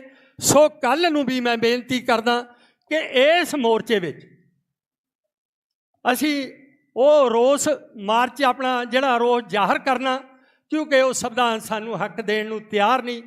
ਉਸੇ ਦੇ ਤਹਿਤ ਸਾਡੇ ਬੰਦੀ ਸਿੰਘਾਂ ਨੂੰ ਇੱਕ ਕਾਨੂੰਨ ਦੀਆਂ ਧੱਜੀਆਂ ਉਡਾ ਕੇ ਅੰਦਰ ਰੱਖਿਆ ਜਾ ਰਿਹਾ, ਉਹਨਾਂ ਨੂੰ ਰਿਹਾ ਨਹੀਂ ਕੀਤਾ ਜਾ ਰਿਹਾ। ਇੱਥੇ ਤੱਕ ਕਿ ਸਾਨੂੰ ਗੁਰੂ ਗ੍ਰੰਥ ਸਾਹਿਬ ਦੀ ਬੇਅਦਬੀ ਕਰਨ ਵਾਲੇ ਦੇ ਖਿਲਾਫ ਜਿਹੜੀ ਸਖਤ ਕਾਨੂੰਨ ਬਣਾਉਣ ਦੀ ਮੰਗ ਹੈ, ਉਹਨੂੰ ਵੀ ਨਹੀਂ ਪੂਰਾ ਕੀਤਾ ਜਾ ਰਿਹਾ। ਸੋ ਇਸ ਕਰਕੇ ਸਾਨੂੰ ਆਉਣ ਵਾਲੇ ਦਿਨਾਂ ਵਿੱਚ ਇਸ ਬਾਰੇ ਸੋਚਣਾ ਪਵੇਗਾ। ਇਸ ਸੋਚਣ ਵਾਸਤੇ ਮਜਬੂਰ ਕਰ ਰਹੀਆਂ ਸਾਨੂੰ ਸਰਕਾਰਾਂ।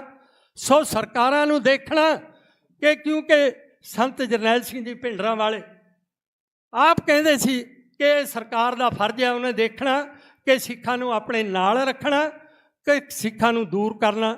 ਸੋ ਆਉਣ ਵਾਲੇ ਦਿਨਾਂ 'ਚ ਅਸੀਂ ਇਹ ਫੈਸਲੇ ਲੈਣੇ ਹੈ। ਸੋ ਅੱਜ ਜਿੰਨੀਆਂ ਵੀ ਸੰਗਤਾਂ ਪਹੁੰਚੀਆਂ, ਭਾਵੇਂ ਕਾਰ ਸੇਵਾ ਵਾਲੇ ਮਹਾਂਪੁਰਸ਼ ਹੈ, ਪਹਿਲੇ ਦਿਨ ਤੋਂ ਲੰਗਰ ਲਗਾ ਰਹੇ ਹੈ, ਘੜੂਗੇ ਦੀ ਸੰਗਤ ਤੋਂ, ਬਾਬਾ ਦੀਪ ਸਿੰਘ ਜੀ ਤੋਂ, ਉਹਨਾਂ ਤੋਂ ਲਗਾਤਾਰ ਪਹਿਲੇ ਦਿਨ ਤੋਂ ਲੰਗਰ ਲਗਾਇਆ ਜਾ ਰਿਹਾ, ਆਨੰਦਪੁਰ ਸਾਹਿਬ ਤੋਂ, ਹੋਰ ਵੀ ਜਿੰਨੀ ਜਥੇਬੰਦੀਆਂ, ਨਿਹੰਗ ਸਿੰਘ ਜਥੇਬੰਦੀਆਂ, ਕਿਸਾਨ ਜਥੇਬੰਦੀਆਂ, ਤੇ ਸਾਰਿਆਂ ਦਾ ਬਹੁਤ ਬਹੁਤ ਧੰਨਵਾਦ, ਜਿਹੜਾ ਆਪਣਾ ਫਰਜ਼ ਸਮਝਦੇ ਹੋਏ, ਕਿਉਂਕਿ ਉਹਨਾਂ ਬੰਦੀ ਸਿੰਘਾਂ ਨੇ ਜਿਹੜਾ ਕੌਮ ਪ੍ਰਤੀ ਆਪਣਾ ਫਰਜ਼ ਨਿਭਾਇਆ।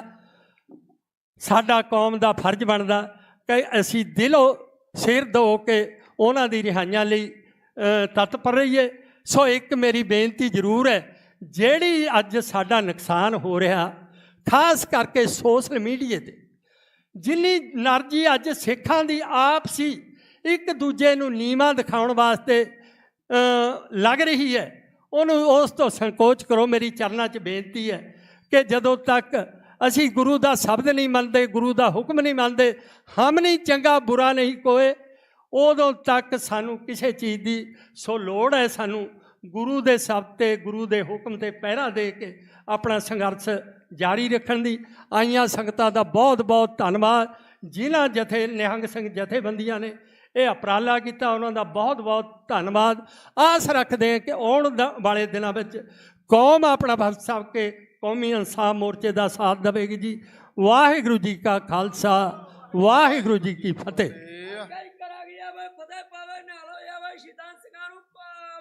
ਸਤਿ ਸ੍ਰੀ ਅਕਾਲ। ਜਥੇਦਾਰ ਬਾਬਾ ਮੇਜਰ ਸਿੰਘ ਜੀ ਸੋਢੀ, ਉਹਨਾਂ ਵੱਲੋਂ ਮਾਲਵਾ ਜ਼ੋਨ ਤੋਂ ਜਥੇਦਾਰ ਬਲਦੇਵ ਸਿੰਘ ਜੀ ਮੋਗਾ ਤੋਂ, ਉਹ ਵੀ ਜਿਹੜੇ ਆ ਇਸ ਮਹਾਂ ਪੰਚਾਇਤ ਦੇ ਵਿੱਚ ਹਾਜ਼ਰੀ ਭਰ ਰਹੇ ਹਨ। ਉਹਨਾਂ ਦਾ ਵੀ ਧੰਨਵਾਦ ਜੀ। ਬਾਬਾ ਸ਼ਿੰਗਾਰਾ ਸਿੰਘ ਜੀ ਕੁਰਾਲੀ ਤੋਂ, ਉਹ ਵੀ ਮੋਰਚੇ ਦੇ ਵਿੱਚ ਹਾਜ਼ਰੀ ਭਰ ਰਹੇ ਹਨ। ਉਹਨਾਂ ਦਾ ਵੀ ਧੰਨਵਾਦ ਜੀ। ਤੇ ਅਗਲੀ ਜਿਹੜੀ ਬੇਨਤੀ ਹੈ ਬਲਵਿੰਦਰ ਸਿੰਘ ਤਾਲਮੇਲ ਕਮੇਟੀ, ਉਹ ਵੀ ਸਟੇਜ ਦੇ ਨੇੜੇ ਰਹਿਣ।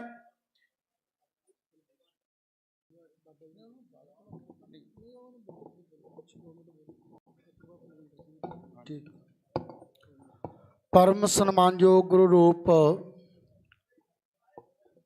ਸਾਧ ਸੰਗਤ ਜੀ, ਸਭ ਤੋਂ ਪਹਿਲਾਂ ਕਲਗੀਧਰ ਪਾਤਸ਼ਾਹ ਧੰਨ ਧੰਨ ਸਾਹਿਬ ਸ੍ਰੀ ਗੁਰੂ ਗ੍ਰੰਥ ਸਾਹਿਬ ਜੀ ਮਹਾਰਾਜ ਜੀਆਂ ਦੇ ਚਰਨਾਂ ਦੇ ਵਿੱਚ ਲਵਾਈਏ ਹਾਜ਼ਰੀ। ਕਲਗੀਧਰ ਪਾਤਸ਼ਾਹ ਜੀ ਦਾ ਬਖਸ਼ ਕੀਤਾ ਹੋਇਆ ਨਾਰਾ ਬੁਲੰਦ ਕਰੀਏ। ਸਾਰੀ ਸੰਗਤ ਦੋਵੇਂ ਹੱਥ ਜੋੜ ਕੇ ਗੱਜ ਵਰ ਕੇ ਮਨ ਦੀ ਇਕਾਗਰਤਾ ਬਣਾ ਕੇ ਬੁਲਾਓ ਫਤਿਹ। ਆਖੋ ਜੀ ਵਾਹਿਗੁਰੂ ਜੀ ਕਾ ਖਾਲਸਾ, ਵਾਹਿਗੁਰੂ ਜੀ ਕੀ ਫਤਿਹ। ਸੋ ਸਵੇਰ ਤੋਂ ਲੈ ਕੇ ਜਿਹੜਾ ਕੌਮੀ ਇਨਸਾਫ ਮੋਰਚਾ ਲੱਗਿਆ ਹੋਇਆ ਹੈ, ਕਾਫੀ ਲੰਬੇ ਸਮੇਂ ਤੋਂ ਚੱਲ ਰਿਹਾ ਹੈ। ਸੋ ਇਸ ਮੋਰਚੇ ਦੀ ਰੂਪ ਰੇਖਾ ਦੇ ਵਾਸਤੇ ਦਲ ਪੰਥ ਦੇ ਜਥੇਦਾਰ ਸਿੰਘ ਸਾਹਿਬ, ਜਥੇਦਾਰ ਬਾਬਾ ਰਾਜਾ ਰਾਜ ਸਿੰਘ ਜੀ, ਸਿੰਘ ਸਾਹਿਬ ਜਥੇਦਾਰ ਬਾਬਾ ਕੁਲਵਿੰਦਰ ਸਿੰਘ ਜੀ, ਇਹਨਾਂ ਵੱਲੋਂ ਜੋ ਸਮੁੱਚੇ ਸਾਂਝੇ ਤੌਰ ਤੇ ਖਾਲਸਾ ਪੰਚਾਇਤ ਜਿਹੜੀ ਅੱਜ ਉਹ ਬੁਲਾਈ ਗਈ ਸੀ। ਸਵੇਰ ਤੋਂ ਲੈ ਕੇ ਹੀ ਆਪ ਸਰਬੱਤ ਸੰਗਤਾਂ ਸਾਰੇ ਹਾਜ਼ਰੀ ਭਰ ਰਹੇ ਹੋ। ਇਨਸਾਫ ਮੋਰਚਾ ਲੱਗੇ ਨੂੰ ਬੜਾ ਲੰਬਾ ਸਮਾਂ ਹੋ ਗਿਆ ਹੈ। ਕੱਲਾ ਇਨਸਾਫ ਮੋਰਚਾ ਨਹੀਂ ਲੱਗਿਆ, ਹੋਰ ਵੀ ਬਹੁਤ ਸਾਰੇ ਮੋਰਚੇ ਲੱਗੇ ਨੇ, ਜਿਸ ਤਰ੍ਹਾਂ ਬਾਪੂ ਜੀ ਦੱਸ ਕੇ ਗਏ ਨੇ। ਸੋ ਜੇ ਅਸੀਂ ਜਿੰਨਾ ਚਿਰ ਅਸੀਂ ਇੱਕ ਨਿਸ਼ਾਨ ਸਾਹਿਬ ਦੇ ਥੱਲੇ ਇਕੱਤਰ ਨਹੀਂ ਹੁੰਦੇ, ਉਹਨਾਂ ਚਿਰ ਸਾਡੇ ਪੱਲੇ ਕੁਛ ਨਹੀਂ ਪੈਣਾ। ਕਿਉਂਕਿ ਇਸ ਮੋਰਚੇ ਦੇ ਵਿੱਚ ਬਾਬਾ ਰਾਜਾ ਰਾਜ ਸਿੰਘ ਜੀ, ਬਾਬਾ ਕੁਲਵਿੰਦਰ ਸਿੰਘ ਜੀ ਉਹ ਗਵਾਹੀ ਕਰ ਰਹੇ ਆ। ਸੋ ਜਿੰਨਾ ਚਿਰ ਅਸੀਂ ਇੱਕ ਨਿਸ਼ਾਨ ਸਾਹਿਬ ਦੇ ਥੱਲੇ ਇਕੱਠੇ ਨਹੀਂ ਹੁੰਦੇ, ਉਹਨਾਂ ਚਿਰ ਕੁਛ ਨਹੀਂ ਬਣਨਾ। ਕਿਉਂਕਿ ਜੇ ਅਸੀਂ ਆਪੋ ਆਪਣੀ ਡਫਲੀ ਵਜਾਈ ਜਾਵਾਂਗੇ, ਕੋਈ ਕਿਤੇ 10 ਬੰਦੇ ਲੈ ਕੇ ਬਹਿ ਗਿਆ, ਕੋਈ ਕਿਤੇ ਬਹਿ ਗਿਆ, ਕੋਈ ਕਿਤੇ ਬਹਿ ਗਿਆ, ਤਾਂ ਕੁਛ ਨਹੀਂ ਬਣਨਾ। ਮਸਲੇ ਸਾਡੇ ਨੇ, ਮਸਲੇ ਸਾਡੇ ਪੰਜਾਬ ਦੇ ਨੇ, ਮਸਲੇ ਸਾਡੀ ਸਿੱਖੀ ਦੇ ਨੇ, ਸਾਡੇ ਸਿੱਖ ਧਰਮ ਦੇ ਨੇ। ਮਸਲੇ ਤਾਂ ਸਾਰੇ ਉਹੋ ਹੀ ਨੇ। ਇੱਥੇ ਜਿਹੜੇ ਬੈਠੇ ਨੇ ਉਹ ਵੀ ਕਿਸਾਨ ਨੇ, ਉਹ ਵੀ ਮਜ਼ਦੂਰ ਨੇ। ਜਿਹੜੇ ਦਿੱਲੀ ਬਾਰਡਰ ਤੇ ਬੈਠੇ ਨੇ ਉਹ ਵੀ ਕਿਸਾਨ ਨੇ, ਵਿੱਚ ਮਜ਼ਦੂਰ ਨੇ। ਜਿੱਥੇ ਟਾਵਰ ਤੇ ਸਿੰਘ ਬੈਠਾ ਉੱਥੇ ਵੀ ਕਿਸਾਨ ਮਜ਼ਦੂਰ ਨੇ। ਕਿਉਂ ਨਹੀਂ ਅਸੀਂ ਸਾਰੇ ਜਣੇ ਰਲ ਕੇ ਇੱਕ ਸਾਂਝਾ ਮੋਰਚਾ ਲਾ ਲੈਂਦੇ ਤੇ ਸਾਡੀਆਂ ਉਹ ਸਾਰੀਆਂ ਮੰਗਾਂ ਨੇ ਜਿਹੜੀਆਂ ਇੱਕ ਥਾਂ ਬੈਠ ਕੇ ਅਸੀਂ ਸਰਕਾਰ ਨੂੰ ਮਨਾਈਏ। ਫਿਰ ਸਾਡਾ ਇਕੱਠ ਵੀ ਜ਼ਿਆਦਾ ਹੋਵੇ, ਸਾਡੀ ਏਕਤਾ ਵੀ ਜ਼ਿਆਦਾ ਹੋਵੇ, ਸਾਡਾ ਬਲ ਵੀ ਜ਼ਿਆਦਾ ਹੋਵੇ। ਜੇ ਇਹ ਸਾਰੇ ਮੋਰਚੇ ਇਕੱਠੇ ਹੋ ਕੇ ਇੱਕ ਥਾਂ ਮੋਰਚਾ ਲੱਗ ਜੇ ਤੇ ਸਾਡੀਆਂ ਸਾਂਝੀਆਂ ਮੰਗਾਂ ਹੋਣ ਤੇ ਸਾਡੇ ਸਾਂਝੇ ਮੋਰਚੇ ਹੋਣ ਤੇ ਇਹ ਸਰਕਾਰਾਂ ਗੋਡਿਆਂ ਪਰਨੇ ਸਾਡੇ ਥੱਲੇ ਡਿੱਗ ਪੈਣਗੀਆਂ। ਜਿੰਨਾ ਚਿਰ ਅਸੀਂ ਇੱਕ ਨਿਸ਼ਾਨ ਸਾਹਿਬ ਦੇ ਥੱਲੇ ਨਹੀਂ ਹੁੰਦੇ, ਇਕੱਠੇ ਨਹੀਂ ਹੁੰਦੇ, ਉਹਨਾਂ ਚਿਰ ਇਸ ਤੇ ਕੁਛ ਨਹੀਂ ਬਣਨਾਗਾ। ਸੋ ਬਾਕੀ ਮੈਂ ਬਹੁਤਾ ਸਮਾਂ ਨਹੀਂ ਲੈਣਾ, ਕਿਉਂਕਿ ਸਵੇਰ ਤੋਂ ਤੁਸੀਂ ਬੈਠੇ ਹੋ। ਭਾਈ ਸਾਹਿਬ ਜੀ ਵੀ ਇਸ਼ਾਰੇ ਕਰੀ ਜਾਂਦੇ ਨੇ। ਸੋ ਦਾਸ ਬਾਬਾ ਮੇਜਰ ਸਿੰਘ ਜੀ ਸੋਢੀ ਸਾਹਿਬ ਨਨਕਾਣਾ ਸਾਹਿਬ ਵਾਲੇ, ਮੌਜੂਦਾ ਮੁਖੀ ਦਸ਼ਮੇਸ਼ ਤਰਨਾ ਦਲ, ਉਹਨਾਂ ਦੇ ਵੱਲੋਂ ਜਿਹੜੀ ਡਿਊਟੀ ਲਾਈ ਗਈ ਸੀ ਕਿ ਇੱਥੇ ਇਨਸਾਫ ਮੋਰਚੇ ਦੇ ਵਿੱਚ ਹਾਜ਼ਰੀ ਭਰਨੀ ਆ। ਬਾਕੀ ਬਾਬਾ ਜੀ ਉਹਨਾਂ ਨੇ ਵੀ ਹੁਕਮ ਕੀਤਾ ਸੀ ਤੇ ਬਾਬਾ ਜੀ ਉਹਨਾਂ ਨੇ ਉਧਰੋਂ ਸਟੇਜ ਤੇ ਬੋਲਣ ਵਾਸਤੇ ਵੀ ਜਿਹੜੀ ਡਿਊਟੀ ਲਾਈ ਸੀ। ਸੋ ਉਹਨਾਂ ਵੱਲੋਂ ਮੈਂ ਇਸ ਇਨਸਾਫ ਮੋਰਚੇ ਦੀ ਜਿਹੜੀ ਪ੍ਰਬੰਧਕ ਕਮੇਟੀ ਹੈ, ਜਾਂ ਬਾਬਾ ਰਾਜਾ ਸਿੰਘ ਜੀ, ਬਾਬਾ ਕੁਲਵਿੰਦਰ ਸਿੰਘ ਜੀ, ਇਹਨਾਂ ਨੂੰ ਮੈਂ ਬਾਬਾ ਮੇਜਰ ਸਿੰਘ ਜੀ ਸੋਢੀ ਸਾਹਿਬ ਵੱਲੋਂ ਪੂਰਨ ਤੌਰ ਤੇ ਇਸ ਚੀਜ਼ ਦਾ ਵਿਸ਼ਵਾਸ ਦਿਵਾਉਣਾ ਹੈ ਕਿ ਦਲ ਪੰਥ ਜਿਹੜਾ ਉਹ ਤੁਹਾਡੇ ਨਾਲ ਖੜਾ ਹੈ। ਜਦੋਂ ਵੀ ਤੁਸੀਂ ਕਿਤੇ ਆਵਾਜ਼ ਮਾਰੋਗੇ, ਕਿਤੇ ਵੀ ਆਵਾਜ਼ ਪੈਂਦੀ ਹੈ, ਭਾਵੇਂ ਰਾਤ ਨੂੰ ਤੁਸੀਂ ਕਾਲ ਦਿਓ, ਤਾਂ ਉਸੇ ਟਾਈਮ ਦਲ ਪੰਥ ਤੁਹਾਡੇ ਨਾਲ ਹੋਣਗੇ। ਇਹ ਕੋਈ ਜ਼ਰੂਰੀ ਨਹੀਂ ਹੈ ਵੀ ਜਿਹੜਾ ਇੱਥੇ ਨਹੀਂ ਆਇਆ ਉਹ ਮੋਰਚੇ ਦੇ ਨਾਲ ਨਹੀਂ, ਕਈਆਂ ਦੀ ਮਜਬੂਰੀ ਵੀ ਹੋ ਸਕਦੀ ਹੈ। ਜਿਹੜੇ ਇੱਥੇ ਆਏ ਆ ਉਹਨਾਂ ਵਾਸਤੇ ਇਹ ਜ਼ਰੂਰੀ ਹੈ ਵੀ ਅਸੀਂ ਇਹ ਨਹੀਂ ਹੈ ਵੀ ਅਸੀਂ ਬੈਠੇ ਹਾਂ ਇੱਥੇ ਸੈਲਫੀਆਂ ਲੈ ਕੇ, ਜਾਂ ਅਸੀਂ ਰੀਲਾਂ ਪਾਉਣ ਦੇ ਵਾਸਤੇ ਨਹੀਂ ਆਏ, ਜਾਂ ਲੰਗਰ ਖਾਣ ਦੇ ਵਾਸਤੇ ਨਹੀਂ ਆਏ, ਕਿਉਂਕਿ ਲੰਗਰ ਅਸੀਂ ਹਰ ਰੋਜ਼ ਖਾਂਦੇ ਹਾਂ। ਕਦੇ ਨਾ ਕਦੇ ਅਸੀਂ ਘੰਟਾ 10 ਮਿੰਟ ਲੇਟ ਵੀ ਛਕ ਲਾਂਗੇ, ਜੇ ਛਕ ਲਿਆ ਤਾਂ ਅਸੀਂ ਬਹਿਣਾ ਸਿੱਖੀਏ। ਬਾਬਾ ਜੀ ਨੇ ਥੋੜ੍ਹਾ ਜਿਹਾ ਗਰਮ ਲਹਿਜੇ ਦੇ ਵਿੱਚ ਕਿਹਾ ਵੀ ਸੀ, ਪਰ ਸਾਡੇ ਕੰਨ ਤੇ ਜੂੰ ਨਹੀਂ ਸਰਕੀ ਗਈ। ਸੋ ਗੁਰਮੁਖ ਪਿਆਰਿਓ, ਸਾਨੂੰ ਸਾਰਿਆਂ ਨੂੰ ਇੱਕ ਹੋਣਾ ਚਾਹੀਦਾ ਹੈ, ਏਕਤਾ ਹੋਣਾ ਚਾਹੀਦਾ ਹੈ। ਬਹੁਤ ਕੁਛ ਬੋਲਣ ਨੂੰ ਆ, ਬੜਾ ਬਲਬਲੇ ਆ ਜਿਹੜੇ ਸੰਗਤ ਦੇ ਨਾਲ ਸਾਂਝੇ ਕਰਨ ਵਾਲੇ ਨੇ, ਕਿਉਂਕਿ ਲੱਖਾ ਸਿੰਘ ਸਿਧਾਣਾ ਨੇ ਕਿਹਾ ਸੀ ਕਿ ਜਿਹੜੀਆਂ ਕਿਤਾਬਾਂ ਦੇ ਵਿੱਚੋਂ ਸਾਡਾ ਇਤਿਹਾਸ ਖਤਮ ਕਰ ਦਿੱਤਾ ਗਿਆ। ਮੈਂ ਥੋੜ੍ਹੀ ਜਿਹੀ ਗੱਲ ਸਾਂਝੀ ਕਰਾਂ। ਇੱਕ ਟਾਈਮ ਸੀ ਸਾਡੇ ਬੱਚਿਆਂ ਨੂੰ ਸਕੂਲਾਂ ਦੇ ਵਿੱਚ ਸਰਦਾਰ ਹਰੀ ਸਿੰਘ ਨਲੂਆ, ਕਾਲੀ ਫੂਲਾ ਸਿੰਘ, ਅਜੀਤ ਸਿੰਘ, ਜੁਝਾਰ ਸਿੰਘ, ਜੋਰਾਵਰ ਸਿੰਘ, ਫਤਿਹ ਸਿੰਘ, ਮਾਤਾ ਗੁਜਰੀ, ਮਾਤਾ ਸਾਹਿਬ ਕੌਰ ਤੇ ਮਾਤਾ ਭਾਗੋ ਵਰਗਿਆਂ ਦਾ ਇਤਿਹਾਸ ਪੜ੍ਹਾਇਆ ਜਾਂਦਾ ਸੀ, ਤੇ ਸਾਡੇ ਬੱਚੇ ਬਹਾਦਰ ਸੂਰਮੇ ਬਣਦੇ ਸੀ ਤੇ ਉਹਨੇ ਬੜੀਆਂ ਬੜੀਆਂ ਮੱਲਾਂ ਮਾਰਦੇ ਸੀ। ਤੇ ਅੱਜ ਸਾਡੇ ਬੱਚਿਆਂ ਨੂੰ ਸਕੂਲ ਦੇ ਵਿੱਚ ਕੀ ਪੜ੍ਹਾਇਆ ਜਾਂਦਾ ਹੈ? ਅੱਜ ਸਾਡੇ ਬੱਚਿਆਂ ਨੂੰ ਸਕੂਲ ਦੇ ਵਿੱਚ ਪੜ੍ਹਾਇਆ ਜਾਂਦਾ ਹੀਰ ਰਾਂਝਾ, ਸੱਸੀ ਪੁੰਨੂ, ਸੋਹਣੀ ਮਹੀਵਾਲ। ਹੁਣ ਜਿਹੜੀ ਧੀ ਸਕੂਲ ਦੇ ਵਿੱਚੋਂ ਹੀਰ ਬਣ ਕੇ ਪੜ੍ਹ ਕੇ ਨਿਕਲੂਗੀ, ਉਹ ਤੁਹਾਡਾ ਕੀ ਇਰਾਦਾ ਮਾਈ ਭਾਗੋ ਬਣ ਜੂਗੀ? ਉਹ ਤਾਂ ਹੀਰ ਹੀ ਬਣੂਗੀ ਤੇ ਘਰੋਂ ਭੱਜੂਗੀ, ਕਿਸੇ ਮਾਤੜ ਦੇ ਡਿੱਕੇ ਚੜ੍ਹ ਗਈ ਤਾਂ ਉਹ ਮੋਟਰਸਾਈਕਲ ਦੇ ਬਗਰ ਬੰਨ੍ਹ ਕੇ ਪਿੰਡ 'ਚ ਗੇੜੀ ਲਵਾਊਗਾ। ਤੇ ਜਿਹੜਾ ਮੁੰਡਾ ਜਿਹਦਾ ਪੁੱਤ ਸਕੂਲ ਦੇ ਵਿੱਚੋਂ ਮਿਰਜ਼ਾ ਜਾਂ ਰਾਂਝਾ ਪੜ੍ਹ ਕੇ ਨਿਕਲਦਾ ਹੈ, ਤੁਹਾਡਾ ਕੀ ਇਰਾਦਾ ਵੀ ਉਹ ਕਾਲੀ ਫੂਲਾ ਸਿੰਘ, ਹਰੀ ਸਿੰਘ ਨਲੂਆ ਬਣ ਜੂਗਾ? ਬਿਲਕੁਲ ਨਹੀਂ। ਉਹ ਤੇ ਰਾਂਝਾ ਬਣੂਗਾ ਜਾਂ ਮਿਰਜ਼ਾ ਬਣੂਗਾ, ਕੰਨ ਪੜਵਾਊਗਾ, ਨੱਤੀਆਂ ਪਾਊਗਾ, ਕਿਸੇ ਦੀ ਧੀ ਭੈਣ ਨੂੰ ਛੇੜੂਗਾ ਤੇ ਛਿੱਤਰ ਖਾਊਗਾ। ਇਹ ਹਾਲਾਤ ਨੇ ਅੱਜ ਦੇ ਸਾਡੇ ਦੇ। ਇਹ ਸਾਨੂੰ ਜਾਗਣ ਦੀ ਲੋੜ ਹੈ। ਸਾਨੂੰ ਆਪ ਮਰੇ ਬਗੈਰ ਸਵਰਗ ਨਹੀਂ ਦੇਖਿਆ ਜਾਂਦਾ, ਆਪ ਮਰੇ ਤੋਂ ਬਗੈਰ ਸਵਰਗ ਨਹੀਂ ਦੇਖਿਆ ਜਾਂਦਾ।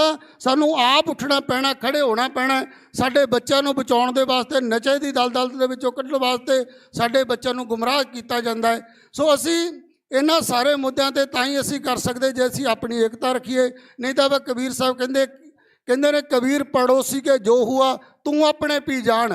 ਇਹ ਮਤ ਸੋਚੋ ਵੀ ਅੱਜ ਸੁਖਦੇਵ ਸਿੰਘ ਦਾ ਲੜਕਾ ਮਰ ਗਿਆ ਟੀਕਾ ਲਾ ਕੇ ਤੇ ਅਸੀਂ ਸਵਾਦ ਲੈ ਕੇ ਗੱਲਾਂ ਕਰੀਏ।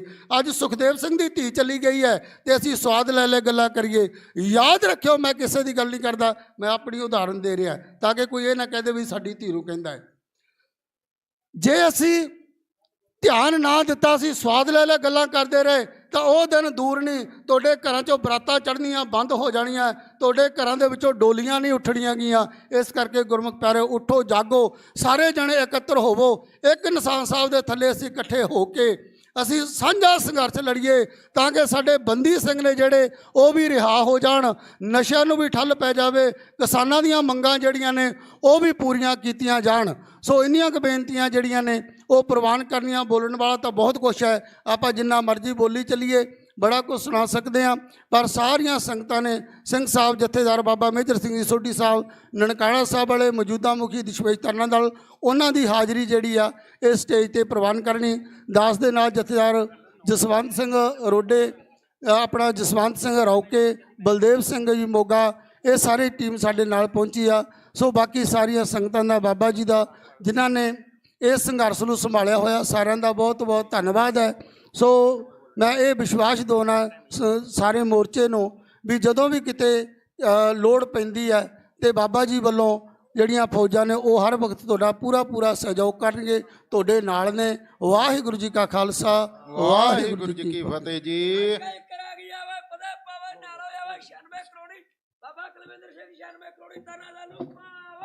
ਸਤਿ ਸ੍ਰੀ ਅਕਾਲ। ਅਗਲੀ ਬੇਨਤੀ ਬਲਵਿੰਦਰ ਸਿੰਘ ਜੀ, ਤਾਲਮੇਲ ਕਮੇਟੀ, ਉਹ ਵੀ ਸਟੇਜ ਦੇ ਲਾਗੇ ਰਹਿਣ। ਉਹਨਾਂ ਤੋਂ ਬਾਅਦ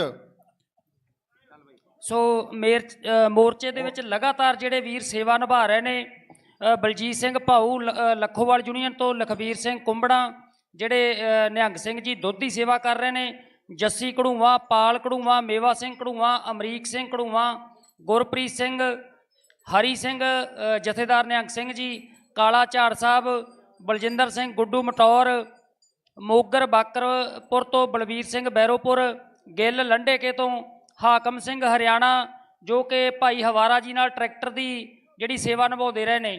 ਜੀਤ ਸਿੰਘ ਔਲਖ, ਗੁਰਲਾਲ ਸਿੰਘ ਅੰਮ੍ਰਿਤਸਰ ਸਾਹਿਬ ਤੋਂ, ਬਾਬਾ ਲੱਖਾ ਸਿੰਘ ਜੀ ਚਾਹ ਵਾਲੇ, ਸਰਬਜੀਤ ਸਿੰਘ ਸਾਬੀ IT ਸੈੱਲ ਜਿਹੜਾ IT ਸੈੱਲ ਦੀ ਸੇਵਾ ਕਰ ਰਿਹਾ, ਬਾਬਾ ਪਵਨਦੀਪ ਸਿੰਘ ਜੀ ਜਿਹੜੇ ਕਿ ਗ੍ਰੰਥੀ ਸਿੰਘ ਨੇ, ਲੰਮੇ ਸਮੇਂ ਤੋਂ ਸੇਵਾ ਕਰ ਰਹੇ ਆ, ਬਾਬਾ ਲੱਖਾ ਸਿੰਘ ਜੀ ਚਾਹ ਵਾਲੇ, ਤੇ ਕੁਝ ਸਾਡੇ ਜਿਹੜੇ ਪੱਤਰਕਾਰ ਵੀਰ ਨੇ ਲਗਾਤਾਰ ਸੇਵਾ ਨਿਭਾ ਰਹੇ ਜਾਂ ਜਿਹੜੇ ਅੱਜ ਪਹੁੰਚੇ ਨੇ ਉਹਨਾਂ ਦਾ ਵੀ ਤਹਿ ਦਿਲ ਤੋਂ ਧੰਨਵਾਦ ਆ।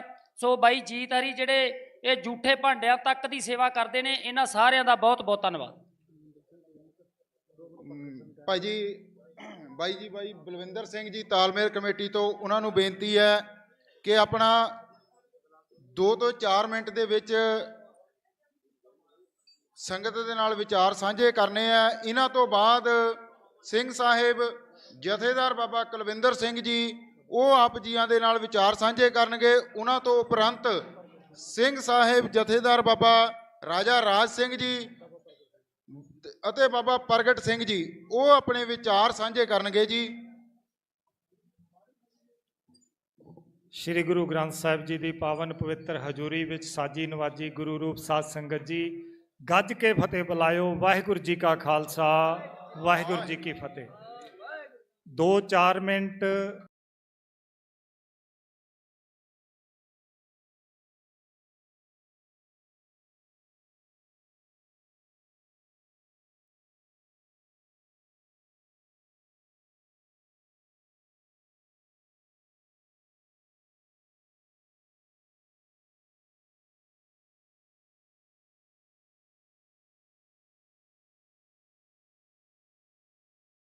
ਦਾਸ ਨੂੰ ਬੋਲਣ ਦਾ ਸਮਾਂ ਮਿਲਿਆ ਹੈ ਔਰ ਮੈਨੂੰ ਲੰਬੇ ਸਮੇਂ ਬਾਅਦ ਅੱਜ ਖੁੱਲ੍ਹ ਕੇ ਇੱਥੇ ਲਗਾਤਾਰ 5 ਘੰਟਿਆਂ ਤੋਂ 4 ਘੰਟਿਆਂ ਤੋਂ ਵਿਚਾਰਾਂ ਹੋ ਰਹੀਆਂ। ਸੋ ਇਹ ਇਸੇ ਤਰ੍ਹਾਂ ਜਾਰੀ ਰਹਿਣ। ਇਹਨਾਂ ਸਾਰੇ ਸਿੰਘ ਸਹਿਬਾਨਾਂ ਦੇ ਚਰਨਾਂ ਵਿੱਚ ਮੈਂ ਬੇਨਤੀ ਕਰਾਂਗਾ ਕਿ ਇਹਨੂੰ ਆਪਾਂ ਲਗਾਤਾਰ ਬਾਦ ਦਸਤੂਰ ਜਾਰੀ ਰੱਖੀਏ। ਦੂਜੀ ਗੱਲ, ਮੋਰਚੇ ਦੀ ਤਾਲਮੇਲ ਕਮੇਟੀ ਦੇ ਵਿੱਚ ਇੱਕ ਦੂਜੇ ਤੇ ਜਿਹੜੀ ਦੂਸ਼ਣਬਾਜ਼ੀ ਜਾਂ ਕੁਝ ਹੋਰ ਗੱਲਾਂ, ਉਹ ਕੋਈ ਬਹੁਤੀਆਂ ਵੱਡੀਆਂ ਗੱਲਾਂ ਨਹੀਂ। ਜਦੋਂ 2-2.5 ਸਾਲ ਤੋਂ ਅਸੀਂ ਲਗਾਤਾਰ ਪਰਿਵਾਰ ਵਾਂਗ ਕੰਮ ਕਰ ਰਹੇ ਹਾਂ, ਮੋਰਚਾ ਲੱਗੇ ਨੂੰ ਭਾਵੇਂ 2 ਸਾਲ 18 ਦਿਨ ਹੋਏ ਨੇ, ਪਰੰਤੂ ਉਸ ਤੋਂ 6 ਮਹੀਨੇ ਪਹਿਲਾਂ ਮੈਨੂੰ ਯਾਦ ਹੈ ਕਿ ਬਾਪੂ ਜੀ ਹੋਰਾਂ ਦੇ ਨਾਲ ਅਸੀਂ ਮਿਲ ਕੇ ਜਗ੍ਹਾ ਜਗ੍ਹਾ ਦੇ ਉੱਤੇ ਮੀਟਿੰਗਾਂ ਔਰ ਪਿੰਡਾਂ ਦੇ ਵਿੱਚ ਵੀ ਜਾਂਦੇ ਰਹੇ ਹਾਂ। ਸੋ ਇੰਨਾ ਲੰਬਾ ਸਮਾਂ ਕੰਮ ਕਰਨ ਦੇ ਵਿੱਚ ਕਈ ਵਾਰ ਇੱਧਰੋਂ ਉੱਧਰੋਂ ਕੋਈ ਗੱਲ ਕਰਦਾ ਤਾਂ ਉਹਦੇ ਨਾਲ ਗੁੱਸਾ ਆ ਜਾਂਦਾ, ਬਹੁਤ ਗੱਲਾਂ ਹੋ ਜਾਂਦੀਆਂ। ਸੋ ਦਾਸ ਨੂੰ ਵੀ ਬੜੇ ਖਿਤਾਬ ਬਲਵਿੰਦਰ ਕਾਮਰੇਡ ਦੇ ਤੇ ਹੋਰ ਗਾਲਾਂ ਵੀ ਇੱਕ ਵਾਰੀ ਮੋਰਚੇ ਚੋਂ ਵੀ ਕੱਢਤਾ ਸੀ, ਪਰ ਮੈਂ ਕਦੇ ਮਹਿਸੂਸ ਨਹੀਂ ਕੀਤਾ, ਕਿਉਂਕਿ ਇਹ ਜਿਹੜਾ ਕਾਰਜ ਹੈ ਇਹ ਬਹੁਤ ਵੱਡਾ ਹੈ ਤੇ ਸਾਡੀ ਹਉਮੈ, ਸਾਡੇ ਰੋਸੇ ਗਿਲੇ ਬਹੁਤ ਛੋਟੇ ਨੇ। ਸੋ ਦੂਜੀ ਗੱਲ ਜਿਹੜੀ ਬਾਰ-ਬਾਰ ਕੀਤੀ ਜਾ ਰਹੀ ਹੈ ਉਹ ਬਹੁਤ ਮਹੱਤਵਪੂਰਨ ਹੈ ਕਿ ਸਿੱਖ ਗੁਲਾਮ ਹੈ ਇਸ ਦੇਸ਼ ਦੇ ਵਿੱਚ। ਇਸ ਕਰਕੇ ਅਸੀਂ ਤਕਲੀਫਾਂ ਚੱਲ ਰਹੇ ਹਾਂ, ਇਸ ਕਰਕੇ ਸਾਨੂੰ ਇਨਸਾਫ ਨਹੀਂ ਮਿਲ ਰਿਹਾ। ਇਹ ਸੋਚਣ ਦੀ ਲੋੜ ਹੈ ਕਿ ਸਿੱਖ ਗੁਲਾਮ ਕਿਉਂ ਹੈ। ਸੰਤ ਜਰਨੈਲ ਸਿੰਘ ਜੀ ਖਾਲਸਾ ਪਿੰਡਰਾਂ ਵਾਲਿਆਂ ਨੇ ਸੁੱਤੀ ਕੌਮ ਨੂੰ ਜਗਾਇਆ ਤਾਂ ਉਸ ਵੇਲੇ ਦੀ ਰਾਣੀ ਉਹਨਾਂ ਨਾਲ ਗੱਲਬਾਤ ਕਰਨਾ ਚਾਹੁੰਦੀ ਸੀ। ਉਹ ਕੌਣ ਲੋਕ ਸਨ ਜਿਨ੍ਹਾਂ ਨੇ ਉਸ ਗੱਲਬਾਤ ਨੂੰ ਤਾਰਪੀਡੋ ਕੀਤਾ। ਅੱਜ ਮੈਂ ਇੱਕ ਗੱਲ ਦੱਸਣੀ ਚਾਹੁੰਦਾ ਕਿ ਇੱਕੋ ਵੀਰ ਜਿਹਨੇ ਆਪਣੀ ਪੜ੍ਹਾਈ ਛੱਡ ਕੇ ਆਪਣੇ ਬਾਪ ਦਾ ਬਹੁਤ ਵੱਡਾ ਯੂਨੀਵਰਸਿਟੀ ਦੀ ਵਾਈਸ ਚਾਂਸਲਰੀ ਦਾ ਰੁਤਬਾ ਬੇਧਿਆਨਾ ਕਰਕੇ ਅਜੇ ਮਾਕਣ ਵਰਗਿਆਂ ਨੂੰ ਸਜ਼ਾ ਦਿੱਤੀ, ਜਿਨ੍ਹਾਂ ਨੇ ਬੇਗਨਾਹੇ ਸਿੱਖਾਂ ਦੀ ਨਸਲਕੁਸ਼ੀ ਕੀਤੀ ਸੀ। ਉਹਦੇ ਕੋਲੇ ਮੈਂ ਇੱਕ ਦਿਨ ਘਰ ਗਿਆ, ਉਹਨੇ ਬੜੀ ਮਹੱਤਵਪੂਰਨ ਗੱਲ ਦੱਸੀ। ਉਹ ਕਹਿੰਦਾ, ਜਦੋਂ ਅਸੀਂ ਇਹ ਫੈਸਲਾ ਕੀਤਾ ਕਿ ਅਸੀਂ ਘਰ ਛੱਡ ਕੇ ਉਹਨਾਂ ਗੁਨਾਹਗਾਰਾਂ ਨੂੰ ਸਜ਼ਾਵਾਂ ਦੇਣੀਆਂ ਨੇ ਜਿਹਦੇ 'ਚ ਜਰਨਲ ਵੈਦਿਆ ਵੀ ਸ਼ਾਮਲ ਸੀ, ਤਾਂ ਸਾਨੂੰ ਕਿਸੇ ਫੌਜ ਦੇ ਅਫਸਰ ਨੇ ਬਹੁਤ ਸੋਹਣੇ ਪਿਸਟਲ ਦਿੱਤੇ ਤੇ ਨਾਲ ਉਹਨੇ 3 ਕੁ ਬੰਦਿਆਂ ਦਾ ਨਾਂ ਲਿਆ ਜਿਹਦੇ 'ਚ ਬਾਦਲ ਵੀ ਸੀ। ਉਹ ਕਹਿੰਦਾ ਵੀ ਇਹਨਾਂ ਦਾ ਕੰਡਾ ਕੱਢ ਦਿਓ, ਬਾਕੀ ਫਿਰ ਗਾਂਹ ਜਾ ਕੇ ਸ਼ੁਰੂ ਕਰਿਓ। ਕਹਿੰਦੇ ਵੀ ਅਸੀਂ, ਉਹਨਾਂ ਨੇ ਕਦੇ-ਕਦੇ ਆਪਣੀਆਂ ਵੀਡੀਓਜ਼ ਦੇ ਵਿੱਚ ਵੀ ਕਿਹਾ ਕਿ ਅਸੀਂ ਭਰਾ ਮਾਰੂ ਜੰਗ ਨਹੀਂ ਕਰਨਾ ਚਾਹੁੰਦੇ ਸੀ। ਸੋ ਉਹਨਾਂ ਦੇ ਭਰਾ ਮਾਰੂ ਜੰਗ ਨਾ ਕਰਨ ਕਰਕੇ ਇਹਨਾਂ ਬੰਦਿਆਂ ਨੇ, ਜਿਨ੍ਹਾਂ 'ਚ ਖਾਸ ਕਰਕੇ ਬਾਦਲ ਪਰਿਵਾਰ ਹੈ, ਜਿਨ੍ਹਾਂ ਨੇ ਸ਼੍ਰੀ ਅਕਾਲ ਤਖਤ ਸਾਹਿਬ ਦੇ ਇਕਬਾਲ ਨੂੰ ਨੀਵਾਂ ਦਿਖਾਉਣ ਦੇ ਲਈ ਅੱਜ ਤੱਕ ਕੰਮ ਕਰ ਰਹੇ ਹੈ, ਔਰ ਉੱਥੋਂ ਦੇ ਜਥੇਦਾਰਾਂ ਨੂੰ ਆਪਦੀ ਕੋਠੀ 'ਚ ਤਲਬ ਕਰਕੇ ਕਿਹੋ ਜਿਹੇ ਹੁਕਮਨਾਮੇ ਉਹਨਾਂ ਤੋਂ ਦਵਾਏ। ਸਾਧ ਸੰਗਤ ਜੀ, ਅਸੀਂ ਉਹਨਾਂ ਲੋਕਾਂ ਕਰਕੇ ਗੁਲਾਮ ਹਾਂ। ਅੱਜ ਅਸੀਂ ਇਕੱਠੇ ਹੋ ਜਾਈਏ। ਮੈਂ ਸਰਦਾਰ ਗੁਰਦੀਪ ਸਿੰਘ ਬਠਿੰਡਾ ਹੋਰਾਂ ਨਾਲ 4 ਸਾਲਾਂ ਤੋਂ ਕੰਮ ਕਰ ਰਿਹਾ। ਅਸੀਂ 5 ਆਗੂ ਵੀ ਇਕੱਠੇ ਨਹੀਂ ਹੋ ਸਕਦੇ ਜਿਹੜੇ ਸਰਕਾਰਾਂ ਦੇ ਖਿਲਾਫ ਲੜ ਰਹੇ ਆ। ਸਾਡੇ ਸਿੱਖ 5 ਆਗੂ ਵੀ ਇਕੱਠੇ ਨਹੀਂ ਹੋ ਸਕਦੇ। ਸੋ ਸਾਡੀ ਗੁਲਾਮੀ ਦੀ ਵਜ੍ਹਾ, ਸਾਡੀ ਆਪਸੀ ਸਦਭਾਵਨਾ ਜਿਹੜੀ ਅਸੀਂ ਮਾਰ ਦਿੰਨੇ ਆ, ਆਪਣੀ ਹਉਮੈ ਕਰਕੇ ਕਹਿ ਲੋ, ਲਾਲਚਾਂ ਕਰਕੇ ਕਹਿ ਲੋ, ਸਭ ਤੋਂ ਪਹਿਲਾਂ ਉਹ ਜ਼ਿੰਮੇਵਾਰ ਹੈ। ਦੂਜਾ, ਉਹਨਾਂ ਲੋਕਾਂ ਦੀ ਨਿਸ਼ਾਨਦੇਹੀ ਕਰਨੀ ਜਿਹੜੇ ਸਾਡੀ ਜਾਨ ਨੂੰ ਇਹਨਾਂ ਪੁਲਿਸ ਵਾਲਿਆਂ ਦੀ ਕਿੜਕੇ, ਇਹਨਾਂ ਸਰਕਾਰਾਂ ਦੇ ਕਿੜਕੇ 'ਚ ਸਾਡੀ ਜਾਨ ਪਾਉਂਦੇ ਨੇ। ਉਹਨਾਂ ਲੋਕਾਂ ਦੀ ਸ਼ਨਾਖਤ ਕਰਨੀ ਪਏਗੀ। ਅੱਜ ਦਾ ਮੌਜੂਦਾ ਮੁੱਖ ਮੰਤਰੀ ਜਿਹੜਾ ਕਿਸੇ ਵੇਲੇ ਬਾਪੂ ਸੂਰਤ ਸਿੰਘ ਦਾ ਭੁੱਖ ਹੜਤਾਲ ਸਮੇਂ ਸਿਰ ਆਪਣੇ ਪੱਟ ਤੇ ਰੱਖ ਕੇ ਕਹਿੰਦਾ ਸੀ ਕਿ ਸਾਨੂੰ ਤਾਕਤ ਦਿਓ, ਅਸੀਂ ਬੰਦੀ ਸਿੰਘਾਂ ਨੂੰ ਰਿਹਾਈ ਦੇਵਾਂਗੇ, ਉਹ ਅੱਜ ਦਿੱਲੀ ਤਖਤ ਵਾਲਿਆਂ ਦੇ ਅੱਗੇ ਆਪਣੀ ਕੁਰਸੀ ਦੀ ਖਾਤਰ ਕਿਵੇਂ ਲਿਟਿਆ ਪਿਆ, ਉਹ ਆਪਾਂ ਸਾਰੇ ਦੇਖ ਰਹੇ ਹਾਂ।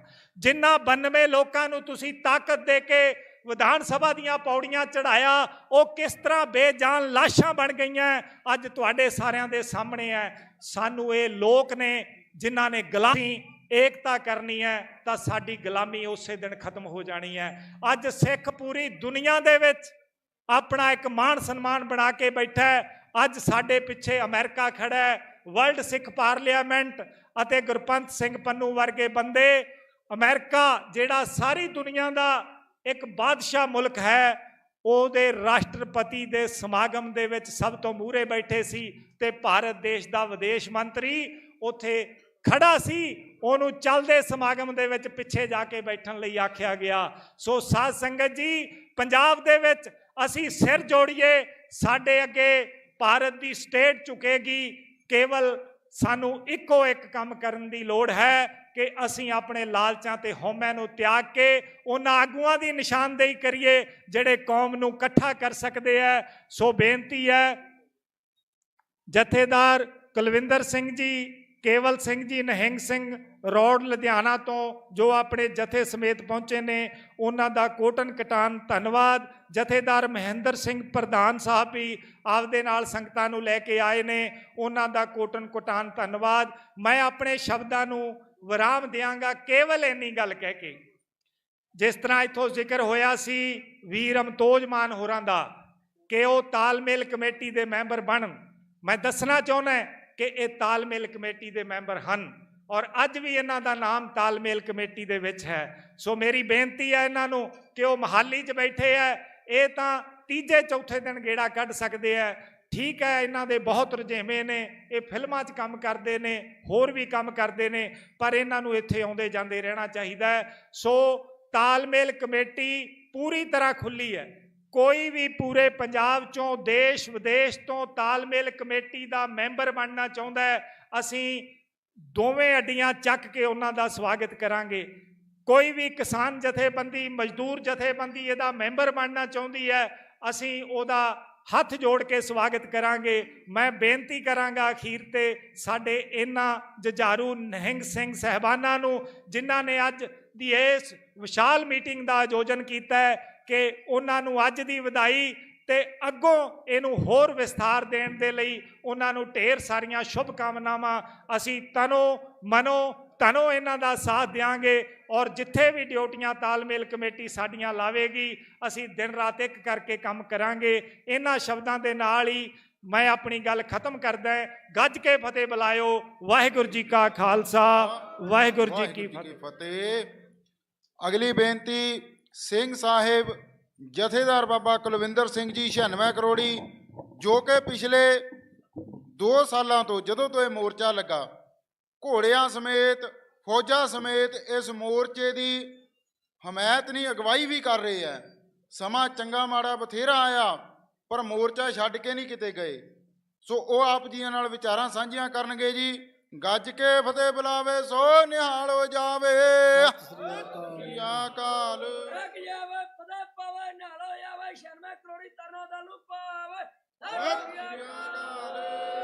ਵਾਹਿਗੁਰੂ ਜੀ ਕਾ ਖਾਲਸਾ, ਵਾਹਿਗੁਰੂ ਜੀ ਕੀ ਫਤਿਹ। ਅੱਜ ਸਮੁੱਚਾ ਪੰਥ, ਸਮੁੱਚੀ ਸੰਗਤ ਧੰਨ ਧੰਨ ਗੁਰੂ ਗ੍ਰੰਥ ਸਾਹਿਬ ਦੀ ਹਜ਼ੂਰੀ 'ਚ ਬੈਠੀ ਏ। ਬੜੀ ਚੜ੍ਹਦੀ ਕਲਾ ਵਾਲੀ ਗੱਲ ਹੈ ਕਿ ਅੱਜ ਅਸੀਂ ਕੌਮੀ ਇਨਸਾਫ ਮੋਰਚਾ ਚੰਡੀਗੜ੍ਹ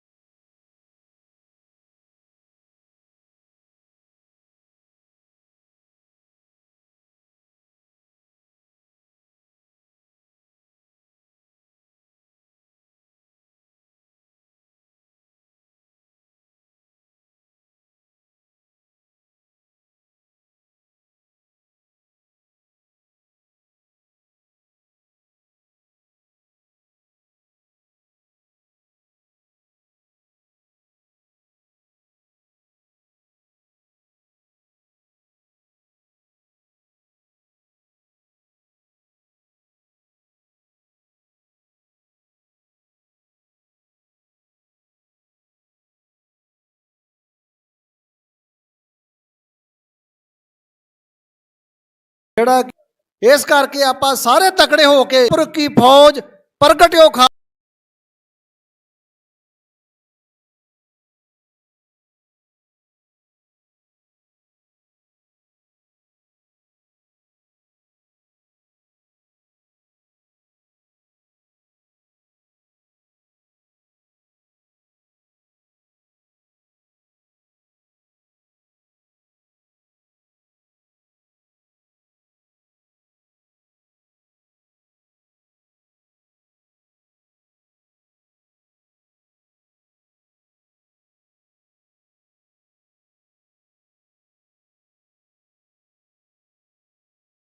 ਕੀ ਫੌਜ ਪ੍ਰਗਟਿਓ ਖਾਲਸਾ ਪਰਮਾਤਮ ਕੀ ਵਿਰੋਧ ਕੀਤਾ। ਉਦੋਂ ਉਹਨਾਂ ਤੇ ਛੋਟੇ ਛੋਟੇ ਪਰਚੇ ਦਰਜ ਹੋਏ ਸੀ, ਪਰ ਅੱਜ ਦੀ ਸਰਕਾਰ ਨੇ ਉਹਨਾਂ ਤੇ ਰਾਦਾ ਕਤਲ 307 ਦਾ ਕੇਸ ਲਾਤਾ। ਦੱਸੋ 1 ਕਿਲੋਮੀਟਰ ਤੋਂ ਕਿਸਾਨ ਵੀਰ ਝੰਡੇ ਲੈ ਕੇ ਖੜੇ ਸੀ, ਰਾਦਾ ਕਤਲ ਕਿਵੇਂ ਬਣ ਗਿਆ, 307 ਕਿਵੇਂ ਲੱਗ ਗਈ। ਇਸ ਕਰਕੇ ਸਾਨੂੰ ਸਰਕਾਰਾਂ ਦੀ ਚਾਲ ਸਮਝਣ ਦੀ ਲੋੜ ਹੈ।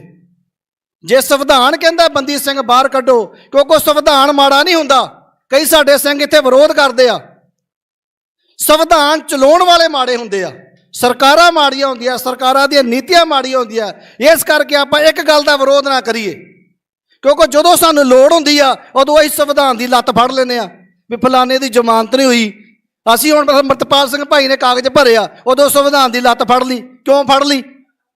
ਇਸ ਕਰਕੇ ਸਾਨੂੰ ਇੱਕ ਸਟੈਂਡ ਤੇ ਰਹਿਣਾ ਚਾਹੀਦਾ, ਦੋਹਰਾ ਮਾਪਦੰਡ ਨਹੀਂ ਰੱਖਣਾ ਚਾਹੀਦਾ। ਅਸੀਂ ਗੁਰੂ ਗੋਬਿੰਦ ਸਿੰਘ ਪਾਤਸ਼ਾਹ ਦੇ ਪੋਤਿਆ ਗੁਰੂ ਗੋਬਿੰਦ ਸਿੰਘ ਪਾਤਸ਼ਾਹ ਦੀ ਗੱਲ ਕਰਦੇ ਆ।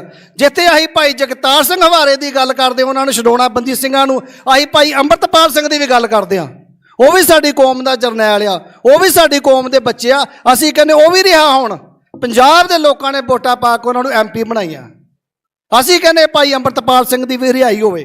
ਅਸੀਂ ਸਾਰੇ ਉਹਨਾਂ ਦੇ ਨਾਲ, ਕਿਉਂਕਿ ਇਹਨਾਂ ਸਰਕਾਰਾਂ ਨੇ ਉਹਨਾਂ ਦੇ ਨਾਲ ਤਾਂ ਧੱਕਾ ਕੀਤਾ, ਉਹਨਾਂ ਦੇ ਨਾਲ ਬੇਇਨਸਾਫੀ ਕੀਤੀ। ਇਸ ਕਰਕੇ ਸਾਰਾ ਪੰਥ ਨਾਲ ਖੜਾ ਉਹਨਾਂ ਦੇ। ਦੇਖੋ ਸਿੰਘਾਂ ਦੀ ਗੱਲ ਆ, ਕਿਹੜਾ ਟਾਈਮ ਸੀਗਾ ਜਦੋਂ ਸਾਡੇ ਟਕੇ ਟਕੇ ਤੇ ਸਿੰਘਾਂ ਦੇ ਸਿਰਾਂ ਦੇ ਮੁੱਲ ਪੈਂਦੇ ਸੀਗੇ। ਉਹ ਵੀ ਸਮਾਂ ਜੀ। ਅੱਜ ਤੇ ਲੱਖਾ ਸਿੰਘ ਤੁਰਿਆ ਫਿਰਦਾ ਹੈ, ਲੱਖਾ ਸੰਪਰਦਾਵਾਂ ਤੁਰੀਆਂ ਫਿਰਦੀਆਂ। ਆਪਾਂ ਨੂੰ ਸਮਝਣ ਦੀ ਲੋੜ ਹੈ। ਜਿਵੇਂ ਲੱਖਾ ਸਿਧਾਣਾ ਜੀ ਹੈ ਕਿ ਅਸੀਂ ਪੰਜਾਬ ਦੇ ਵਿੱਚ ਸਾਨੂੰ ਚਿੱਟੀ ਸਿਉਂਖ ਨੇ ਖਾ ਲਿਆ, ਬਿਲਕੁਲ ਖਾਧਾ ਹੈ। ਇੱਕ ਵੀ ਇਹਨਾਂ ਦੀ ਕੋਈ ਪ੍ਰਾਪਤੀ ਦੱਸ ਦਿਓ ਪੰਜਾਬ ਦੇ ਵਿੱਚ।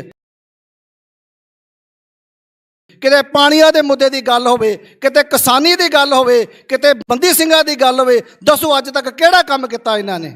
ਡੇਰਾਵਾਦ, ਸੰਪਰਦਾਵਾਂ, ਸਭ ਤੋਂ ਜ਼ਿਆਦਾ ਜੇ ਪ੍ਰਭਾਵਿਤ ਹੋਇਆ ਸਾਡਾ ਮਾਝੇ ਦਾ ਏਰੀਆ ਹੈ, ਬਾਰਡਰ ਏਰੀਆ।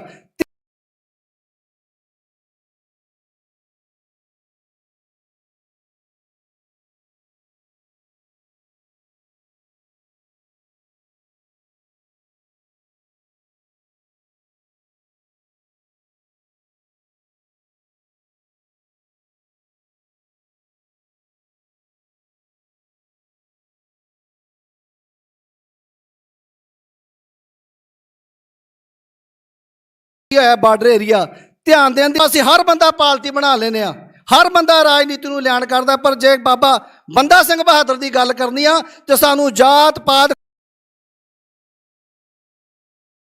ਖਤਮ ਕਰਕੇ ਗੁਰੂ ਗੋਬਿੰਦ ਸਿੰਘ ਪਾਤਸ਼ਾਹ ਦੇ ਸਿਧਾਂਤਾਂ ਤੇ ਚੱਲਣਾ ਪੈਣਾ ਹੈ।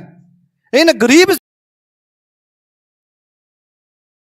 ਸਿੱਖਣ ਕੋ ਦੋ ਪਾਤਸ਼ਾਹੀ ਯਾਦ ਕਰੇ ਹਮਰੀ ਗੁਰਿਆਈ, ਕਿਉਂਕਿ ਉਹ ਸਿਧਾਂਤ ਇਹ ਮਰਜ਼ਾਦਾ ਆਪਾਂ ਨੂੰ ਬਹਾਲ ਕਰਾਉਣੀ ਪੈਣੀ ਹੈ। ਜਿੰਨਾ ਚਿਰ ਤੱਕ ਇਹ ਸੰਪਰਦਾਵਾਂ, ਇਹ ਚਿੱਟੇ ਚੋਲੇ ਵਾਲੇ ਬਾਬੇ, ਜਿੰਨਾ ਚਿਰ ਇਹਨਾਂ ਚੋਂ ਜਾਤ ਪਾਤ ਦਾ ਗੰਦ ਨਹੀਂ ਨਿਕਲਦਾ, ਉਹਨਾਂ ਚਿਰ ਤੱਕ ਅਸੀਂ ਪੰਜਾਬ ਨੂੰ ਇਕੱਠਿਆ ਨਹੀਂ ਕਰ ਸਕਦੇ, ਪੰਜਾਬ ਦੀ ਜਵਾਨੀ ਨੂੰ ਨਸ਼ਿਆਂ ਤੇ ਨਹੀਂ ਬਚਾ ਸਕਦੇ। ਹੁਣ ਜਿਵੇਂ ਤੁਸੀਂ ਆਪ ਕਹਿ ਰਹੇ ਜੇ ਪੰਜਾਬ ਦਾ ਪਾਣੀ ਖਰਾਬ ਹੋ ਗਿਆ, ਪੰਜਾਬ ਦੀ ਜਵਾਨੀ ਦਲ 'ਚ ਦਲ ਗਈ ਨਸ਼ਿਆਂ 'ਚ, ਕਿਉਂਕਿ ਇਹ ਸੰਪਰਦਾਵਾਂ ਨੇ ਕਦੀ ਕੋਈ ਚੱਜ ਦਾ ਕੰਮ ਕੀਤਾ ਹੈ?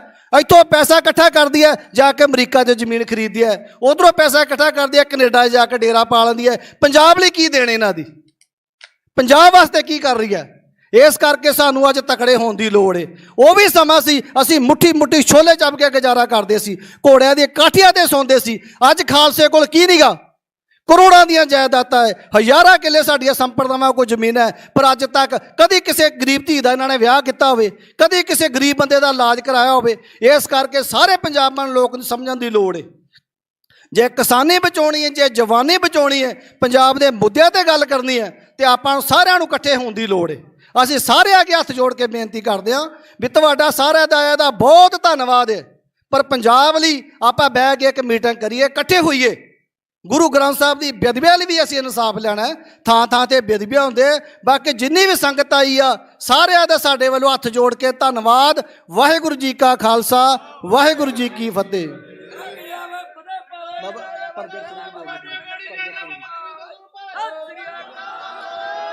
ਸਤਿ ਸ੍ਰੀ ਅਕਾਲ। ਅਗਲੀ ਬੇਨਤੀ ਬਾਬਾ ਪ੍ਰਗਟ ਸਿੰਘ ਜੀ। ਬਾਬਾ ਜੀ ਬਾਬਾ ਪ੍ਰਗਟ ਸਿੰਘ ਜੀ ਉਹ ਆਪ ਜੀਆਂ ਨਾਲ ਵਿਚਾਰਾਂ ਸਾਂਝੀਆਂ ਕਰਨਗੇ। ਇਹਨਾਂ ਤੋਂ ਉਪਰੰਤ ਜਥੇਦਾਰ ਬਾਬਾ ਰਾਜਾ ਰਾਜ ਸਿੰਘ ਜੀ ਉਹ ਵਿਚਾਰਾਂ ਸਾਂਝੀਆਂ ਕਰਨਗੇ ਜੀ। ਵਾਹਿਗੁਰੂ। ਗੁਰੂ ਸਰੂਪ ਗੁਰੂ ਖਾਲਸਾ ਸਾਧ ਸੰਗਤ ਜੀ, ਆਪ ਜੀਆਂ ਦੇ ਧੰਨ ਧੰਨ ਸਾਹਿਬ ਸ੍ਰੀ ਗੁਰੂ ਗ੍ਰੰਥ ਸਾਹਿਬ ਜੀ ਦੀ ਗੋਦ ਦੇ ਵਿੱਚ ਸਵੇਰ ਤੋਂ ਲੈ ਕੇ ਚੌਂਕੜੇ ਮਾਰ ਕੇ ਸਜੇ ਬੈਠੇ ਹੋ ਦੇਵਤਿਆਂ ਦੀ ਤਰ੍ਹਾਂ ਪਹਿਲਾਂ ਗੁਰਮੁਖੋ ਪਿਆਰਿਓ ਕੁਝ ਕਹਿਣ ਦਾ ਯਤਨ ਕਰੀਏ। ਬੁਲਾਓ ਫਤਿਹ, ਪਾਓ ਫਤਿਹ, ਆਖੋ ਵਾਹਿਗੁਰੂ ਜੀ ਕਾ ਖਾਲਸਾ, ਵਾਹਿਗੁਰੂ ਜੀ ਕੀ ਫਤਿਹ। ਗੁਰਮੁਖੋ ਪਿਆਰਿਓ, ਅੱਜ ਜਿਹੜਾ ਮਹਾਂ ਪੰਚਾਇਤ ਗੁਰੂ ਖਾਲਸੇ ਵੱਲੋਂ ਨਿਹੰਗ ਸਿੰਘ ਫੌਜਾਂ ਵੱਲੋਂ ਜੋ ਇਹ ਵੱਡਾ ਇਕੱਠ ਬੁਲਾਇਆ ਗਿਆ, ਇਹਦਾ ਗੁਰਮੁਖੋ ਕੋਈ ਰਿਜ਼ਲਟ ਆਉਣਾ ਵੀ ਬਹੁਤ ਹੀ ਜ਼ਰੂਰੀ ਆ।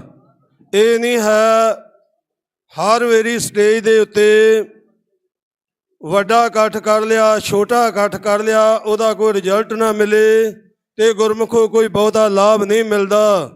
ਜੇ ਅੱਜ ਇਹ ਮੋਰਚੇ ਦੇ ਉੱਤੇ ਗੁਰੂ ਖਾਲਸਾ ਨਿਹੰਗ ਸਿੰਘ ਫੌਜਾਂ ਡਟੀਆਂ ਹਨ, ਇਹਨਾਂ ਦੇ ਅੰਦਰ ਇੱਕੋ ਹੀ ਦਰਦਾ 328 ਸਰੂਪਾਂ ਦਾ, ਬੰਦੀ ਸਿੰਘਾਂ ਦਾ।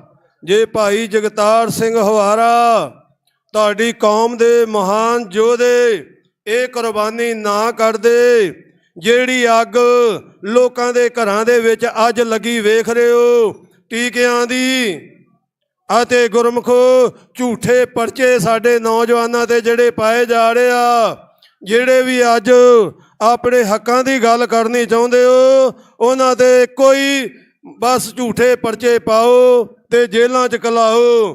ਗੁਰਮੁਖੋ ਅੱਜ ਸਾਨੂੰ ਇੱਕ ਨਿਸ਼ਾਨ ਦੇ ਥੱਲੇ ਕਿਹੜੇ ਢੰਗ ਨਾਲ ਇਕੱਤਰ ਹੋਣਾ, ਗੁਰਮੁਖੋ ਇਹ ਗੱਲ ਸਾਨੂੰ ਕਹਿਣੀ ਪੈਂਦੀ ਆ ਜਦੋਂ ਵੀ ਮੋਰਚੇ ਤੇ ਆਉਂਦੇ ਆ ਵੀ ਜਿਹੜੀ ਇਹ ਫੌਜ ਆ ਨਾ, ਨਿਹੰਗ ਸਿੰਘ ਫੌਜ, ਗੁਰੂ ਕਾ ਖਾਲਸਾ ਫੌਜ, ਇਹ ਕਾਲ ਪੁਰਖ ਵਾਹਿਗੁਰੂ ਨੇ ਖੰਡੇ ਦੀ ਧਾੜ 'ਚੋਂ ਪੈਦਾ ਕੀਤੀ ਸੀ।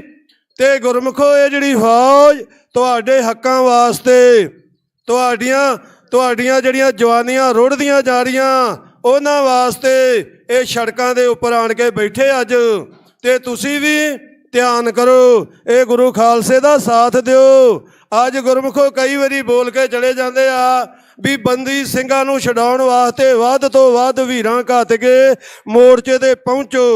ਮੋਰਚੇ ਤੇ ਜੇ ਪਹੁੰਚੇ ਆ ਤੇ ਅਸੀਂ ਇਹ ਮਿਥੀਏ ਮਨ ਦੇ ਵਿੱਚ ਇੱਕ ਇੱਕ ਨਾਲ ਜੋੜ ਕੇ ਜੇਲ੍ਹ ਤੋਂ ਲੈ ਕੇ ਪੂਰੇ ਪੰਜਾਬ ਦੇ ਵਿੱਚ ਇੱਕ ਇੱਕ ਨਾ ਬੰਦੇ ਨਾਲ ਬੰਦਾ ਖਿਲਾਰ ਕੇ ਅਸੀਂ ਏਕਤਾ ਦਾ ਇਕੱਠ ਵਿਖਾਈਏ ਤੇ ਫੇਰ ਬੰਦੀ ਸਿੰਘ ਬਾਹਰ ਆਉਣੇ ਆ। ਜੇ ਕਹੀਏ ਗੱਲਾਂ ਬਾਤਾਂ ਨਾ ਇੱਥੋਂ ਦੀਵਾਨ ਇੱਥੋਂ ਜਾ ਕੇ ਕੋਈ ਹੋਰ ਪ੍ਰੋਗਰਾਮ ਲੀਕਤਾ, ਉਦੋਂ ਪ੍ਰੋਗਰਾਮ ਅੱਗੇ ਲੀਕਤਾ, ਜਿਹੜੇ ਅਸੀਂ ਵੱਖ-ਵੱਖ ਧਰਨੇ ਬਾਰਡਰਾਂ ਤੇ ਲਾਏ ਆ, ਜੇ ਕਿਤੇ ਇੱਥੇ ਧਰਨੇ ਲਾਏ ਹੁੰਦੇ ਤਾਂ ਗੁਰਮੁਖੋ ਪਿਆਰਿਓ ਬੰਦੀ ਸਿੰਘਾਂ ਦੇ ਹੱਕ ਵੀ ਮਿਲ ਜਾਂਦੇ। ਅੱਜ ਸਾਨੂੰ ਸਾਡੀ ਜਿਹੜੀ ਆ ਫਸਲ ਨਸਲ ਦੀ ਲੜਾਈ ਆ ਇਹਦੇ ਵੀ ਹੱਕ ਮਿਲਦੇ, ਇਸੇ ਕਰਕੇ ਸਾਨੂੰ ਹੱਕ ਨਹੀਂ ਮਿਲੇ। ਅਸੀਂ ਥਾਂ ਥਾਂ ਤੇ ਖਿਲਰੇ ਫਿਰਦੇ ਹੋ, ਇੱਕ ਕਤਾਰ ਦੇ ਵਿੱਚ ਨਹੀਂ, ਇੱਕ ਜਮਾਤ ਦੇ ਵਿੱਚ ਨਹੀਂ। ਇਹ ਗੁਰਮੁਖੋ ਇਹ ਮੋਰਚੇ ਦੀ ਬਾਬਾ ਰਾਜਾ ਰਾਜ ਸਿੰਘ ਅਗਵਾਈ ਕਰਦੇ ਸੀ, ਬਾਬਾ ਕੁਲਵਿੰਦਰ ਸਿੰਘ ਜੀ ਕਰਦੇ ਸੀ, 10 ਜਹੇਦਾਰ ਬਾਬਾ ਪ੍ਰਗਟ ਸਿੰਘ ਫਿਰੋਜ਼ਪੁਰ ਤੋਂ ਲੈ ਕੇ 11 ਘੋੜੇ ਲੈ ਕੇ ਹੀ ਇੱਥੇ ਆਏ ਸੀ, ਜਿਨ੍ਹਾਂ ਦੇ ਵਿੱਚੋਂ 7 ਘੋੜੇ ਰਹਿ ਗਏ, 4 ਘੋੜੇ ਚਾਲਾ ਮਾਰ ਗਏ ਆ। ਉਹ ਬੰਦੇ ਕੌਣ ਆ ਜ਼ਿੰਮੇਵਾਰ ਜਿਹੜੇ ਘੋੜਿਆਂ ਦਾ ਦਾਣਾ ਦੇਣਗੇ? ਉਹ ਕੌਣ ਆ ਜ਼ਿੰਮੇਵਾਰ ਜਿਹੜੇ ਤੂੜੀ ਨਹੀਂ ਪਹੁੰਚਾਉਂਦੇ? ਉਹ ਕਿਹੜੇ ਜ਼ਿੰਮੇਵਾਰ ਆ ਜਿਹੜੇ ਗੁਰਮੁਖੋ ਲੰਗਰਾਂ ਦੀਆਂ ਰਸਤਾਂ ਨਹੀਂ ਪਹੁੰਚਾਉਂਦੇ?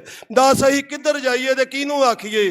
ਕੀ ਅਗਲੇ ਕਹਿ ਦੇਣਗੇ ਬਾਬੇ ਨੂੰ ਖਰੀ ਦਾਣੇ ਦੀ ਤੇ ਤੂੜੀ ਦੀ ਭੁੱਖ ਆ। ਪਰ ਅੱਜ ਵੇਖ ਲਓ ਜਾ ਕੇ, ਚਾਹੇ ਕੋਈ ਸਾਨੂੰ ਇੱਥੇ ਕਮੇਟੀ ਜ਼ਿੰਮੇਵਾਰ ਬਣੇ, ਚਾਹੇ ਕਿਸਾਨ ਦੁਨੀਆ ਦੇ ਜਿਹੜੇ ਜ਼ਿੰਮੇਵਾਰ ਬਣੇ ਆ ਉਹ ਜ਼ਿੰਮੇਵਾਰ ਬਣਨ। ਜੇ ਬੋਰੀਆਂ ਭਰ ਕੇ ਬਾਬਿਆਂ ਨੂੰ ਕਾਰਸੇ ਵਾਲਿਆਂ ਨੂੰ ਕਣਕ ਦੀਆਂ ਭੇਜ ਸਕਦੇ ਤੇ ਘੋੜਿਆਂ ਵਾਸਤੇ ਕਿਹਨੇ ਲੈ ਕੇ ਆਉਣੇ ਆ? ਜੇ ਤੁਸੀਂ ਤੂੜੀ ਗਊਸ਼ਾਲਾ 'ਚ ਭੇਜ ਸਕਦੇ ਆ, ਇਹ ਗੁਰੂ ਗੋਬਿੰਦ ਸਿੰਘ ਮਹਾਰਾਜ ਦੇ ਘੋੜੇ ਆ, ਇਹਨਾਂ ਵਾਸਤੇ ਤੂੜੀ ਲਿਆਓ। ਤੰਬੂ ਤਰਪਾਲਾਂ ਫੜ ਚੁੱਕੇ ਆ 2 ਸਾਲਾਂ ਤੋਂ, ਕੋਈ ਨਹੀਂ ਇਹਨਾਂ ਦਾ ਪਤਾ ਲੈਂਦਾ। ਜੇ ਅੱਜ ਫੌਜ ਫੇਰੂ ਸ਼ਹਿਰ ਦੇ ਜੰਗ ਦੇ ਵਿੱਚ ਹਾਰ ਗਈ, ਜੇ ਫੌਜ ਮੁਦਕੀ ਦੇ ਜੰਗ ਵਿੱਚ ਹਾਰ ਗਈ, ਬਾਬੇ ਹਨੂਮਾਨ ਸਿੰਘ ਜਥੇਦਾਰ ਦਾ ਸਾਥ ਨਹੀਂ ਦਿੱਤਾ, ਸਰੋਂ ਦੀਆਂ ਬੋਰੀਆਂ ਭੇਜੀਆਂ ਸੀ ਤੇ ਖਾਣ ਦੇ ਤੱਕ ਗੁਰਮੁਖੋ ਲੰਗਰ ਨਹੀਂ ਪਹੁੰਚਾਇਆ। ਇਹ ਫੌਜਾਂ ਹਾਰ ਗਈਆਂ, ਇਹ ਖਾਲਸੇ ਦੀ ਫੌਜ ਆ, ਪਰ ਅੱਜ ਧਿਆਨ ਨਹੀਂ ਕੋਈ ਰੱਖ ਰਿਹਾ। ਇਹ ਫੌਜ ਕੀ ਕਰਦੀ? ਪਖੰਡੀਆਂ ਤੇ ਦੰਭੀਆਂ ਦੇ ਡੇਰੇ ਤੇ ਜਾ ਕੇ ਅਸੀਂ ਗੁਰਮੁਖੋ ਬੈਠੇ ਹੋ। ਸਾਹਿਬ ਗੁਰੂ ਗ੍ਰੰਥ ਸਾਹਿਬ ਤੇ ਵਿਸ਼ਵਾਸ ਰੱਖੋ। ਜੇ ਕਹਾਂ ਤੁਸੀਂ ਬਦਾਵਾ ਲੈ ਕੇ ਦੇਣਾ ਤੇ ਸਾਰੇ ਦੇ ਜੋ ਗੁਰੂ ਸਾਹਿਬ ਨੇ ਕਿਹਾ। ਮੈਂ ਜੇ ਚਾਹਿਆ ਗੁਰੂ ਸਾਹਿਬ ਨੂੰ ਤੇ ਮਾਤਾ ਭਾਗੋ ਸਾਹਿਬ ਤੇ ਮਿਹਰ ਦਾ ਭਰਿਆ ਹੱਥ ਰੱਖ ਕੇ 40 ਸਿੰਘਾਂ ਦੇ ਨਾਲ ਮੋਰਚੇ ਦੀ ਫਤਿਹ ਕਰਾ ਦਿੱਤੀ ਸੀ। ਅੱਜ ਤਾਂ ਬਹੁਤ ਵੱਡੀ ਗਿਣਤੀ ਆ, ਗੁਰੂ ਸਾਹਿਬ ਨੇ 5 ਤੋਂ ਗਿਣਤੀ ਚਲਾਈ ਸੀ। ਕਰੋੜਾਂ ਦੇ ਹਿਸਾਬ ਨਾਲ ਖਾਲਸੇ ਦੀ ਵਾਦੀ ਆ, ਕੋਈ ਸਾਡਾ ਸਰਕਾਰ ਕੁਝ ਨਹੀਂ ਵਿਗਾੜ ਸਕਦੀ। ਅਸੀਂ ਤਲੀ ਤੇ ਰੱਖ ਕੇ ਬੈਠੇ ਹੋ, ਆਪਦੇ ਭਚੰਗੀ ਬੱਚੇ ਨਾਲ ਲੈ ਕੇ BA ਪੜ੍ਹੇ। ਇਹ ਨਹੀਂ ਹੈਗੇ ਵੀ ਅਸੀਂ ਆਪਦੇ ਬੱਚਿਆਂ ਨੂੰ ਨੌਕਰੀਆਂ ਤੇ ਲਾਤਾ। ਇੱਕੋ ਹੀ ਦਰਦ ਆ ਬੰਦੀ ਸਿੰਘਾਂ ਦਾ। 328 ਸਰੂਪਾਂ ਦੀ ਅੱਗ ਬਲਦੀ ਪਈ ਸੀਨੇ 'ਚ। ਸਾਨੂੰ ਜਿਹੜੀ ਝੱਟ ਨੂੰ ਗੋਲੀ ਮਾਰਨੀ ਕਿਸੇ ਨੇ ਹੁਣੇ ਮਾਰ ਦਵੇ, ਅਸੀਂ ਲੇਖੇ ਲੱਗ ਜਾਾਂਗੇ। ਪਰ ਇਹ ਫੌਜ ਦੀ ਕਦਰ ਕਰੋ ਗੁਰਮੁਖੋ ਪਿਆਰਿਓ। ਅੱਜ ਅਸੀਂ 2 ਸਾਲ ਹੋ ਗਏ ਬੈਠੇ ਤੇ 2 ਸਾਲਾਂ ਦੇ ਵਿੱਚ ਕਿਸੇ ਨੇ ਨਹੀਂ ਪੁੱਛਿਆ ਬਾਬਾ ਜੀ ਤੁਹਾਡੇ ਕੋਲ ਤਰਪੈਲ ਹੈਗੀ ਆ?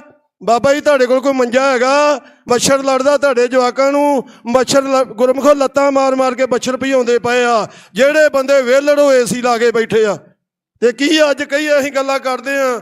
ਇੱਥੇ ਮੈਂ ਆਣ ਕੇ ਦਾਣੇ ਦੀ ਗੱਲ ਕੀਤੀ, ਆਂਦੇ ਬਾਬਾ ਜੀ ਸਿੰਘ ਤਾਂ ਪੱਤੇ ਖਾ ਕੇ ਗੁਜ਼ਾਰੇ ਕਰਦੇ ਰਹੇ ਆ। ਜੇ ਗੋਲਕ 'ਚ ਪੱਤੇ ਪੈਂਦੇ ਹੁੰਦੇ, ਤੁਹਾਡੇ ਅਕਾਊਂਟ 'ਚ ਪੱਤੇ ਹੁੰਦੇ ਅਸੀਂ ਵੀ ਪੱਤਿਆਂ ਨਾਲ ਗੁਜ਼ਾਰਾ ਕਰਦੇ। ਖਾਲਸਾ ਜੀ ਇੰਨਾ ਕੁਝ ਕਹਿੰਦੇ ਹੋਏ ਖਿਮਾ ਦੇ ਜਾਚਕਾਂ ਤੇ ਭਾਗਾਂ ਵਾਲਿਓ ਸਾਰੇ ਮੋਰਚੇ ਦਾ ਸਾਥ ਦਿਓ। ਚੜ੍ਹਦੀ ਕਲਾ 'ਚ ਮੋਰਚਾ ਤਾਂ ਰਹਿਣਾ ਜੇ ਤੁਹਾਡੀ ਏਕਤਾ। ਵਾਹਿਗੁਰੂ ਜੀ ਕਾ ਖਾਲਸਾ, ਵਾਹਿਗੁਰੂ ਜੀ ਕੀ ਫਤਿਹ।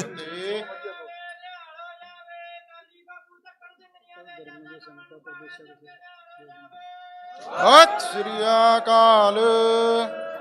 ਸਿੰਘ ਸਾਹਿਬ ਜਥੇਦਾਰ ਬਾਬਾ ਰਾਜਾ ਰਾਜ ਸਿੰਘ ਜੀ ਆਪਣੇ ਵਿਚਾਰ ਸਾਂਝੇ ਕਰਨਗੇ। ਉਹਨਾਂ ਤੋਂ ਪਹਿਲਾਂ ਸਿੰਘ ਸਾਹਿਬ ਜਥੇਦਾਰ ਬਾਬਾ ਕੁਲਵਿੰਦਰ ਸਿੰਘ ਜੀ, ਉਹਨਾਂ ਵੱਲੋਂ ਦੇਸ਼ਾਂ ਵਿਦੇਸ਼ਾਂ ਦੇ ਵਿੱਚੋਂ ਜਿਹੜੀਆਂ ਸੰਗਤਾਂ ਇਸ ਮੋਰਚੇ ਦਾ ਸਹਿਯੋਗ ਕਰ ਰਹੀਆਂ ਹਨ, ਡਟ ਕੇ ਨਾਲ ਖੜੇ ਹਨ, ਉਹਨਾਂ ਦਾ ਬਹੁਤ ਬਹੁਤ ਧੰਨਵਾਦ। ਖਾਸ ਕਰਕੇ ਯੂਰਪ ਦੀ ਸੰਗਤ ਜਿਹੜੀ ਕਿ ਦਿਨ ਰਾਤ ਤਿਆਰ ਪਰ ਤਿਆਰ ਹੋ ਕੇ ਬਾਬਾ ਜੀ ਦੇ ਨਾਲ ਖੜੀ ਹੈ ਕਿ ਜਿਵੇਂ ਦੀ ਵੀ ਸੇਵਾ ਲਾਉਂਗੇ ਤੇ ਅਸੀਂ ਤਿਆਰ ਪਰ ਤਿਆਰ ਨੇ। ਉਹਨਾਂ ਦਾ ਵੀ ਬਾਬਾ ਜੀ ਵੱਲੋਂ ਬਹੁਤ ਜ਼ਿਆਦਾ ਜਿਹੜਾ ਧੰਨਵਾਦ ਕੀਤਾ ਜਾ ਰਿਹਾ ਹੈ। ਤੇ ਅਗਲੀਆਂ ਬੇਨਤੀਆਂ ਸਿੰਘ ਸਾਹਿਬ ਜਥੇਦਾਰ ਬਾਬਾ ਰਾਜਾ ਰਾਜ ਸਿੰਘ ਜੀ ਗੱਜ ਕੇ ਫਤਿਹ ਬੁਲਾਵੇ ਸੋ ਨਿਹਾਲ ਹੋ ਜਾਵੇ। ਸਤਿ ਸ੍ਰੀ ਅਕਾਲ। ਧੰਨ ਧੰਨ ਸਾਹਿਬ ਸ੍ਰੀ ਗੁਰੂ ਗ੍ਰੰਥ ਸਾਹਿਬ ਮਹਾਰਾਜ ਜੀਆਂ ਦੀ ਨਿੱਘੀ ਗੋਦ ਦਾ ਆਨੰਦ ਲੈ ਰਹੀ ਸਾਧ ਸੰਗਤ ਇਸ ਮਹਾਪੰਚਾਇਤ ਦੇ ਵਿੱਚ ਪਹੁੰਚੇ ਹੋਏ ਪੰਥਕ ਜਥੇਬੰਦੀਆਂ ਦੇ ਨੁਮਾਇੰਦੇ, ਨਿਹੰਗ ਸਿੰਘ ਜਥੇਬੰਦੀਆਂ ਦੇ ਨੁਮਾਇੰਦੇ, ਕਿਸਾਨ ਜਥੇਬੰਦੀਆਂ ਦੇ ਨੁਮਾਇੰਦੇ, ਨੌਜਵਾਨ ਆਗੂ, ਸਾਰਿਆਂ ਨੂੰ ਜੀਓ ਆਇਆ। ਤੇ ਸਭ ਤੋਂ ਪਹਿਲਾਂ ਸਤਿਗੁਰਾਂ ਦੀ ਬਖਸ਼ਿਸ਼ ਦੁਹਰਾਓ। ਵਾਹਿਗੁਰੂ ਜੀ ਕਾ ਖਾਲਸਾ, ਵਾਹਿਗੁਰੂ ਜੀ ਕੀ ਫਤਿਹ। ਜਿਹੜਾ ਇਹ ਮੋਰਚਾ 7 ਜਨਵਰੀ 2023 ਤੋਂ ਲਗਾਤਾਰ ਚੱਲ ਰਿਹਾ ਬੰਦੀ ਸਿੰਘਾਂ ਦੀ ਰਿਹਾਈ ਲਈ, ਗੁਰੂ ਗ੍ਰੰਥ ਸਾਹਿਬ ਮਹਾਰਾਜ ਦੀਆਂ ਹੋਈਆਂ ਬੇਅਦਬੀਆਂ ਦਾ ਇਨਸਾਫ ਲੈਣ ਲਈ ਤੇ ਬਾਈਬਲ ਕੋਟਕਪੂਰਾ ਕਾਂਡ ਦੇ ਦੋਸ਼ੀਆਂ ਨੂੰ ਸਜ਼ਾਵਾਂ ਦਿਵਾਉਣ ਲਈ 328 ਸਰੂਪਾਂ ਦਾ ਸ਼੍ਰੋਮਣੀ ਕਮੇਟੀ ਤੋਂ ਹਿਸਾਬ ਕਿਤਾਬ ਲੈਣ ਲਈ ਬਹੁਤ ਲੰਮਾ ਸਮਾਂ ਹੋ ਗਿਆ। ਕੋਈ ਬਹੁਤਾ ਮਹੀਨਾ ਨਹੀਂ ਰਖਾਉਂਦਾ ਉਹਨਾਂ ਬੰਦੀ ਸਿੰਘਾਂ ਦੇ ਜਿਨ੍ਹਾਂ ਨੇ 30 ਸਾਲ ਹੋ ਗਏ, 35 ਸਾਲ ਹੋ ਗਏ ਜੇਲ੍ਹ 'ਚ ਬੈਠਿਆਂ ਨੂੰ। ਉਹਨਾਂ ਦੇ ਅੱਗੇ ਕੋਈ ਇਹ 2 ਸਾਲ ਜ਼ਿਆਦੇ ਨਹੀਂ ਸਾਡੇ ਵਾਸਤੇ। ਕੋਈ ਗੱਲ ਨਹੀਂ, ਜੇ ਹੋਰ ਸਮਾਂ ਬੈਠਣਾ ਪਿਆ ਬੈਠਾਂਗੇ, ਪਰ ਜਗਤਾਰ ਸਿੰਘ ਹਵਾਰੇ ਨੂੰ ਨਾਲ ਲੈ ਕੇ ਜਾਵਾਂਗੇ।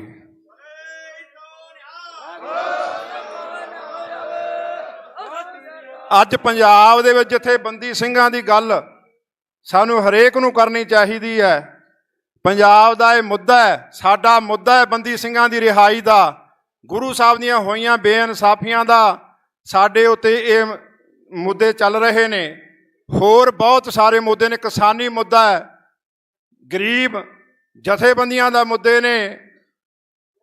ਅਤੇ ਪੰਜਾਬ ਦੇ ਵਿੱਚ ਇੱਕ ਹੋਰ ਬਹੁਤ ਵੱਡਾ ਮੁੱਦਾ, 1-2 ਦਿਨਾਂ ਦੀ ਖਬਰ ਵਾਇਰਲ ਹੋ ਰਹੀ ਆ ਕਿ ਮਾਝੇ ਦੀ ਧਰਤੀ ਤੇ ਸਾਡਾ ਸਿੱਖ SC BC ਭਾਈਚਾਰਾ ਸਿੱਖ ਕਮਿਊਨਿਟੀ ਦੇ ਵਿੱਚੋਂ ਕਨਵਰਟ ਹੋ ਕੇ ਈਸਾਈ ਧਰਮ ਗ੍ਰਹਿਣ ਕਰ ਲਿਆ। ਉਹਨੇ 3.5 ਲੱਖ 2 ਸਾਲਾਂ ਦੇ ਵਿੱਚ। ਸਿੱਖੋ, ਉਹ ਜਥੇਬੰਦੀਆਂ ਦੇ ਜਥੇਦਾਰੋ, ਸ਼੍ਰੋਮਣੀ ਕਮੇਟੀ ਦੇ ਪ੍ਰਧਾਨੋ, ਕਿੱਥੇ ਮਰ ਗਏ? ਉਹ ਤੁਸੀਂ ਕਿੱਥੇ ਬੈਠ ਗਏ? ਪੰਥ ਦੇ ਠੇਕੇਦਾਰੋ, ਤੁਹਾਨੂੰ ਪੁੱਛਣਾ ਚਾਹੁੰਦੇ ਆ, ਤੁਹਾਡੇ ਕੋਲੇ ਸਾਰੀ ਤਾਕਤ ਹੈ ਪੰਜਾਬ ਦੀ, ਪੰਥ ਦੀ, ਕਿੱਥੇ ਮਰ ਗਏ ਤੁਸੀਂ? ਸਾਡਾ 3.5 ਲੱਖ 2 ਸਾਲਾਂ ਦੇ ਵਿੱਚ ਈਸਾਈ ਬਣ ਗਏ ਸਿੱਖ, ਤੇ ਆਉਣ ਵਾਲੇ ਸਮੇਂ ਦੇ ਵਿੱਚ ਸਾਡੀ ਗਿਣਤੀ ਨਹੀਂ ਕੋਈ ਰਹਿਣੀ। ਸਰਕਾਰ RSS BJP ਦੀ ਚਾਹੁੰਦੀ ਹੈ ਕਦੋਂ ਸਿੱਖ ਮੈਨਸ ਤੇ ਆਉਣ। ਹੁਣ ਅਸੀਂ ਰੈਫਰੈਂਡਮ ਦੀਆਂ ਗੱਲਾਂ ਕਰਦੇ ਹਾਂ, ਵੋਟਾਂ ਪਵਾ ਲਓ, ਉਹ ਦੇਖ ਰਹੀ ਆ ਸਾਰਾ ਕੁਝ। ਜਿਹੜੇ ਤਕੜੇ ਘਰਾਂ ਦੇ ਜਵਾਕ ਸੀ ਉਹ ਕੈਨੇਡਾ ਜਾ ਕੇ ਬਹਿ ਗਏ, ਅਮਰੀਕਾ ਜਾ ਕੇ ਬਹਿ ਗਏ, ਵਿਦੇਸ਼ਾਂ ਦੇ ਵਿੱਚ ਜਾ ਕੇ ਬਹਿ ਗਏ। ਕੁਛ ਸਾਡੇ ਨਸ਼ੇ ਨਾਲ ਮਰ ਗਏ। ਗਰੀਬ ਭਾਈਚਾਰਾ ਜਿਹਨੂੰ ਸਤਿਗੁਰਾਂ ਨੇ ਕਿਹਾ, ਇਹਨੇ ਗਰੀਬ ਸਿੱਖਣ ਕੋ ਦਿਉ ਪਾਤਸ਼ਾਹੀ, ਯਾਦ ਕਰੇ ਮੋਰੀ ਗੁਰਿਆਈ ਨਹੀਂ ਕੋ ਸਰਦਾਰ ਬਣਾਉਤਾ ਵੇ ਗੋਬਿੰਦ ਸਿੰਘ ਨਾਮ ਕਹਾਊ। ਉਹ ਈਸਾਈ ਬਣ ਗਏ। ਰਾਜ ਕਿਹਦਾ ਹੋਊਗਾ ਇੱਥੇ? ਰਾਜ ਕੌਣ ਕਰੂਗਾ? ਕਿਤੇ ਕਰੋਗੇ? ਜਦੋਂ ਤੁਹਾਡੀ ਗਿਣਤੀ 2 ਸਾਲਾਂ ਦੇ ਵਿੱਚ 3.5 ਲੱਖ ਬੰਦਾ ਈਸਾਈ ਬਣ ਗਿਆ, ਆਉਣ ਵਾਲੇ ਸਮੇਂ ਦੇ ਵਿੱਚ ਕੱਖ ਨਹੀਂ ਰਹਿਣੀ। ਫਿਰ ਪਵਾ ਲਿਓ ਰੈਫਰੈਂਡਮ ਦੀਆਂ ਵੋਟਾਂ, ਫਿਰ ਕਿਤੇ ਰਾਜ ਕਰੋਗੇ? ਮੈਂ ਤੁਹਾਨੂੰ ਪੁੱਛਣਾ ਚਾਹੁੰਦਾ, ਸਿੱਖੋ, ਅੱਜ ਜਾਤ ਪਾਤ ਦੇ ਵਿੱਚ ਤੁਸੀਂ ਫਸ ਕੇ ਰਹਿ ਗਏ। ਸਾਡੀਆਂ ਧੌਣਾਂ ਦੇ ਵਿੱਚ ਕੀਲੇ ਅੜੇ ਹੋਏ ਨੇ। ਆਹ ਭਾਈਚਾਰਾ ਜਿਹਨੂੰ ਸਤਿਗੁਰਾਂ ਨੇ ਹਿੱਕ ਦੇ ਨਾਲ ਲਾਇਆ, ਕਲਗੀ ਤੋੜੇ ਬਖਸ਼ੇ, ਇਹਨੇ ਗਰੀਬ ਸਿੱਖਣ ਕਿਉਂ ਦਿਉ ਪਾਤਸ਼ਾਹੀ ਦਾ ਨਾਅਰਾ ਦਿੱਤਾ ਤੇ ਮਾਨਸ ਕੀ ਜਾਤ ਸਭੇ ਇੱਕੋ ਪਹਿਚਾਨ ਬੋ ਕਿਹਾ। ਸਾਡੇ ਵਿੱਚ ਤਾਂ ਈਗੋ ਹੋ ਗਈ, ਕੱਟੜਵਾਦੀ। ਜਿਹੜਾ ਕੱਟੜ ਬਣ ਜੇ ਨਾ, ਉਹ ਬਹੁਤਾ ਚਿਰ ਬਚਦਾ ਨਹੀਂ ਹੁੰਦਾ। ਜਿਹਦੇ ਵਿੱਚ ਕੱਟੜਤਾ ਆ ਗਿਆ, ਸਿੱਖ ਧਰਮ ਦੇ ਵਿੱਚ ਕੱਟੜਤਾ ਆ ਗਈ ਹੈ। ਅਸੀਂ ਜ਼ਿਆਦਾ ਕੱਟੜ ਹੋ ਗਏ ਆ, ਦੂਜਿਆਂ ਨੂੰ ਨਾਲ ਰਲਾਉਣ ਨਹੀਂ ਚਾਹੁੰਦੇ। ਕਿਸੇ ਨੂੰ ਅਸੀਂ ਕੁਛ ਕਹਿੰਦੇ ਆ, ਕਿਸੇ ਨੂੰ ਕੁਛ ਕਹਿੰਦੇ ਆ।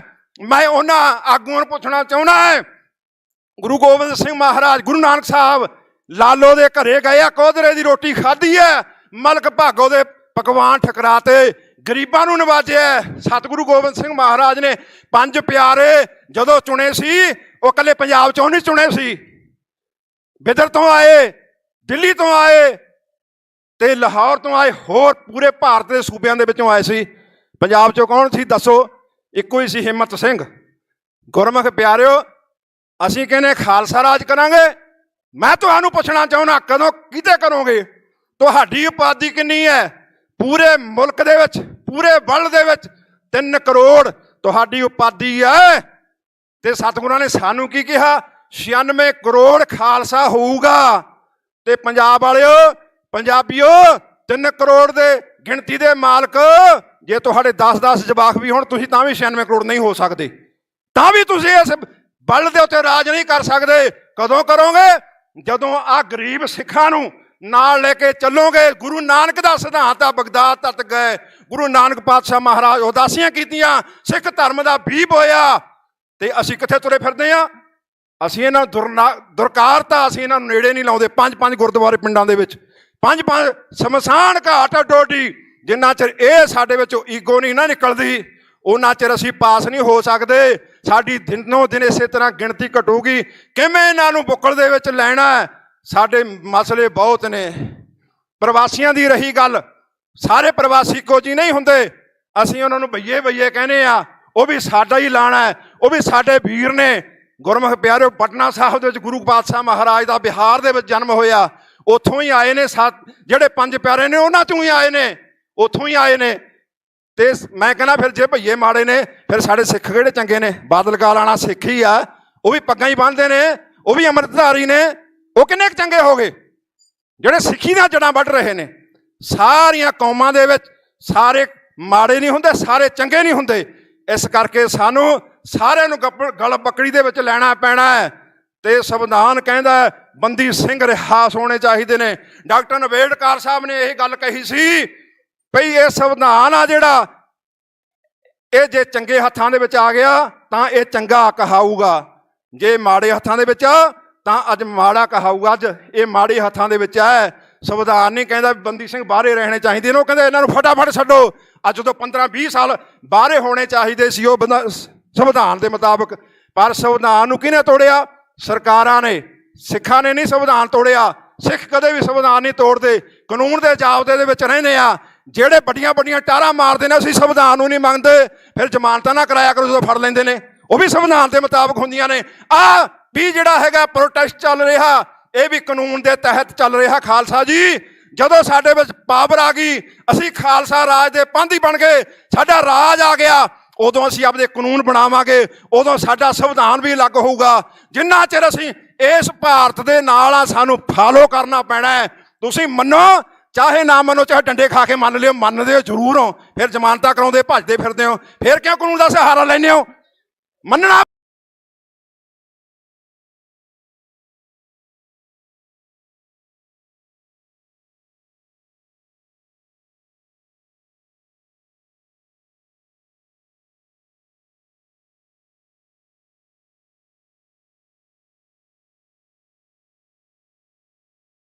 ਤੁਹਾਨੂੰ, ਤੁਹਾਡੇ ਵਿੱਚ ਜਿਹੜੀ ਈਗੋ ਬੜੀ ਹੋਈ ਹੈ। ਖਾਲਸਾ ਰਾਜ ਐਵੇਂ ਨੇ ਅਤੇ ਹੋਰ ਜਥੇਬੰਦੀਆਂ ਨੇ, ਉਹ ਸਾਰੀਆਂ ਤੜਫ ਰਹੀਆਂ ਨੇ। ਪਰ ਜਿਹੜੇ ਧਨਾੜ ਨੇ, ਜਿਹੜੇ ਚੰਗੇ ਵੱਡੇ ਅਹੁਦਿਆਂ ਤੇ ਨੇ, ਜਿਨ੍ਹਾਂ ਕੋਲ ਤਾਕਤ ਹੈ, ਉਹ ਬੋਲ ਨਹੀਂ ਰਹੇ।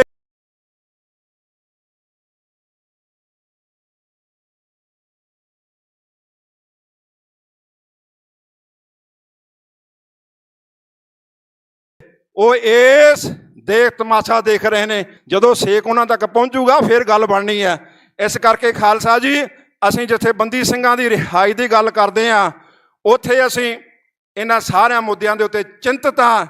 ਪੰਜਾਬ ਨੂੰ ਕਿਵੇਂ ਖਤਮ ਕੀਤਾ ਜਾ ਰਿਹਾ? ਪਹਿਲਾਂ ਸਾਡਾ ਪੰਜਾਬ ਭਾਰਤ ਵੰਡ ਵੇਲੇ ਭਾਰਤ ਦੀ ਵੰਡ ਨਹੀਂ ਹੋਈ, ਪੰਜਾਬ ਦੀ ਹੋਈ, ਇੱਕ ਲਹਿੰਦਾ ਇੱਕ ਚੜ੍ਹਦਾ ਹੋ ਗਿਆ। ਫਿਰ ਮਹਾ ਪੰਜਾਬ, ਫਿਰ ਇਹਦੇ ਵਿੱਚੋਂ ਕੱਟਿਆ ਗਿਆ। ਹਰਿਆਣਾ, ਹਿਮਾਚਲ, ਰਾਜਸਥਾਨ, ਹੁਣ ਚੰਡੀਗੜ੍ਹ ਖੋਲ੍ਹਿਆ। ਹੁਣ ਸਾਨੂੰ ਘਰਾਂ 'ਚੋਂ ਵੀ ਕੱਢ ਦੇਣਗੇ। ਲਖੇ ਬਾਈ ਨੇ ਕਿਹਾ ਸਾਹ ਲੈਣ 'ਤੇ ਵੀ ਟੈਕਸ ਲੱਗੂਗਾ, ਫਿਰ ਭੱਜੋਗੇ। ਇਸ ਕਰਕੇ ਖਾਲਸਾ ਜੀ, ਸਾਨੂੰ ਇਹਨਾਂ ਗੱਲਾਂ ਵੱਲ ਧਿਆਨ ਦੇਣ ਦੀ ਲੋੜ ਹੈ। ਅੱਜ ਦੀ ਮਹਾ ਪੰਚਾਇਤ ਦਾ ਜਿਹੜੇ ਅਸੀਂ ਇਹਦਾ ਸਿੱਟਾ ਕੱਢਿਆ, ਜਿਹੜਾ ਅਸੀਂ ਇੱਥੇ ਇਸ ਨੂੰ ਅੱਗੇ ਕਿਸ ਤਰ੍ਹਾਂ ਲੈ ਕੇ ਜਾਣਾ, ਬੰਦੀ ਸਿੰਘਾਂ ਦੀ ਰਿਹਾਈ ਦੇ ਨਾਲ ਨਾਲ ਪੰਜਾਬ ਦੇ ਜਿਹੜੇ ਬਹੁਤ ਸਾਰੇ ਮਸਲੇ ਨੇ, ਉਹ ਕਿਵੇਂ ਹੱਲ ਹੋਣਗੇ। ਅਸੀਂ ਕੁਝ ਕਮੇਟੀਆਂ ਬਣਾਈਆਂ ਨੇ, ਸੰਗਤ ਪ੍ਰਵਾਨ ਕਰੇ। ਤੇ ਸਭ ਤੋਂ ਪਹਿਲਾਂ ਤਾਂ ਸਾਡਾ ਬੰਦੀ ਸਿੰਘਾਂ ਦੀ ਰਿਹਾਈ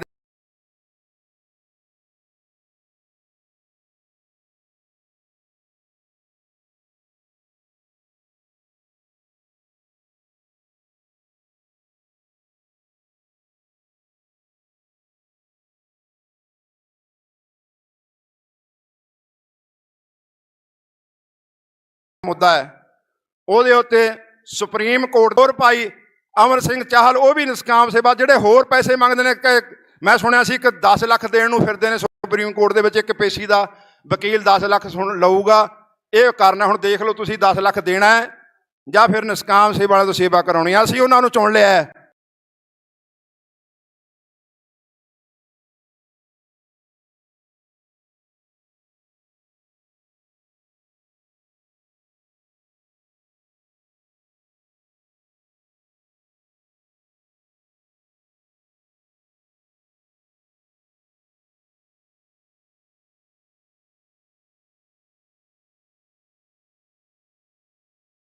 ਅਸੀਂ 10 ਲੱਖ ਦੇਣਾ ਹੈ ਜਾਂ ਫਿਰ ਨਿਸ਼ਕਾਮ ਸੇਵਾ ਵਾਲਿਆਂ ਤੋਂ ਸੇਵਾ ਕਰਾਉਣੀ ਆ। ਅਸੀਂ ਉਹਨਾਂ ਨੂੰ ਚੁਣ ਲਿਆ ਹੈ।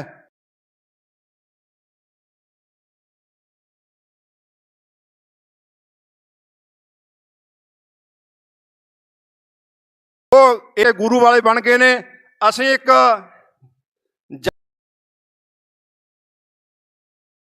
ਗੁਰੂ ਵਾਲੇ ਬਣ ਗਏ ਨੇ। ਅਸੀਂ ਇੱਕ ਜਾਟ ਸਿੱਖਾਂ ਦੀ ਤੇ ਇੱਕ ਜਿਹੜੇ ਆਪਣੇ ਪੰਜਾਬ ਦੇ ਸਿੱਖ ਨੇ ਇੱਕ ਕਮੇਟੀ ਬਣਾਈ ਆ, ਤਾਲਮੇਲ ਕਮੇਟੀ। ਜੇ ਕੋਈ ਮਸਲਾ ਇੱਥੇ ਹੁੰਦਾ ਹੈ ਜਾਟ ਭਾਈਚਾਰੇ ਦੇ ਵਿੱਚ ਜਾਂ ਸਿੱਖਾਂ ਦੇ ਵਿੱਚ, ਜਿਵੇਂ ਪਿੱਛੇ ਜੇ ਉੱਠਿਆ, ਉਹਨਾਂ ਨੂੰ ਖਤਮ ਕਰਨ ਵਾਸਤੇ, ਅੱਗੇ ਆਪਸ ਵਿੱਚ ਪਿਆਰ ਵਧਾਉਣ ਵਾਸਤੇ ਇੱਕ ਤਾਲਮੇਲ ਕਮੇਟੀ ਬਣਾਈ ਹੈ। ਉਹਦੇ ਵਿੱਚ ਅਸੀਂ ਲਿਆ ਹਰਿਆਣੇ ਤੋਂ ਮਨੋਜ ਦੂਹਨ, ਐਡਵੋਕੇਟ ਪੂਨਮ ਆਰੀਆ ਜੀ ਜੋ ਤੁਹਾਡੇ ਸਾਹਮਣੇ ਸੰਬੋਧਨ ਹੋ ਕੇ ਗਏ ਨੇ, ਦੀਪਕ ਫੌਜੀ, ਚੌਧਰੀ ਪੁਸ਼ਪਿੰਦਰ ਸਿੰਘ, ਜਥੇਦਾਰ ਬਾਬਾ ਕੁਲਵਿੰਦਰ ਸਿੰਘ ਤੇ ਸਾਡਾ ਨੌਜਵਾਨ ਆਗੂ ਲੱਖਾ ਸਿਧਾਣਾ ਤੇ ਸਾਡੇ ਸਮਾਜ ਸੇਵੀ ਫਿਲਮ ਅਦਾਕਾਰ ਅਮਨਤੋਜ ਮਾਨ ਤੇ ਦਾਸ ਉਹਦੇ ਵਿੱਚ ਸ਼ਾਮਲ ਹੋਵੇਗਾ। ਜਦੋਂ ਕੋਈ ਇਹੋ ਜਿਹਾ ਰੌਲਾ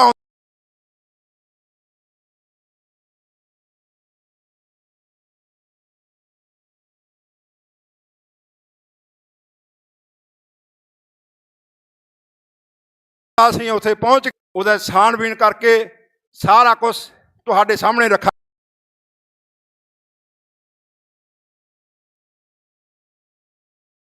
ਸਾਹਮਣੇ ਰੱਖਾਂਗੇ।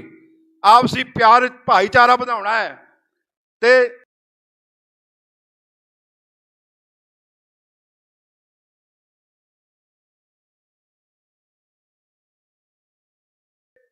ਤੀਜੀ ਜਿਹੜੀ ਹੈਗੀ ਆ ਕਮੇਟੀ, ਜਿਸ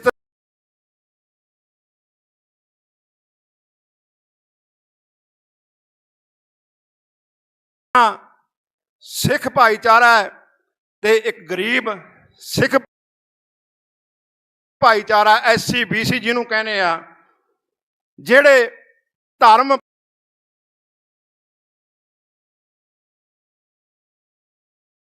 ਪਰਿਵਰਤਨ ਕਰਕੇ ਉਧਰ ਈਸਾਈ ਧਰਮ ਦੇ ਵਿੱਚ ਜਾ ਰਹੇ ਨੇ।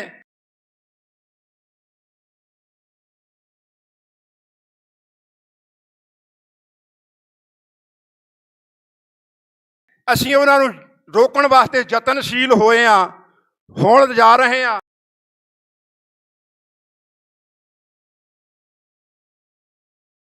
ਅਸੀਂ ਇੱਕ ਜਿਹੜੀ ਹੈਗੀ ਆ ਕਮੇਟੀ ਬਣਾ ਰਹੇ ਹਾਂ, ਜਿਹਦੇ ਵਿੱਚ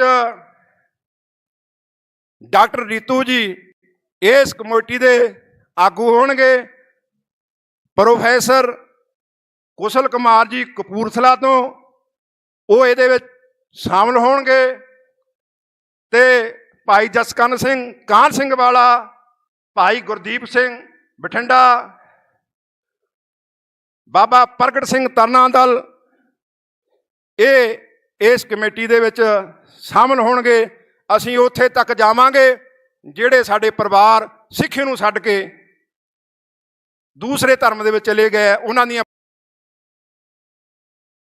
ਪ੍ਰੋਬਲਮ ਸੁਣਾਂਗੇ। ਤੇ ਸਾਨੂੰ ਹੁਣ ਉਹਨਾਂ ਬਾਬਿਆਂ ਦੀ ਲੋੜ ਹੈ, ਉਹਨਾਂ ਦੀ ਲੋੜ ਹੈ ਜਿਹੜੇ ਉਹਨਾਂ ਦੇ ਘਰਾਂ ਦੇ ਵਿੱਚ ਜਾਣ,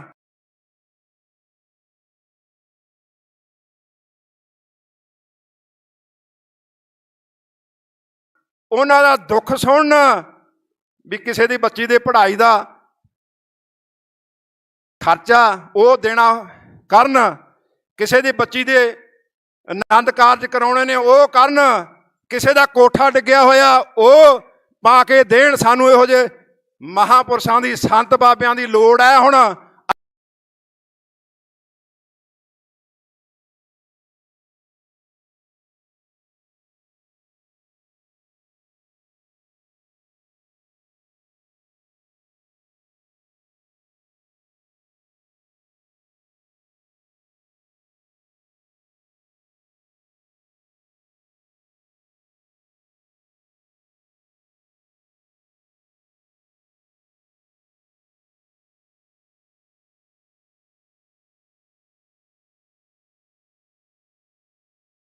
ਮੈਦਾਨ 'ਚ ਕਿਹੜਾ ਆਉਂਦਾ ਹੈ ਦਾਤਰੀ, ਅਸੀਂ ਮਨੂੰ ਦੇ ਸੋਏ, ਜਿਉਂ ਜਿਉਂ ਮੈਨੂੰ ਵੱਢਦਾ ਸੀ ਦੂਣ ਸਵਾਏ ਹੋਏ।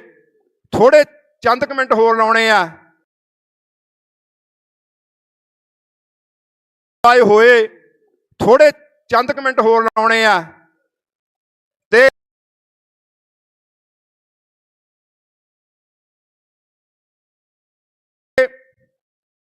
ਟਰੰਪ ਦੁਨੀਆ ਦੀ ਸ਼ਕਤੀਸ਼ਾਲੀ ਜਿਹੜੀ ਸਭ ਤੋਂ ਦੇਸ਼ ਹੈ, ਅਮਰੀਕਾ ਦਾ ਰਾਸ਼ਟਰਪਤੀ ਕੱਲ ਪਰਸੋਂ ਹੀ ਬਣਿਆ। ਉਹਨੇ ਕੀ ਕਿਹਾ?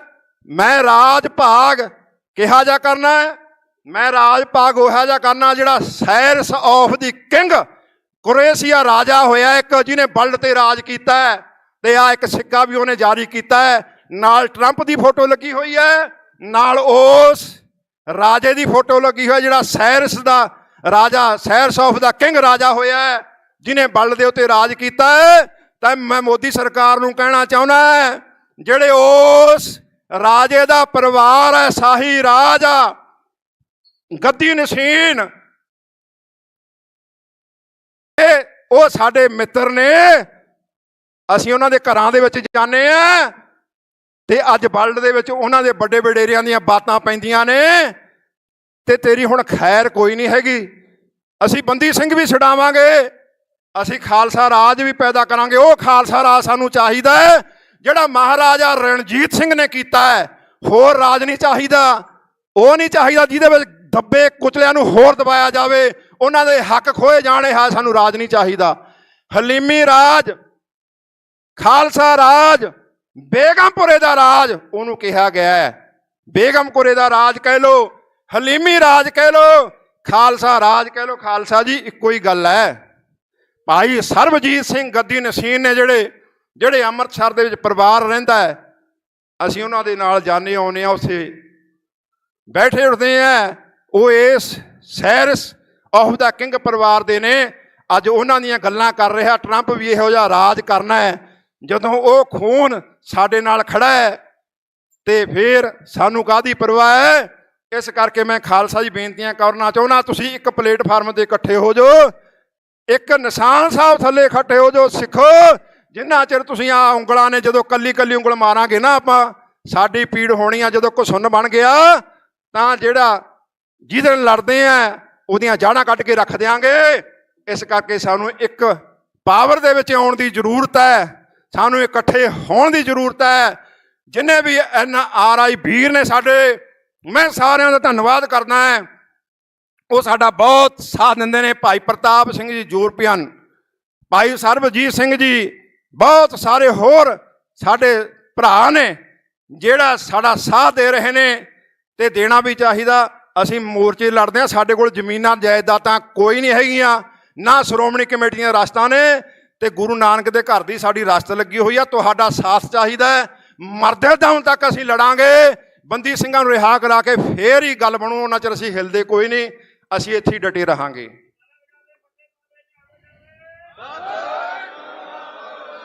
ਜੇ ਤੁਹਾਨੂੰ ਇਹ 4 ਕਮੇਟੀਆਂ ਮਨਜ਼ੂਰ ਨੇ ਤਾਂ ਇੱਕ ਜਕਾਰਾ ਲਾਓ ਤੇ ਹੱਥ ਖੜੇ ਕਰਕੇ ਇਹਨਾਂ ਨੂੰ ਮਨਜ਼ੂਰੀ ਦੇ ਦਿਓ ਤੇ ਸਾਰੇ ਨਾਲ ਚੱਲਣ ਦਾ ਪਰਨ ਕਰੋ। ਜਕਾਰੇ ਗਜਾਵੇ, ਫਤਿਹ ਪਾਵੇ, ਨਿਹਾਲ ਹੋ ਜਾਵੇ। ਤੇ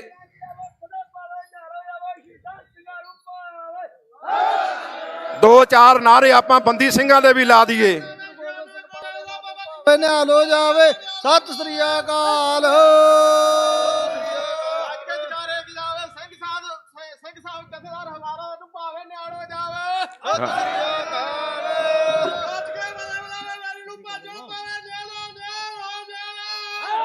ਬੰਦੀ ਸਿੰਘ ਬੰਦੀ ਸਿੰਘ ਰਿਹਾ ਕਰੋ। ਬੰਦੀ ਸਿੰਘ ਰਿਹਾ ਕਰੋ। ਰਰੇ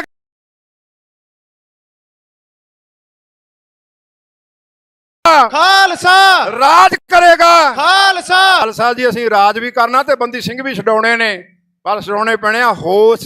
ਜਿੱਥੇ ਸਾਨੂੰ ਜੋਸ਼ ਦੀ ਲੋੜ ਆ ਉੱਥੇ ਹੋਸ਼ ਦੇ ਨਾਲ ਵੀ ਚੱਲਣਾ। ਤੇ ਮੈਂ ਸਾਰੀਆਂ ਨਿਹੰਗ ਸਿੰਘ ਜਥੇਬੰਦੀਆਂ ਦਾ ਧੰਨਵਾਦ ਕਰਦਾ ਜਿਹੜੀਆਂ ਇੱਥੇ ਆਪੋ ਆਪਣਾ ਕੀਮਤੀ ਸਮਾਂ ਕੱਢ ਕੇ ਆਏ ਨੇ।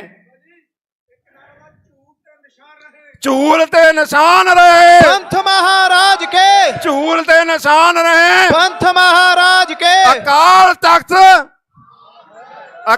ਤਖਤ ਮਹਾਨ ਹੈ। ਅਕਾਲ ਤਖਤ ਮਹਾਨ ਹੈ। ਸਿੱਖ ਪੰਥ ਦੀ ਸ਼ਾਨ ਹੈ।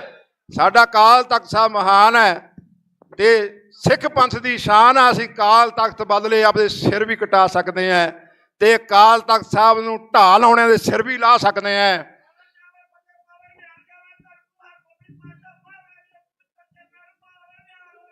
ਸਤਿ ਸ੍ਰੀ ਅਕਾਲ। ਮੈਂ ਸਾਰੀਆਂ ਜਥੇਬੰਦੀਆਂ ਦਾ, ਦਲਾਂ ਪੰਥਾਂ ਦਾ, ਕਿਸਾਨ ਜਥੇਬੰਦੀਆਂ ਦਾ, ਪੰਥਕ ਜਥੇਬੰਦੀਆਂ ਦਾ, ਸਾਡੇ ਸਮਾਜ ਸੇਵੀ ਨੌਜਵਾਨਾਂ ਦਾ, ਜਿੰਨੇ ਵੀ ਆ ਇੱਥੇ ਹੋਰ